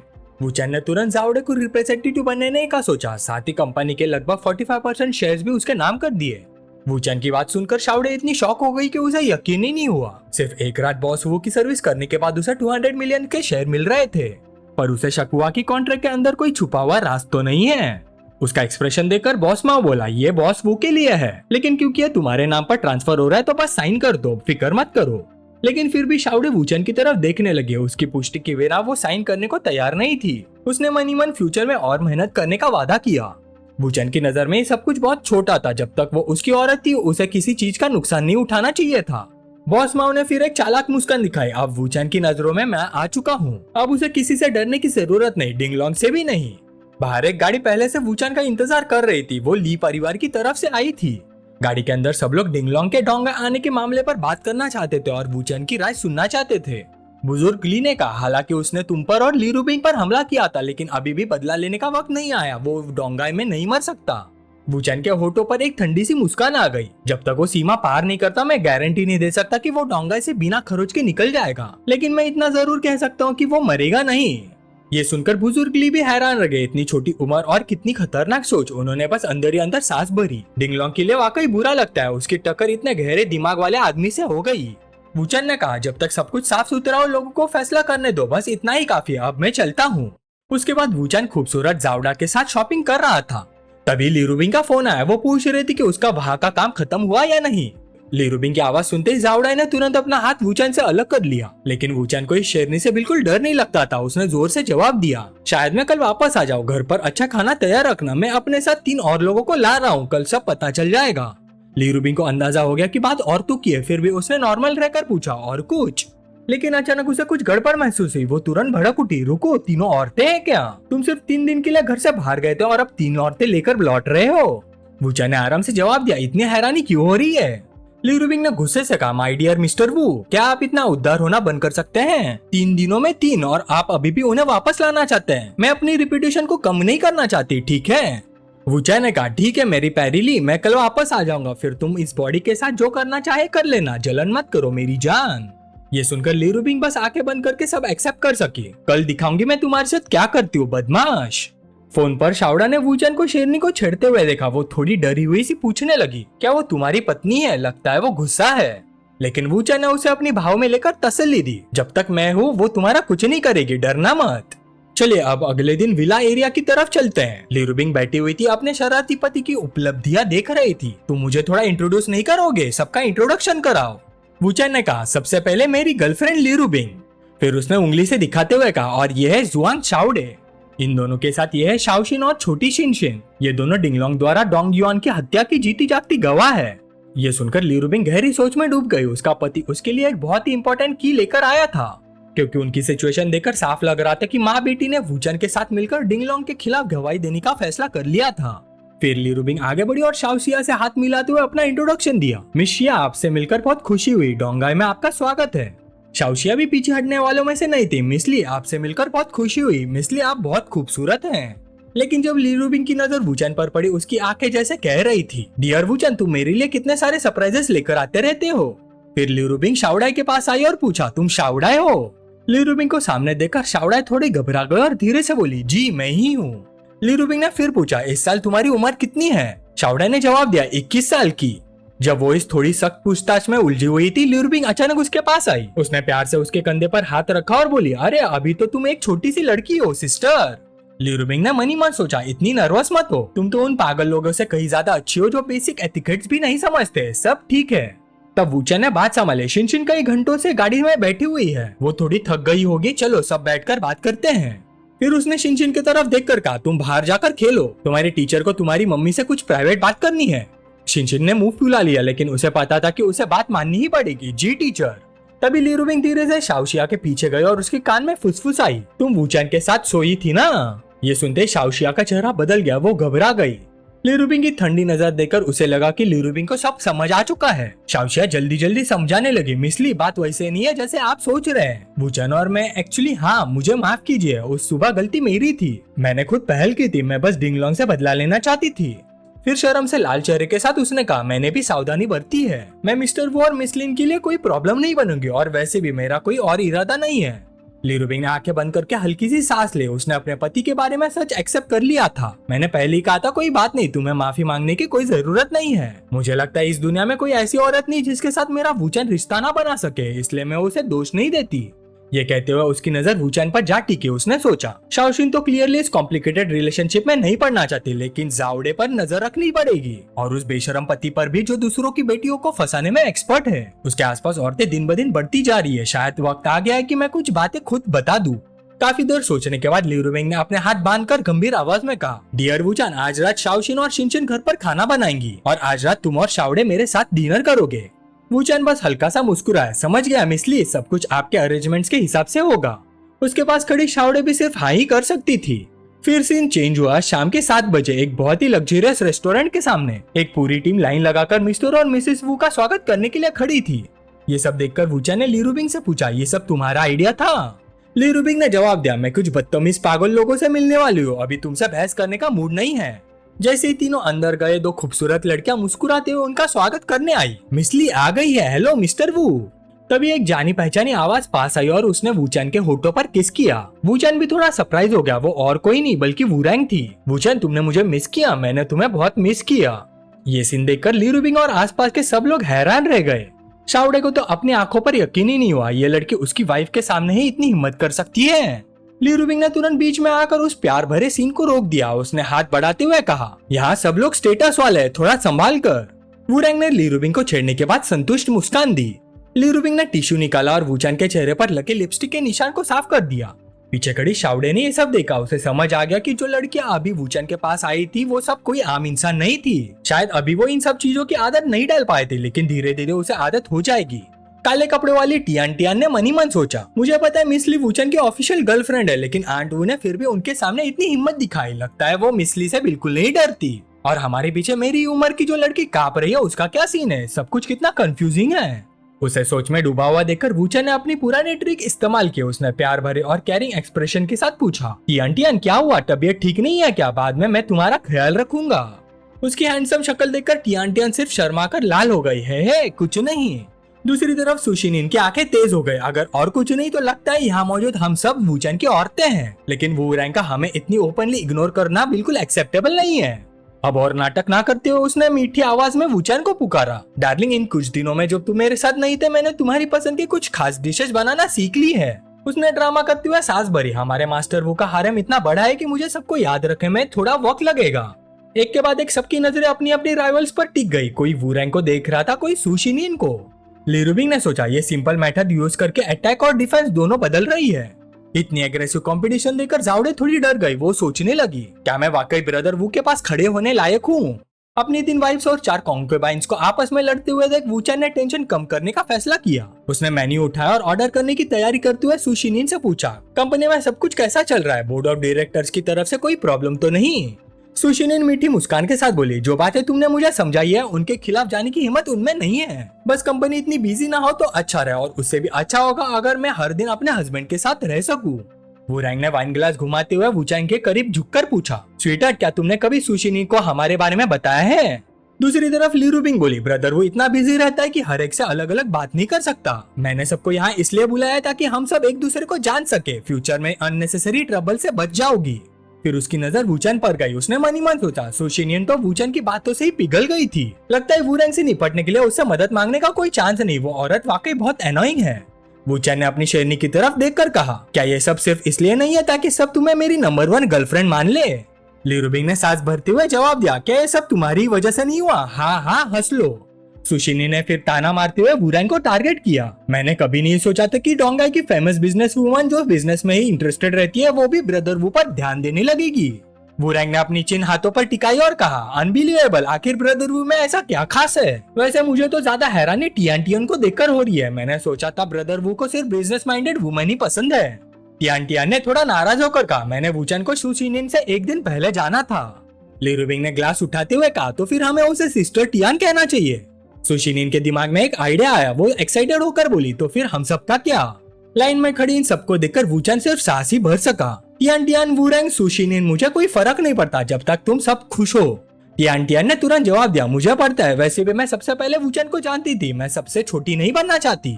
और फिर सब वाकई किसी लाइन की तरह खड़ी हो गई। अब गाइस ये लाइन एज के हिसाब से थी या किसी और साइज के हिसाब से, ये तो मुझे भी नहीं पता। टियान दौड़कर लिरुबिंग के पास गई और उसे गले लगा लिया। सिस्टर लिरुबिंग, अब से आप मेरे लिए डिस्कशंस लिया करो। किसी को भी इस छोटी बहन को बुली मत करने देना। लिरुबिंग भी हंस पड़ी, ठीक है लिटिल सिस्टर। इस वक्त वूरैंग खुद आगे बढ़ी। वूचन के करीब आकर उसने पूछा, आज रात हम कहाँ जाएंगे हैंडसम? दूर से 3 जोड़ी आके एक साथ वूचन की तरफ मुड़ गई। सब उसके जवाब का इंतजार कर रही थी। पीछे खड़ी जावड़े सब कुछ देख रही थी। उसकी हिम्मत ही नहीं हो रही थी कुछ बोलने की। क्या पहली रात के बाद फेवरेटिज्म की बैटल शुरू हो गई? लिरुबिंग ने दोनों की तरफ देखकर कहा, मिस गू, वूचन आज ही शंघाई से वापस आया है। ऐसे में घर न जाना क्या अनरीजनेबल नहीं होगा? वूचन ने तुरंत कहा, मुझे लगता है मुझे घर ही जाना चाहिए, है ना? अगर इस वक्त मैंने कोई और जगह चूज की तो शेरनी मुझे जिंदा नहीं छोड़ेगी। सु शिनिन उम्मीद भरी नजरों से वूचन को देखती रही। वो सोच रही थी अगर वूचन अपनी वाइफ के साथ घर चला गया तो शायद बाद में उसे फिर से उसके साथ वक्त बिताने का मौका मिले। टियान भी अपने मन में कुछ सोच रही थी। मैं वूचन के घर भी जा सकती हूँ, है ना? ओ अगर सु शिनिन भी जाना चाहे तो वो तो बहुत शर्मीली है। वूरैंग हल्का सा शर्मा गई। वो वूचन के इरादों को समझने की कोशिश कर रही थी। वो उसके करीब झुककर शरारती अंदाज में बोली, थोड़ा सा हिंट भी नहीं दे सकते? वूचन हंसकर बोला, ठीक है सब लोग घर जाकर जल्दी से आराम करो। जावड़े अभी भी डोंगाई आई है। लिरुबिंग और मुझे उसके लिए कुछ अरेंजमेंट्स करने हैं। ये सुनते ही टियान और सु शिनिन दोनों उदास हो गई। दोनों को थोड़ी सी निराशा हुई। वो सोच रही थी कि शायद आज रात उन्हें भी वूचन के साथ वक्त बिताने का मौका मिलेगा, लेकिन अफसोस ऐसा नहीं हुआ। वूरैंग अपनी सुपर कार में बैठ गई, लेकिन जाने से पहले भी उसने वूचन के लिए कुछ मीठी बातें छोड़ दी। डार्लिंग, रात को ज्यादा थक मत जाना वरना मुझे तुम्हारी बहुत चिंता होगी। फिर सीन चेंज हुआ। तीनों घर वापस आ चुके थे। वूचन ने कहा, मिस शी और छोटी शिनशिन अब तक सो गई होंगी। कल वो अपने लिए अलग जगह रेंट कर लेंगी। दूसरी तरफ शावड़े कुछ समय के लिए इसी घर में रह सकती है। बस यही रहो, शर्माने की कोई जरूरत नहीं। जाओ और फ्रेश हो जाओ। लिरुबिंग को अपने पति के फैसले से कोई खास फर्क नहीं पड़ा। तुम सब कुछ अरेंज कर सकते हो, मुझे कोई एतराज नहीं है। शावडे ने भी ब्रदर वू की बात मान ली। सब कुछ अरेंज होने के बाद सब अपने अपने रूम में आराम करने चले गए। लेकिन उसके बावजूद वूचन के रूम से प्यार भरी आवाजें सुनाई दे रही थी। आखिर वो पल आ ही गया था। हमारे ब्रदर वू को शेरनी ने पूरी तरह पकड़ रखा था। काफी दिनों बाद मिलने के बाद वो अपना वक्त साथ बिता रहे थे। ये सब सुनकर शावडे का चेहरा भी शर्म से लाल हो गया। वो सिर्फ इतना सोच रहे थे कि ब्रदर वो अपना ख्याल रखे। लोगों को जल्दी सोने को कहना आसान है, लेकिन जब इतनी आवाज आ रही हो तो कोई कैसे सो सकता है? शाओशिया भी आवाजों की वजह से जग गई। उसने मन ही मन सोचा, लगता है मास्टर वो उस वक्त मेरे साथ इतने एंथुजियास्टिक नहीं थे। फिर उसने तुरंत अपने आप को समझाया, जल्दी सो जाओ, मैं क्या सोच रही हूँ, चलो सो जाते हैं। फिर सीन चेंज हुआ। एक पिंक बालों वाली लड़की फोन पर किसी से बात कर रही थी। हेलो, क्या मैं मिस सोंगशुआन से बात कर रही हूँ? मैं एन मैंगलिंग बोल रही हूँ, माफ कीजिए डिस्टर्ब करने के लिए। फोन की दूसरी तरफ सोंगशुआन थी, वूरैंग की बेटी, वही लड़की जिसके लिए वूचन ने कई गाने लिखे थे जो इस वक्त बहुत पॉपुलर हो रही थी। ये आवाज सुनकर सोंग शुआन बहुत शॉक हो गई। एन मैंगलिंग कोई आम इंसान नहीं थी, वो एक फाइनेंशियल टाइकून की बेटी थी जिसके एसेट्स 100 बिलियन से भी ज्यादा थे। 17 साल की उम्र में डेब्यूट किया था, 19 साल की उम्र में चाइनीज म्यूजिक इंडस्ट्री की टॉप आर्टिस्ट बन गई थी और 24 साल की उम्र में पूरी इंडस्ट्री को बदलने वाली इन्फ्लुएंशियल पर्सनैलिटी बन चुकी थी। सोंग शुआन ने तुरंत अदब से जवाब दिया, नहीं मिस एन, कोई बात नहीं, मैं आपके लिए क्या कर सकती हूँ। एन मैंगलिंग बोली, मिस सोंग, मुझे आपके गाने बहुत पसंद है। मुझे नहीं पता आपने किसी कंपनी के साथ साइन किया है या नहीं। अगर आपने नहीं किया तो मैं आपको अपनी कंपनी में इनवाइट करना चाहती हूँ। ये सुनकर सोंग शुआन बहुत एक्साइटेड हो गई। बचपन से उसका सपना था कि वो चाइनीज म्यूजिक इंडस्ट्री के फेमस सिंगर बने। उसने कभी नहीं सोचा था कि जिस टॉप आर्टिस्ट को वो एडमायर करती है वो खुद उसे इनवाइट करेगी, इसलिए उसने तुरंत मीटिंग के लिए हाँ कर दी। लेकिन एन मैंगलिंग का एक और सवाल था, क्या आप वूचैन की दोस्त हैं? अगर है तो क्या आप मुझे उनसे मिलवा सकती है? मैं उनसे पर्सनली मिलना चाहती हूँ, उनका फेमस हिट सॉन्ग सुनने के बाद ही। ये सुनकर सोंग शुआन भी हैरान रह गई। उसने तुरंत कहा, मैं पहले वूचैन से बात करूंगी, उसके बाद आपको बताऊंगी, क्योंकि वो जानती थी कि वूचैन एंटरटेनमेंट इंडस्ट्री ज्वाइन करने में इंटरेस्टेड नहीं था। लेकिन इतना बड़ा मौका देखकर वो नहीं चाहती थी कि वूचैन का टैलेंट दबा रह जाए, इसलिए वो तुरंत निकल पड़ी। अपनी बेटी को इतनी जल्दी में देखकर वूरैंग हैरान हो गई। वो सोचने लगी कि यह म्यूजिक राइटर वूचैन आखिर है कौन। उसने सजेस्ट किया कि दोनों साथ चले, लेकिन हम सब जानते हैं कि असली वजह क्या थी, वो भी हमारे हीरो से मिलना चाहती थी। फिर सीन चेंज हुआ। कुछ देर बाद वूचैन की विला पर दोनों माँ बेटी वहाँ पहुँच चुकी थी और खुशी से उसका स्वागत कर रही थी। सोंग शुआन ने कहा, मुझे सबको एक बात समझानी है मॉम, ये वही म्यूजिक राइटर है जिनके बारे में मैंने बताया था। ये डोंगाई यूनिवर्सिटी से और इसी साल ग्रेजुएट हुए हैं। वूरैंग ने अब तक अपनी बेटी को ये नहीं बताया था कि उसका वूचैन के साथ खास रिश्ता है। सोंग शुआन ने फिर कंटिन्यू किया, हेलो सीनियर, ये मेरी माँ है। जब मैंने बताया कि आपके लिखे हुए गाने बहुत पॉपुलर हो गए हैं तो ये आपसे मिलने पर जोर देने लगी। क्योंकि उनका असली रिश्ता सोंग शुआन को नहीं पता चल सकता था, दोनों ने फेक स्माइल दी और हाथ मिलाया। हेलो, मैं वूरैंग हूँ और मैं वूचैन हूँ। वूरैंग ने एक्टिंग जारी रखी। उसने पूछा, तुम्हारी उम्र कितनी है इस साल? सिग्नल समझते हुए वूचैन ने थोड़ी शरारती मुस्कान के साथ बोला, 22 साल। वूरैंग ने अपने बाल ठीक किया और फिर तारीफ करते हुए बोली, तो तुम सोंग शुआन से बड़े हो, काफी हैंडसम यंग मैन हो, क्या तुम डोंगाई के ही हो? वूचैन ने जवाब दिया, नहीं, मैं एक छोटे काउंटी से आया हूँ। वूरैंग ने फिर पूछा, घर पर क्या करती हो? अपनी माँ की पूछताछ देखकर सोंग शुआन थोड़ी एम्बैरेस्ड हो गई। मॉम, क्या आप उनका हाउस होल्ड रजिस्ट्रेशन चेक कर रही हैं? आप ऐसे सवाल क्यों पूछ रही है? मुझे और सीनियर को इम्पोर्टेंट बात करनी है।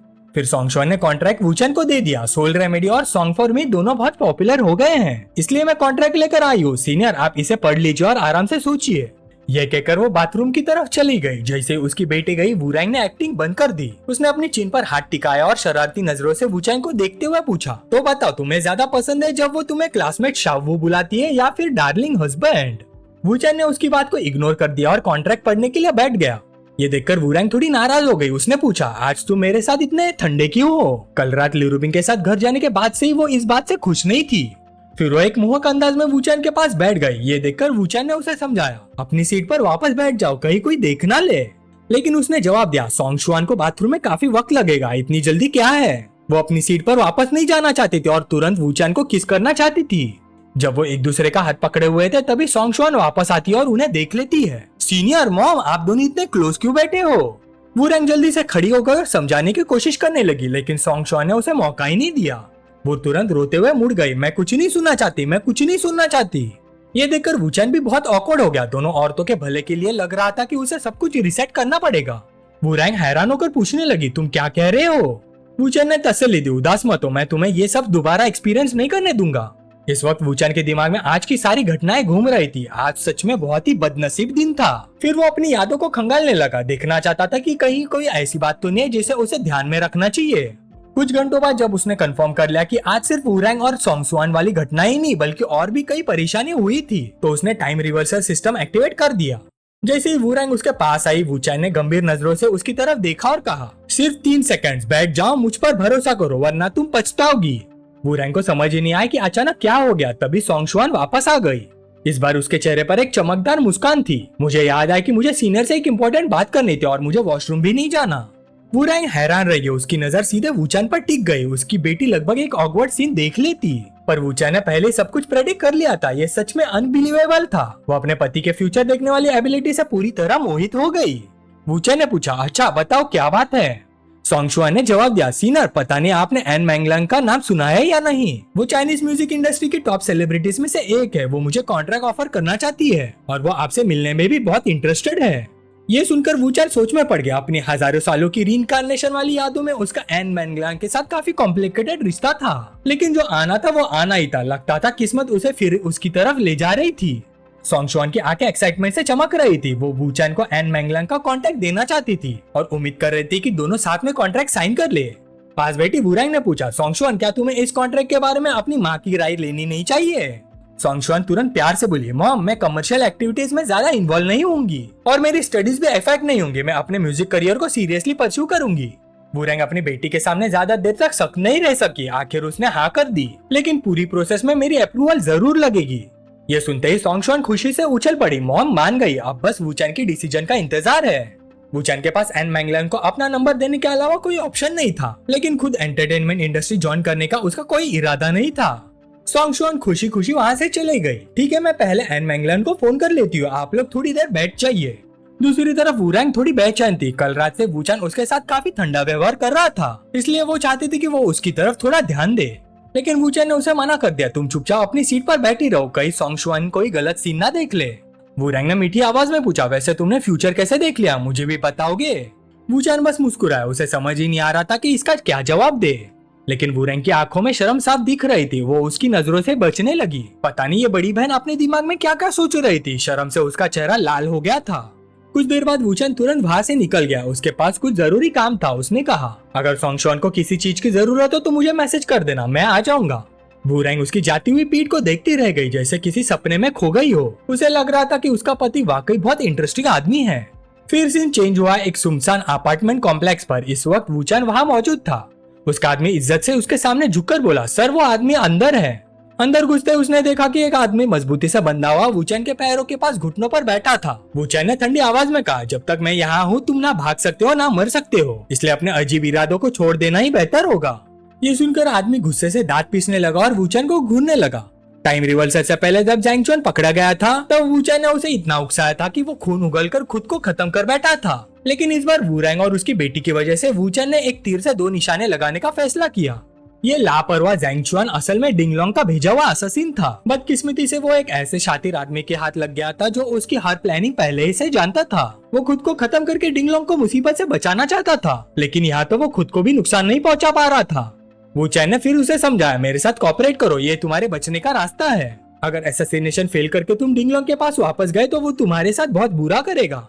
जैंग चुआन सोच में पड़ गया, लेकिन डिंगलोंग को धोखा देना भी आसान नहीं था। कौन गारंटी दे सकता था कि वूचैन के पास डिंग फैमिली से लड़ने की ताकत है। अगर उससे नहीं हुआ तो उसका पूरा परिवार बर्बाद हो जाएगा। तब वूचैन की आंखें खूनी इरादे से भर गई। उसने धीरे से कहा, चाहे जो हो तुम्हारी वाइफ और बच्चे अमेरिका में भी सुरक्षित नहीं रहेंगे। मैं अभी एक फोन करूँ तो उसके साथ एक्सीडेंट हो सकता है, या फिर तुम चाहोगे कि वो डिंगलोंग के हाथ लग जाए। ये सुनकर उसका चेहरा सफेद पड़ गया। उसे यकीन ही नहीं हुआ कि ये यंग मास्टर इतना बेरहम और चालाक हो सकता है। डिंगलोंग तक को उसकी वाइफ और बच्चों का अमेरिका वाला एड्रेस पता नहीं था, लेकिन वूचैन ने सब निकाल लिया था। अगर वो डिंगलोंग को धोखा नहीं देता तो उसका परिवार वूचैन के निशाने पर था, और अगर देता तो डिंग फैमिली उसे ढूंढ निकालेगी। सच में ना जीने का रास्ता था ना मरने का। तब वूचैन ने उसके कंधे पर हाथ रखा, तुम्हें मुझे चूज करना चाहिए। मेरे और डिंगलोंग के बीच एक दिन किसी एक की मौत जरूर होगी, और तुम बस इतना मान लो, मरने वाला मैं नहीं हूँगा। वूचैन की पुरानी एबिलिटीज देखकर जियांग चुआन का दिल हिल गया। अब उसके मन में सच में बदलाव आने लगा था और उसने खुद को खत्म करने का ख्याल भी छोड़ दिया था। वूचैन ने अपने 2 आदमियों को हुक्म दिया, इसके बंधन खोल दो, फिलहाल ये यही रहेगा, बाद में मैं नई लोकेशन बताऊंगा। दोनों तुरंत बोले, जी सर, आप हम पर भरोसा कर सकते हैं, हम आपको निराश नहीं करेंगे। वूचैन ने फोन देखा, अभी 4:15 बज रहे थे और 20 मिनट में उसे जियांगयांग रोड के कैफे में पहुंचना था। तुम दोनों फिलहाल यही रहो, आगे के ऑर्डर्स का इंतजार करो। 20 मिनट बाद कैफे में वूचैन पहले से वहाँ बैठा हुआ था। एक मिडिल एज आदमी अंदर आया, उसके साथ एक खूबसूरत और अट्रैक्टिव औरत भी थी। वूचैन ने सोचा, टाइम पर आया है, ये लड़की भी बुरी नहीं है। उसे पता था कि आदमी कुछ और प्लान्स बना रहा है, लेकिन काम पहले आता था, इसलिए उसने अपना फोन निकाला और चुपके से रिकॉर्डिंग करना शुरू कर दी। आदमी ने प्यार से उस औरत का हाथ पकड़ा और पूछा, आज रात फिर मिलना है? औरत ने सिर हिला दिया, नहीं, मुझे आज रात घर जाना पड़ेगा। ओलू पिछले कुछ दिनों से घर पर ही है, अगर मैं वापस नहीं गई तो उसे शक हो जाएगा। पिछली बार भी उसने कई सवाल पूछे थे। आदमी हंस पड़ा, क्या उसने तुम्हें सस्पेक्ट किया? औरत ने जवाब दिया, बात वो नहीं है, उसने तो बस यूं ही पूछ लिया। तुम्हारी पत्नी का क्या हालचाल है? क्या वो अब भी तुम्हारा हालचाल पूछती रहती है? उसने उसके गाल को छुआ और बोला, तुम इमेजिन कर सकती हो कि पिछली बार जब उसने झगड़ा किया था तो मैंने उसके चेहरे पर थप्पड़ मारा था और अब वो ठीक से व्यवहार कर रही है। औरत ने पूछा, उसे मुझ पर शक नहीं था, है ना? आदमी बोला, नहीं, तुमको इसके बारे में चिंता करने की जरूरत नहीं है। फिर उसने कहीं से एक बड़ा केला निकाला और उसको दिखाते हुए बोला, उसके बारे में बात करना बंद करो, चलो एक केला खा लो और बाद में होटल चलते हैं। उस केले को हाथ में पकड़े हुए वो औरत बोली, तुम एक बार भी डिसेंट क्यों नहीं बन सकते? बूढ़ा आदमी चीप सी स्माइल देकर बोला, क्या तुमको मेरी ये बेशर्मी पसंद नहीं आई? ही ही ही ही ही। वूचैन ने पूरी रिकॉर्डिंग कर ली, अब उसे सिर्फ ओल्ड ले से मिलना था। इस वक्त वूचैन ने जावड़े को फोन किया। वो चाहता था कि जावड़े उसके साथ ली मैनर चले, थोड़ा सा बिजनेस डिस्कस करने।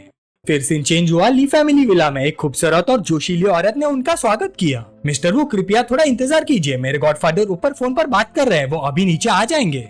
जावड़े भी उसकी खूबसूरती देखकर हैरान रह गई। ले फैमिली की औरतें वाकई अमीर और नोबल लगती है। वूचैन के करीबी लोगों में से हर कोई या तो अमीर है या तो नोबल। तब ओल्ड ले सीढ़ियों से नीचे उतर कर आया। वूचैन को देखते ही वो खुशी से मुस्कुराया और गर्मजोशी से मिला। ओल्ड ले ने जावड़े को देखा और पूछा, ये खूबसूरत लड़की कौन है मिस्टर वू? वूचैन ने तुरंत इंट्रोड्यूस कर दिया, ये मेरी औरत जुआंग जावड़े है। ओल्ड ले जोर से हंस पड़ा, वाह, इसलिए तो हम भाई हैं। एक वाइफ से काम नहीं चलता, पूरा हारेम होना चाहिए। फिर उसने दोनों औरतों से कहा कि वो बाहर बैठकर बातें करें और वो वूचैन को स्टडी रूम में ले गया। अंदर आते ही वूचैन सीधा मुद्दे पर आ गया। डिंगलोंग तुम्हारे ले फैमिली ब्रदर्स के पावर का फायदा उठाना चाहता है। वो लुई से कांटेक्ट करेगा और तुमसे भी मिलेगा। मुझे पता है तुम दोनों तरफ दाव लगाना पसंद करते हो, आखिर तुम हमेशा जीतने वाले आदमी हो। फिर वूचैन ने फोन निकाला, मेरे पास एक वीडियो है, मुझे लगता है ये तुम्हारी प्रॉब्लम सॉल्व कर देगा। ओल्ड ले हैरान हो गया, उसने उत्सुकता से फोन की तरफ देखा। वीडियो देखते ही वो जोर जोर से हंसने लगा, वो तुमने तो मेरी सबसे बड़ी प्रॉब्लम ही सॉल्व कर दी। ओल्ड ले अपनी खुशी छुपा ही नहीं पा रहा था। इस क्लिप में जो आदमी है वो मेरा डिप्टी जनरल मैनेजर जुहा है। जब मैं सस्पेंड हो जाऊंगा तब कंपनी चलाने की जिम्मेदारी उसके पास होगी और जो औरत बनाना खा रही थी वो यूशिन की वाइफ है। फिर ले मुड़कर बोला, तुम शायद जानते हो कि ओल्ड यूशिन होंगफ्राई कॉर्पोरेशन का एक लॉन्ग टर्म सप्लायर है और डोंगाई इलेक्ट्रॉनिक टेक्नोलॉजी का चेयरमैन भी है। वो ली फैमिली का दोस्त है, लेकिन जब मैं डोंगाई में एक बेकार आदमी बनकर गया था तब उसने मुझे नीचा नहीं समझा। वो बहुत एंथुसियास्टिक था, इसलिए हम दोस्त बन गए। जब तुम घर में एंटर हुए थे तब मुझे उसी का फोन आया था। वो कह रहा था कि मैनिंग का ली रूबिंग की कंपनी के फैशन को रिप्रेजेंट करना प्रॉब्लम क्रिएट कर रहा है और वो कॉन्ट्रैक्ट तोड़ना चाहता था। लेकिन मुझे पता था कि ओल्ड यू को सुलह करने और सस्पेंड करने के लिए कहना असल में लीयर्स का प्रेशर था। एक और बात, डिंगलोंग ने कहा था कि वो डोंगाई आएगा और कॉन्ट्रैक्ट ब्रीच की वजह से हुए लॉसेस के कॉम्पनसेशन पर बात करेगा। ये सभी इंफॉर्मेशन समझने के बाद वूचैन को डिंगलोंग का असली इंटेंशन भी समझ आ गया। उसने अभी तक हार नहीं मानी थी, वो बस कॉस्मेटिक का अच्छा काम बर्बाद करना चाहता था। अगर एंडोर्समेंट खराब हो जाता और परफॉर्मेंस गिर जाती तो ली रूबिंग को हरा सकता था। ब्रदर ले, तुम्हारी चाल कमाल की थी, पहले विलन बनो और फिर हीरो बनकर वापस आ जाओ। इस वक्त ओल्ड ले गुस्से में वूचैन को प्रॉमिस कर रहा था कि वो उन लोगों को बिल्कुल फेस नहीं देगा। कोई भी वूचैन की वाइफ की कंपनी की रिप्रेजेंटेशन को बर्बाद नहीं कर सकता। ओल्ड ले की आंखें सख्त हो गई। वो मुझे बंदर की तरह नचाना चाहता है, लेकिन मैं उनकी साइड पर खड़ा नहीं होने वाला। दूसरी तरफ दोनों औरतें बात कर रही थी। टाओ मैनिंग ने पूछा, शाउडे तो लगता है वूचैन से अलग ही नहीं होती, मुझे क्यूरियोसिटी है, तुम उसके साथ कितने टाइम से हो? ये सुनकर शाउडे ने सीधा जवाब दिया, बस कुछ दिन। मैनिंग मुस्कुराई। वूचैन की गर्लफ्रेंड ली रूबिंग सिंपल नहीं है और उसके साथ रहना भी इजी नहीं है, शाउडे को थोड़ा केयरफुल रहना चाहिए। शाउडे ने जल्दी से समझाया, मिस ली बहुत अच्छी इंसान है, उनका दिल बहुत बड़ा और खुला हुआ है और वो मेरे साथ बहुत अच्छा बिहेव करती हैं। टाओ मैनिंग ने फ्रूट प्लेट की तरफ हाथ बढ़ाया और बोली, शाउडे तुम्हें देखकर मुझे वो दिन याद आ जाता है जब मैं पहली बार अपने गॉडफादर के साथ थी। बोलते हुए उसने एक केला उठाया और उसका छिलका उतारा। तुम्हें ऐसा नहीं करना चाहिए, हमेशा कॉम्प्रोमाइज करना और हम्बल रहना जरूरी नहीं होता, बस उसका दिल मजबूती से पकड़ो, ये किसी भी और चीज से ज्यादा इफेक्टिव होता है। फिर टाओ मैनिंग ने उस केले को लेकर एक सजेस्टिव जेस्चर दिया। फिर वो शाउडे की तरफ मुड़कर बोली, किसी आदमी का दिल कैसे जीतना है, इंटरनेट की बकवास मत सुनो, ये रेसिपी फॉलो करके कुकिंग करने जैसा नहीं है, ये एक गेम है जिसमें काउंटलेस की पॉइंट्स होते हैं। ये कहने के बाद वो शाउडे के पास गई और बोली, तुम्हें स्ट्रगल करते देखकर लगता है कि मुझे बाद में तुम्हें ये स्किल सिखानी पड़ेगी। ये देखकर शाउडे ने ऑकवर्डली सिर हिलाया, सिर्फ अपने भाई वूचैन की वजह से। उसके बाद टाओ मैनिंग स्टडी रूम में गई और ओल्ड ले को बताया कि कोई डोरबेल बजा रहा है। ओल्ड ले ने तुरंत कैमरा चेक किया और देखा कि दरवाजे पर ओल्ड हूज खड़ा था। ओल्ड ले बोला, उसे बस मुझसे मिलना है, मेरे पास टाइम नहीं था तो यहाँ तक आ गया। वूचैन ने ओल्ड ले को शांत रहने की सलाह दी और कहा कि उसे ये वीडियो दिखा देना चाहिए। ओल्ड ले ने वूचैन की तरफ देखा और पूछा, सीधा दिखा दूं, ये क्या ठीक रहेगा? वूचैन ने शांति से जवाब दिया, ओल्ड हू खुद भी साफ नहीं है। ओल्ड ले, तुम उसके दोस्त 10 साल से भी ज्यादा टाइम से हो, फिर भी तुम्हें नहीं पता कि उसकी बाहर भी औरतें हैं। वूचैन उसके कान के पास झुककर धीरे से बोला, चाहे उसके कितनी भी लोगों के साथ रिलेशन हो, लेकिन वो और उसकी वाइफ लीगली मैरिड है। जो भी शादी के बाद चीट करता है, डिवोर्स के वक्त घर और एसेट्स का बड़ा हिस्सा खोना पड़ सकता है। ये सुनकर ओल्डे थोड़ा स्टन रह गया। उससे वूचैन का मतलब समझ आ गया। उसकी कंपनी की वैल्यू 3 बिलियन से ज्यादा थी। ये दो दोस्तों की मेहनत का रिजल्ट था और ये वीडियो उसके अफेयर का एविडेंस बन सकता था। ओल्डे जोर से हंस पड़ा क्योंकि ये ओल्ड हु के लिए एक बहुत बड़ा गिफ्ट था। वूचैन बस ठंडी मुस्कान के साथ बोला, ये गिफ्ट मैंने नहीं दिया, ब्रदर ले ने दिया है। इसलिए बाद में अगर हम उससे कुछ छोटे फेवर्स मांग ले तो वो भी ज्यादा नहीं होगा। फिर वूचैन की आंखें तीखी हो गई। ओल्डे, मुझे लगता है तुम ओल्ड हु को बता सकते हो कि तुम ले के साथ क्या करने वाले हो, या फिर उसे पहले एक्सटर्नल फोर्स बना दो जो तुम्हारी साइड पर खड़ी हो। एक सप्लायर के रूप में अगर उसे ये बात समझ आ गई तो तुम्हारे ओल्ड मैन के दिल का बैलेंस हिल सकता है। ओल्डे ये सुनकर गहरी सोच में पड़ गया। वूचैन ने आगे कहा, जब वो ओल्ड लू की वाइफ के साथ उलझेगा तब लुई जरूर उसके खिलाफ एक्शन लेगा और फिर लुई के हाथ का इस्तेमाल करके कछुए को मार दिया जाएगा, उसका फायदा उठाया जाएगा। ये प्लान्स में से सिर्फ एक प्लान है। दूसरी बात ये है कि ओल्ड लू अफेयर कर रहा है। अगर उसके अफेयर का एविडेंस उसकी वाइफ को दे दिया गया तो फिर ये पक्का नहीं है कि घर छोड़कर किसको जाना पड़ेगा। ये सब सुनने के बाद ओल्ड ली के माथे पर ठंडा पसीना आ गया। ब्रदर वू की सोच सच में बहुत ही खतरनाक थी।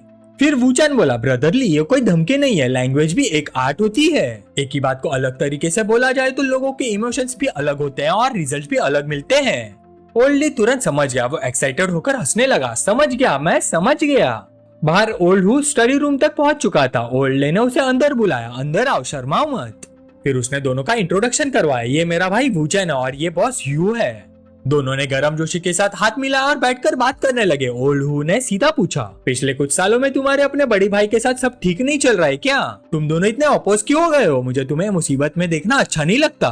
ओल्ड ली ने जवाब दिया, इसकी चिंता मत करो, ये मामला तुमसे रिलेटेड नहीं है।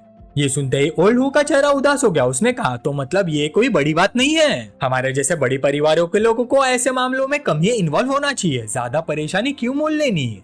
ओल्डे ने पूछा, तुम कहना चाहते हो कि मैं खुद मुसीबत ढूंढ रहा हूँ? मैनिंग ने सिम्फनी के साथ कॉन्ट्रैक्ट साइन करने के लिए बहुत मेहनत की और आज यहाँ तक पहुँच चुकी है। क्या ये सिर्फ नॉर्मल कंपटीशन नहीं है? फिर ओल्ड हु ने मेंशन किया कि ओल्ड ली ने उसे हॉस्पिटल रूम में रुककर फेक मेडिकल रिपोर्ट लिखने को कहा था। रिपोर्ट में लिखना था कि इंजरी फोर्स मेजर्स की वजह से हुई है, क्योंकि लिरुबिंग तुम्हारी दोस्त है, हम और तुम्हारी इज्जत नहीं गवा सकते।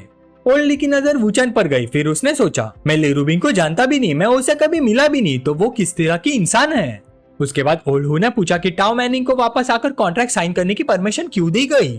ओल्ड ली सिर्फ मुस्कुराई, क्योंकि लिरुबिंग और मेरे पास बैठे ये भाई दोनों मेरे छोटे भाई बहन जैसे हैं। ये सुनते ओल्ड हु ने तुरंत पूछा, तुम्हारे पास बैठा हुआ आदमी वूचैन है? वूचैन ने सीधा जवाब दिया, हाँ मैं ही वूचैन हूँ। ओल्ड हु का चेहरा तुरंत घबराहट से भर गया, क्योंकि वूचैन ने पूरा प्रोसेस देखा था जब वो ओल्ड ली को लिरुबिंग को धोखा देने की सलाह दे रहा था। उसने जोर से टेबल पर हाथ मारा, ओल्ड ली तुम क्या मजाक कर रहे हो? ओल्ड ली ने मन ही मन सोचा, सब कुछ लगभग तैयार हो चुका है, बस आग लगानी बाकी है, अब भाइयों के साथ स्टेज पर आने का वक्त है। ओल्ड हु का चेहरा और भी काला पड़ गया। ब्रदर वो तुमने अभी सुना था कि मैं ओल्ड ली को मिस लिरुबिंग को धोखा देने की सलाह दे रहा था। वूचैन शांति से बोला, मुझे पता है बॉस, वो आप ब्रदर लेक के बारे में सोच रहे थे, लेकिन आप सिचुएशन को पूरी तरह नहीं जानते। मैं आपको साफ बता सकता हूँ कि कार एक्सीडेंट का मास्टरमाइंड ल्यू था। जिस ड्राइवर ने एक्सीडेंट करवाया था वो जल्दी पकड़ा जाएगा। ब्रदर ली और मैं मिलकर लुई को जेल भेजेंगे, बस थोड़ा वेट लगेगा। ओल्ड हु को इस बात पर बहुत शक हुआ। तब वूचैन ने एक फुल एचडी क्लिप निकाली और कहा, जाओ युबो लेयून का सबसे करीबी आदमी है, इसलिए मैंने उसकी इन्वेस्टिगेशन की और किस्मत से ये प्राइवेट क्लिप रिकॉर्ड हो गई। ओल्ड हु, मैं आपको याद दिलाना चाहता हूँ कि आप जाओ युबो का कैरेक्टर को भी जानते हैं। किसी के एसेट्स हड़पने के लिए भड़काना उसके लिए सिर्फ वक्त की बात है। ये सुनते ओल्ड ली ने तुरंत वूचैन का सपोर्ट कर दिया। तुम लोगों को बहुत केयरफुल रहना चाहिए, इस बात को पब्लिक मत होने देना और फ्यूचर में अपनी वाइफ के साथ कोई प्रॉब्लम मत क्रिएट करना। सबसे पहले अपनी औरत को कुछ टाइम के लिए फॉरेन भेज दो, डिवोर्स के बाद एसेट्स तुम्हारे पास आ जाएंगे, फिर उसे बुला लेना। वूचैन ने कहा, मास्टरमाइंड कौन है ये अभी वेरीफाई करना बाकी है, लेकिन ब्रदरली और मैं पहले लुई से डील करेंगे। ये सुनकर ओल्ड हु ने जोर से टेबल पर हाथ मारा, अब मुझे सब समझ आ गया, दोनों का शुक्रिया। अच्छा हुआ तुमने वक्त पर ये सब डिस्कवर कर लिया। वूचैन ने विनम्रता से कहा, थैंक यू बोलने की कोई जरूरत नहीं, हम सब भाई हैं। अब ओल्ड अपने भाई वूचैन की और भी ज्यादा तारीफ करने लगा। सच में बात करना भी एक आर्ट होती है। आज उसकी सोच का दायरा और भी बड़ा हो गया था। अचानक ओल्ड के पास एक कॉल आई। कॉलर देखकर वो हैरान रह गया। फोन डिंगलोंग का था। वूचैन ने इशारा किया कि कॉल रिसीव करो और स्पीकर पर डाल दो। फोन के दूसरी तरफ से डिंगलोंग की आवाज आई, बॉसले क्या कल दोपहर आपके पास थोड़ा टाइम होगा, मैं आपसे बात करना चाहता हूँ। ओल्डे की नजर तुरंत वूचैन पर पड़ी। वूचैन ने हल्का सा विंक किया। तब ओल्डे ने पूछा, मेरे पास तो बहुत टाइम है, लेकिन मुझे समझ नहीं आ रहा कि मिस्टर डिंग कल डोंगाई क्यों आना चाहते हैं। डिंगलोंग बोला, तो फिर मैं कल आ जाऊंगा, एक मीटिंग फिक्स कर लेते हैं। बॉसले जोर से हंस पड़ा, हाँ उसकी कोई जरूरत नहीं, तुमने पहले ही ले को ढूंढ लिया है, तो फिर बताओ मुझसे आखिर किस बात पर बात करना चाहते हो। डिंगलोंग ने बोला, मिस्टर ले, हम दुश्मन नहीं है, बस हमारे इंटरेस्ट जुड़े हुए हैं। तुम मेरी मदद करो, मैं तुम्हारी मदद करूंगा। 10 साल पहले जो कुछ हुआ था अब वो गुजर चुका है। सबसे इम्पोर्टेंट चीज प्रेजेंट है। तुम्हारी फैमिली में सिर्फ 2 बेटे हैं। अगर एक के साथ कोई एक्सीडेंट हो जाए तो दूसरा नेचुरली अकेला हेयर बन जाएगा। सच कह रहा हूँ ना। फोन पर ये बात करना कन्वीनियंट नहीं है। मिलते हैं, फिर डिटेल में बात करेंगे। लिए सुनते ही समझ गया कि कुछ तो गड़बड़ है। अगर उसने ये ऑफर रिजेक्ट किया तो डिंगलोंग पक्का पलटकर लुई की मदद करेगा इनहेरिटेंस जीतने में। ली तुरंत गुस्से में आ गया। डिंगलोंग की धमकी भरी टोन सुनकर उसने सोचा, यह आदमी कितना एरोगेंट है। फिर उसने वूचान की तरफ मुड़कर उसकी राय पूछी। वूचान ने शांति से जवाब दिया, प्लान के मुताबिक ही चलो, उसकी बात मान लो। ब्रदर ली ने तुरंत हाँ कर दी, मुझे एड्रेस भेज दो। डिंगलोंग बोला, टाइम और प्लेस बॉस ले खुद अरेंज करेंगे, बस इस बात को सीक्रेट रखना। नीचे एक 2 पीच वाली भाभी उसके बगल में घुटनों के बल बैठी थी। जब डिंगलोंग का छोटा भाई कुछ फूक रहा था तो उसके चेहरे पर थप्पड़ मारा गया चिल्लाते हुए, डैम इट, तुम्हारी परफॉर्मेंस इतनी बेकार क्यों है? काम ढंग से नहीं किया तो तुम्हें म्यांमार भेज दूंगा कॉर्न पील करने। सामने वाली लड़की तुरंत रो पड़ी, प्लीज मुझे माफ कर दीजिए, मुझसे गलती हो गई, मैं हार मान गई। डिंगलोंग फिर सामने वाली बिल्डिंग की तरफ देखने लगा। बिल्डिंग पर बिजनेस वुमन ली रूबिंग की बड़ी सी तस्वीर लगी हुई थी। वो सोचने लगा कि काश वो टाओ मैनिंग की प्रेजेंस भूल जाए और होंगटाई के साथ कॉन्ट्रैक्ट साइन करने के बजाय उसका साथ चुन ले। लेकिन उस बेचारे को क्या पता था, जिस ड्रीम गर्ल के बारे में वो दिन रात सोचता था उसकी उम्मीदें कब की टूट चुकी थी। सीन फिर ब्रदर ले और वूचान की तरफ शिफ्ट हुआ। ब्रदर ले ने पूछा, मेरा भाई कल हम क्या करेंगे? वूचान ने मुस्कुराकर जवाब दिया, ब्रदर ले टेंशन मत लो, हम प्लान के मुताबिक ही चलेंगे। काफी रात हो गई है, अब मैं चलता हूँ। उसने तुरंत शाउडे को आवाज लगाई। उसकी आवाज सुनकर वो ओबीडियंटली बोली, जी हनी। तब टाओ मैनिंग आ गया और शाउडे से बोली, जो मैंने तुम्हें सिखाया उसे याद रखना, अगर कुछ समझ ना आए तो व्हाट्सएप पे मैसेज कर देना। ब्रदर ली ने दोनों को इतना क्लोज देखकर हैरानी से पूछा, तुम दोनों आखिर क्या सीक्रेट डिस्कस कर रही हो? टाओ मैनिंग हल्की सी मुस्कुराई, ये सिर्फ लड़कियों का छोटा सा सीक्रेट है। फिर उसने शाउडे का हाथ पकड़कर कहा, मुझे तुम पर भरोसा है। शाउडे बस शर्म से लाल हो गए। उसे समझ ही नहीं आ रहा था कि क्या बोले। कुछ देर बाद फुक्सिंग रोड के एक क्लब के बाहर फरारी के अंदर बैठे शाउडे ने हैरानी से पूछा, मिस्टर वू, क्या हम क्लब जा रहे हैं? क्या तुम्हारे दोस्त वहाँ वेट कर रहे हैं? वूचन हंस पड़ा, मेरा कोई दोस्त नहीं है, लेकिन कल यहाँ बहुत बड़ा ड्रामा हुआ था, चलो थोड़ा तमाशा देखते हैं। सीन फिर अचानक बदल गया। बचाओ, कोई है क्या? एक औरत की चीख गूंज रही थी। कुछ गुंडे लॉलीपॉप पकड़े हुए सफेद लैम्बोर्गिनी पर जोर जोर से वार कर रहे थे। बाहर निकलो सालो, जल्दी गाड़ी से बाहर आओ।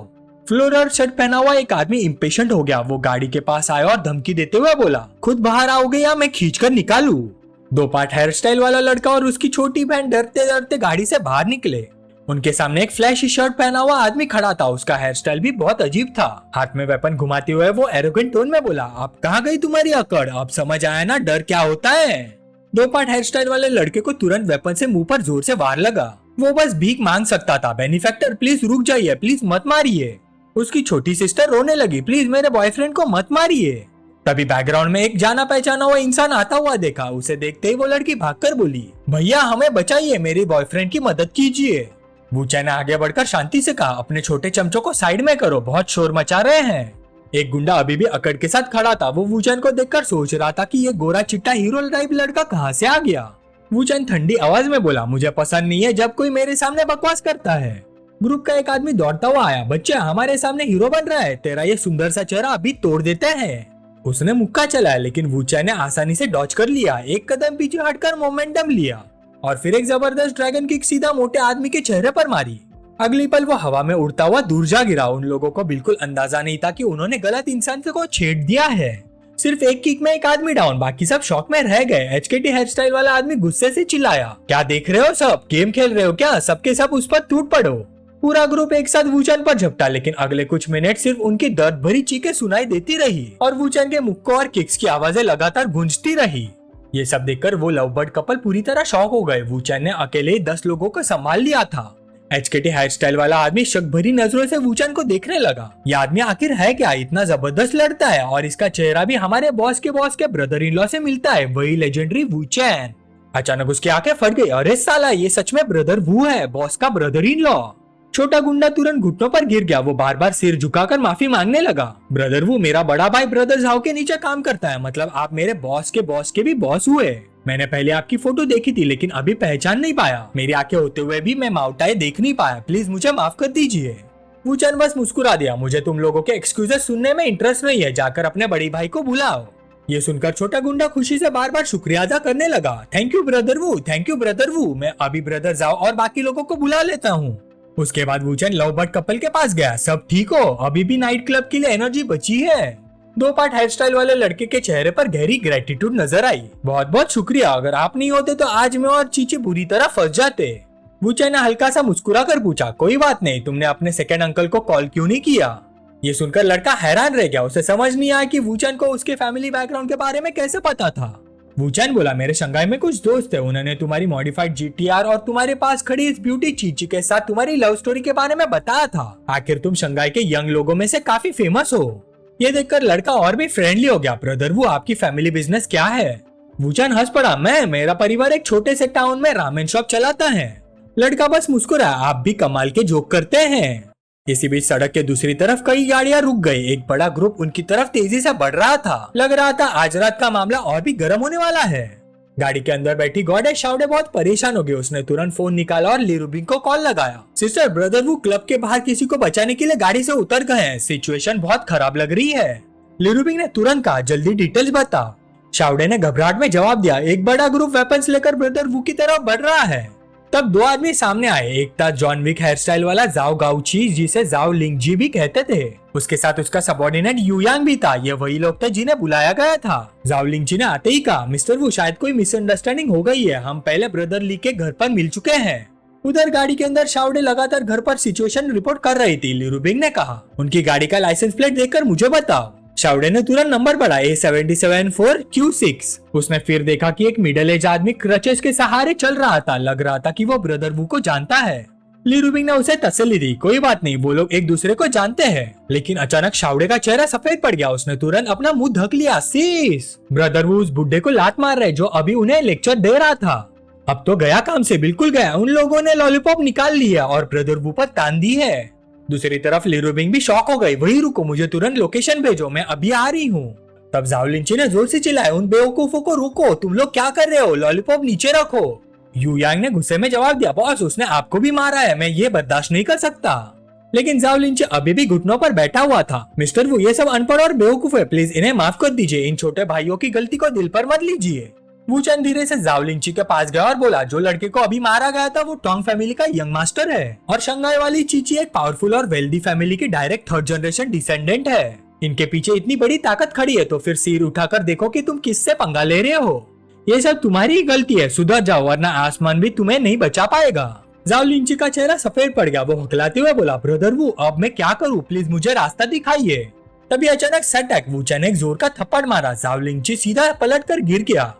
यूयांग ने देखा कि उसके बॉस को थप्पड़ पड़ा है, लेकिन वो कुछ कर भी नहीं सकता था, बस चीख पड़ा, बॉस।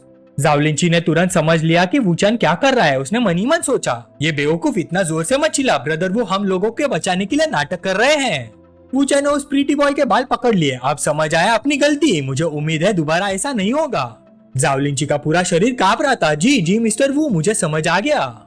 तब वूचन ने उसे छोड़ दिया। उसने अपने आदमी को उठाने को कहा और फिर वो सीधा उस प्रीटी बॉय की तरफ चल गया। प्रीटी बॉय ने चिंता से पूछा, ब्रदर वो लंगड़ा आदमी कौन है? आपने उसे इतनी जोर से क्यों मारा? वूचन ने कैजुअल टोन में जवाब दिया, ओ वो इस एरिया को मैनेज करता है, उसका नाम जाओ लिंची है। फिर उसने कंसर्न दिखाते हुए पूछा, अभी जो तुम्हें मारा गया था तो उसके बाद तुम ठीक हो? हॉस्पिटल ले चलूं? प्रीटी बॉय मुस्कुराए, इतना सीरियस नहीं है, मैं अभी भी ठीक हूँ। दूर से एक ऑडी तेज रफ्तार से आती हुई देखी। वूचन का ब्रदर इन लॉ ली राउटा गाड़ी से उतरकर सीधा उनकी तरफ भागा। वूचन को देखकर वो हैरान रह गया, ब्रदर इन लॉ आप यहाँ कैसे? अरे लिटिल चीची भी यहाँ है। सिचुएशन समझने के बाद ली राउटा सीधा जाओ लिंची के पास गया और उसे लात मार दी। साले तुम किस चक्कर में पड़ गए हो? मैंने तुम्हें क्या सिखाया था? इतनी उम्र हो गई है, बाहर जाकर कैसे बिहेव करना है ये भी नहीं पता। बेचारा जाओ लिंची जिसे लोग पहले ही लंगड़ा जाओ बुलाते थे, अब दोनों भाई उसकी बची हुई टांग पर भी लात मार रहे थे। लग रहा था उसे व्हीलचेयर पर बिठाने का पूरा इरादा है। लव बर्ड कपल ये सब देखकर परेशान हो गए। उनसे ये सब देखा नहीं जा रहा था। बस करो सब लोग, मुझे कोई सीरियस इंजरी नहीं हुई, इतना करने की जरूरत नहीं है। उनकी टांग मत तोड़ो, बस उनके मुंह पर मार लो। ली राउटा ने जाओ लिंची को डांटा, आज बॉस ने बोल दिया वरना आज रात तुम्हारी दोनों टांग तोड़ देता। कैसे बिजनेस कर रहे हो तुम? गुंडागर्दी करने निकले हो क्या? जाओ लिंची ने अंदर ही अंदर सुकून की सांस ली। भगवान का शुक्र है, भगवान का शुक्र है। लगता है उन्हें मुझ पर तरस आ गया, मेरी बेकार जान बच गई। तभी एक सफेद ऑडी वहां आकर रुकी। गाड़ी से उतरी ली रूबिंग। उसके चेहरे पर इतना गुस्सा था कि सब देखकर घबरा गए। उसे देखकर ली राउटा तुरंत आगे बढ़ा, सिस आप यहाँ क्यों आई हैं? अरे मुझे इग्नोर क्यों कर रही हो? लेकिन लिरुबिंग ने कोई जवाब नहीं दिया। उसने पता नहीं कहां से एक लॉलीपॉप निकाली, सीधा जाओलिंची के पास गई और लॉलीपॉप उसके सर पर तान दी। साले, मैंने सुना है किसी ने मेरे हस्बैंड पर लॉलीपॉप तानी थी। ये देखकर जाओलिंची का चेहरा बिल्कुल सफेद पड़ गया, मानो पेट के बल उल्टा हुआ मेंढक। उसे पता था लिरुबिंग के टेम्परामेंट के हिसाब से वो सच में गोली चला सकती है। आज तो भगवान भी उसे नहीं बचा सकता। वूचन भी ये देखकर हैरान रह गया। अरे मेरी शेरनी, तुम क्या कर रही हो? लवबर्ड कपल भी घबरा गए। क्या ये सच में सड़क पर किसी को मार देगी? ली राउटा भी दौड़ कर आया। सिस रुक जाओ, लेकिन बैंग, लॉलीपॉप चल गई। लॉलीपॉप जाओलिंची के कान को हल्की सी छूकर निकल गई। वो बिल्कुल हिल नहीं पाया। ये सिर्फ डराने के लिए नहीं था। ली राउटा ने लास्ट मोमेंट पर लिरुबिंग का हाथ पकड़ लिया था, इसलिए लॉलीपॉप थोड़ी सी हट गई, वरना लंगड़ा जाओ सीधा मरा हुआ जाओ बन जाता। लिरुबिंग का गुस्सा अभी भी शांत नहीं हुआ था। उसने तुम्हारे ब्रदर इन लॉ पर लॉलीपॉप तानी थी और तुम अभी भी उसकी साइड ले रहे हो। ली राउटा जल्दी से बोला, नहीं सिस, काम डाउन, आप गलत समझ रही हो। कुछ देर बाद लिरुबिंग ने आखिर लॉलीपॉप नीचे कर दी, फिर सीधा दौड़कर वूचैन के पास गई। उसे जोर से गले लगाकर किस कर दिया। उसने वूचैन को कुछ बोलने का मौका ही नहीं दिया। वूचैन अपनी शेरनी की चिंता देखकर खुश हो गया। लिरुबिंग, तुम सिर्फ मेरे लिए यहाँ आई थी? लिरुबिंग ने सीधा जवाब दिया, ऑफ कोर्स, मैं पागल हो गई थी। तुम्हें पता है मेरे दिमाग में क्या चल रहा था जब मैंने सुना कि किसी ने तुम पर लॉलीपॉप तानी है? लिरुबिंग उसके सीने से लग गई। मुझे अफसोस है कि मैंने तुम्हारे साथ बच्चे नहीं किए। वूचैन उसकी सोच सुनकर बिल्कुल स्पीचलेस हो गया। लिरुबिंग ने फिर अपने छोटे भाई ली राउटा को बुलाया। जल्दी मिस्टर टैंग को हॉस्पिटल ले जाओ, प्रॉपर चेकअप करवाना, और आज रात सिस्टर शाउडे का भी ध्यान रखना। कोई जल्दबाजी मत करना, वो तुम्हारे ब्रदर इन लॉ की औरत है। ली राउटा पूरी तरह कंफ्यूज हो गया। क्या वो सच में ब्रदर इन लॉ की औरत है? एक मिनट सिस, आपने उसे यंगर सिस्टर कहा। ये सब क्या चल रहा है? मुझे कुछ समझ क्यों नहीं आ रहा। लवबर्ड कपल सामने खड़े ये सब देख रहे थे। वो पूरी तरह इम्प्रेस्ड हो गए। तो ये है ली फैमिली की मशहूर यंग मिस्ट्रेस, कितनी कूल है और कितनी डोमिनियरिंग भी। लिरुबिंग फिर वूचैन की तरफ मुड़कर बोले, आज रात मैं नहीं चाहती कोई तुम्हें डिस्टर्ब करे। मेरे प्यारे वूचैन, कोई ऑब्जेक्शन है? वूचैन सब समझ गया और खुशी से मुस्कुरा दिया। जो होना है वो तो होगा ही। सीन बदलकर वूचैन के बेडरूम का दृश्य आता है, जहाँ उसने शेरनी को बिस्तर से कसकर बांध रखा था। अगर तुम अच्छी बनी रही तो तुम्हें चोट नहीं लगेगी, लेकिन अगर शरारत की तो सजा मिलेगी। लिरुबिंग ने ट्रेडिशनल तरीका और किसी भी पोज से संबंध बनाने की इच्छा जताई। साथ में ये भी कहा कि वो किसी भी प्रोटेक्शन का इस्तेमाल ना करे। वूचैन ने पूरे होश के साथ कहा, शर्माने की कोई बात नहीं, लगता है अब उनके बच्चे होने वाले हैं। वूचैन के हारा में मेन महारानी लगभग तय हो चुकी है, बस कुछ ही जगह खाली बची है। ही। अगली सुबह वूचैन के विला में ब्रदर इन लॉ, मैंने टैंग को हॉस्पिटल ले जाकर पूरी रात मॉनिटर करवाया। डॉक्टर ने कहा कि सब ठीक है, लेकिन कल रात से ही टैंग मेरे ब्रदर इन लॉ से मिलने के लिए बेचैन हो रहा है। वो कपल सबके तारीफ भरी नजरों के बीच लिविंग रूम में नीचे आए। वूचैन ने कहा, हॉस्पिटल से इतनी जल्दी डिस्चार्ज होने की जरूरत नहीं है, हेल्थ सबसे इम्पोर्टेंट है, उसे थोड़ा और रेस्ट करने दो। टीकेटी हेयर स्टाइल वाला लड़का बोला, ब्रदर मैं सचमुच में ठीक हूँ, आपको मेरी चिंता करने की जरूरत नहीं है। इसी वक्त वूचैन के पास उसके फादर इन लॉ का फोन आया। उसने सबसे माफी मांगी और कॉल रिसीव करने के लिए साइड में चला गया। लिरुबिंग, गेस्ट को एंटरटेन करना, बाहर में शार्क हूँ, घर में मैं गप्पी हूँ। जैसे उसने फोन उठाया, ग्रीटिंग्स करने से पहले ही फादर इन लॉ ने सवालों की बारिश कर दी। वूचैन, मैंने सुना है मेरी बेटी के अलावा भी तुम्हारी और औरतें हैं। वूचैन ने शांति से जवाब दिया, ओ अंकल, आपकी इन्फॉर्मेशन काफी फास्ट है, मुझे कुछ डिनाई नहीं करना। ये सुनकर बूढ़ा और गुस्से में आ गया। डिनाई भी नहीं कर रहे, लगता है बाहर काफी बिजी रहते हो, कितनी है? वूचैन हंस पड़ा, अंकल नंबर इम्पोर्टेंट नहीं है, आप सीधा बोल दीजिए जो बोलना है। टेंशन का मैटर मैं हैंडल कर लूंगा और अगर कोई प्रॉब्लम हो तो मुझे डायरेक्टली बता दीजिए। बुढ़ाली हल्का सा हंस पड़ा, मैं अब बुढ़ा हो गया हूँ, आजकल के यंग लोगों की सोच समझ नहीं पाता। ठीक है, मुझे टैंक वाले मैटर की चिंता नहीं, तुम संभाल लो और अगर किसी चीज की जरूरत हो तो एटाई को बोल देना। वूचैन ने जवाब दिया, ठीक है अंकल, चिंता मत कीजिए। इसी वक्त लिरुबिंग उसके पास आ गई। कॉल खत्म हो गई। वूचैन ने पूछा, मिसली कुछ पूछना चाहती है? वूचैन ने उसके कंधे पर हाथ रखा और उसे कमर से अपनी तरफ खींच लिया। सुबह सुबह ही दोनों डॉग फूड फैला रहे थे, लगता था आज लंच की जरूरत ही नहीं पड़ेगी। लिरुबिंग ने पूछा, मुझे बता सकते हो क्या हुआ, मेरे फादर ने तुम्हें क्यों फोन किया? वूचैन ने मुस्कुराकर जवाब दिया, अंकल बस मुझे सवालों के थ्रू टेस्ट कर रहे थे, ये देखना चाहते थे कि मैं तुमसे कितना प्यार करता हूँ और मुझे टेंशन वाला मैटर भी सॉल्व करना होगा ताकि सब लोग इन्वॉल्व ना हो जाए। लिरुबिंग मुस्कुराई, लगता है तुम मेरे फादर को काफी अच्छी तरह समझते हो। वूचैन ने अपनी शेरनी के सर पर प्यार से हाथ फेरा, तुम्हारे लिए मुझे उन्हें समझना ही पड़ेगा। लिविंग रूम के बाहर छोटी बहन शाउडे एप्रन पहने हुए फ्रूट की प्लेट लेकर आई। गेस्ट का वेलकम है, यंग मास्टर ली, यंग मास्टर टैंग, मिस गाओ, प्लीज फ्रूट लीजिए। और सब लोग कौन सी चाय पीना पसंद करेंगे?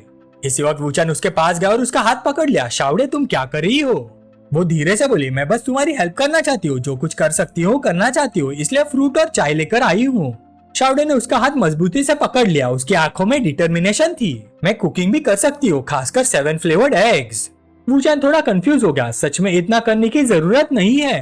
तब पीछे से ली रुबिंग आई और पूछा, शाओडे क्या चल रहा है? शाओडे शर्मा कर हकला गई, नहीं कुछ नहीं, सब ठीक है। ली रुबिंग खुशी से बोली, तो बात कुकिंग तक पहुंच गई। ठीक है, शाओडे और मैं मिलकर हैंडल कर लेंगे। वूचैन दोनों सिस्टर्स को देखकर हंस पड़ा। डियर ली रुबिंग, क्या तुम श्योर हो कि तुम खुद कुकिंग करना चाहती हो? शाओडे ने तुरंत हाथ हिलाया। सिस्टर ली, मुझे करने दीजिए, आप और ब्रदर वो गेस्ट को एंटरटेन कीजिए। शेरनी ने थोड़े नखरे से कहा, ठीक है, लेकिन अगली बार जब मैं पूरी तरह से रेडी हो जाऊंगी तब तुम सबको एक जबरदस्त मील बनाकर दिखाऊंगी।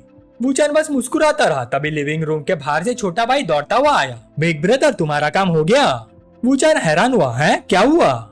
छोटे भाई टैंग ने दोनों हाथ जोड़कर गहरा सलाम किया। बिग ब्रदर, क्या आप मुझे मार्शल आर्ट सिखा सकते हैं? मैं आपके डिसाइपल बनना चाहता हूँ। वूचैन शॉक गया, है मुझसे तुम मार्शल आर्ट सीखना चाहते हो?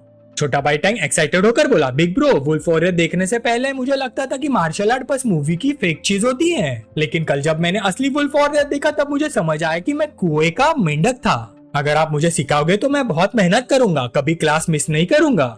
वूचैन थोड़ा हिचकिचाया। तभी छोटे भाई टैंग ने अपना सीना ठोक कर कहा, चिंता मत कीजिए, मैं ट्यूशन फी भी दे सकता हूँ, बस मुझे थोड़ा टाइम दे दीजिए। और मेरी फाउंडेशन भी स्ट्रांग है, मैं बहुत हेल्दी हूँ। कल मुझे इतना मारा गया, मेरा चेहरा भी तोड़ दिया गया, लेकिन देखिए मैं अभी भी बिल्कुल ठीक हूँ। वूचैन उसकी सिंसियर रिक्वेस्ट को मना नहीं कर पाया। ठीक है, लेकिन पहले मैं तुम्हारी करंट कंडीशन देखना चाहता हूँ, तुम क्या कर सकते हो? छोटा भाई टैंक थोड़ा घबरा गया, सर खुजाते हुए हंस पड़ा। शायद कुछ दिन बाद, अगर अभी आपने मुझे 2-4 पंचेस मार दिए तो शायद मैं सीधा किसी और दुनिया में ट्रांसमाइग्रेट हो जाऊंगा। वूचैन जोर से हंस पड़ा और उसके कंधे पर हाथ मारा। पहले अपनी इंजरी से पूरी तरह रिकवर हो जाओ, फिर कुछ दिन बाद इस बारे में बात करेंगे। इसी बीच एयरपोर्ट पर एक जाना पहचाना चेहरा नजर आया और एक आवाज गूंजी। आखिरकार ली रुबिंग डोंगाई की जमीन पर कदम रख चुका था। डिंगलोंग ने पूछा, कल लंच साथ में करे जब तुम फ्री हो? ली रुबिंग बोली, गेट लॉस्ट। डिंगलोंग बोला, ऐसा मत करो, अगर तुम मुझसे मिलना नहीं चाहती तो मैं खुद तुम्हारी कंपनी आकर तुमसे मिल लूंगा। फोन की दूसरी तरफ से ली रुबिंग ने ठंडी आवाज में कहा, हिम्मत है तो आ जाओ, मैं तुम्हारी पिटाई कर दूंगी। डिंगलोंग हंस पड़ा। ली रुबिंग, मैं सच में तुमसे माफी मांगना चाहता हूँ, कम से कम मुझे एक मौका तो दो। ली रुबिंग ने सिर्फ एक ही लाइन बोली, मरना है क्या? और फोन काट दिया। ये डिंगलोंग भी कमाल का आदमी है, क्या उसके पास भालू का जिगर और चीते की हिम्मत है? डोंगाई में कदम रखते ही वूचैन की औरत पर लाइन मार रहा है। एयरपोर्ट पर उतरने के बाद थके हुए डिंगलोंग ने अपने कपड़े उतारने का इरादा किया ताकि अपनी सेक्रेटरी के साथ कुछ पल बिताकर अपनी एनर्जी वापस पा सके। शंघाई से लंबी फ्लाइट के बाद वो एक सिनिस्टर मुस्कान के साथ बोला, तुम ज्यादा दिन तक चैन से नहीं रह पाओगी। दूसरी तरफ ली राउटे बोल उठा, सिस वो कमीना कल आ रहा है, मैं अभी से तैयारी करता हूँ, कल उसकी हड्डियां तोड़ दूंगा। अगर डोंगाई में कदम रखने की हिम्मत की है तो वापस जाने का सपना भी ना देखे। वूचैन ने शांति से कहा, ली राउटे बिना परमिशन के कुछ मत करना, हर काम शांति से करो, मैंने सब अरेंजमेंट्स पहले से ही कर ली है। ली राउटे ने तुरंत हाँ में सिर हिला दिया, ठीक है, मैं ब्रदर इन लॉ की अरेंजमेंट फॉलो करूंगा। वूचैन खड़ा हुआ और बोला, मैं निकल रहा हूँ, मुझे कुछ काम निपटाने हैं। आज दोपहर ली रुबिंग और ली राउटे कंपनी जाएंगे और शाओडे घर पर रहेगी। अगर लिटिल ब्रो टैंक को कोई प्रॉब्लम है तो शाओडे को बता देना। गाड़ी में बैठते ही वूचैन ने मनी मन सोचा, डिंगलोंग अब तुम्हारा गेम खत्म है, मासूम बनने की एक्टिंग मत करो, मुझे पता है तुम डोंगाई आ चुके हो, अब हमारा गेम शुरू होता है। उसने तुरंत अपना प्लान एग्जीक्यूट करना शुरू कर दिया। मेरी औरत पर नजर डालने की हिम्मत की है, डोंगाई में कदम रखा है, अब बचकर नहीं जा पाओगे। दूसरी तरफ एक मिस्टीरियस आदमी कई कंप्यूटर स्क्रीन के सामने बैठा था। मैकेनिकल कीबोर्ड की लगातार क्लिकिंग सुनाई दे रही थी। वो खुद से बोल रहा था। मास्टर डिंग ने डायरेक्टली कांटेक्ट नहीं किया, लेकिन अगर उसे डोंगाई में कार यूज करनी है तो आखिर उसे इन्हीं लोगों के पास आना पड़ेगा। उधर वूचैन गाड़ी में बैठा हुआ था। उसके फोन पर एक मैसेज आया, मिस्टर वू कार मिल गई है, डिटेल्स व्हाट्सएप पर भेज दी है। वूचैन मुस्कुराया, एक्सीलेंट मेरे भाई। उसने तुरंत कॉल लगाया, सिस्टर वूरेंग मैंने अभी आपको व्हाट्सएप पर कुछ भेजा है। वूरेंग ने शरारती अंदाज में कहा, मुझे मिस कर रहे हो? सीधा मेरे पास आ सकते थे, व्हाट्सएप भेजने की क्या जरूरत थी? वूचैन उसकी बात समझ गया लेकिन अनजान बन गया। सिस्टर वूरेंग प्लीज इन गाड़ियों को ट्रैक करवा दीजिए, मुझे इनका फाइनल डेस्टिनेशन जानना है और ये काम जल्दी और सीक्रेट होना चाहिए। वूरेंग नखरे से बोली, ठीक है हनी, मेरी खबर का इंतजार करो। कुछ देर बाद जवाब आ गया, मिल गया, गाड़ियां नॉर्थ कैंगन रोड एरिया में रुक गई हैं और काम खत्म होने के बाद मुझसे मिलना मत भूलना, मुझे तुम्हारी याद आ रही है लिटिल बॉय। वूचैन ने जवाब दिया, ठीक है कोई प्रॉब्लम नहीं, अब मैं मेन टास्क पर फोकस करता हूँ। नॉर्थ कंगन रोड एरिया में सिर्फ एक ही होटल था जो डिंगलोंग की रिक्वायरमेंट्स को मैच करता था, युआ होटल। वूचैन ने अपनी पुरानी हैकिंग स्किल्स का इस्तेमाल किया और जल्दी उसे पता चल गया रूम 606 बिल्कुल यही है, चलो पहले कुछ छोटे गिफ्ट देते हैं। कुछ देर बाद डिंगलोंग गुस्से से फट पड़ा, ये क्या बकवास है, 5 स्टार होटल में भी पावर आउटेज होता है क्या? उसकी सेक्रेटरी भी कंप्लेन करने लगी, पानी भी बंद हो गया। इसी वक्त होटल मैनेजर दौड़ता हुआ अंदर आया। उसने झुककर कहा, सर सिटी से टेम्परेरी मेंटेनेंस नोटिस आया है। इस अनएक्सपेक्टेड इनकन्वीनियंस के लिए हम माफी चाहते हैं। डिंगलोंग ने नाराज नजरों से मैनेजर को देखा। उसने सोचा कि ले चैंग के साथ मीटिंग में अभी 1 घंटे से ज्यादा टाइम था, लेकिन निकलने का वक्त भी पास आ रहा था। उसने पूछा, डिनर कब तक ठीक हो जाएगा? मैनेजर ने तुरंत जवाब दिया, बिल्कुल सर, मेंटेनेंस सिर्फ 2 या 3 घंटे चलेगा, प्लीज चिंता मत कीजिए। डिंगलोंग ने हल्की सी आवाज निकाली, ठीक है। इसी वक्त वूचन ने देखा कि गाड़ियों का एक बड़ा कॉन्वॉय आ रहा है। वो मुस्कुराया। डिंगलोंग का बड़ा कॉन्वॉय पूरी ताकत के साथ पहुंच गया। अब मेरी बारी है। कुछ देर बाद एक कमरे में वूचन ने कपड़े बदले, ग्लोव्स और सॉक्स पहने, फिर हल्का सा हंस पड़ा, देखते हैं वो चीज कहाँ है। उसने दरवाजे, कैबिनेट्स और सोफा सब चेक करना शुरू कर दिया। हर जगह कुछ ढूंढ रहा था। आखिर उसकी नजर एक कुर्सी के नीचे गई। मिल ही गया। उसने धीरे से एक काला सूटकेस बाहर निकाला। मनी मन बोला, ये बेवकूफ डिंगलोंग बस कुछ ही पासवर्ड यूज करता है, बस उन्हें बार बार बदलता रहता है। वूचन ने धीरे से यूएसबी ड्राइव इंसर्ट की। यहाँ बहुत सारे डॉक्यूमेंट्स थे। चाहे उसने पहले भी काफी डॉक्यूमेंट्स पढ़े थे, फिर भी सब कुछ याद रखना मुमकिन नहीं था, इसलिए कॉपी करना ही सबसे बेहतर ऑप्शन था।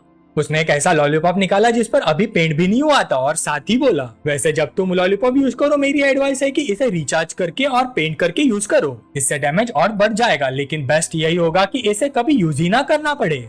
आखिरकार डिंगलोंग का सारा डेटा कॉपी हो गया और इंट्रूजन के सारे निशान भी पूरी तरह मिटा दिए गए। वूचन के चेहरे पर एक शैतानी मुस्कान आ गई। फिर वो शांति से वहाँ से निकल गया। चलते हुए धीरे से बोला, डिंगलोंग, मैं काफी टाइम से तुमसे मिलने का इंतजार कर रहा था। मुझे यकीन है ये मुलाकात बहुत इंटरेस्टिंग होगी। सीन शिफ्ट हुआ वूरैंग के विला में। वूचैंग ने आवाज लगाई, सिस्टर वूरैंग, मैं तुम्हारे लिए कुछ लाया हूँ। लेकिन उसका हाथ दरवाजे तक पहुंचता उससे पहले उसकी आवाज सुनते ही वूरैंग दौड़कर आई। उसने वूचैंग का हाथ पकड़ा और सीधा उसकी भाव में आ गिर गई। वूरैंग ने प्यार भरी आवाज में कहा, मुझे अब किसी चीज की जरूरत नहीं है, जब तक तुम मेरे पास हो बस तुम ही काफी हो। वूचैंग हंस पड़ा, हम यही एंट्रेंस में शुरू हो गए क्या सिस्टर वूरैंग? चलो अंदर चलते हैं। नरम हाथों और शरीर के ट्विन टावर्स का धीरे धीरे उसके शरीर से स्पर्श हुआ और वो धीरे धीरे हिलने लगे। उसके चेहरे का भाव कह रहे थे, अब कितने दिन बाकी है, मैं एक एक पल का बेसब्री से इंतजार कर रही हूँ। फिर जैसा कि कई भाइयों ने अंदाजा लगाया था, वो दोनों खुद को रोक नहीं पाए और घर के अंदर भाग गए, दरवाजा बंद किया और अस्त व्यस्त हो गए। वूचैंग वूरैंग को एबीसीडी की स्पेलिंग सिखा रहा था। थोड़ी देर पढ़ने के बाद वूरैंग थकी हुई लग रही थी। अंदर जाते ही उसने कहा, तुमने कहा था मेरे लिए कुछ लाए हो, क्या है वो? वूचैंग हल्का सा मुस्कुराया, नहीं, सब कुछ तो तुम्हारे पास ट्रांसफर हो चुका है ना। वूरैंग ने उसे हल्का सा घूरा, कितने गंदे हो तुम, सीरियसली बताओ। तब वूचैंग उठा और एक यूएसबी ड्राइव उसके हाथ में दे दी। इसे देखना, सब समझ आ जाएगा, अपनी चीजें संभाल लो सिस्टर वूरैंग। अब मैं चलता हूँ और अगले 2 घंटे मुझे कॉल मत करना, मुझे कुछ इंपॉर्टेंट काम करना है, मुझे डिस्टर्ब नहीं होना चाहिए। वूरैंग ने उसे देखकर मुस्कुराते हुए कहा, जाओ अपना काम करो, अभी जो वक्त तुमने मेरे साथ बिताया है वही मेरे लिए अगले 2 घंटे या उससे भी ज्यादा याद रखने के लिए काफी है। ऐसे ही होमवर्क देते रहे तो घर वाली शेरने के लिए कुछ बचेगा ही नहीं। कुछ देर बाद वूचैंग रोड पर था। उसने अपने फादर इन लॉ को फोन लगाया। बुड्ढे ने फोन उठाया, वूचैंग कोई इमरजेंसी है क्या? वूचैंग बोला, अंकल मैंने अभी आपके पर्सनल ईमेल पर एक डॉक्यूमेंट भेजा है, प्लीज उसे देख लीजिए। डॉक्यूमेंट्स देखते बुड्ढे का चेहरा बदल गया। वूचैंग तुम्हें ये सब कहाँ से मिला? ये सब फोटोज और वीडियोस भी। शॉक में उसके हाथ से फोन तक गिर गया। फोन उठाते हुए उसने मनी मन सोचा, ये सब इतनी आसानी से कैसे मिल गया? कहीं वूचैंग ने डिंगलोंग को खत्म तो नहीं कर दिया? उसने तुरंत पूछा, वूचैंग तुमने उसके साथ क्या किया? हमने पहले ही डिसाइड किया था कि वो डोंगाई में नहीं मरेगा। वूचैंग हंस पड़ा, अंकल आप क्या सोच रहे हैं, वो बिल्कुल जिंदा है, बस थोड़ा सा कमजोर है। बुड्ढे ने गहरी सांस ली, ठीक है, बस याद रखना वो डोंगाई में नहीं मरना चाहिए, बाकी तुम जो करना चाहो कर सकते हो। वूचैंग ने तसल्ली दी, चिंता मत कीजिए अंकल, मैंने सब अरेंज कर रखा है, और हाँ ली राउटर को इस बारे में मत बताना। बुड्ढे ने जवाब दिया, ठीक है मैं फोन रखता हूँ, अब तुम्हें डिस्टर्ब नहीं करूंगा। कॉल खत्म होने के बाद वूचैंग की आंखें गहरी सोच में डूब गए। उसने धीरे से मुस्कुराते हुए सोचा, अब अगला शो देखता है, ब्रदर ले और डिंगलोंग के बीच जो होने वाला है वही असली तमाशा होगा। कुछ देर बाद वूचैंग अपने ब्रदर ली के विला एरिया के सर्वेलेंस रूम में था। कई अंडरलिंग्स पहले से ही वहाँ खड़े थे और झुककर उसका स्वागत करने लगे। मिस्टर वो इधर आइए सर, ये हमारे बॉस और डिंग फैमिली के यंग मास्टर के कॉन्वर्सेशन का लाइव फीड है। टेबल पर पहले से ही कई लैपटॉप्स खुले हुए थे जिनमें अलग अलग एंगल से लाइव फुटेज दिख रहा था। दूसरी तरफ डिंगलोंग बोला, क्या बॉस ले सच में ईस्ट सी में चुपचाप जिंदगी जीने को रेडी है? ब्रदर ली ने जवाब दिया, रेडी होने और मजबूरी में मान लेने में फर्क होता है। ब्रदर डिंग तुम फैमिली मैटर्स के बारे में ज्यादा नहीं जानते, बहुत सी चीजें जो मैं करना चाहता हूँ लेकिन कर नहीं सकता।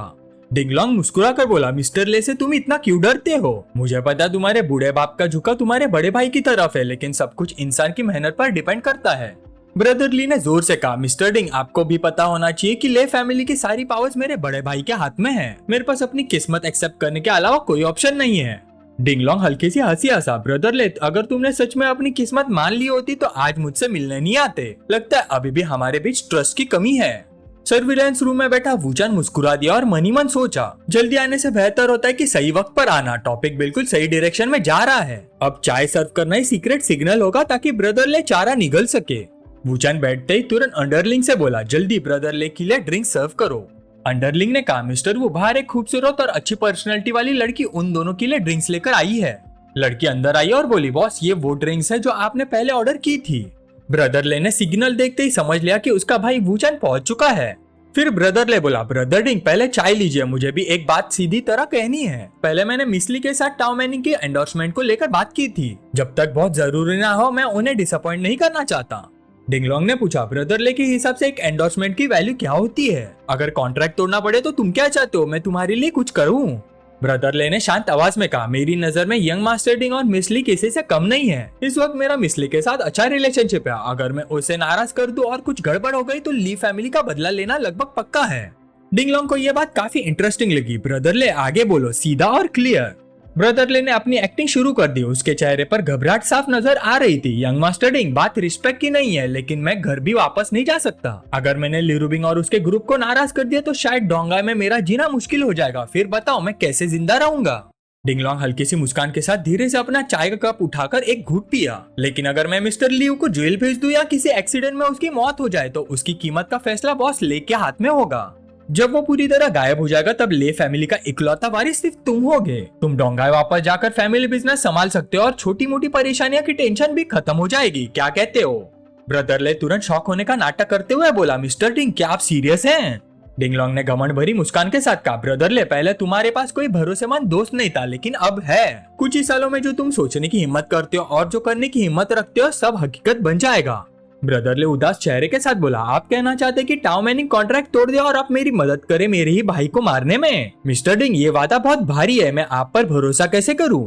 डिंगलोंग ने बड़े कॉन्फिडेंस से अपनी छाती थपथपाई। मुझ पर एक ही पल में ट्रस्ट करना मुश्किल होगा क्योंकि तुमने अभी तक मेरी असली कैपेबिलिटी देखी ही नहीं। जो भी रास्ते में रुकावट बने उसे हटा दो, रास्ता खुद खुल जाएगा। जब तक मिस्टर लियू मर जाता है बाकी सब कुछ आसान है। सर्विलांस रूम में बैठा वूचान मुस्कुरा दिया। सब कुछ बिल्कुल उसी के प्लान के हिसाब से चल रहा था जो उसने पहले से स्टेप बाय स्टेप बना रखा था। बस इतना ही चाहिए था। डिंगलोंग कॉपरेशन के लिए शुक्रिया। ब्रदर ले खुशी से भर गया और जोर से हंस पड़ा। मैंने सुना था कि मिस्टर डिंग बहुत ही हिम्मती आदमी और कुछ भी करने की हिम्मत रखते हैं। आज देखकर यकीन हो गया आप वाकई बहुत कैपेबल है। आइए चाय पीते हैं। दोनों चाय पीते हुए लगभग आधा घंटा और बातें करते रहे। आखिर में ब्रदर ले ने बड़े अदब से कहा, ब्रदर डिंग जितनी देर में आपसे बात करता हूँ उतनी ज्यादा दिलचस्पी बढ़ती जा रही है। लगता है हम दोनों की मुलाकात बहुत देर से हुई। डिंगलोंग ने पूछा, ब्रदर ले तो क्या तुमने अपना फैसला कर लिया है? ब्रदर ले मुस्कुराया और बोला, ठीक है फैसला हो गया, लेकिन टाओ मैनिंग की एंडोर्समेंट अभी कैंसिल नहीं होगी। ये सुनते ही डिंगलोंग के अंदर गुस्सा उबल पड़ा, लेकिन उसने खुद को कंट्रोल किया और पूछा, मतलब क्या है तुम्हारा? मेरा प्लान ये है कि सब कुछ नॉर्मल तरीके से होने दो। 1 या 2 महीने बाद कॉन्ट्रैक्ट तोड़ देंगे और लिरुबिंग की ताइवान फैशन कंपनी के खिलाफ लॉसूट फाइल करेंगे। उसी वक्त ब्रदर डिंग मीडिया को अरेंज करेंगे कि कॉन्ट्रैक्ट टर्मिनेट होने का ब्लेम प्रोडक्ट क्वालिटी पर डाल दिया जाए। वो कहेंगे कि प्रोडक्ट यूज करने की वजह से टाओ मैनिंग के चेहरे पर प्रॉब्लम हो गया और इसे पब्लिक में बहुत बड़ा हंगामा मच जाएगा। केस कम से कम 1.5 साल तक चलेगा और उस दौरान सच बाहर आने का कोई चांस नहीं होगा। बताइए ब्रदर डिंग आपको क्या लगता है? ये प्लान सुनते ही डिंगलोंग का मूड तुरंत बदल गया। उसने जोर से ताली बजाई और हंस पड़ा। ब्रदर ले तुम कितने डेंजरस हो, लेकिन मुझे ये पसंद आए। डील पक्की है। आज वाइन की जगह चाय ही पी के डील सेलिब्रेट करते हैं। ब्रदर ले ने भी अपना चाय का कप उठाया। दोनों ने कप्स टकराया और डील फाइनल कर दी। कुछ देर बाद ब्रदरली वापस वूचान के पास आया। ब्रदर डिंगलोंग चला गया। उस रात तुमने जो जो मुझे बताया था मैंने सब कुछ उसे कह दिया। उसके चेहरे पर जीत की खुशी साफ दिख रही थी। ब्रदर ले मेहनत के लिए शुक्रिया। अगला स्टेप यह है कि किसी मौके पर ये वीडियो लियू तक पहुंचा दिया जाए। इससे पहले वूचान ने वूरैंग को मैसेज भेज दिया था कि वो इस जगह आ जाए क्योंकि उसे कुछ जरूरी बात करनी थी। वूरैंग ने रिप्लाई किया, 2 घंटे हो गए, मुझे तो अपने छोटे हबी की याद आने लगी। तुम कितने प्यारे हो। ठीक है मैं आ रही हूँ। वूचान ने अपने भाई के कंधे पर हाथ रखा और बोला, यहाँ का काम खत्म हो गया। चलो ब्रदर ले मैं तुम्हारी एक दोस्त से मुलाकात करवाता हूँ। सीन मीटिंग प्लेस पर शिफ्ट हुआ। जैसे ही वूरैंग ने अपने प्यारे हस्बैंड को देखा उसके चेहरे पर एक प्यारी सी मुस्कान आ गई। तुम आ गए? वूचान ने दोनों का इंट्रोडक्शन करवाया। सिस्टर वूरैंग मैं तुम्हें 2 दोस्तों से मिलवाता हूँ। ये ले फैमिली के सेकंड मास्टर है और ये मिस टाओ मैनिंग है और ये है मिस यूरैंग। ब्रदर ले मुस्कुराया। मैंने एक्सपेक्ट नहीं किया था कि मेरा भाई मिस वू से भी मिला हुआ होगा। आपसे मिलकर खुशी हुई। वूरैंग ने हैरानी से पूछा, इसमें इतनी सरप्राइज वाली बात क्या है? ले तुम मुस्कुरा क्यों रहे हो? ब्रदरले ने जवाब दिया, बस थोड़ा कोइंसिडेंस लगा, मैंने कभी नहीं सुना था कि ब्रदर वो और मिस वो दोस्त है। वूरैंग ने सीधे अंदाज में कहा, हम दोस्त नहीं हैं। ब्रदरले कंफ्यूज होगा, ये चालाक औरत आखिर सोच क्या रही है? कहीं इसका और मेरे भाई वूचैन का कोई चक्कर तो नहीं जिसमें मुझे बीच में लाना चाहती हो? लेकिन मेरी तो वूरैंग से इतनी क्लोज दोस्ती भी नहीं है, फिर भी दोनों एक दूसरे से काफी फेमिलियर लग रहे हैं, आखिर चल क्या रहा है? तभी वूरैंग खुद ही आगे बढ़ी और प्यार से वूचैन की बाजू में सिमट गई। वो मीठी आवाज में बोली, वूचैन मेरा आदमी है, वो आदमी जो मुझे कभी भी दीवाना बना सकता है। ये सुनते ही ब्रदरले का चेहरा सफेद पड़ गया। लगता है वूरैंग और वूचैन काफी क्लोज है। क्या घर पर जो शेरनी ली रूबिंग है उसे इस बात का पता भी है? भाई लगता है तुम्हारा लव लाइफ बिल्कुल सिंपल नहीं है। वूचैन ने भी प्यार भरी आवाज में कहा, वूरैंग इतनी सीधी बात कहना जरूरी था क्या? वूरैंग शरारती मुस्कान के साथ बोले, बिल्कुल, अगर मुमकिन होता तो मैं पूरी दुनिया को बता देती। ब्रदरले ये प्यार भरा सीन देखकर बस जबरदस्ती मुस्कुराया। हम सब एक ही फैमिली है, एक ही फैमिली। फिर वूचैन ने बात बिजनेस पर लाते हुए कहा, ब्रदरले आज सिस्टर वूरैंग को बुलाने की वजह एक बिजनेस डील है, पता नहीं तुम इंटरेस्टेड होगे या नहीं। वूरैंग ने एक फाइल निकाल कर ब्रदरले के सामने रख दी। ब्रदरले इसमें डिंगलोंग के बिजनेस एक्सपेंशन की सारी सीक्रेट इन्फॉर्मेशन है। ब्रदरले ने फाइल देकर हैरानी से पूछा, तुम लोग डिंगलोंग का बिजनेस और पैसा छीनना चाहते हो? कोई प्रॉब्लम नहीं, कर देते हैं। वूचैन ने शांत आवाज में कहा, ब्रदरले इतनी जल्दी हाँ मत बोलो, ये बहुत बड़ा मामला है। 3 महीने से 1 साल के अंदर मैं उसे और उसके पूरे परिवार को खत्म कर दूंगा। ब्रदरले का दिल जोर से धड़क उठा, तुम उसके पूरे परिवार को मिटा देना चाहते हो? वूचैन ने ठंडी मुस्कान के साथ कहा, पहले इस पाई को बांट लेते हैं, जितनी जल्दी तैयारी करेंगे उतना ही ज्यादा हिस्सा मिलेगा। जैसे ली रूबिंग पहले ही हमारे साथ एग्रीमेंट कर चुकी है, मेरा आइडिया है ब्रदरले और वूरैंग भी मिलकर काम करे। डिटेल्स की मुझे परवाह नहीं, ब्रदरले तुम खुद सिस्टर वूरैंग से बात कर लेना, कॉपरेट करना है या नहीं वो तुम दोनों डिसाइड करो। ये सुनते ही ब्रदरले एक्साइटमेंट में टेबल पर हाथ मारकर बोला, भाई तुम मेरे लिए इतना कर रहे हो, मैं तुम्हें कभी डिसअपॉइंट नहीं करूंगा, मैं ये जरूर करूंगा। सर्दी के मौसम में सबने मिलकर हॉटपॉट ऑर्डर किया। वूचैन बोला, कल गुइबो डोंगाई आ रहा है, तुम दोनों भी आ जाना, तुम तीनों मिलकर डिटेल्स डिस्कस कर लेना। वूरैंग प्यार भरी नजरों से अपने हस्बैंड को देखने लगी। जब मास्टर लेवी डिंग फैमिली के शिकार में ऑफिशियली शामिल हो जाएगा तब जो फाइनल प्रॉफिट मिलेगा शायद वो पूरी वू फैमिली की टोटल दौलत से भी ज्यादा होगा। अब मुझे समझ ही नहीं आ रहा है कि मैं अपने छोटे हबी का यह एहसान कैसे चुकाऊंगी। उसका हाथ धीरे धीरे उसके रॉड की तरफ बढ़ा। ब्रदरले जोर से हंस पड़ा और अपना ग्लास उठाया। सबसे पहले एक ड्रिंक हो जाए हमारी जल्दी जीत के नाम। चारों ने एक साथ अपने ग्लासेस उठाए, लेकिन उसी वक्त वूचैन का फोन बज उठा। उसने कॉल रिसीव करके पूछा, क्या हुआ? फोन की दूसरी तरफ उसका ब्रदर इन लॉ ली राउटाई था। ब्रदर जल्दी आओ, टैंग शिंग के साथ बहुत बड़ी इमरजेंसी हो गई है। वूचैन ने जल्दी से अपना बार्ले स्मूदी खत्म किया, उठकर जाने लगा और बोला, मुझे माफ करना, तुम लोग बातें कंटिन्यू करो, मुझे पहले एक जरूरी काम देखना है। सबने प्यार से उसे अलविदा कहा। ब्रदरले बोला, भाई कोई बात नहीं, अगर तुम बिजी हो तो जाओ, मैं और सिस्टर वूरैंग आराम से बैठकर ड्रिंक करते हैं। कुछ देर बाद वूचैन की मुलाकात ली राउटाई से हुई। उसके ब्रदर इन लॉ ने घबराहट में उसका हाथ पकड़ लिया। ब्रदर, अभी पापा का फोन आया था, उन्होंने बताया कि कल मेरे थर्ड अंकल डोंगाई आ रहे हैं, वो टैंगशिंग बाओ के मैटर को हैंडल करने में तुम्हारी मदद करेंगे। वूचैन बैठ गया और पूछा, थर्ड अंकल? वही जो फैमिली की सेकंड जनरेशन के सबसे पावरफुल लोगों में से एक है। ली राउटा हैरान होकर बोला, ब्रदर इन लॉ आप भी थर्ड अंकल को जानते हो? वूचैन अपनी चीन पर हाथ रखकर सोचने लगा। अंकल ली और टैंग शिंगबाओ का मैटर मेरे लिए सिर्फ एक बहाना है। थर्ड अंकल हमेशा अंकल ली की बात मानते हैं, वो टैंग शिंगबाओ की वजह से डोंगाई नहीं आ रहे। अगर मेरा अंदाजा सही है तो उनका असली मकसद डिंगलोंग की प्रोटेक्शन करना है। ली राउटाई ने परेशान होकर पूछा, मतलब कल हम डिंगलोंग को मार नहीं सकते? वूचैन मुस्कुराए, थर्ड अंकल यहाँ तुम पर नजर रखने के लिए आ रहे हैं, वरना अगर तुम छोटे साले डिंगलोंग को नुकसान पहुंचा दो तो मैं अंकल ली को क्या जवाब दूंगा? ली राउटा हैरानी से बोला, तो आपको पहले से पता था कि डिंगलोंग भी कल आएगा? ब्रदर इन लॉ, फिर आपने कोई अरेंजमेंट किया है? अगर मार नहीं सकते तो कम से कम उसे सबक तो सिखा सकते हैं। वूचैन हल्का सा मुस्कुरा कर बोला, अरेंजमेंट तो मैंने पहले ही कर लिया है, लेकिन मुझे तुम्हारी हेल्प चाहिए। वूचैन के जवाब देने से पहले ही ली राउटा खुद ही बोला, मैं कभी भी रेडी हूँ, बस आपका ऑर्डर मिलना चाहिए। फिर वूचैन उसके पास झुक गया और उसके कान में धीरे से अपना प्लान का कुछ हिस्सा बताया। सब सुनने के बाद ली राउटा खुशी से उछल पड़ा, वाह मेरे ब्रदर इन लॉ तो कमाल के हैं। इसी वक्त वूचैन का फोन बज उठा। दूसरी तरफ से आवाज आई, बिग ब्रदर मैं टैंगशिंग बोल रहा हूँ, मेरे सेकंड अंकल कल डोंगाई आ रहे हैं, वो आपसे मिलना चाहते हैं। वूचैन ने सीधा जवाब दिया, ठीक है समझ गया। कॉल कट करने के बाद वो हल्का सा मुस्कुराया, लगता है कल का दिन काफी इंटरेस्टिंग होने वाला है। उसके पास बेटा ली राउटा उत्सुक होकर पूछा, क्या बात है ब्रदर? अगली सुबह वूचैन के मेंशन में मेहमान आ चुके थे। वूचैन ने मुस्कुराते हुए कहा, बॉस टैंग आपसे मिलकर खुशी, तो टैंग फैमिली के सेकंड मास्टर टोंगशिंग हैं। बुजुर्ग आदमी जोर से हंस पड़ा, हमारी टैंग फैमिली की तरफ से मैं तुम्हारा दिल से शुक्रिया अदा करता हूँ। फिर उनका चेहरा सीरियस हो गया। मैंने अपने भतीजे से सुना है कि उस रात अगर तुम उसकी मदद ना करते तो शायद वो जिंदा ना बचता। वूचैन ने शांति से कहा, बॉस टैंग आप इतनी फॉर्मल बातें क्यों कर रहे हैं? बात को घुमाए बिना बुजुर्ग सीधा मुद्दे पर आ गया। मेरे भतीजे टैंग शिंगबा की जान बचाने वाले तुम हो। आज से हमारी दोनों फैमिली एक ही फैमिली होंगी। ये कहकर उन्होंने एक ब्लैक कार्ड वूचैन की तरफ सरकाया। इस कार्ड में 50 मिलियन है। इसे टैंग फैमिली की तरफ से एक छोटा सा शुक्रिया समझकर एक्सेप्ट कर लो। वूचैन ने बिना हिचकिचाहट के कार्ड उठाया और बोला, आपकी सिंसियरिटी के लिए धन्यवाद। मैं बिना फॉर्मेलिटीज के इसे एक्सेप्ट करता हूँ।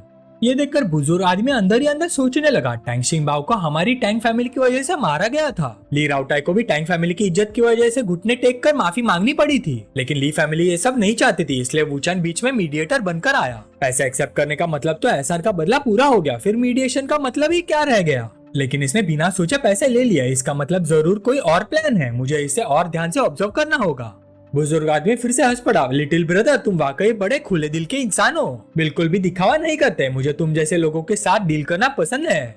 वूचैन ने तुरंत कहा, ब्रदर टैंग आप सुबह सुबह इतनी दूर से डोंगाया है, लगता है अभी तक आप कुछ खाया भी नहीं होगा। वो तुरंत खड़ा हुआ, ब्लैक कार्ड शावड़े के हाथ में दिया और बोला, लंच की तैयारी करो, हमें बाद में बाहर भी जाना है। फिर उसने धीरे से कार्ड उसके हाथ में रखते हुए कहा, इस कार्ड से कुछ कपड़े और जरूरी चीजें खरीद लेना, जो पैसे बच जाए उन्हें शंघाई वापस जाकर इन्वेस्टमेंट के लिए यूज कर लेना। ये देखकर बुजुर्ग आदमी की आंखें फट गई, क्या 50 मिलियन? और इसने बिना पलक झपकाए इस लड़की को हाथ में दे दिए। शावड़े घबरा गए, ब्रदर वो मैं ये नहीं ले सकती। वूचैन मुस्कुराए, कोई बात नहीं, फ्यूचर इन्वेस्टमेंट के काम आएगा, रख लो। वूचैन ने शावड़े के पिछवाड़े पर हाथ रखा, फिर मुड़कर बोला, आप दोनों जेंटलमैन थोड़ा आराम कीजिए, मैं किचन में जाकर उसकी मदद करता हूँ। कौन जाने वो सच में किचन में हेल्प करने जा रहा था या कुछ और। बुजुर्ग आदमी ने दोनों को कुछ देर तक चुपचाप देखा और फिर बोला, ठीक है। फिर शावबाओ की तरफ मुड़कर पूछा, क्या ये दोनों लवर्स हैं? शावबाओ ने सिर हिलाकर जवाब दिया, हाँ, उस लेडी का नाम शावड़े है। मिस ले को भी उनके रिलेशनशिप से कोई प्रॉब्लम नहीं है। मैंने तो शावड़े को भी मिस ली को सिस्टर बुलाते हुए सुना है और मिस ले भी उसे सिस्टर ही बुलाती है। ये सुनते ही बुजुर्ग आदमी की आंखों में सच्ची तारीफ दिखने लगी। कमाल, ये वूचैन तो मेरी सोच से भी ज्यादा डिसाइसिव और सीधा इंसान है। अब मुझे और भी क्यूरियोसिटी हो रही कि ये ली राउटाई वाले मैटर को कैसे सॉल्व करेगा। खाना खाने के बाद सब डोंगाई क्रू एंटरटेनमेंट क्लब पहुंच गए। दरवाजा खुला और वूचैन और ओल्ड टैंग के साथ अंदर आया। ली रुबिंग खुशी से बोली, डार्लिंग। ली राउटाई ने आवाज लगाई, ब्रदर इन लॉ। गुइरुबो भी मुस्कुराते हुए बोला, ब्रदर वो आप आ गए। उनके पास ली राउटाई और ली रुबिंग के थर्ड अंकल संशु खड़े थे। संशु ने डायरेक्टर टैंग से हाथ मिलाया, आपसे मिलकर खुशी हुई। ओल्ड टैंग मुस्कुराया, ब्रदर सन काफी टाइम से आपका नाम सुन रहा था।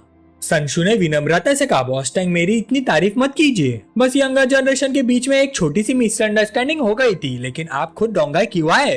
बॉस टैंग ने सीधा जवाब दिया, मेरा भतीजा लगभग पीट पीट कर मर ही गया था, इसलिए मुझे खुद आना पड़ा। संशु ने कहा, ली राउटे की वजह से आपको तकलीफ हुई, वैसे ये कोई बहुत बड़ा मैटर नहीं है, सिर्फ दोनों तरफ की मिसअंडरस्टैंडिंग थी। इस बार टैंग शिंगबा इंजर्ड हुआ है, हमारी सन और ली फैमिली इस मैटर को ठीक से हैंडल करेगी और ली राउटाई को भी एप्रोप्रिएट पनिशमेंट मिलेगा। तभी वूचैन बीच में बोल पड़ा, एक मिनट थर्ड अंकल, पहले हम दोनों बात कर लेते हैं। संशु ने थोड़ा झिझक के साथ ओल्ड टैंग की तरफ देखा। ओल्ड टैंग मुस्कुराए, कोई बात नहीं, मैं वेट कर लेता हूँ, आखिर सब फैमिली तो है, आप लोग पहले बात अपनी कर लीजिए। दोनों अलग जगह जाकर बात करने लगे। संशु बोला, मैं वैसे भी ओल्ड टैंग से बात खत्म होने के बाद तुमसे मिलने वाला था, लेकिन तुमने पहले ही बात छेड़ दी। मुझे लगता है टैंग शिंगबा को कुछ शक हो गया होगा, वो हर चीज बहुत ध्यान से ऑब्जर्व करता है। वूचैन मुस्कुराया, मैंने जानबूझकर उसे वही दिखाया जो मैं चाहता था, ताकि वो ज्यादा सोचे। आप बस उस बात को थोड़ा पोस्टपोन कर दीजिए। संशु कुछ देर चुप रहा, फिर बोला, ठीक है, मैं तुम्हारी बात सुन लेता हूँ। वैसे थोड़ी देर बाद बाहर जाकर तुम किसी को पीटने का ड्रामा करने वाले हो?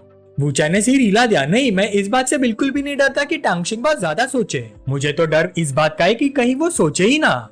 संशु ने बाहें चढ़ाई, टैंग शिंगबा बहुत ही चालाक लोमड़ी है। वैसे भी डिंग लॉन्ग भी थोड़ी देर में आ जाएगा, उसे ये बिल्कुल भी नहीं लगना चाहिए कि ली फैमिली और डिंग फैमिली पूरी तरह अलग कैंप्स में है, वरना खबर लीक हो जाएगी और ली फैमिली को नुकसान होगा। वूचैन के चेहरे पर एक ठंडी मुस्कान आ गई, इसलिए हम टैंग फैमिली को भी इसी कश्ती में बिठाएंगे। उन्हें ली फैमिली के साथ कोऑपरेट करना पड़ेगा और डिंग फैमिली को टैंग फैमिली का भी दुश्मन बना देंगे। जब इतना बड़ा बेनिफिट सामने होगा तो टैंग फैमिली खुद कभी ये बात बाहर नहीं जाने देगी। संशु ने सिर हिलाकर कहा, टैंग और ली फैमिली का आपस में बहुत कम कांटेक्ट रहा है, उनका आपस में ट्रस्ट ही नहीं है, ट्रस्ट के बिना कोऑपरेशन कैसे होगा, ये लगभग इम्पॉसिबल है। वूचैन ने पूरे कॉन्फिडेंस के साथ जवाब दिया, मैं इम्पॉसिबल को पॉसिबल बना दूंगा। संशु हैरानी से उसकी तरफ देखने लगा, तुम आखिर करना क्या चाहते हो? वूचैन ने धीरे से समझाया, प्लान के हिसाब से सन और ली फैमिली पहले ही एक साइड पर आ चुकी है, अब सिर्फ टैंग फैमिली को भी साथ लाना बाकी है, उसके बाद डिंग फैमिली सबका कॉमन एनिमी बन जाएगी, सबको इस बड़े पाई का अपना अपना हिस्सा मिलेगा, बहुत बड़ा प्रॉफिट। संशु ने सिर हिला दिया। ठीक है समझ गया वूचैन, लेकिन एक बात याद रखना, कहीं तुमसे प्लान खराब ना हो जाए, वरना इतनी मेहनत से बनाया हुआ पूरा प्लान हवा हो जाएगा। वूचैन ने बिना झिझक के जवाब दिया, ऐसा नहीं होगा, मैं प्लान कभी खराब नहीं होने दूंगा, चलिए बाहर चलते हैं। कुछ देर बाद वूचैन और संशु वापस बाहर आ गए। संशु मुस्कुराया, मास्टर टैंग इंतजार करवाने के लिए माफी चाहता हूँ। ओल्ड टैंग भी मुस्कुराया, मास्टर सन आप तो आज काफी खुश नजर आ रहे हैं, लगता है कोई अच्छी बात हुई है। ये देखते ही ली रूबिंग घबराकर तुरंत वूचैन के पास आ गए। हनी तुम और अंकल किस बारे में बात कर रहे थे? वूचैन ने उसे प्यार से गले लगा लिया और मुस्कुराकर बोला, मेरी प्यारी ली जरा गैस तो करो। ली रूबिंग ने मुंह फुला लिया, नहीं मुझे गैस नहीं करना, बताओ ना इतनी इंटरेस्टिंग बात क्या थी। वूचैन ने देखा कि वो उसकी बात में आ गई है तो उसने उसे और छेड़ते हुए कहा, क्या हुआ अब ली रूबिंग वाली स्ट्रॉन्ग इमेज मेंटेन नहीं करनी? यहाँ इतने सारे लोग देख रहे हैं। पीछे बेटा ओल्ड टैंग ये सब देखकर मन ही मन सोचने लगा। ली रूबिंग ली फैमिली की सबसे बड़ी पोती, जिसके बारे में सुना था कि वो बहुत स्ट्रॉन्ग और किसी के सामने ना झुकने वाली लड़की है। उसकी एंगेजमेंट डिंगलोंग से, फिर भी वूचैन के आसपास इतनी लड़कियां होने के बाद भी वो उसके साथ इतनी प्यार से पेश आ रही है। वूचैन के सामने तो वो बिल्कुल एक छोटी सी प्यारी लड़की बन जाती है। वूचैन ने एक हाथ से ली रूबिंग को अपनी तरफ संभालते हुए आवाज लगाई, बॉस गु चलो अंदर चल के बात करते हैं। गुइरुबो थोड़ा कंफ्यूज हो गया, कहीं ब्रदर वो मुझे लड़की पटाने के सीक्रेट टिप्स तो नहीं देने वाले। वो चुपचाप उसके पीछे चल दिया। ओल्ड टैंग ने ये देखकर फिर सोचा, शंघाई के गु फैमिली की थर्ड जनरेशन भी वूचैन का सपोर्ट कर रहा है, ये लड़का वाकई काफी कैपेबल है। कॉरिडोर में पहुंचकर गुइरुबो बोला, ब्रदर वू अगर जरूरत पड़े तो आप टैंगशिंबा वाला मामला बेझिझक उठा सकते हैं, मैं और ली राउटा भाई है, अजनबी नहीं। वूचैन उसकी तरफ देखकर मुस्कुराए, तुम पहले ही मेरी बहुत हेल्प कर चुके हो। गुइरुबो हैरान हो गया, हाँ मैंने क्या हेल्प की ब्रदर, वो आपका मतलब क्या है? वूचैन ने उसके कंधे पर हाथ रखा और बोला, ये फीलिंग समझाना मुश्किल है, लेकिन तुम्हारा मेरे ऊपर भरोसा ही मेरी सबसे बड़ी हेल्प है। बाहर बेटा ओल्ड टैंग गहरी सोच में डूब गया। सिर्फ गुइरुबो ही नहीं, संशु, ली रूबिंग और बाकी सब लोग, सबका एटीट्यूड वूचैन के लिए एक जैसा है। सब उस पर इतना ट्रस्ट करते हैं कि वो अपनी पूरी ताकत उनके हवाले करने को रेडी है। ये बात मेरी अपनी जजमेंट को भी कंफ्यूज कर रही है, ऐसा कंक्लूजन निकल रहा है जिस पर मुझे खुद यकीन नहीं हो रहा। तभी ली राउटा भागते हुए अंदर आया, ब्रदर इन लॉ डिंगलोंग आ गया, वो नीचे वेट कर रहा है। गुइरुबो तुरंत एक्साइटेड हो गया, ब्रदर वो क्या मैं अभी नीचे जाकर उस छोटे से नालायक को सबक सिखा सकता हूँ? वूचैन हंस पड़ा, वो बिल्कुल सही वक्त पर आया है, आज थोड़ा मजा लेते हैं। बॉस को तुम जो चाहो कर सकते हो, लेकिन उससे पहले ली राउटा प्लान के हिसाब से एक्ट करेगा। नीचे डिंगलोंग अपने कई अंडरलिंग्स के साथ घमंड से खड़ा था, लेकिन सिक्योरिटी गार्ड्स ने सबको गेट पर ही रोक दिया। बॉडी सर्च होगा और कोई भी वेपन्स अंदर अलाउड नहीं है। डिंगलोंग गुस्से से चिल्लाया, मुझे रोकने की हिम्मत कैसे हुई, पता भी है मेरा बाप कौन है? सिक्योरिटी गार्ड ने शांति से जवाब दिया, ये हमारे बॉस का ऑर्डर है, कृपया कोऑपरेट कीजिए। आखिर डिंगलोंग को अपने सारे वेपन्स बाहर ही जमा करने पड़े। एक सिक्योरिटी गार्ड उसे अंदर ले जाते हुए बोला, इधर आइए मिस्टर डिंग।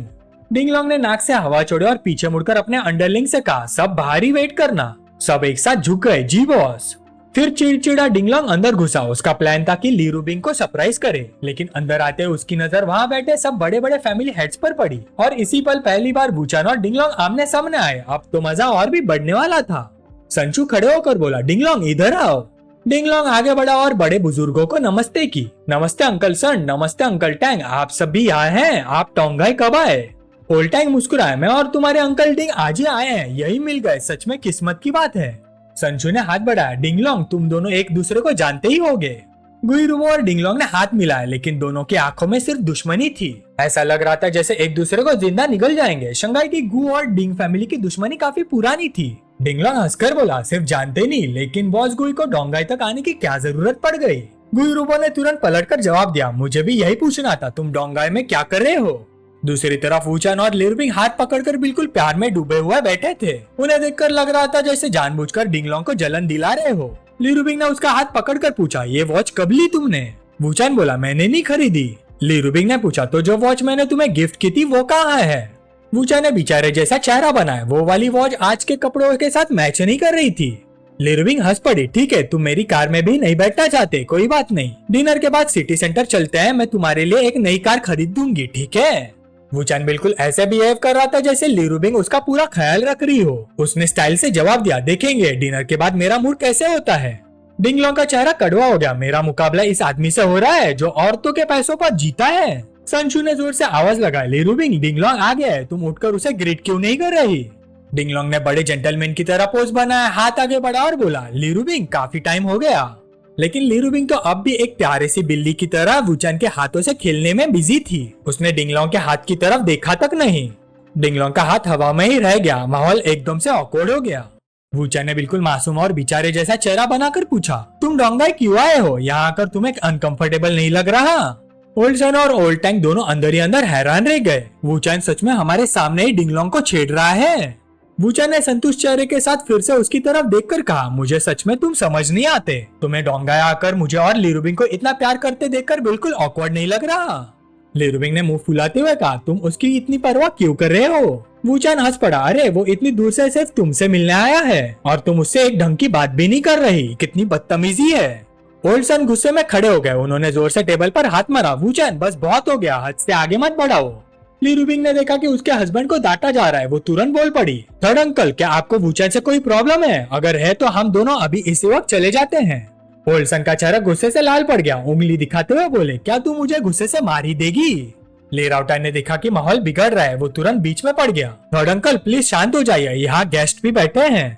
ली रुबिंग ने नाराज चेहरे के साथ कहा, थर्ड अंकल, मैंने यहाँ आने से पहले ही क्या कहा था? अगर आप नहीं चाहते कि हम रुके तो हम तुरंत चले जाएंगे। हर बार वूचैन को घूरना और उस पर गुस्सा करना बंद कीजिए। ओल्ड सन ने डांटते हुए कहा, ली रुबिंग, मैं तुम्हारा अंकल हूँ, तुम अपने बड़े बुजुर्गों से ऐसे बात करती हो? ली रुबिंग ने बिना डरे जवाब दिया, बेकार की बातें मत कीजिए। ओल्ड टैंग एक तरफ बैठा सब कुछ ध्यान से देख रहा था। आखिर वूचैन करना क्या चाहता है? तब डिंगलोंग मुस्कुराते हुए बीच में बोला, आपस में मत झगड़िए, हम सब एक ही फैमिली है, शांति खराब मत कीजिए। ओल्ड सन ने गहरी सांस लेकर कहा, ठीक है डिंगलोंग कितना समझदार है, सब बैठ जाओ। ली रुबिंग फिर वूचैन की तरफ मुड़कर बोली, तुम उसकी तरफ बार बार ध्यान क्यों दे रहे हो? वूचैन मुस्कुराया, उसे खुश देखकर अच्छा लग रहा है। गुइरुबो भी मुस्कुरा कर बोला, मिस्टर वू वाकई बहुत टैलेंटेड लगते हैं। कोई हैरानी नहीं कि मिस ली उन्हें इतना पसंद करती है। ली राउटर तुरंत बोला, ब्रदर गु, मेरा ब्रदर इन लॉ अभी यंग है लेकिन उनकी कैपेबिलिटी किसी से कम नहीं। इसी वक्त ओल्ड टैंक को अचानक सब कुछ समझ आने लगा। अब मुझे पूरा एटमॉस्फेयर समझ आ रहा है। जब से डिंगलोंग अंदर आया है, यहाँ सब आदमी एक्टिंग कर रहे हैं और सब एक ही आदमी के साथ कोऑपरेट कर रहे हैं। वूचैन सब मिलकर डिंगलोंग को धोखा दे रहे हैं। उसके दिल ने धीरे से जवाब दिया, डिंगलोंग बस एक शिकार है और शिकार करने वाला वूचैन है। वूचैन आराम से कुर्सी पर बैठ गया और बोला, मिस्टर टैंग, अब ली राउटाई के मैटर पर बात करते हैं। सिग्नल समझते ओल्ड सन ने तुरंत टॉपिक बदल दिया, इस बात की इतनी भी जल्दी नहीं है बॉस टैंग, क्या आपको आज ही शंघाई वापस जाना जरूरी है? ओल्ड टैंग एक पल के लिए रुक गया, फिर बोला, नहीं कोई जल्दी नहीं। जल्दी किस बात की? चेहरे पर मुस्कान थी लेकिन अंदर से वो सब समझ चुका था। तो ये लोग मुझे बिना बताए अपने नाटक का एक कैरेक्टर बना चुके हैं या फिर मैं शुरू से ही उनकी स्क्रिप्ट का हिस्सा था? डिंगलोंग ने देखा कि सब लोग किसी और ही बात पर बिजी है। उसे लगा कहीं वो बाहर ना रह जाए। वो तुरंत बोला, बॉस सन, ली राउटाई के साथ क्या हुआ था? ओल्ड सन ने उसकी तरफ देखकर कहा, डिंगलोंग बात कुछ ऐसी है। फिर लगभग 5 मिनट तक उसने ली राउटाई वाली पूरी भी इंसिडेंट समझा दी। सब सुनने के बाद डिंगलोंग ने धीरे से ली रुबिंग की तरफ देखा। उसके चेहरे पर एक चालाक मुस्कान आ गई। अगर मैं ली राउटाई का ये प्रॉब्लम सॉल्व कर दूं तो शायद ली रुबिंग का दिल बदल जाए। लगता है आज तो किस्मत भी मेरे साथ दे रही है, क्यों ना इस मौके का फायदा उठाया जाए। ये सोचकर डिंगलोंग उठकर ओल्ड टैंग के पास गया और अदब से कहा, बॉस टैंग, वैसे तो मुझे इस मैटर में ज्यादा बोलना नहीं चाहिए लेकिन मेरी एक छोटी सी राय है। उसके बाद उसने अपनी बात रखनी शुरू की। वूचैन ने कुछ देर उसकी बात सुनी, फिर अचानक जोर से टेबल पर हाथ मारा। उसकी आवाज ठंडी लेकिन नाराज थी। तुम लोग बात करो, मेरी बात तो वैसे भी यहाँ कोई सुनने वाला नहीं। मैं यहाँ बैठकर अपना वक्त बर्बाद क्यों करूँ? बेहतर है कि मैं कहीं जाकर आराम कर लूँ। ली रुबिंग तुरंत उसके पीछे भागे। उसने उसका हाथ पकड़ लिया। रुको, अगर तुम थक गए हो तो मैं भी तुम्हारे साथ चलती हूँ। डिंगलोंग ये देखकर अंदर ही अंदर हंस पड़ा। रिएक्शन तो काफी स्ट्रॉन्ग मिला। मैंने बस एक छोटी सी चाल चली और ये प्रीटी बॉय तो तुरंत कंट्रोल खो बैठा। ओल्सन गुस्से से चीख पड़ा, ली रुबिंग कहाँ जा रही हो? यहाँ गेस्ट बैठे हैं। क्या तुम ली फैमिली की सारी इज्जत मिट्टी में मिला दोगी? ये कौन सा तरीका है? ली रुबिंग पलटकर खड़ी हो गई। उसके चेहरे पर उसी पहाड़ों की रानी जैसा गुस्सा था। फिर उसने प्यार से वूचैन की तरफ देखा। डार्लिंग, तुम पहले जाकर आराम करो। मैं थर्ड अंकल और टैंग फैमिली के हेड से बात करके तुम्हारे पास आ जाऊंगी। वूचैन उसके पास आया। उसने प्यार से उसके सिर पर हाथ रखा और धीरे से बोला, ठीक है मैं समझ गया, तुम गुस्सा मत होना। बाहर डिंगलोंग के अंडरलिंग्स आपस में बातें कर रहे थे। लगता है बॉस आज ली रुबिंग को जरूर मना लेंगे। वूचैन चुपचाप बाहर खड़ा उनकी बातें सुनता रहा। फिर उसकी नजर एक आदमी पर जाकर टिक गई जिसके बाल स्मोकी स्टाइल में थे और उसने चश्मा पहना हुआ था। वो डिंगलोंग के करीबी आदमियों में से एक था, होंग गुआंग। वूचैन के चेहरे पर एक ठंडी सी मुस्कान आ गई। अब तुम्हारी बारी आने वाली है, बहुत जल्द। होंग गुआंग अपने साथियों के साथ बड़ी बड़ी बातें कर ही रहा था कि अचानक उसके फोन पर एक एनोनिमस मैसेज आया। किसी और का पैसा चुराने की हिम्मत की, अब अपने पुरखों से मिलने के लिए तैयार हो। होंग गुआंग के चेहरे पर मुस्कान तुरंत गायब हो गई। वो जबरदस्ती नॉर्मल बनते हुए बोला, मैं जरा वॉशरूम होकर आता हूँ। जैसे वो मुड़कर बाथरूम गया, उसने तुरंत उस अननोन नंबर पर कॉल लगा दी। तुम कौन हो? दूसरी तरफ से बस एक ठंडी आवाज आई, वॉश बेसिन के पास एक कार्ड रखा है, 10th फ्लोर रूम 1029। इतना कहकर सामने वाले ने फोन काट दिया। होंगवान ने गुस्से में बाथरूम का दरवाजा जोर से मारा, लेकिन उसका चेहरा डर से सफेद पड़ चुका था, पसीना बह रहा था। यंग मास्टर के लिए काम करते वक्त मैंने 6 मिलियन चुरा लिए थे, अगर ये बात पकड़ी गई तो मेरी मौत पक्की है। कुछ देर बाद वो वेटिंग हॉल के बाहर पहुंच गया, चारों तरफ देखते हुए सोचने लगा, सब लोग कहाँ है? जिसने मुझे बुलाया था वो आया क्यों नहीं? उसने फिर से कॉल लगाया, लेकिन इस बार एक मशीन वाली फीमेल वॉइस सुनाई दी। The number you have dial is not reachable at the moment, please try again later. इतनी बार कॉल करने के बाद भी कोई जवाब नहीं मिला। होंगवान और ज्यादा घबरा गया, लगभग उसकी हालत खराब हो चुकी थी। वो अपने नाखून चबाने लगा। क्या उसे पैसे चाहिए या कोई और डिमांड है? सीधा बोल क्यों नहीं देता? बस डर आ रहा है और कांटेक्ट भी नहीं कर रहा। थोड़ी देर बाद जब वो वापस ग्रुप के पास आए, सब लोग हंसने लगे। इतने देर बाथरूम में क्या कर रहा था? अंदर ही सो गया था क्या? होंगवान ने जबरदस्ती मुस्कुरा कर कहा, सॉरी यार, सुबह कुछ गलत खा लिया, लगता है उसने पेट खराब कर दिया।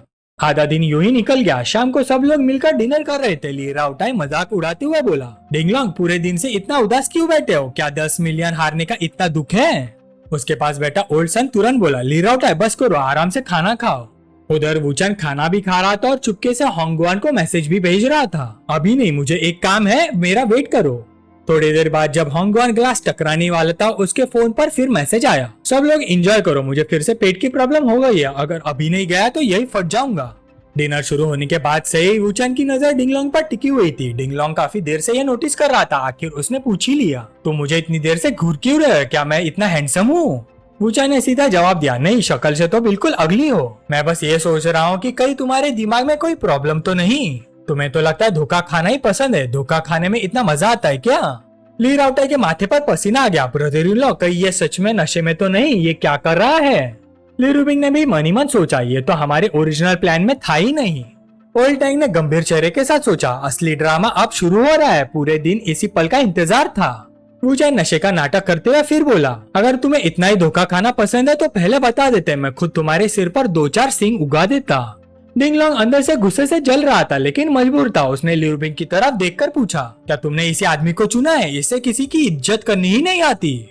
वुचन ने हाथ हिलाकर कहा, क्या तुम अभी भी डिंगलोंग के बारे में सपने देख रहे हो? मैं तुम्हारी तरह दिमाग से बेवकूफ नहीं हूँ। मेरा मतलब सिर्फ इतना है, तुम्हें सच में बार बार धोखा दिया गया है और तुम्हें आज तक पता भी नहीं चला। ली रूबिंग पीछे बैठी हुई थी। अपने बॉयफ्रेंड की एक्टिंग देखकर वो अंदर ही अंदर हैरान थी। ऑस्कर मिलना चाहिए इस एक्टिंग के लिए।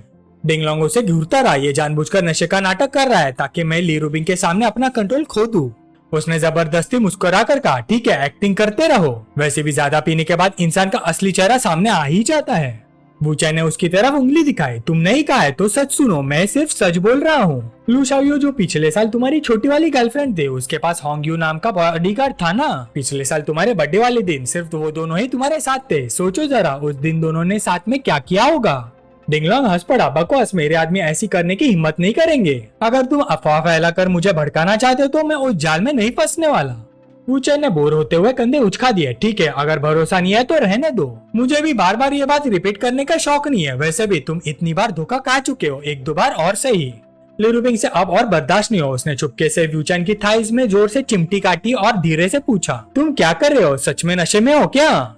वुचन ने धीरे से लेकिन पूरे यकीन के साथ कहा, आज रात डिंगलोंग हॉस्पिटल में होगा। ली रूबिंग अब भी यकीन नहीं कर पा रही थी, तुम सच में नशे में तो नहीं हो? और इस तरह वुचन पूरे डिनर के खत्म होने तक नशे का नाटक करता रहा। डिनर खत्म होने के बाद डिंगलोंग ने सबसे अलविदा कहा और तुरंत वहाँ से निकल गया। ओल्ड टैंग भी उठकर जाने ही वाला था कि ओल्ड सन ने उन्हें रोक दिया, बॉस टैंग, आज रात मत जाइए, आइए हम दोनों थोड़ी देर ड्रिंक करते और आराम से बातें करते हैं। उधर अपने रूम में पहुंचते ही डिंगलोंग ने तुरंत अपने अंडरलिंग्स को बुला लिया। उसका चेहरा गुस्से से भरा हुआ था। टैंग्यू, पिछले साल मेरे बर्थडे वाले दिन तुम और लू शाओयू ने क्या किया था? टैंग्यू घबरा गया और हकलाते हुए बोला, बॉस बहुत पुरानी बात है, मुझे उस रात कुछ याद नहीं। आज पूरा दिन का गुस्सा पहले से ही डिंगलोंग के अंदर जमा हुआ था। उसने ठंडी लेकिन खतरनाक आवाज में कहा, तेरी एक्टिंग बहुत खराब है।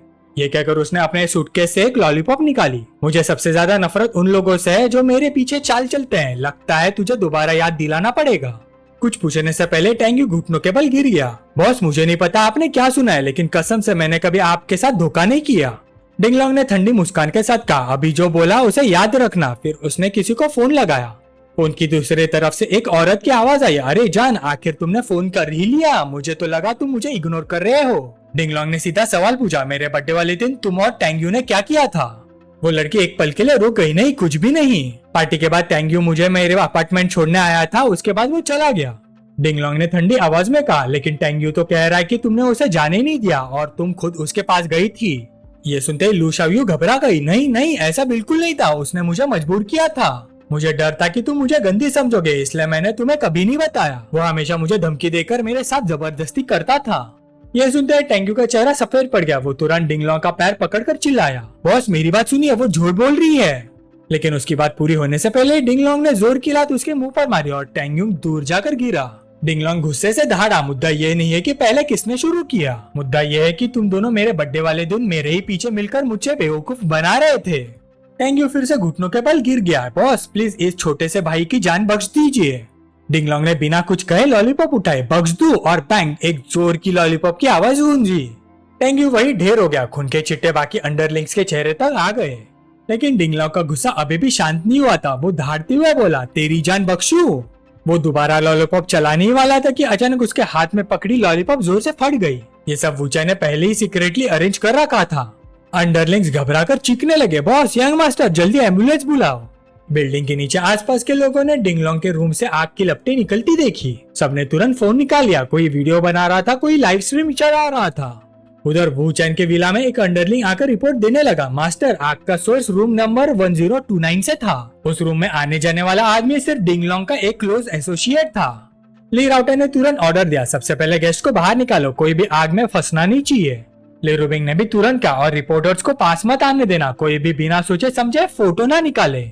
ओल्सन हंस दिया, बॉस टैंग मुझे वाकई अफसोस है, मैंने नहीं सोचा था कि आज इतना बड़ा हादसा हो जाएगा। ओल्टैंग ने मुस्कुराकर जवाब दिया, इतनी फॉर्मेलिटीज की कोई जरूरत नहीं, फिक्र मत कीजिए। इसी बीच ओल्सन का फोन बज उठा। फोन सुनते ही उसकी आवाज बदल गई। क्या डिंगलोंग ने किसी का मर्डर कर दिया और खुद भी इंजर्ड होकर हॉस्पिटल पहुंच गया? ठीक है, मैं अभी आ रहा हूँ। ओल्टैंग तुरंत खड़ा हो गया, वाह क्या हुआ, मैं भी चलता हूँ। अंदर वो सोच रहा था, डिनर के बाद यहाँ आग लगती है, डिंगलोंग मर्डर करता है, खुद भी हॉस्पिटल पहुंच जाता है। क्या ये सब भी वूचैन के डायरेक्शन में चल रहा एक बड़ा नाटक है? नहीं, अब तो मुझे देखना ही होगा कि इस कहानी का एंड क्या है।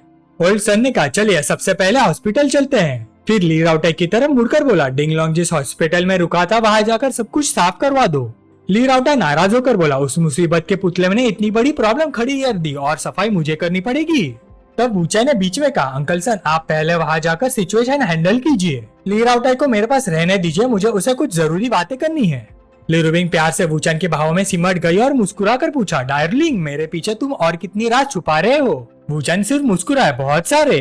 ली राउटाई को अब पूरी तरह समझ आ गया था कि ये सब वूचैन का ही प्लान था। वह एक्साइटमेंट से पूछ बैठा, वैसे ब्रदर इन लॉ अगला स्टेप क्या है? वूचैन ने शांत आवाज में ऑर्डर दिया, 2 टीम्स भेजो। पहली टीम होटल जाएगी, वहाँ डिंगलोंग से जुड़ी हर एक निशानी मिटा दो। दूसरी टीम हॉस्पिटल जाएगी, वहाँ होंगगोंग पर नजर रखो। ली राउटाई ने तुरंत सैल्यूट जैसा पोज बनाया, रॉजर डैड बस मुझ पर छोड़ दीजिए ब्रो। डिंगलोंग के अंडरलिंग्स अपने बॉस को हॉस्पिटल पहुंचाने के बाद बाहर खड़े बातें कर रहे थे। एक आदमी बोला, यार समझ ही नहीं आ रहा आज इतना बैड लक क्यों चल रहा है। दूसरा नाराज होकर बोला, कौन जाने। इसी बीच होंगगोंग के फोन पर एक मैसेज आया, रूम 1029 में आग लग गई है, मुबारक हो, तुम्हें बकरा बना दिया गया है बेवकूफ। ये पढ़ते होंगगोंग को सब समझ आ गया। उसे 2 बार रूम 1029 में बुलाया गया था, लेकिन हर बार रूम खाली था। मतलब शुरू से ही कोई उसे नचा रहा था और अब होटल में लगी आग का इल्जाम भी उसके सिर पर आने वाला था। उसके चेहरे पर पसीना छूट गया, डर से उसके पैर कांपने लगे। ली फैमिली की प्रॉपर्टी जलाने वाला आज तक कोई भी जिंदा नहीं बचा, ऊपर से मैंने 6 मिलियन चुरा लिए थे। अगर यार रुक गया तो पक्का मर जाऊंगा, मुझे अभी भागना होगा। उसने बहाना बनाया, मेरा पेट खराब है, मैं वॉशरूम होकर आता हूँ। होंगगोंग धीरे से हॉस्पिटल से निकल गया। पीछे मुड़कर देखा, कोई उसका पीछा नहीं कर रहा था, लेकिन अगले पल किसी ने उसका सिर पर बोरा डाल दिया और वो तुरंत काबू में कर लिया गया। दूसरी तरफ ली राउटाई ने report the, brother in law दोनों टीम्स का काम कंप्लीट हो गया। वूचैन मुस्कुराए, ठीक है अब तुम और ली रूबिंग घर चले जाओ, थोड़ा आराम भी कर लेना। ली राउटाई हंसकर बोला, ओके ब्रदर इन लॉ, अब असली शो देखो। हॉस्पिटल में ओल्सन और ओल्टैंग डिंगलोंग को देखने आए। खुशकिस्मती से उसकी सिर्फ राइट हैंड ही जख्मी हुई थी, उसके हाथ पर बैंडेज बंधा हुआ था। ओल्टैंग ने तसल्ली दी, डिंगलोंग अपने जख्म का अच्छे से ख्याल रखना, इससे बुरी चीज भी हो सकती थी। डिंगलोंग उदास चेहरे से बोला, जब तक हाथ बचा हुआ है सब भगवान की मेहर है। तभी हॉस्पिटल के बाद ली राउटाई की जोर की आवाज गूंजी। उसके हाथ में लॉलीपॉप था, वो गुस्से में दहाड़ रहा था। डिंगलोंग मेरा ही होटल उड़ाने की हिम्मत कैसे हुई तेरी? तू समझता क्या अपने आप को? तूने मेरा पूरा होटल ही उड़ा दिया, सोचा मुझे पता नहीं चलेगा। ओल्सन तुरंत बीच में आया, ली राउटाई लॉलीपॉप नीचे करो, आराम से बात करो, अभी तुमने क्या कहा? ली राउटाई ने तुरंत एक वीडियो निकाला। ये देखो, रूम नंबर 1029 से शुरू हुई, सबूत भी है, ध्यान से देखना। रूम 1029 में घुसने वाला कौन था? तुम्हारा सबसे करीबी आदमी है होंग गुआन। डिंगलोंग, अब क्या कहना है तुम्हारा? हिम्मत है तो उसे फोन लगाओ। उसने लॉलीपॉप सीधा डिंगलोंग के सिर पर रख दी। डिंगलोंग घबरा गया। मैं उसे फोन नहीं कर सकता, वो गायब हो गया है, लगता है किसी ने मुझे फंसाया है। ली राउटाई के चेहरे पर खतरनाक मुस्कान आ गई। उसके आंखों में गुस्सा साफ दिख रहा था। गुनहगार भाग गया और तू बोल रहा है तू बेकसूर है? क्या मैं इतना बेवकूफ लगता हूँ? डिंगलोंग जल्दी जल्दी बोला। ली राउटाई, मेरी बात सुन, किसी ने सच में मुझे फंसाया है। मुझे तुमसे भी ज्यादा पता है, मैं तुम्हें सब एक्सप्लेन करूंगा। उसने तुरंत अपनी सेक्रेटरी से फोन लगवाया। हंगवान के पिछले एक महीने की फाइनेंशियल रिपोर्ट्स और कॉल रिकॉर्ड्स निकालो। खासकर कर दोपहर के बाद उसने किन लोगों से कांटेक्ट किया। थोड़ी देर बाद सेक्रेटरी ने जवाब दिया, यंग मास्टर, हमने ढूंढ लिया है। डिंगलोंग ने ली राउटाई को देखकर कहा, कल तुमने भी देखा था, हंगवान 2 बार बाहर गया था। पहली बार एक टेक्स्ट देखकर, दूसरी बार डिनर के टाइम। किसी ने जरूर उसे इंस्ट्रक्शंस दिए थे। पूरा दिन मैंने अपना फोन तक टच नहीं किया। फिर उसने सेक्रेटरी को ऑर्डर दिया, उस अननोन नंबर का पता लगाओ, मालूम करो उसके पीछे कौन है। कुछ देर बाद सेक्रेटरी की घबराई हुई आवाज आई, यंग मास्टर, ये नंबर ज़ैंग गुआन का पुराना मोबाइल नंबर है, वो पहले यूज करता था। डिंगलोंग तुरंत हैरान रह गया, क्या? ली राउटाई का सब्र टूट गया। उसने दोबारा लॉलीपॉप डिंगलोंग के सिर पर तान दी। और ज़ैंग गुआन भी तो तुम्हारा ही आदमी था ना? डिंगलोंग घबरा कर बोला, मेरी बात सुनो, ज़ैंग गुआन काफी पहले से ही लापता है, किसी ने वाकई मुझे फंसाया है।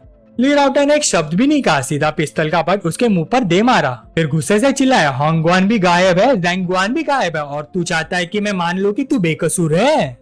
ली राउटाई भूखे बाघ की तरह झपटा। उसने डिंगलोंग की गर्दन पकड़ ली और लॉलीपॉप उसके सिर पर रखते हुए गरजा, बोलना नहीं चाहता तो फिर हमेशा के लिए अपना मुंह बंद कर दे। अपने भतीजे को इतना ज्यादा रोल में डूबा हुआ देखकर उसके अंकल को बीच में आकर रोकना पड़ा। ली राउटाई, इम्पल्सिव मत बनो, अंकल की बात सुनो, कोई बेवकूफी मत करना। काफी देर तक जद्दोजहद चलती रही, लेकिन आखिरकार वो बड़ी ट्रेजेडी होने से बच गई। ओल्सन ने ली राउटाई को कंट्रोल किया और वहां से निकल गया। बुजुर्ग आदमी ने कहा, डिंगलोंग, मैं पहले ली राउटाई को ले जाता हूँ, तुम अपनी इंजरीज का अच्छे से ख्याल रखना। होटल में लगी आग की इन्वेस्टिगेशन अभी और आगे बढ़ेगी। डिंगलोंग ने बस इतना ही कहा, समझ गया अंकल सन। जैसे ही सब बाहर निकले, पूरा ड्रामा वही खत्म हो गया। ली राउटाई ने भी उसके बाद कोई और हंगामा नहीं किया। ओल्सन ने बड़े अदब से कहा, मिस्टर टैंग, आज जो कुछ भी हुआ उसके बाद शायद आप हम पर हंस रहे होंगे। ओल्ड टैंग ने समझदारी से जवाब दिया, ये बहुत उलझा हुआ मामला है, मुझे भी सिर्फ इसका एक ही हिस्सा समझ आया है। ओल्सन मुस्कुरा कर बोला, चलिए मिस्टर टैंग, पहले कहीं आराम करते हैं, कल वूचैन के साथ बैठकर सारी डिटेल डिस्कस कर लेंगे। अगले दिन ली राउटाई अपने ब्रदर इन लॉ, अंकल और टैंग को टी रूम में बुलाया। ओल्ड टैंग ने पहले बात शुरू की, यंग मैन, तुम्हें क्या लगता है कल जो हो उसके पीछे डिंगलोंग के होने का चांसेस कितने हैं? वूचैन धीरे से बोला, होंगगुआन और ज़ैंग चुआन का एक ही वक्त पर गायब हो जाना कोई कोइंसिडेंस नहीं हो सकता, और जो एविडेंस सामने है वो इतना ऑब्वियस है कि सब कुछ किसी सेटअप जैसा लग रहा है। लेकिन अगर हम सब भी वही सोचने लगे तो क्या हम डिंगलोंग के ट्रैप में नहीं फंस जाएंगे? ओल्सन ने जवाब दिया, अभी किसी भी चीज का फैसला करना मुश्किल है, इन्वेस्टिगेशन उन्हें खुद ही करने दो, लेकिन एक बात पक्की है, डिंग फैमिली को, हमारी ली फैमिली को इसका जवाब देना ही पड़ेगा। फिलहाल उनके मामले को छोड़ो और अपनी बात करते हैं। वूचैन ने हाँ में सिर हिलाया, बिल्कुल सही, जब सब लोग आज यही मौजूद है तो चलिए मिस्टर सन, मिस्टर टैंग, अपने मामले पर ऊपर जाके स्टडी रूम में बात करते हैं। वूचैन फॉर्मली खड़ा हुआ और बोला, कल मिस्टर टैंग ने जो कहा था कि टोंगजी को लगभग मार ही दिया गया था, वो थोड़ा एग्जेजरेशन था, बात इतनी सीरियस नहीं थी, इसलिए मेरा मानना है कि हमें सीधा यंग मास्टर से ही पूछना चाहिए, उसे जो चाहिए हम देंगे। मैं जानना चाहता हूँ कि टैंग शन का इस बारे में क्या ख्याल है। ओल्ड टैंग सामने खड़े इस यंग मैन को बड़े ध्यान से देख रहा था। उसने मनी मन सोचा, कल ऑब्जर्व करते ही समझ आ गया था कि ली फैमिली में वूचैन की बात काफी चलती है। शाओबाओ को ली फैमिली के आदमियों ने इंजर्ड जरूर किया था, लेकिन उसकी जान भी ली फैमिली के एक इम्पोर्टेंट इंसान ने ही बचाई थी। अगर हम ली फैमिली को इतना परेशान करने लगे तो लोग कहेंगे कि टैंग फैमिली बहुत छोटी सोच वाली और कंजूस दिल की है। वूचैन ने देखा कि ओल्ड टैंग गहरी सोच में डूबा हुआ है तो वो मुस्कुरा कर बोला, लेकिन शाओबाओ शुरू से लेकर आखिर तक बीच की लड़ाई में फंस गया था, हमारी ली फैमिली उसका पूरा कॉम्पेंसेशन जरूर देगी, और उसके अलावा मैं टैंग फैमिली को एक बड़ा गिफ्ट दूं तो? ओल्ड टैंग हैरान रह गया, एक बड़ा गिफ्ट? वूचैन ने अपने पॉकेट से एक यूएसबी ड्राइव निकाली और टेबल पर रख दी। मैंने सुना है कि नॉर्थ की लुई फैमिली और टैंग फैमिली के रिलेशंस बिल्कुल अच्छे नहीं हैं। मेरे पास लुई फैमिली के खिलाफ कुछ बहुत ही कॉन्फिडेंशियल और डैमेजिंग एविडेंस है। अगर टैंग फैमिली इस एविडेंस का सही इस्तेमाल करे तो उसका असर बहुत जबरदस्त होगा, पर पता नहीं टैंग फैमिली को इसमें इंटरेस्ट है या नहीं। साइड में बैठे ओल्ड सन के माथे पर पसीना आ गया। उसे तुरंत आ गया कि टैंग फैमिली और लुई फैमिली के बीच कितनी गहरी दुश्मनी है। पिछले साल दोनों फैमिलीज ने कैपिटल में एक बहुत बड़ी जंग लड़ी थी, दोनों तरफ से लगभग सारे कनेक्शंस और रिसोर्सेज झोंक दिए गए थे। हर तरह की चालें चली गई थी और दोनों को बहुत बड़ी कीमत चुकानी पड़ी थी। आखिर में लुई फैमिली जीत गई और टैंग फैमिली को कैपिटल छोड़ के पीछे हटना पड़ा। उस दिन के बाद से दोनों फैमिलीज एक दूसरे की जान की दुश्मन बन गई।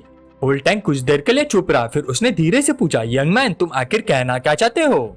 वूचैन ने आराम से यूएसबी ड्राइव टेबल पर रख दिया और बोला, अगर टैंग फैमिली को ये चाहिए तो मैं ये एविडेंस दे दूंगा। अगर मिस्टर टैंग को लगे कि इस एविडेंस का इस्तेमाल करके लुई फैमिली पर हमला किया जा सकता है तो हमारी ली फैमिली भी टैंग फैमिली के साथ मिलकर लुई फैमिली के खिलाफ एक्शन लेगी। ओल्ड टैंग की नजर यूएसबी ड्राइव पर टिक गई। वो अभी भी बड़े ध्यान से सोच रहा था, क्या सिर्फ शाओबाओ के मामले को सुलझाने के लिए लुई फैमिली जैसे बड़े घराने के साथ जंग छेड़ देनी चाहिए? सच कहे तो इतनी बड़ी फैमिली के साथ वॉर शुरू करने के मुकाबले में शाओबाओ का मामला बहुत ही छोटा था। आखिर ये वूचैन करना क्या चाहता है? इस यंग मैन के दिल में जो चल रहा है वो बिल्कुल सिंपल नहीं है। पीछे बैठे ओल्ड सन ने हल्की सी खांसी की। उसने मनी मन सोचा, हम तो टैंग फैमिली को डिंग फैमिली के खिलाफ साथ में लाने वाले थे, फिर ये बात घूमकर लुई फैमिली पर अटैक करने की तक कैसे पहुंच गई? ओल्ड टैंग ने एक बार उसकी तरफ देखा। उसने महसूस किया कि सन के चेहरे का रंग कुछ ठीक नहीं लग रहा था। उसके दिमाग में एक ख्याल आया, कहीं ये वूचैन मुझे बेवकूफ तो नहीं बना रहा? ये पूरे परिवार की जिंदगी और मौत का सवाल है। ऐसे मामले में कोई इतनी आसानी से अपने कार्ड्स कैसे नहीं खोलता? ओल्ड टैंग ने गहरी नजर से देखते हुए पूछा, वूचैन, जो तुमने अभी कहा है वो क्या वो सच है? इस मामले में ली फैमिली वाकई टैंग फैमिली की मदद करेगी? और क्या तुम इतने बड़ा फैसला खुद ले सकते हो?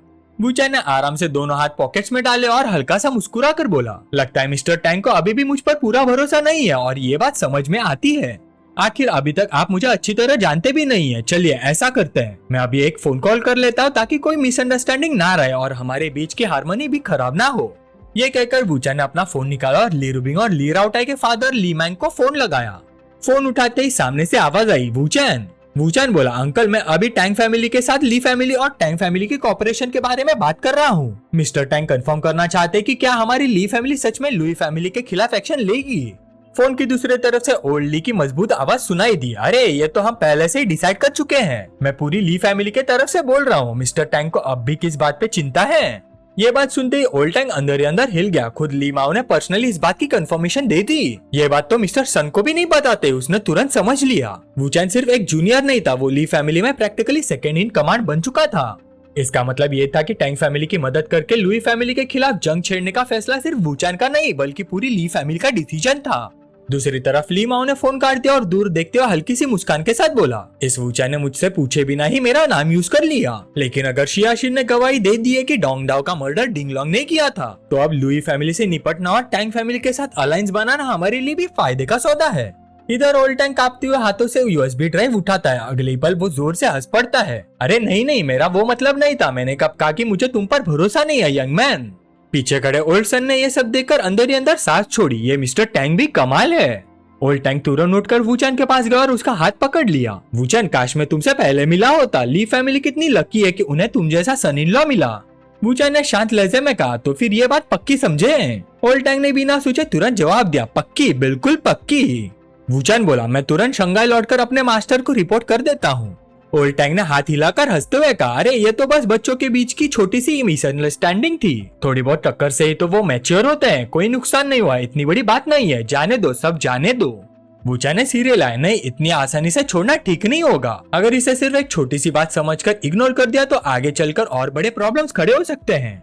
ओल्ड टैंग ने उसकी तरफ देखकर पूछा, लिटिल वू, बात को घुमाओ मत, सीधा बताओ तुम्हारे दिमाग में क्या चल रहा है? वूचैन ने बड़े कैजुअली जवाब दिया, टैंग फैमिली का ईस्ट सी वाला इंसिडेंट देर या जल्दी सबको पता ही चल जाएगा। अगर इस विजिट का कोई रिजल्ट सामने नहीं आया तो बाहर वाले यही समझेंगे कि टैंग फैमिली ली फैमिली से डर गई। इससे सिर्फ टैंग फैमिली की रेपुटेशन खराब नहीं होगी बल्कि लोग ये भी सोचेंगे कि टैंग फैमिली और ली फैमिली के बीच कोई छुपी हुई डील चल रही है और उसका असर हमारे फ्यूचर कॉर्पोरेशन पर भी पड़ेगा। ओल्ड टैंग ने गहरी सांस भरी, तुमने तो हर एंगल पहले ही सोच रखा है। ठीक है, जो करना है तुम ही डिसाइड करो। सिर्फ उन्हें विदा करना काफी नहीं होगा, हमें अपनी सिंसियरिटी भी दिखानी होगी। प्लेन में चढ़ने से पहले ओल्ड टैंग ने कहा, शाओबाओ, तुम्हारी इंजरीज का कॉम्पेंसेशन ली फैमिली देगी। मैं उनसे पहले ही बात कर चुका हूँ, बस वूचैन की बात मानना। वो जितना पैसा दे उतना ले लेना, ना ज्यादा मांगना और ना ही मना करना। और अगर तुम वापस नहीं जाना चाहते तो यही रुक जाओ और वूचैन और ली रुबिंग के साथ मिलकर रहना। शाओबाओ ने तुरंत जवाब दिया, अंकल, आपको कहने की जरूरत नहीं है, मुझे पहले से ही पता है, वो मेरे मास्टर हैं। दूसरी तरफ ली राउटे खुशी से बोला, ब्रदर इन लॉ, अंकल सन और मिस्टर टैंग दोनों ही चले गए। शिनबाओ का मामला भी लगभग सॉल्व हो गया और दीदी के प्रेस कॉन्फ्रेंस भी जबरदस्त सक्सेसफुल रही। फिर वो एक्साइटमेंट से बोला, सबसे बड़ी खबर तो यह है कि डिंग लोंग धूम दबाकर डोंगाई से भाग गया। ब्रदर इन लॉ, आपने तो कमाल ही कर दिया। वैसे एक बात बताइए, उसके लॉलीपॉप को एक्सप्लोर कैसे करवा दिया?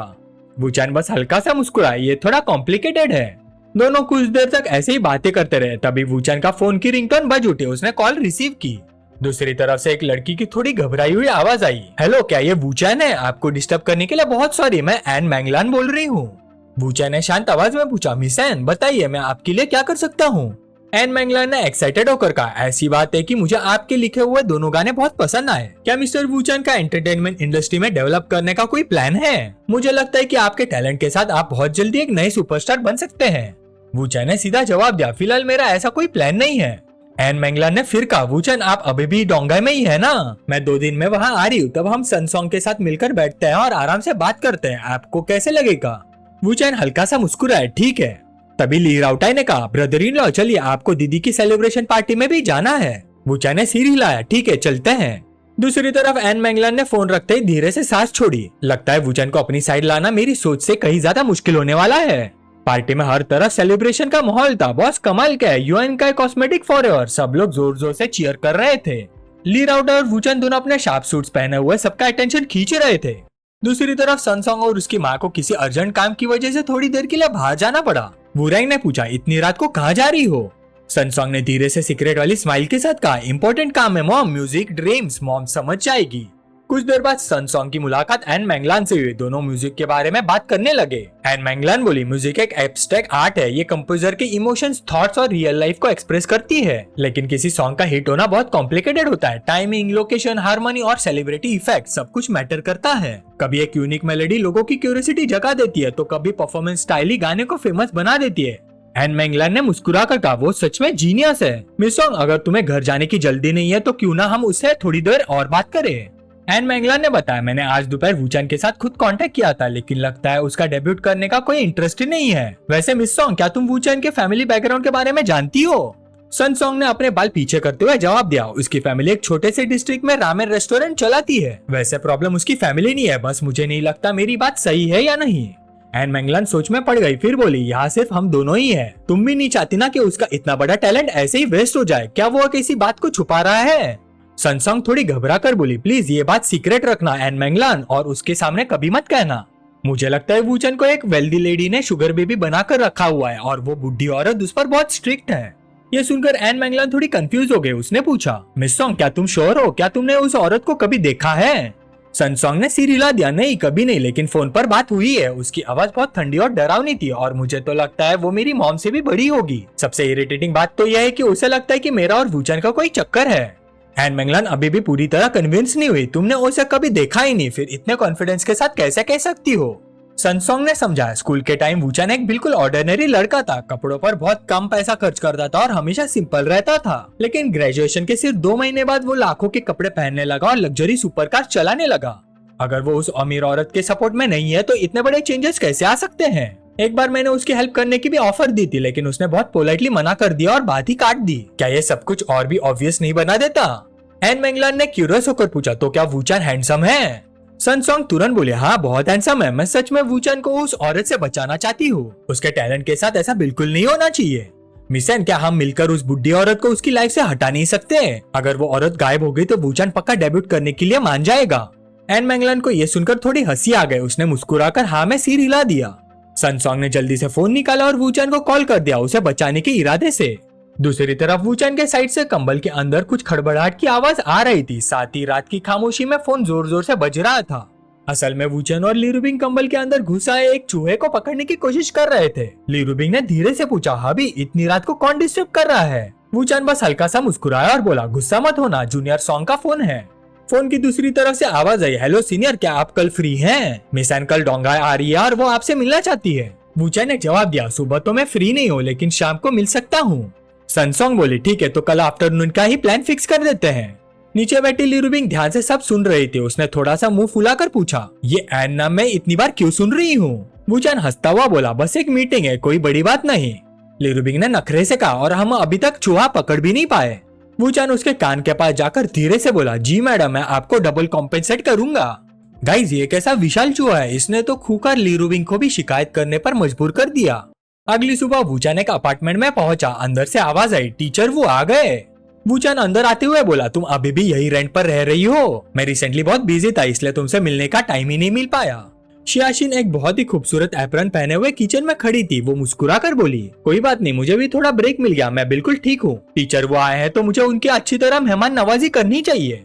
वूचान ने प्यार से शियाशाओ की कमर पकड़ ली। उसने थोड़ी झिझकते हुए जवाब दिया, टीचर वो मैं अभी कुकिंग कर रही हूँ, अभी थोड़ा इनकन्वीनियंट है, बाद में ठीक से बात करते हैं। वूचान धीरे से शियाशिन के कान के पास जाकर फुसफुसाया। डिंगलोंग डोंगाई आया था हॉस्पिटल में, कुछ देर रुककर वापस चला गया। मेरा अंदाजा है कि अब एक हाथ से उसके लिए फ्यूचर में कुछ भी करना काफी मुश्किल होगा। शियाशिन तुरंत समझ गए। उसे पता चल गया कि डिंगलोंग अपना एक हाथ खो चुका है और अब पहले जैसा कुछ कर नहीं पाएगा। उसके चेहरे पर खुशी की मुस्कान आ गई। Awesome teacher Wu, thank you.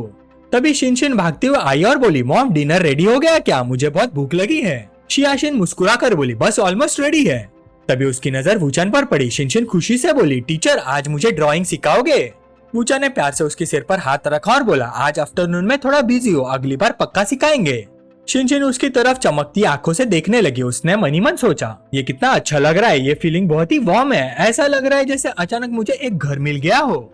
उधर शियाशिन भी चुपचाप वूचान को देखती रही। उसने दिल ही दिल सोचा, टीचर वो आज के बाद आप जो भी कहेंगे, चाहे कुछ भी हो, मैं बिना मना किए मान जाऊंगी। मैं आपके लिए सब कुछ करने को तैयार हूँ। आफ्टरनून स्टारबक्स में जैसे पहले डिसाइड हुआ था, वूचान टाइम पर पहुंच गया। उसे देखते ही सनसोंग खुशी से हाथ हिलाती हुए बोली, सीनियर इधर। जैसे ही दोनों लड़कियों की नजर उस पर पड़ी, दोनों उसकी हैंडसम पर्सनालिटी और चार्मिंग लुक्स देखकर एक पल के लिए हैरान रह गई। वूचान ने सीधे अंदाज में कहा, सॉरी तुम लोगों को वेट करना पड़ा। एन मैंगलान ने खुद आगे बढ़कर उससे हैंडशेक किया। हेलो मिस्टर वू। फिर मुस्कुरा कर बोली, मिस्टर वू क्या आप आजकल इंटरनेट पर चल रहे डिस्कशंस देख रहे हैं? आपके बारे में लोग बात करना ही नहीं छोड़ रहे। चलिए पहले आपके सॉन्ग्स के बारे में बात करते हैं। इसके बाद तीनों करीब आधे घंटे तक सिर्फ म्यूजिक और वूचान के गाने के बारे में बात करते रहे। कुछ देर बाद एन मैंगलान ने फिर से उसे समझाने की कोशिश की, मिस्टर वू मुझे लगता है आप बहुत टैलेंटेड है, म्यूजिक की आपकी अंडरस्टैंडिंग भी बहुत कमाल की है, लेकिन फिर भी आप डेब्यूट क्यों नहीं करना चाहते?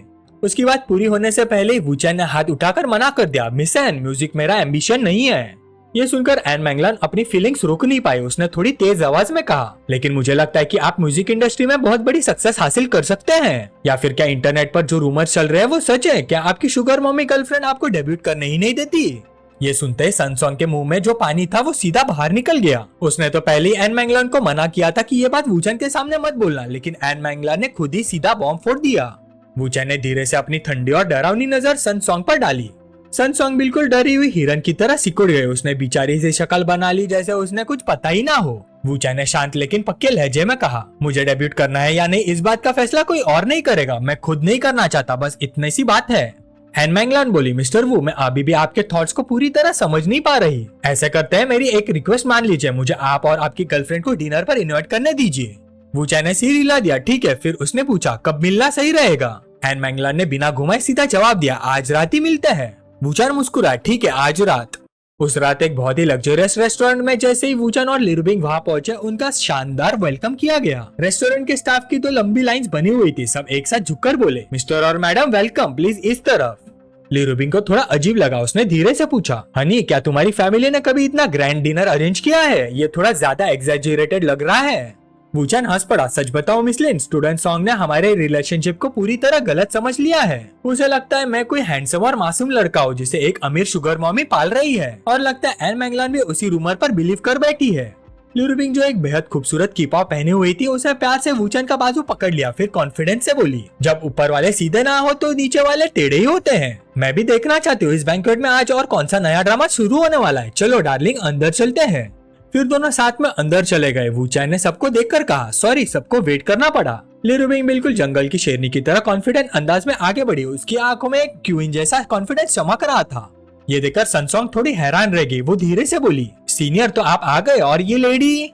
वूचान ने प्यार से लिरुबिंग की कमर पर हाथ रखा और बोला, तुम लोग इसी लेडी को वेलकम डिनर देना चाहते थे ना, ये मेरी गर्लफ्रेंड है लिरुबिंग।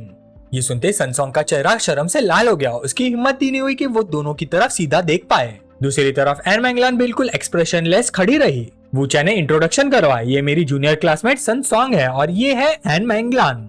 सनसोंग ने जब लिरुबिंग को ध्यान से देखा तो वह हैरानी से रह गई। ये सीनियर की गर्लफ्रेंड है, इतनी यंग और इतनी खूबसूरत, बिल्कुल वैसे नहीं जैसे मैंने इमेजिन किया था। उधर एन मैंगलैंड के दिमाग में एक और ख्याल चल रहा था, उसका नाम ली रूबिंग है। क्या ये सिर्फ कोइंसिडेंस है या फिर ये वाकई उसी ली फैमिली से बिलोंग करती है? ली रूबिंग ने बड़े प्यार से मुस्कुरा कर कहा, मिस एन, आपसे मिलकर बहुत खुशी हुई। उसकी मुस्कान जैसे कह रही हो, हाँ वही ली फैमिली जिसके बारे में तुम सोच रही हो। एन मैंगलैंड ने भी मुस्कुरा कर उसका वेलकम किया। फिर ली रूबिंग ने सनसोंग की तरफ देखकर कहा, सनसोंग, मुझे यकीन है कि तुम मुझे अभी भी याद करती होगी। पिछली बार फोन पर हमारी बात हुई थी। सनसोंग थोड़ी घबरा गई और हकलाते हुए बोली, हाँ याद है, फोन पर भी आपकी आवाज बिल्कुल ऐसी ही थी। वूचैन ने देखा कि दोनों लेडीज की ग्रीटिंग्स काफी लंबी हो रही है, तो वो बीच में बोल पड़ा, चलो पहले ऑर्डर करते हैं, मुझे बहुत भूख लगी है। सीनियर को बीच में बोलते देखकर सनसोंग ने चैन की सांस ली। ली रूबिंग की शेरनी जैसी पावरफुल ऑरा के सामने उसकी हालत पहले ही खराब हो चुकी थी। दूसरी तरफ वूरैंग अपने सबऑर्डिनेट की रिपोर्ट सुन रही थी। मैडम एन मैंगलैंड और सनसोंग इस वक्त मिस्टर वू और मिस ली के साथ डिनर कर रहे हैं। ये सुनते ही वूरैंग ने तुरंत ऑर्डर दिया, उन पर नजर रखो, किसी भी तरह की गड़बड़ नहीं होनी चाहिए, मैं अभी वहाँ पहुँच रही हूँ। उसने मन ही मन सोचा, अगर सनसोंग और एन मैंगलैंड म्यूजिक की बातें करते हुए रात भर बाहर रहे तो मुझे कोई प्रॉब्लम नहीं, लेकिन अगर वो मेरी सबसे बड़ी राइवल ली रूबिंग के साथ डिनर कर रही है तो मुझे खुद जाकर देखना पड़ेगा। टेबल पर एन मैंगलैंड ने फिर से बात म्यूजिक की तरफ मोड़ दी। मिसली, मिस्टर वू के सॉन्ग सोशल मीडिया पर बहुत पॉपुलर हो रहे हैं, अगर उन्हें जीनियस कहा जाए तो बिल्कुल भी गलत नहीं होगा। अगर वो ऑफिशियली सिंगर के तौर पर डेब्यूट कर ले तो म्यूजिक इंडस्ट्री में बहुत बड़ा नाम बन जाएगा। ये सुनकर ली रूबिंग ने अपना ग्लास वूचैन के ग्लास से हल्का सा टकराया, फिर मुस्कुरा कर बोली, ऐसा है तो डार्लिंग, मेहनत जारी रखो, कॉन्ग्रेचुलेशंस। एन मैंगलैंड को लगा सब कुछ स्मूथली चल रहा है तो वो सीधा अपनी असली बात पर आ गई। मिसली, सच कहूं तो मैंने आज का डिनर मेनली इसलिए अरेंज किया था ताकि मैं आपसे मिस्टर वू के डेब्यूट के बारे में बात कर सकूं। अगर वो हमारी कंपनी ज्वाइन करते तो मैं गारंटी देती हूँ कि उन्हें सबसे बेस्ट रिसोर्सेज और सपोर्ट मिलेगा। ली रूबिंग ने आराम से वाइन का सिप लिया, फिर शांत आवाज में बोली, अगर कॉन्ट्रैक्ट साइन करवाना है तो उससे पूछे, इस मामले में मिस एन और मेरे बीच डिस्कस करने जैसा कुछ भी नहीं है। वूचैन भी बोल पड़ा, जैसे मैंने आज आफ्टरनून ही कहा था, ना मैं डेब्यूट करूंगा ना ही म्यूजिक इंडस्ट्री में एंटर करूंगा। एन मैंगलैंड ने फिर ली रूबिंग की तरफ देखकर कहा, मिसली, मुझे नहीं पता मिस्टर वू को किस बात की कंसर्न या टेंशन है, लेकिन मुझे लगता है शायद। ली रूबिंग ने उसकी बात काट दी, क्या तुम कहना चाहती हो कि मेरी वजह से वो एंटरटेनमेंट इंडस्ट्री में नहीं जा पा रहा? एन मैंगलैंड ने सीधा वूचैन की तरफ देखा, मिस्टर वू, अगर बुरा ना माने तो आप अभी क्या काम करते हैं? वूचैन ने कैजुअली जवाब दिया, मैं ताइवान फैशन कंपनी में मिस ली का असिस्टेंट हूँ। ये सुनकर एन मैंगलैंड की आंखें खुल गई, उसे यकीन ही नहीं हुआ। उसने दोबारा पूछा, आप मिस ली के असिस्टेंट हैं? वूचैन ने सीधा जवाब दिया, बिल्कुल।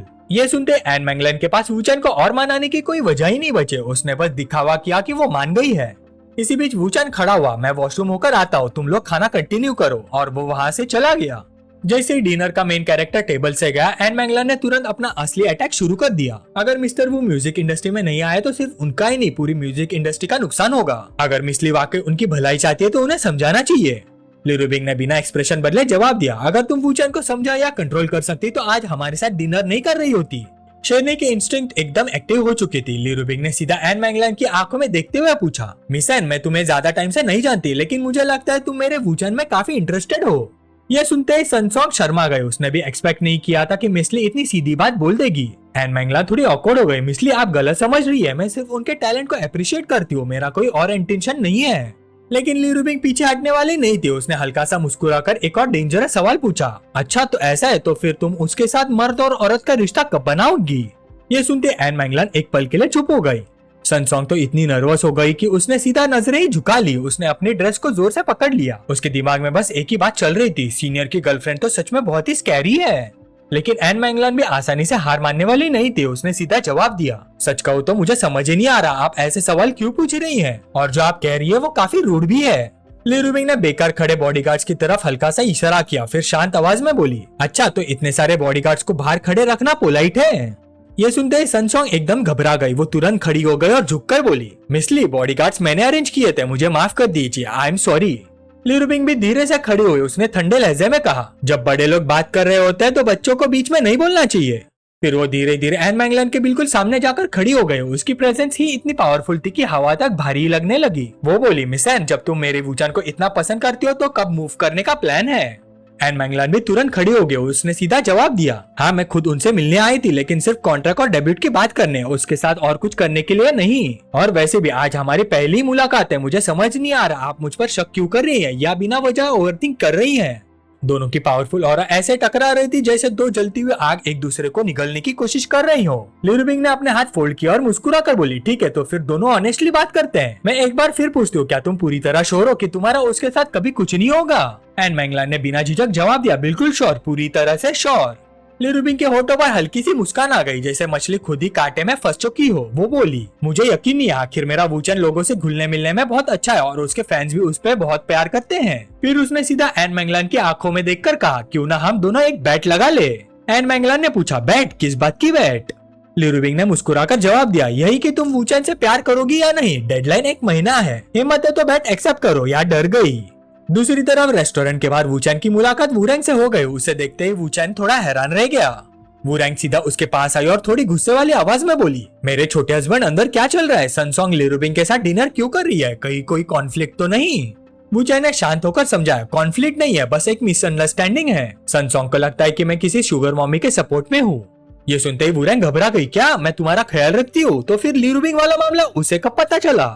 वूचैन हंस पड़ा, सिस्टर वूरैंग आप क्या सोच रही है? उसे लगता है कि लिरुबिंग मेरी शुगर मॉमी है, बस इतनी सी मिसअंडरस्टैंडिंग है। वूरैंग के लहजे में हल्की सी जलन थी। वो बोली, समझ गई, तो फिर तुम ही सबके साथ गेम खेल रहे हो? इतनी सारी चालें? वैसे तुम एन मैंगलान को इतना अट्रैक्ट क्यों कर रहे हो? वूचैन ने तुरंत कहा, सिस्टर वूरैंग गलत मत समझिए, आज मेरी और एन मैंगलान की पहली ही मुलाकात है। वूरैंग प्यार से उसकी शर्ट पकड़कर बोली, बदमाश अभी भी एक्टिंग कर रहे हो? ठीक है तुम पहले अंदर जाओ, मैं थोड़ी देर बाद आती हूँ। वूचैन वापस डाइनिंग रूम में आया। अंदर आते ही उसने महसूस किया कि माहौल काफी ऑकवर्ड हो चुका है। वह हैरानी से बोला, सब इतने चुप क्यों है? क्लासमेट सॉन्ग, बताओ क्या हुआ? लिरुबिंग और एन मैंगलान दोनों मुंह फुलाए बैठी थी, कोई कुछ बोल नहीं रहा था। आखिर सनसोंग ने घबराते हुए बोला, शुरू ही किया था कि एन मैंगलान खुद बीच में बोल पड़ी, मिस ली और मैंने एक बेट लगाई है। उनका कहना है कि मैं तुमसे प्यार कर बैठूंगी और उन्होंने तो ये भी पूछ लिया है कि मैं तुम्हारे साथ कब रिलेशनशिप में आऊंगी। वूचैन एक पल के लिए रुक गया, फिर हंसते हुए बोला, अच्छा तो बेट की कंडीशंस क्या है? एन मैंगलान ने जवाब दिया, अगर मैं हार गई तो मुझे सबके सामने घुटनों पर बैठकर मिस ली से माफी मांगनी होगी। अब वूचैन को पूरी बैट समझ आ गई। उसने बस मजबूरी वाली स्माइल दी, तुम लोग भी ना कितनी बोरिंग चीजों पर बैट लगाते हो। लिरुबिंग ने भाई उठाकर कहा, बोरिंग? मैं तो सिर्फ तुम्हें याद दिला रही हूँ। फिर वो वूचैन के और करीब आई, तुम अभी भी मेरी बात नहीं समझते। फिर उसने सीधा एन मैंगलान की तरफ देखते हुए कहा, अगर तुम बैट जीतना चाहती हो तो अगले एक महीने तक तुम दोनों का मिलना ही बंद कर दो। एन मैंगलान ने मनी मन सोचा, ये लिरुबिंग सच में कितनी मेहनत कर रही है सिर्फ इसलिए कि मैं मिस्टर वू के करीब ना आ जाऊं। अफसोस, मुझे वैसे भी उनमें उस तरह का इंटरेस्ट नहीं है। फिर उसने अपना हाथ आगे बढ़ाया और बोली, चाहे मिस्टर वू डेब्यूट करे या नहीं, मिस सॉन्ग तो हमारे साथ म्यूजिक पर काम करती ही रहेगी, तो मिलना तो वैसे भी होगा। मुझे यकीन है हमारी कोलैबोरेशन बहुत अच्छी रहेगी, बस उससे ज्यादा कुछ नहीं। फिर उसने वूचैन की तरफ देखकर पूछा, मिस्टर वू आप भी ऐसा ही सोचते हैं ना? वूचैन ने मुस्कुराकर उससे हैंडशेक किया, बिल्कुल, हैप्पी कोलैबोरेशन, अच्छे से मिलकर काम करेंगे।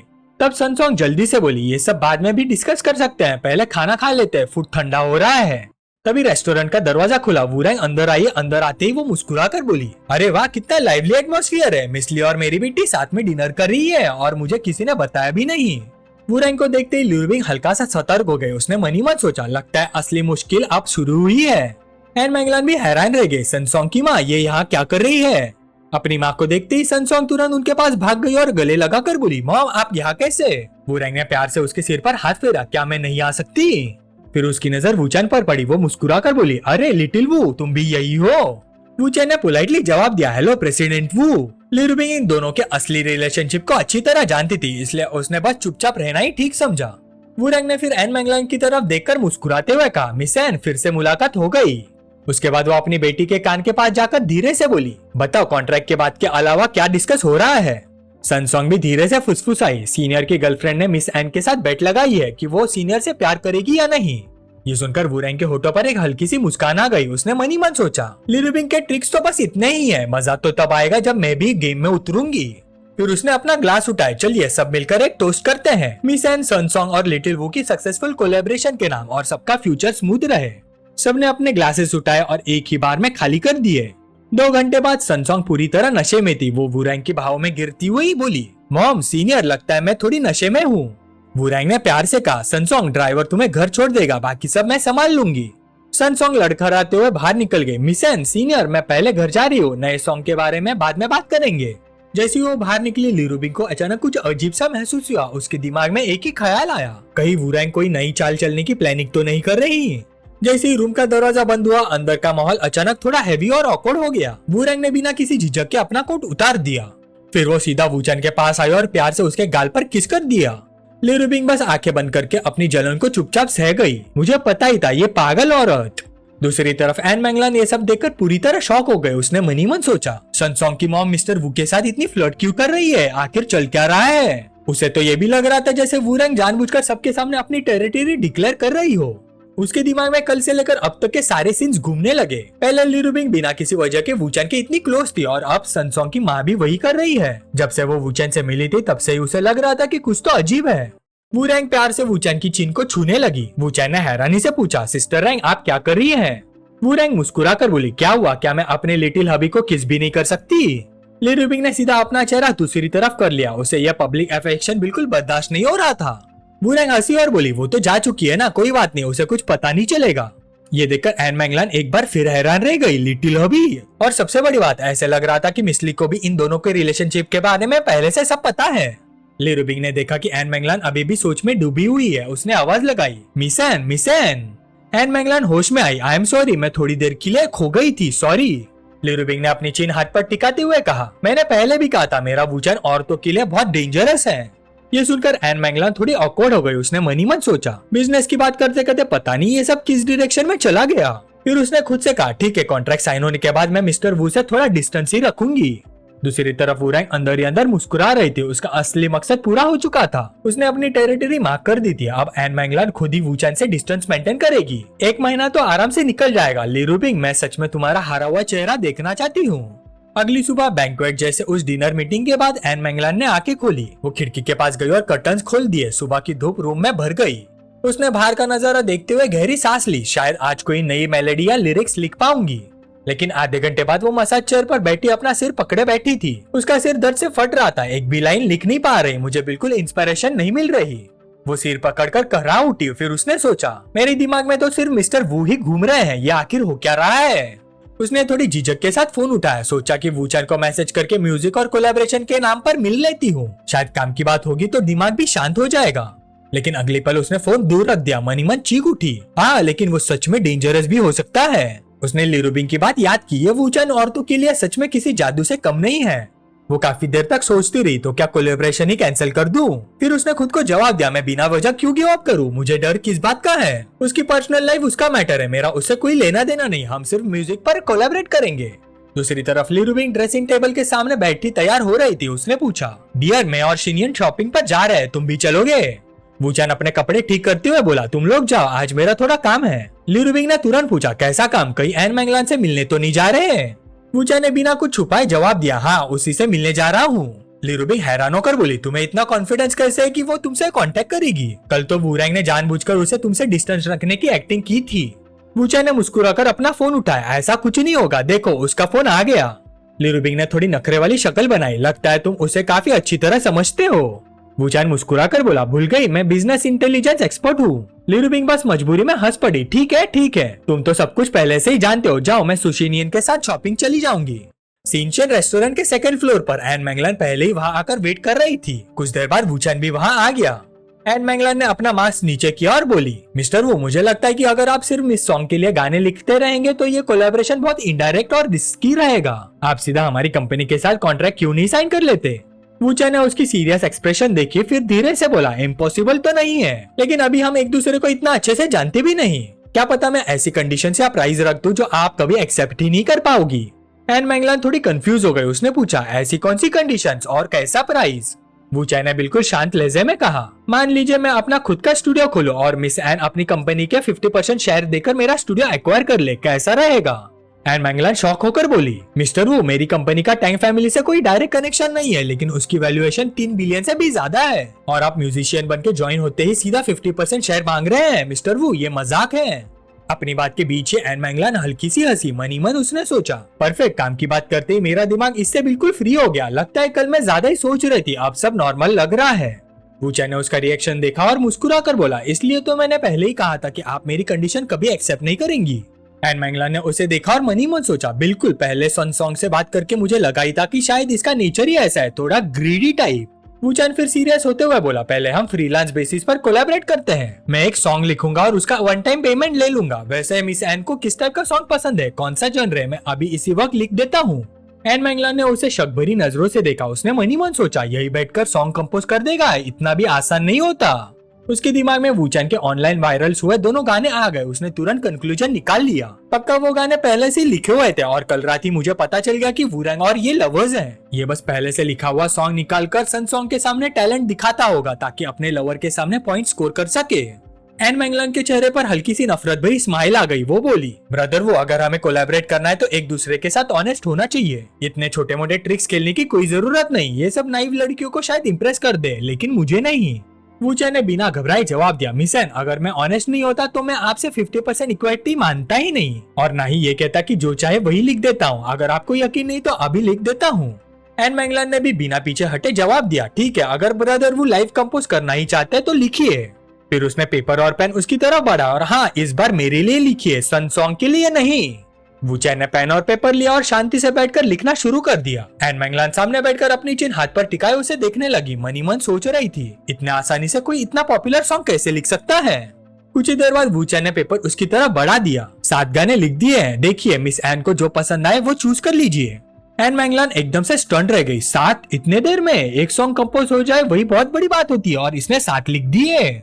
उसने एक एक करके सारे सॉन्ग्स पढ़ना शुरू किए। जितना पढ़ती गई उतना ही ज्यादा शौक होती गई। सच में 7 अलग अलग गाने थे और हर एक का जॉनर बिल्कुल different, jazz, country, rock, rap, folk, एक भी दूसरे जैसा नहीं। वूचैन मुस्कुराकर बोला, मिस एन इतनी बार देख चुकी है, आप बताइए कौन सा चूज करेंगी। एन मैंगलान को अचानक महसूस हुआ कि उसका पहले वाला एटीट्यूड काफी रूड था। उसे बहुत शर्मिंदगी हुई। उसने हल्का सा अपना चेहरा छुपाया और धीरे से बोली, पहले इन्हें गाकर देख सकते हैं, अभी डिसाइड नहीं कर पा रही। वूचैन ने बिना झिझक जवाब दिया, बिल्कुल कोई प्रॉब्लम नहीं। उसके बाद एन मैंगलान ने एक एक करके 7 गाने गाकर देखे। हर गाना खत्म होने के बाद उसकी आंखों में चमक और बढ़ती गई। वो एक्साइटेड होकर बोली, लोनली नाइफ का रिदम इतना एनर्जेटिक है कि ऑडियंस जरूर एंजॉय करेगी। 3 जनरेशनल ऑफ फायरवर्क्स के इमोशनल डायलॉग्स पर मुझे थोड़ी प्रैक्टिस करनी पड़ेगी। You are the queen simple शुरू होता है और धीरे धीरे एक ग्रैंड यूरोपियन स्टाइल फील देता है। कैसल ऑफ लव के लिरिक्स और मेलोडी इतनी इनोसेंट और क्यूट है। प्लीज डोंट लुक बैक में जबरदस्त रॉक एंड रोल वाइब है। गैलेक्सी रैप के थ्रू एक नई साइफाई स्टोरी सुनाता है। और आखिरी गाना फाइनल चैप्टर एक नॉस्टैल्जिक फोक स्टाइल सॉन्ग है जो सपनों के बारे में बात करता है। जो मैं गाती हूँ वही मेरी असली पहचान है। ये गाना गाते गाते एन मैंगलान की आंखें भर आई। उसने मन ही मन सोचा, शायद यही मेरा आखिरी मौका है। बचपन में बिना किसी टेंशन के म्यूजिक का सपना देख सकती थी, लेकिन अब पापा की तबीयत खराब होती जा रही है। फैमिली बिजनेस भी मुझे संभालना पड़ेगा। शायद फ्यूचर में मुझे कभी अपने म्यूजिक के सपने पूरे करने का मौका ही ना मिले। वूचैन ने देखा कि वो कहीं खो गई है। उसने धीरे से पूछा, मिस एन डिसीजन ले लिया। एन मैंगलान के चेहरे पर खुशी आ गई। वो बोली, हाँ मैं डिसाइड कर चुकी हूँ, मुझे 7 गाने चाहिए। इन सबको मिलाकर एक एल्बम बनाएंगे और उस एल्बम का नाम होगा फाइनल चैप्टर। ये कहने के बाद एन मैंगलान सीधी खड़ी हुई। उसने गहरा झुककर वूचैन को सैल्यूट जैसा वो किया और जोर से बोली, ब्रदर वो सबसे पहले मुझे आपसे माफी मांगनी है। मैंने आपकी एबिलिटी पर शक किया, ये मेरी गलती थी। आप सबसे एक्स्ट्राऑर्डिनरी म्यूजिशियन है जिसे मैं कभी मिली हूँ। मेरे पहले वाले रूड वर्ड्स के लिए मैं दिल से माफी मांगती हूँ। वूचैन ने बस हल्का सा मुस्कुरा दिया। उसने उसके पास जाकर उसे सीधा खड़ा किया और कहा, कोई बात नहीं, मैं तुम्हारी अपोलॉजी एक्सेप्ट करता हूँ। एन मैंगलान तुरंत उठकर 2 वाइन के ग्लासेस ले आई। आइए ब्रदर वो इस एल्बम के जन्म के लिए एक टोस्ट हो जाए। दोनों ने मुस्कुराकर ग्लासेस टकराए। धीरे धीरे वाइन का असर चढ़ने लगा और बातें म्यूजिक से शुरू होकर बहुत दूर तक पहुंच गई। थोड़ी देर बाद एन मैंगलान ने पूछा, ब्रदर वो एक बात पूछूं, आप और मिसली की मुलाकात कैसे हुई? वूचैन हल्का सा मुस्कुराया। वो कहानी थोड़ी कॉम्प्लिकेटेड है। एन मैंगलान भी मुस्कुरा दी। कोई बात नहीं, अगर आप नहीं बताना चाहते तो रहने दीजिए। वैसे भी मैं ये नहीं पूछना चाहती थी। वूचैन ने क्यूरियस होकर पूछा, तो फिर मिस एन क्या पूछना चाहती हैं? इस वक्त एन मैंगलान के गालों पर शराब की हल्की सी लाली आ चुकी थी। वो धीरे से बोली, ब्रदर वो आज रात आपका कोई और प्लान है? आप आज रात घर जा रहे हैं? ये सुनकर वूचैन थोड़ा हैरान रह गया। आज रात? मनी मन उसने सोचा, लगता है कुछ इंटरेस्टिंग होने वाला है। एन मैंगलान ने धीरे से समझा, एक्चुअली मैं आपसे म्यूजिक के बारे में और बात करना चाहती हूँ। क्या आप मुझे इन सॉन्ग्स की प्रैक्टिस करवा सकते हैं और मेरी सिंगिंग की जो मिस्टेक्स है वो भी बता सकते हैं? वूचैन ने उसकी सिंसियर एक्सप्रेशन देखी। वो मना नहीं कर पाए। ठीक है, कोई प्रॉब्लम नहीं। ये सुनते ही एन मैंगलान बहुत खुश हो गई। सच बहुत अच्छा। वो तुरंत पियानो के पास जाकर बैठ गए। प्रैक्टिस करते वक्त कुछ नोट्स गलत बज गए। वूचैन उसके पास आया। उसने हल्का सा उसकी उंगलियों की पोजीशन ठीक करते हुए कहा, यहाँ इस तरह बजाना चाहिए। एन मैंगलान एक पल के लिए चुप हो गए। उसके दिल में अजीब सी फीलिंग उठने लगी। उसने धीरे से ऊपर देखा और हल्की सी आवाज में कहा, वूचैन। फिर उसने प्यार से उसके गाल पर एक छोटा सा किस कर दिया। वूचैन थोड़ा हैरान हुआ, लेकिन उसने उसकी इस प्यारी सी जेस्चर को मना भी नहीं किया।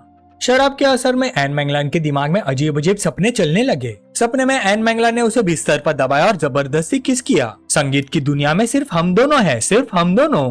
कुछ देर बाद एन मैंगलान शर्माते हुए बोली, ब्रदर वू सॉरी, शायद मैं थोड़ी सी ज्यादा पी गई हूँ। उसके दिमाग में बार बार वही सीन घूम रहा था। उसे समझ ही नहीं आ रहा था जो कुछ उसने महसूस किया वो सच था या सिर्फ उसका नशा और इमेजिनेशन। वूचैन ने इस बात का कोई जवाब नहीं दिया, बस चुपचाप पियानो के सामने बैठ गया और एक नई मेलोडी बजाने लगा। एन मैंगलान ने ध्यान से सुना और बोला, ये मैंने पहले कभी नहीं सुनी। उस मेलोडी में इतनी शांति थी कि उसके दिल की सारी टेंशन, सारी परेशानियां जैसे धीरे धीरे गायब होने लगी। वो हर एक सुर में खो गई और पता ही नहीं चला कब उसकी आंखें बंद हो गई। वो वही गहरी नींद में सो गई। वूचैन ने उसकी तरफ देखा और बेचैनी से मुस्कान दी, ये तो सच में सो गई। उसने बड़े ध्यान से एन मैंगलान को उठाया और उसे आराम से उसके रूम में ले जाकर बेड पर सुला दिया। अगली सुबह एन मैंगलान धीरे धीरे नींद से जागे। उसने आंखें मलते हुए सोचा, कल मैं शायद बहुत ज्यादा पी गई थी। फिर उसने आसपास देखा, मैं बेड पर कैसे आ गई। उसने अचानक महसूस किया कि उसके कपड़े बदले हुए थे। वो घबराकर ब्लैंकेट हटाकर देखने लगी और जोर से चिल्लाई, ओह नो, मेरे कपड़े किसने बदले। उसे अचानक वूचैन की याद आई। नशे में होने के बावजूद उसे याद था कि वूचैन ही उसे घर वापस लाया था। क्या हमारे बीच कुछ हुआ था? लेकिन मुझे ठीक ठीक कुछ भी याद नहीं आ रहा। क्या हमने कोई खास कदम उठाया था? तभी रूम के बाहर से वूचैन की आवाज आई, ओ तुम जाग गई, ब्रेकफास्ट रेडी है। वूचैन की आवाज सुनती एन मैंगलान का चेहरा लाल हो गया। उसने तुरंत सोचा, वो घर पर ही था, वो कल रात गया नहीं था। इसका मतलब है कि कल रात। उसने हकलाते हुए पूछा, मिस्टर वू, क्या हमने कल रात हमारे बीच कुछ हुआ था? वाह, मुझे पता था कि यह दिन आएगा, लेकिन मैंने कभी नहीं सोचा था कि हमारा वूचैन एन मैंगलान के साथ इतनी तेजी से आगे बढ़ेगा। अगर आपको वीडियो पसंद आई तो लाइक और शेयर जरूर करना और सब्सक्राइब करो पिकमी को, ताकि आपको मिलती रहे डेली मानवा की कहानियां हिंदी में। अगला पार्ट और भी इंटरेस्टिंग होगा, तो मिलते हैं नेक्स्ट वीडियो में।